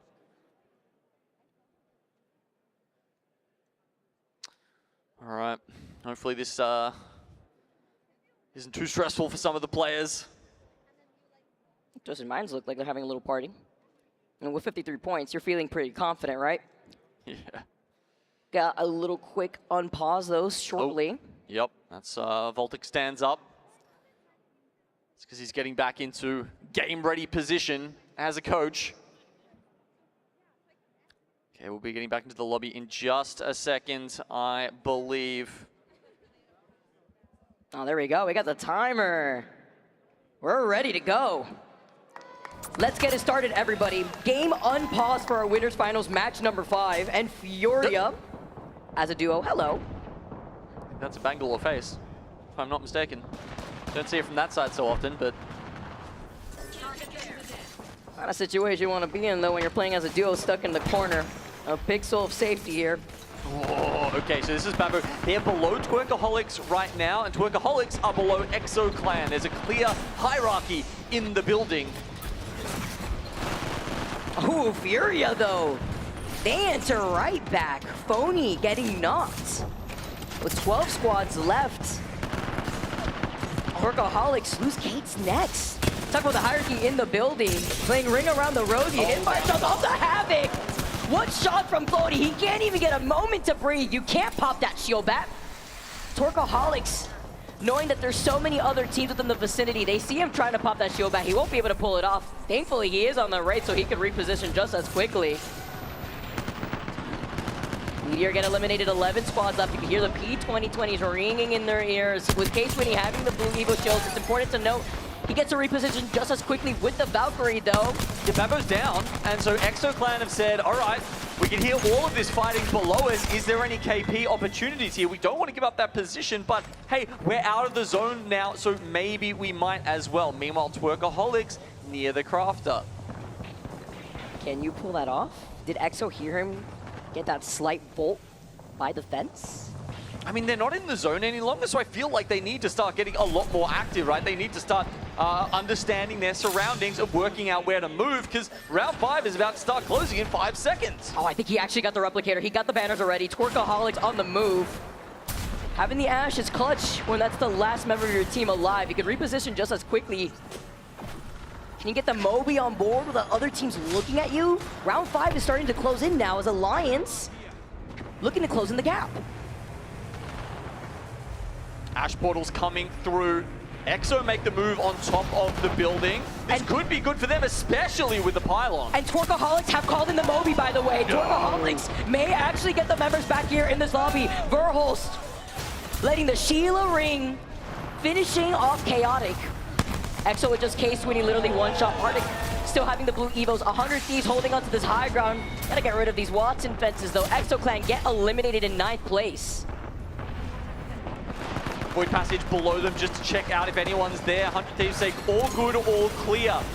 Not so for Algadzia there. You can see one of them knocked. Meanwhile, Twerkaholics on the res. Surely that's got everyone looking at them. With Lunix giving the suppress fire that they need to reset after just getting res. Floating now strides in with just an Arnan in his hand since he had the Havoc earlier. This is crazy work here from Twerkaholics, but floating's literally one shot. He's hoping that the teams in front of him fight each other instead, but they call him out. 6 squads left. Okay, they got the res off, so QAD now actually gonna take the Void Nexus back. It's the reset with 4 squads left alive. Twisted Minds, I think, are just down to 1. Realized Nova on 2. Meanwhile, 100 Thieves, well, it's going to feel like there's about 1,000 of them, I tell you, when they're on this side of the zone, because they've got it all to their lonesome.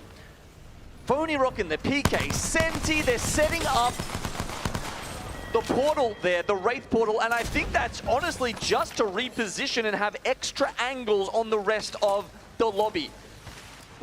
Twisted Minds are solo. Alcazia have cleared out their side as well now. So this is exactly the situation we had last game. 2 squads and a solo just trying to stay alive, cause chaos, whatever it might be, and he's chosen chaos.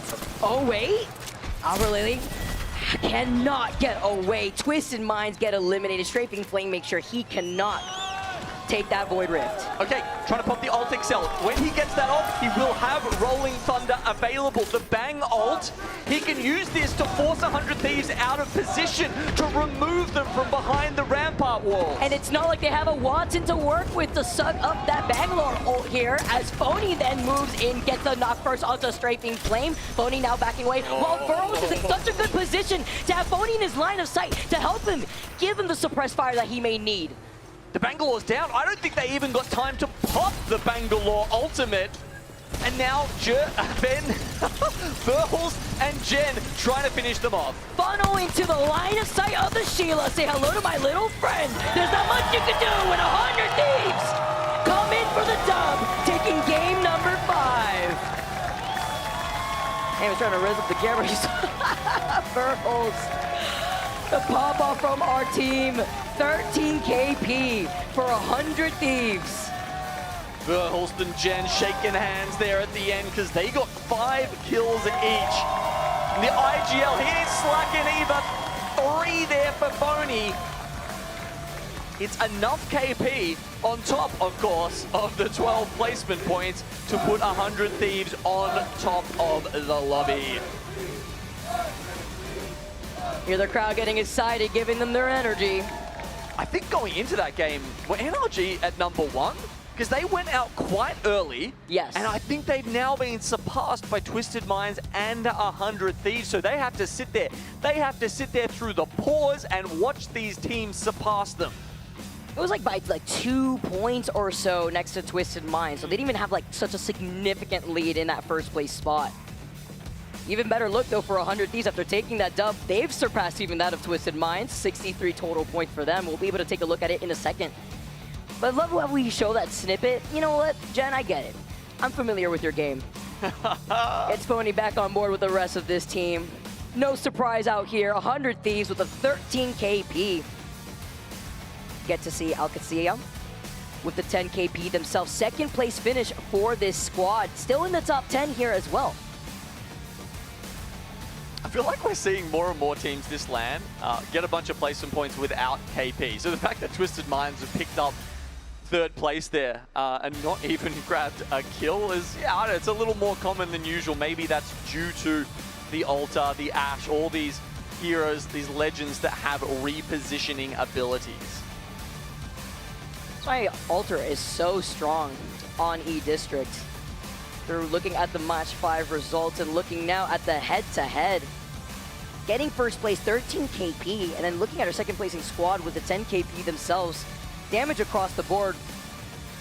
Love the positioning advantage that we saw from 100 Thieves, knowing that Verhol's holding back, being on that rampart, having Sheila out. You see that beam, you know that even if you poke your face once, you poke a toe and you're immediately gonna get burned. Okay, so we're looking at 5 upwards, solid, good, through to tomorrow. I would stake my life on that right now. Twerkaholics, Furia, NRG, Twisted Minds, and 100 Thieves are good. From there down, it gets a little bit more icky. We're not sure if 33 will be enough. Alliance, for sure, will have to shore up their point total if they want to make it through to tomorrow. 27 right now is good, but it's not certain. I mean, it could be a Mia on a Mia crime out here because you have Alliance on the bubble. You had Exo Clan right there, like 2-point difference. It's a lot on the line when you have only one more game to go to see which of our top 10 squads will be moving on to the final lobby. Don't go anywhere. We got more E-District coming to you soon.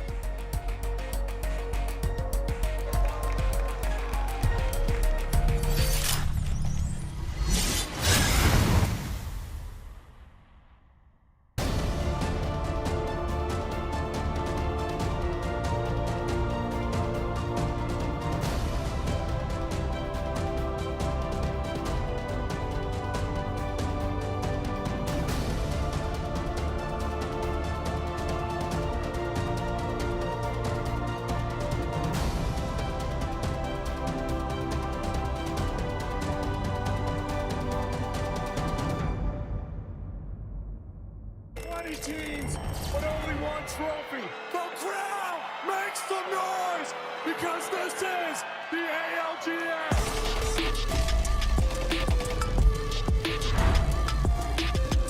Players have come from everywhere to compete for the opportunity of a lifetime, but only one will be crowned our ALGS champion.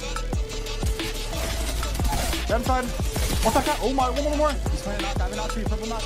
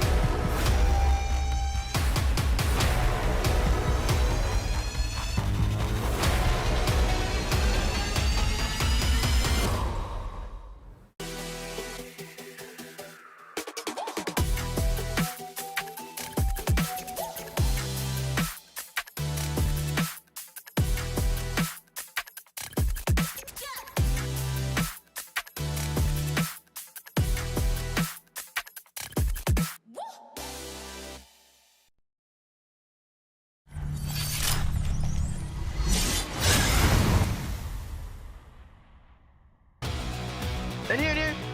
One side room. One side. You're outside. Okay.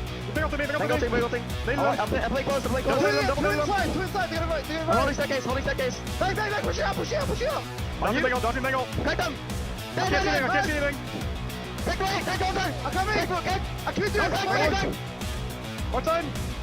Almost got it. What side? Where's she? Last one inside. Fine. Watson. Look. Canvas. Yep, I'll play over you. You're good. Yeah, you can play the box space. He's in knock. Come. Shoot him out. He's cracked. He's cracked.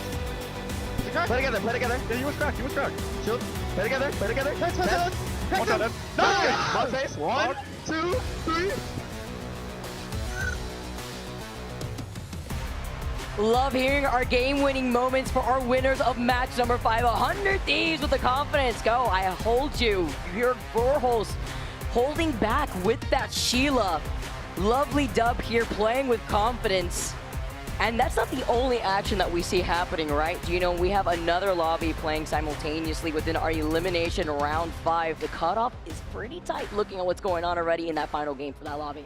Yeah, we've got the other lobby playing. The top 10 of those will be moving on to play the bottom 10 of this lobby, and the other 10 will be eliminated. And currently, we are about halfway through map 6.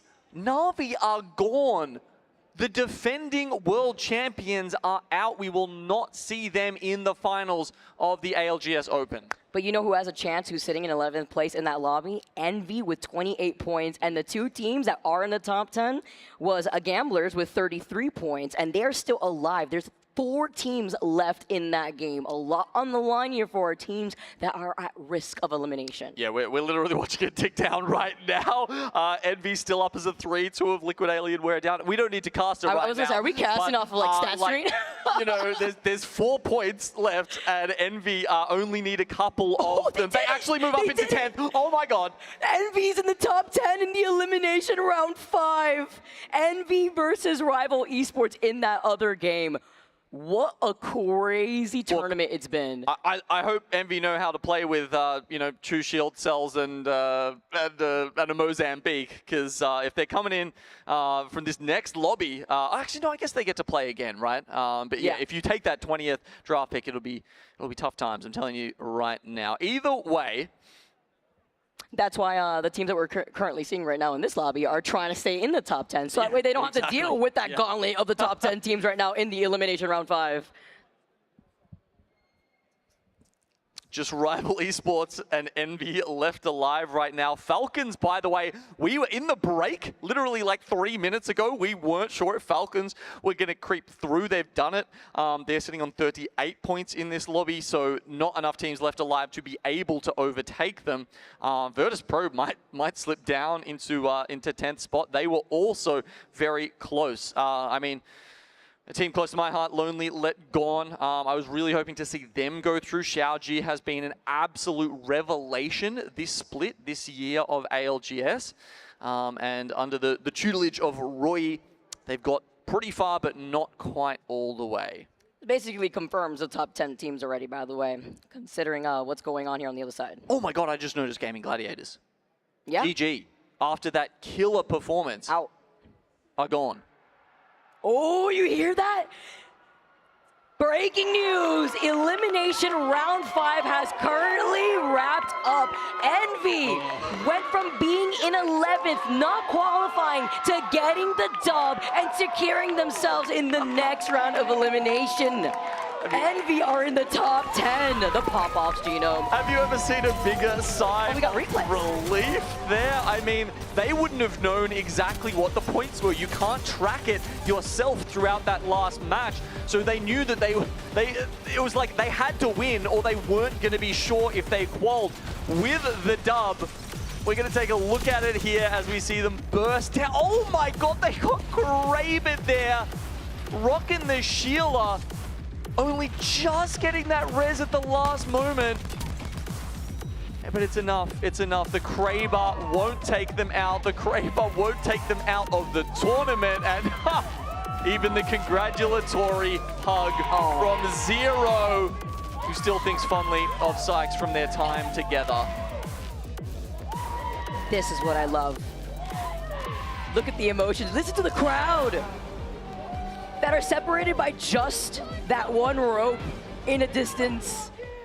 Can you imagine how your heart must feel coming out of your chest in a moment like that? Just bursting out. And this is one of the cool things about the ALGS Open, right? Is that those guys were sitting there. You can hear the comms from those players, by the way. You are so close to them that you can literally hear what they are saying. Okay, well, let's get our focus back onto the main stage here, Vicky, because we've got one more match, and it's an important one. It's very important for teams like Alliance sitting there on 27 points, for EXO, Fnatic sitting on 24. Just moments away from either a victory or a push down into the elimination bracket. The final ban of the lobby. It's going to be on Alta. Not available. One of her best maps on E-District. Teams are going to have to shift things up. What will they decide to choose this time? I think some teams will start going for the Wraith, some for the Ashe. Even a few Mirages slipping in here. He is the Renaissance man after all. Game number 6. We had the results from the elimination round 5. Which of our 10 teams will meet them down in that elimination bracket? This is the game that decides it all. With a lot more Wraith being brought into play, you want that rotational ability. Ashe, of course, like you mentioned, Genome. We already knew that crypto was off the table after game number 3 on Broken Moon. This helps promote teams to play maybe into their comfort style, finding end zone, sitting pretty, setting up those Watson fences before we find out where our zone's gonna be pulling over to the southeast side. Variety, that's what we wanted. It's what we've got here on E-District. We've had Viaduct. We've gone up towards Lotus, but this time it'll shift down towards Humbert Labs. Stadium, we don't get a lot of finishes there. There's a lot of walls to the north of this second zone, so I'm not expecting it to finish in either of those places. I really think it will be more towards where VK Gaming is sitting right now. And I mean, there's a ring console and a survey beacon right in the middle there, so there's every chance that a team can sit on those and have that perfect direction towards a late game spot. To highlight the stakes once again, you know, after coming out of that break, with Alliance sitting on the bubble with 27 points, EXO with 24 points, and now noting where the zone is pulling towards VK Gaming. Alliance having a bit more of a trek to go from the west side over by their POI in Street Market to where that zone's pulling in Humbert Labs. They will have that information because they have a ring console, they have the Evil Harvester, so playing much more objective, which really benefits their playstyle, while EXO trying to secure that final circle positioning instead. Meteor already involved in a fight, looking at GS from across them. Yeah, they do have to farm up a little bit of Evo first to get those scans, of course, running Fuse, Wraith, and Mirage. And that's actually slowing them down a bit as 100 Thieves are pulling up towards Street Market where Alliance are right now. Maybe trying to cut off their rotate here? Considering where they know where Alliance stands in the overall series, they are just gonna end up rotating away towards draft point instead. Okay. False alarm. Got a little bit excited. A good little call out though, right? Because these teams know which squads land in what POI, and that's something to consider if you find somebody to be a threat in the POI drafts if you want to be able to secure a better position in that final lobby. As we saw Meteor setting up in Stadium, as I said, I kind of doubt it's going to finish over there, but still important to show which teams are prioritizing which side of this zone. Just like EXO, who are sitting kind of dead center at the moment, hedging their bets. I like that. Again, EXO thrives in playing that final circle positioning. We saw them in the last game do something similar. Luckily, they did have that ring console building that they held for like 3 zones before they couldn't scan it anymore, and here we are again. Yeah, and they're rocking the Watson, right? So if they find that really good spot to hold, they've got one of the only defensive characters left available. Maybe someone like 10K running the Rampart. You know, Bangalore, not so great on E-District. You know, but there's not a lot of choices left, which is why we've seen her creep into the team compositions thus far. Green Stego, they do lose Ziki, I think it was there. And that's rough for them. Vicky, they're on 30 points. Sure, they're in the top 10 right now, but 30 points is unlikely to get you there by the end of this game.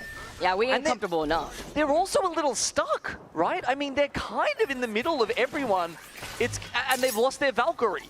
They've got the Ashe, so hopefully that gets them an Ashe portal in a direction that they can find their way out and find a crafter, because otherwise, I don't think 30 points will get them there. And that's the double-edged sword too. The reason why you don't see Valkyrie in a lot of these lobbies, despite us highlighting that purple perk, is because when you are in a lobby like this, let's not forget, this is the winner's lobby. You are going to be dealing with a lot of heavy hitters that are going to shoot you out of the sky. Workaholics shooting Asia and getting the finishing blowout here, getting even more KP in their pockets. You've also got to think, Green Stego had a 21-point game 1. That means they've only picked up 9 points across the interceding 4 games. It was just a decline after their win out here, having a much better time on Broken Moon, further highlighting the strengths that some of these teams may feel. Varying on the lobby and the legend bands here, as Dexter will be able to get his teammates' banners out of the replicator. Can he pull off the res, though? Oh, I don't know, because 100 Thieves, I think they've just ballooned towards him.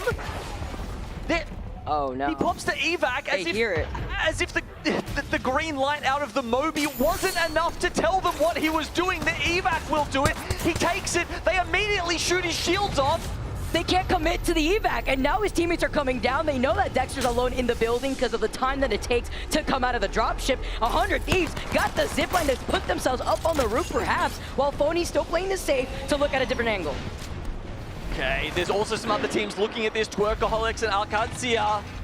They hear the noise. The difference is 100 Thieves could afford to take this fight. They're not one of the bubble teams, whereas Green Stego are. Ziki still on white. Evo is trying to get away. Twerkaholics, they smell blood in the water. We know that they love taking these fights, but they also know what's behind them. Other teams that could be looking at them from Humbert Labs.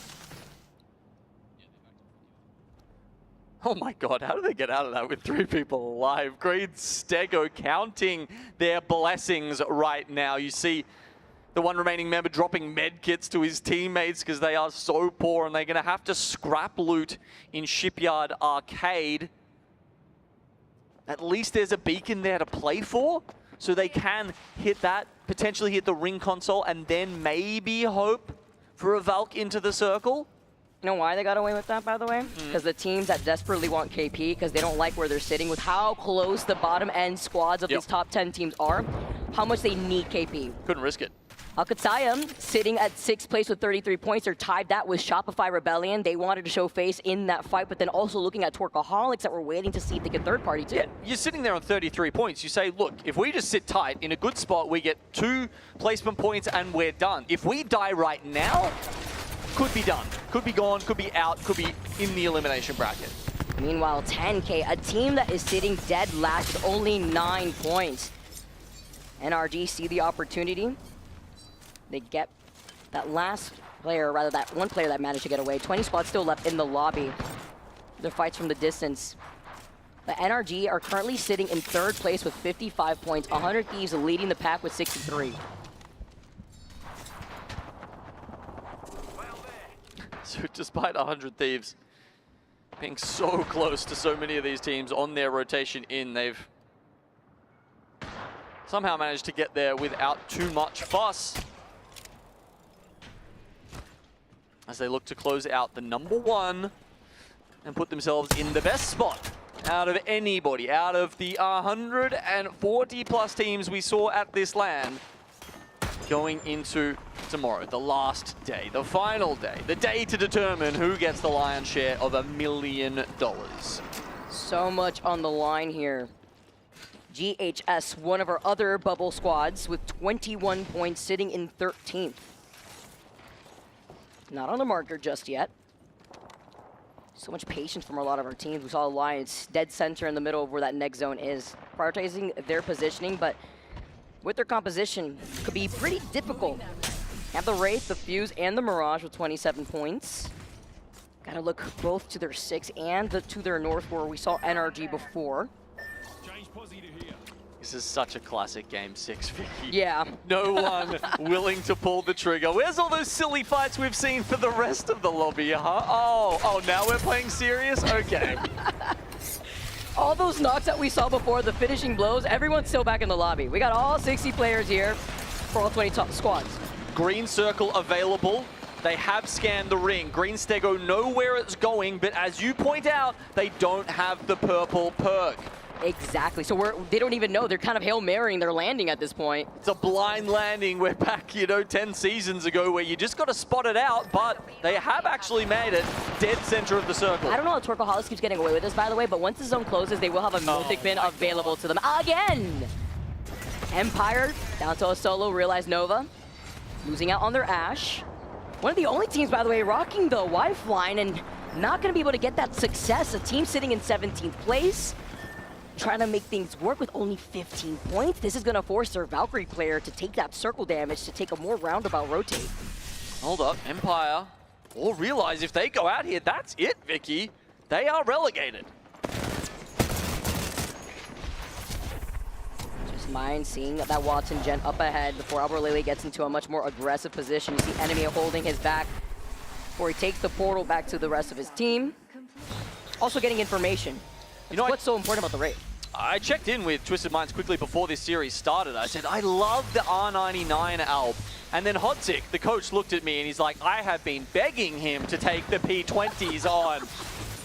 You know, but it just depends on what range you're taking these fights. If it's at mid-range, the P20s do tend to be better. But if you are aggressive, you get in their face, the TTK of the R99 is much better. I heard that in Hotsik's voice too. And what's crazy is that like Workaholics makes the R9 work. They literally glide with the R9. Obviously, still finding their strength in what they feel is comfortable. Lariman, the rest of GHS also playing once again that aggressive composition. The Fuse, the Mad Maggie, the Mirage to try to take these fights, and they need to, sitting in 14th place, another one of the bubble teams. Twisted Mind seeing that team right underneath them. One of the teams that feel comfortable. Once again, I feel like I'm getting some deja vu here. Looking on the other side is S8. A team looking at Albert Lele. They full swing him though, but they lose out on Jesco right behind them. Needs to suppress fire, but they're fully healthy out here as S8 get eliminated and get relegated. Our first team we are sending to the elimination final will be S8. It's a good effort to get this far. Oh, Alcazia also going out. They're currently on 33 points. It will be fascinating to see if they make it through. That is going to be on a knife's edge. Meteor also going down. That means they are stuck in 19th spot and will be going to the elimination final. They're about to get pinched right now. I think I hear the P20s in my nightmares, honestly, at this point. VKG now sliding in to get the finishing blow onto GHS. Bottom 10 for GHS. Also, we will be seeing them in the next series. Huge nades out here. Perfect coverage coming in from Timmy as he slides in, trying to get the chase on that kill. Why are you running? Only a white knockdown shield. Still doesn't want to overextend. Still waiting out on his teammates to see them in their line of sight. VK Gaming get eliminated. NRG get even more KP to work with while trying to gatekeep those squads. Oh, 100 Thieves go down, however. NRG, sure, they're farming, but on 64 points, 100 Thieves are at risk of giving up their #1 position. They played it a little too fast and loose here in the final game. That's not Fnatic. Sorry, Madness. But Yuka having the Kraber, 150. Doesn't want to give up high ground just yet. Oh, never mind. He drops all the way down. Sees the opportunity, misses the hip fire shots. He knows his teammates are going to meet him on the other side of the sandwich. Aru Army get eliminated. You know, I'm not sure if Yuka realizes that the Kraber has a scope on it. Every single time we've seen him so far this tournament, he's just pulling the trigger, going for the style shots, jumping off walls, but in the end, he pulls out the P20s to finish off the job. That's Yuka behavior. I also love seeing that confidence. You need that in a lobby like this. Alliance still on the bubble, 28 points. Yeah, and it's not like they're playing for nothing right now. Fnatic aren't even in the top 10. I like the energy. Fnatic also one of the teams playing the Valkyrie. Looks like they're in a bit of pressure toward Workaholics. So remember how we highlighted Mythic Fin? Well, guess what? Floating with the R9 does not clutch it out. Workaholics incredibly low after losing out on that Wraith. Lose out on their shields. Fnatic get eliminated, by the way, as you highlighted, Genome, not within that top 10. Looks like Workaholics having that Mirage comes in clutch when you get the double res reset. Being able to go invisible without feeling that pressure from a team up afar, but also having the Wraith, allowing you to reposition, gets right back to the truck to get these shield swaps off the death boxes. Shopify and NRG. Not sure they can avoid a fight here. How much do they want to push it though? They already get the kill onto Koiful. NRG seem to be happy with just taking up the high ground bridge positioning. Oh, great. Bonald right into the line of sight of Guild. Another KP on the board for NRG. What separates NRG, by the way, and Twisted Minds between 3rd and 2nd place is just one more kill here to tie them up. Shopify go down with 34 points. So again, they're going to be close, but a lot of the bottom teams who have a chance to overtake them have gone out. We really need Exo Clan, Empire, 10K to come up now. Actually, I think Shopify might mathematically be okay. It might only be Alcazia that we have to worry about. GS, also safe. EXO, one of the bubble teams, 26 points. We saw them rotate here very early, and that circle pull was something they were not expecting. Look at where that zone is pulling, and they know that they have to make that decision in the next 30 seconds, and they still have full blue Evo shields. EXO probably the team with the highest chance of changing their fortunes from where they stand right now, which is not going through to making it through to tomorrow immediately. How thirsty Fury is.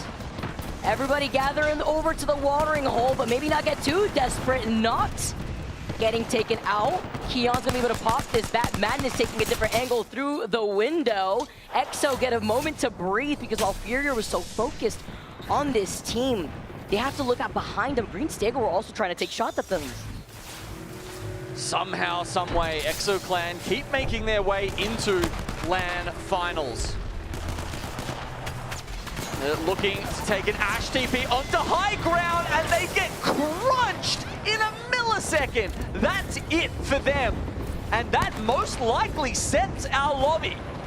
With Alliance still alive and still sitting in that 10th place spot. Green Stego get eliminated. 6 squads left now. 10K, by the way. The team that is sitting in dead last, still alive, also getting some KP. It's going to be a wild card, though, if they manage to turn this around. So much points that would need to soak up. Yeah, I mean, any points they get now still go towards the POI draft for the next series, so it's not like there's nothing to play for. They can definitely push their way past S8 here, as well as the other teams. Another 10 points would be very handy for their chances in the following series. But now let's just enjoy the rest of this game as Alliance look to go up against Twisted Minds, who join NRG on 70, by the way. NRG and Twisted Minds head-to-head right now. Let's see who's going to be the #1 team going into tomorrow. Crazy fragger potential that we already noted from both of these teams. Alliance still staying alive. We saw Hockey's being able to reset, pop that bat. Now popping an ultimate accelerate, by the way. He had used his portal earlier. You could hear the pings while he's scouting ahead, because you know who's waiting for them over to that northern choke is NRG, and Twisted Minds are playing right underneath them. Yeah, you can hear the pings of the knuckle clusters just coming out non-stop as well, since 3 of the teams still left alive are running that legend.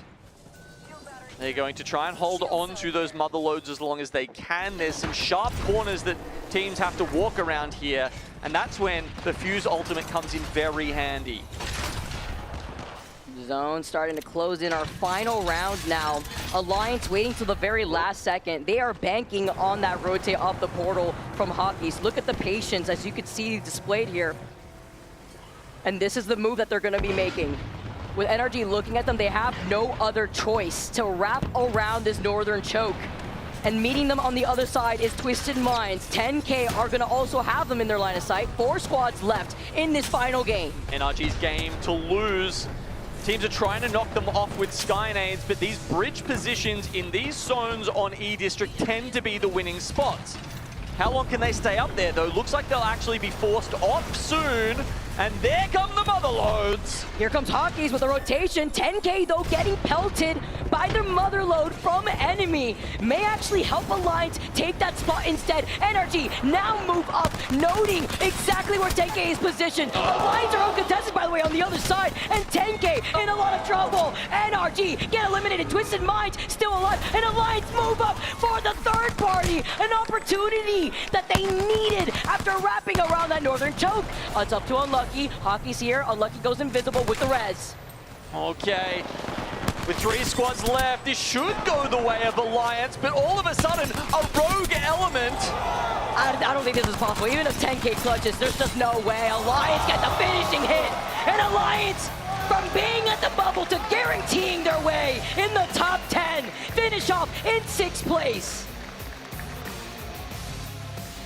Overall scores after getting that dub, the patience pays off. Very similar to the reaction we saw from Envy. Winning that last game is kind of the only way you can guarantee that you get through. Means you've done the best you possibly can. Alliance only got 3 kills in that last game, by the way. They were not kill hungry. They were playing it safe, not something we're used to saying about Alliance, but it's good enough to not only get them through, Vicky, but to push them through in 6th place. In fact, shaking those maracas. Those hand warmers, we've all been there, right? Clenching, feeling like you finally have your pop-off moment. You get that adrenaline coursing through your veins. And even the difference between, say, the side stages or the main stages, we had teams talking about, you know, it being a little bit colder over there and adjusting to the main stage depending on how many opportunities you had to play on either one. It can be quite the adjustment. Of course, a team like Alliance, they've been around, they're very much used to playing on the big stage and they thrive there. Is there a trophy in their future, Vicky? Very high chance. They've come close so many times. You also saw the defeated faces of Fnatic, who fall short of the top 10, finishing off in 11th with 28 points. Alcatzaya sitting in 10th with 33 points. Very close gap right there, but not enough. Yeah, I mean, yeah, we see they got 0 points in this game, right? Yeah. They've checked the iPad in front of them that has the information, has all the scores on it, and they have finally unclenched because that was a long wait for them on 33 points. Because as we get a look at the series results now, you'll see that they have actually ended up in 10th place. They've come as close as you possibly can to having to play another series today. But they were, honestly, you know, they were looking pretty relaxed when I saw them before this series, so I'm glad to see that that mentality has paid off here into the top 10. Other notable qualifications there. Shopify make it through. Green Stego, after a very good campaign, are also going to make it through. Workaholics and Babo have just made it through in the top 10 of the ALGS Open. The open format has just proved itself. I don't know how else to put this. That's what you do when you get to welcome new talent making a wave in the pro league scene. You love to see it, and it was such a tight lobby. Of course, aside from looking at like our top 6 squads, if you look at the other side of our bottom 10 teams, 10K went from being dead last to what, like 13th place after getting in 2nd place. That's really what highlights how tight the competition was here. Yeah, I mean, we had a couple of teams that seemed like they were smurfing, though, right? I'm looking at Twisted Minds, NRG, and 100 Thieves. They opened up a sizable gap over the rest of the lobby. Love how those guys are playing. If you know, really wanted to think about the 3 teams who are going to lift the 3 pieces of that trophy, could be them. It was NRG who also gave up the high ground at the very end right there too, getting a little eager to try to get the finishing blow over to 10K that you saw them by the fence line, but Twisted Minds were also playing right underneath NRG. If I was Alliance looking at the 2 teams that were gatekeeping them, they didn't know who it was exactly, but it was literally the 2 demons dominating the lobby, and you had to get through them. Well, with Hockey's being on the Wraith, that also further highlights the importance of running certain legend comps, makeshift around what you don't have anymore because of those legend bans. No ultra to really navigate through, having that portal instead ready to go. That's why the ultimate accelerator was so important. Woo! What an incredible 6-game series here for our winners finals. I want to hear more from you guys over on the couches. You guys looking a little comfy as we were out here sweating a little bit. Yeah, you guys are sweating. You know, you're only 8 feet away from us, so it's not like, you know, temperature is too different over there. Now, you guys were making it hype for us. We appreciate you, Vicky, Kitty, and Genome on that cast. And as we welcome you back to the desk, I saw a few signs said Ballin and Nolans. Well, there's a team that was making it rain, and that was Twisted Minds. And we've got none other, the man, the myth, the legend, Mac Albrelelli here on the couch with us. Brother, how you doing? I'm doing great, man. I'm feeling real good after that set of games, man. That was awesome. I have been loving seeing how you have performed, the energy that you guys have. What's different here in the Open? What's special about this team? Because you guys have found a gear and you haven't let go since. I think during the past 2 days, Crook has really stepped up a ton. He's like found his voice and his, like, you know, assertive style that he's needed, and it's been pulling through crazy for our games, and his zone calls have been incredible. They've just been letting me frag out off that. Yeah, it seemed like it's gone so well, but I also kind of want to touch on this bigger picture idea that you're sitting here. I mean, there's been a lot of ALGS lands. This has not been happening very often. You've gone through your own journey, gone through your own teams, and yet you find yourself here at the Open. Why now? Why are we doing so well now, or just why? It was a big question because I want you to answer a little bit about your story, because you have been one of our oldest pros. You've been one of the first winners in Poland to lift that trophy with Hal and Reps, and now you're here, a totally different iteration. You know, a new face of the ALGS it doesn't look the way it looked back then, but you're still here. You found a way in this new open format, so it was an open question to give you a chance to talk about your journey of getting here. Yeah, I mean, it's been tough, but I'm glad to be here. Last 2 years, I definitely bounced around a little too much, tried to step out of my role a little too much, and I'm glad that I finally found a team that lets me play my game and, you know, excel in the role that I'm good at, and not trying to flex out into, you know. So it's really about finding yourself and then owning that within a squad. Yeah, finding the right squad for, like, your play style is just crucial. Trying to, like, fit into places where you don't it's not worth it. I mean, clearly you've now found that slot. You guys looked incredible, but before we even came back to camera, I came down, you sat down on the sofa, and you looked at us and you were like, that was fun. Yeah, that was some a fun really games. fun series. So I feel like that's kind of been the whole team's vibe every time we've checked in with you guys, because you're just a slaying powerhouse right now. So tell me what that mentality is like to show up at a LAN and just have a great time, and then because of that, find success.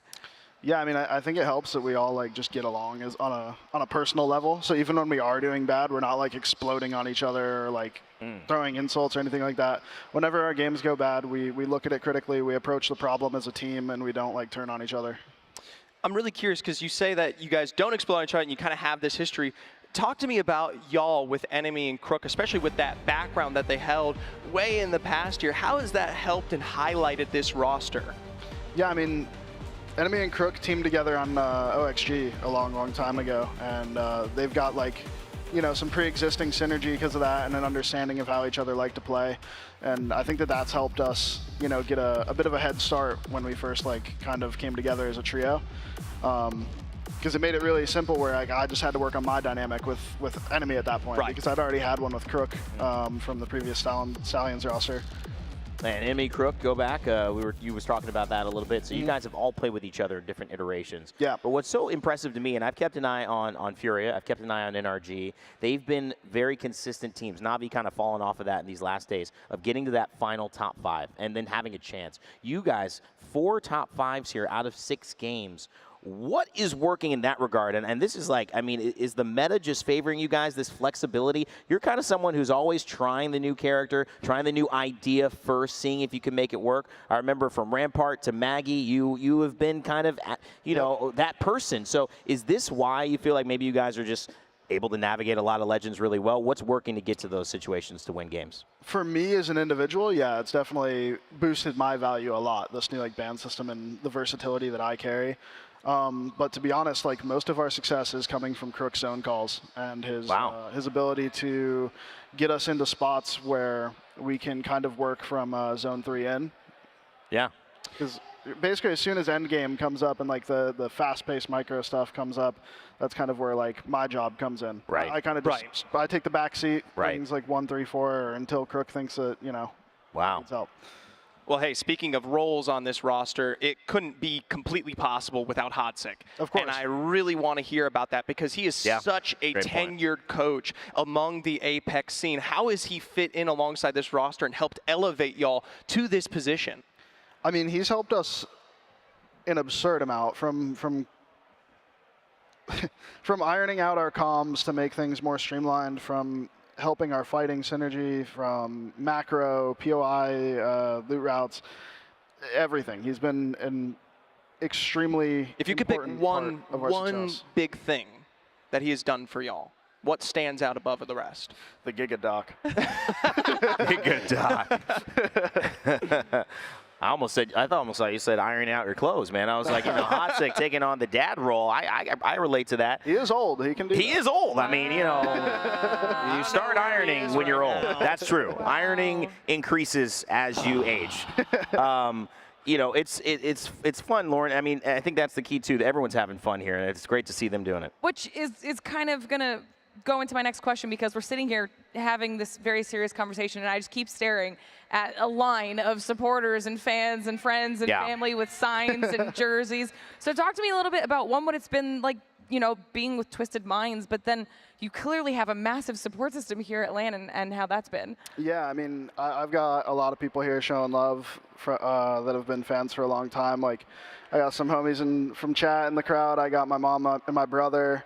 I got a bunch of my longtime IRL friends who I've known for like 12 plus years.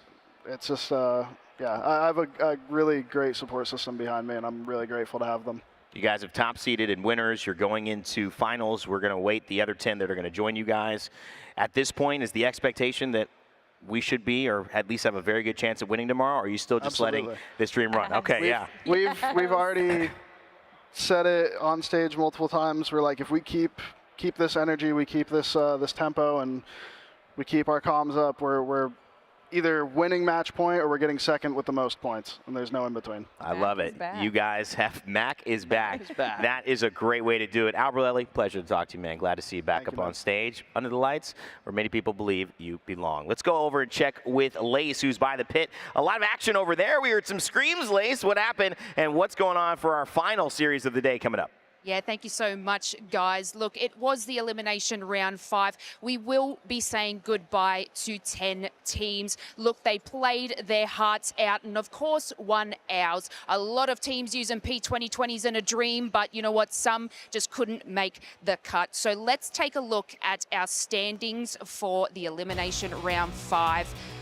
Of course, we have Lick and Alienware sitting at the top there with 35. Cat, 9 lies. Some excellent teams still heading through to the next round. Team Orchard as well. They have been playing valiantly throughout this whole series. We have Envy. We did see a beautiful, broadcast of them winning, along with Falcons congratulating them too. That just made it through, along with Virtus Pro. Now, we do unfortunately have to say goodbye to a fair few fan favorites. We have to look into FaZe Clan, Kinotrope Gaming, Lonely Let Gone, OMIT, VG, who just fought tooth and nail through this whole competition, but unfortunately today could just not make that cut, along with Na'Vi and Atlas.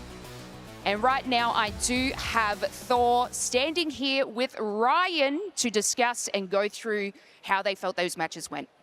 Yes, I do have Tryhard Thor standing with me from Team Atlas, who's actually very, very happy with how the day went, despite being out and eliminated here. Well, initially, commiserations, of course. I know, obviously, you would have wanted to have gone further, but for you, it's been a very victorious journey, I hear. Yeah, we came into this event with, well, I guess not the biggest expectations. We've never played a lane together before, only been together for around 2 or 3 months. So we're honestly just happy to have made it to day 3, also considering that we almost had to go home on day 1. So we just take it as a win, even though it's sad. It's sad to go home. Yeah. Yes, of course. Your teammates G Dolphin and of course Black Villain from Italy. 2 Danes and 1 Italian. How good is his Danish coming along? We're practicing, but I don't think he's getting there, sadly. Maybe if he hops on like Duolingo or something, I don't know. Maybe that works for him, but.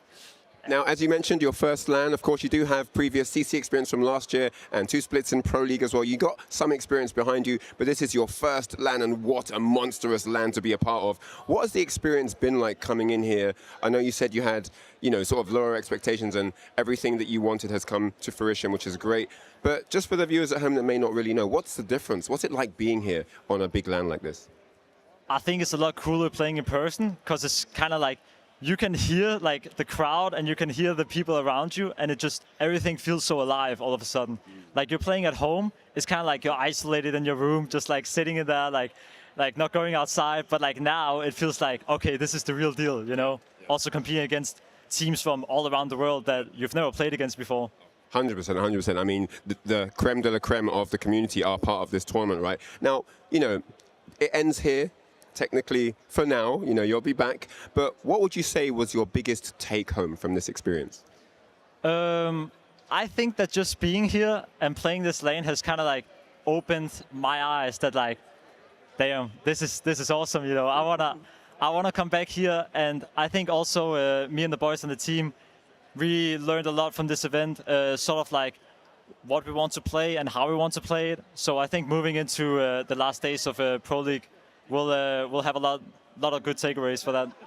Thank you very much for your time. Try hard thought and increased appetite for Team Atlas here on day 3 of the New Orleans Open. And that's what it's about. You can do all the scrims you want. You can play online as much as you want, but it's all about when it comes to LAN and those experience points that you get along the way. Well, that's it from me down here at the pit. It's back to you guys. Thanks so much, Ryan. Definitely a story about leveling up. I know Solo Leveling, a big anime right now. Ooh. Seriously, part of the experience of LAN is just getting those points that kind of tack up. And the cool thing is now we have another back half of Pro League to go into where these guys are not going to go online and have a chance to take the experience from here and make it something that matters as they finish off our Split 1. So incredible format, a new version of the ALGS, but one we hope you're excited for. I'm certainly very excited about it as well. Guys, final thoughts before we kind of close out this series and head to our final series of the Open before our championship. I mean, right now the storylines are going crazy. Yeah. And I'm here for that. We got an incredible 10 out of that series that just wrapped right now that we'll be waiting to see who they're facing off against in the one we have coming up around the corner. And that one's pretty stacked right now, so I think we're going to end the day with a bang. Zeph? Yeah, I think there's a highlight here with how these teams have worked, and I'm very curious because now we get to the final recipe of this LAN. We have yet to see the pit, the challengers, the elimination bracket meet up with the winners. They've both been in such decisive lobbies, but they have yet to actually collide after what was some of these early knocks. This might be the first repeats that we finally get to see here, which can influence a lot given that, well, I mean, they haven't had the chance prior to this moment. You're right, and you get to see also how people in the winners bracket who have never lost up until now get to perform against teams that have already lost and have been grinding their way potentially ever since day 1 to get to this moment. A lot of action on the way, and if you want to know the schedule for what's coming next, our series starts at 7:15 Central Time. So I don't have my phone on me. Oh, there it is. It's in about an hour, 55 minutes.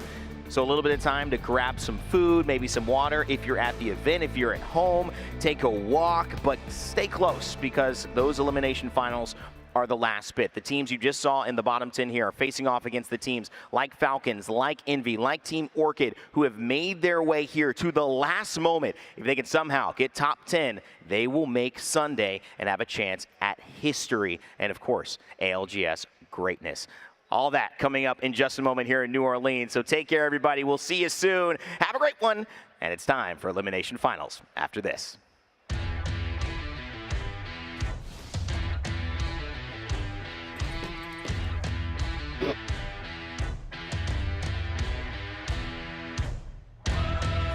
Twisted Minds looking to take down 100 Thieves. They will take down 100 Thieves. Come on. Take down Koiful. Take down MT. And maybe they're going to take game number 2 as well. Zainu's the last hope. Zainu in a 1v1 can't make it happen. Baba will be your champions.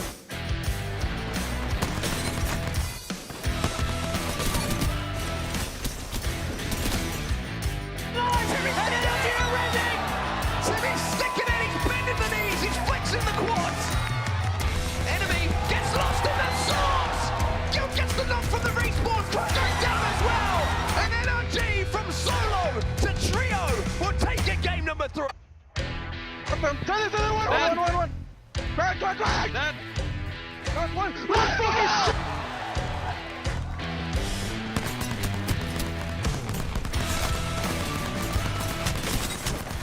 What's the strategy? I can't say that. No, I'm kidding. We're doing race for the rotate, alter for the frag, and then rampart to control. To get the control and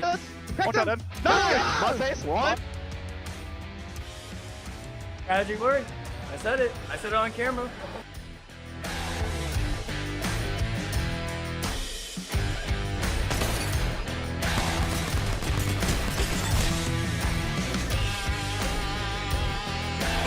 okay, Clutches, there's just no way. Alliance has a finishing hit. And Alliance, from being at the bubble to guaranteeing their way in the top 10, finish off in 6th place.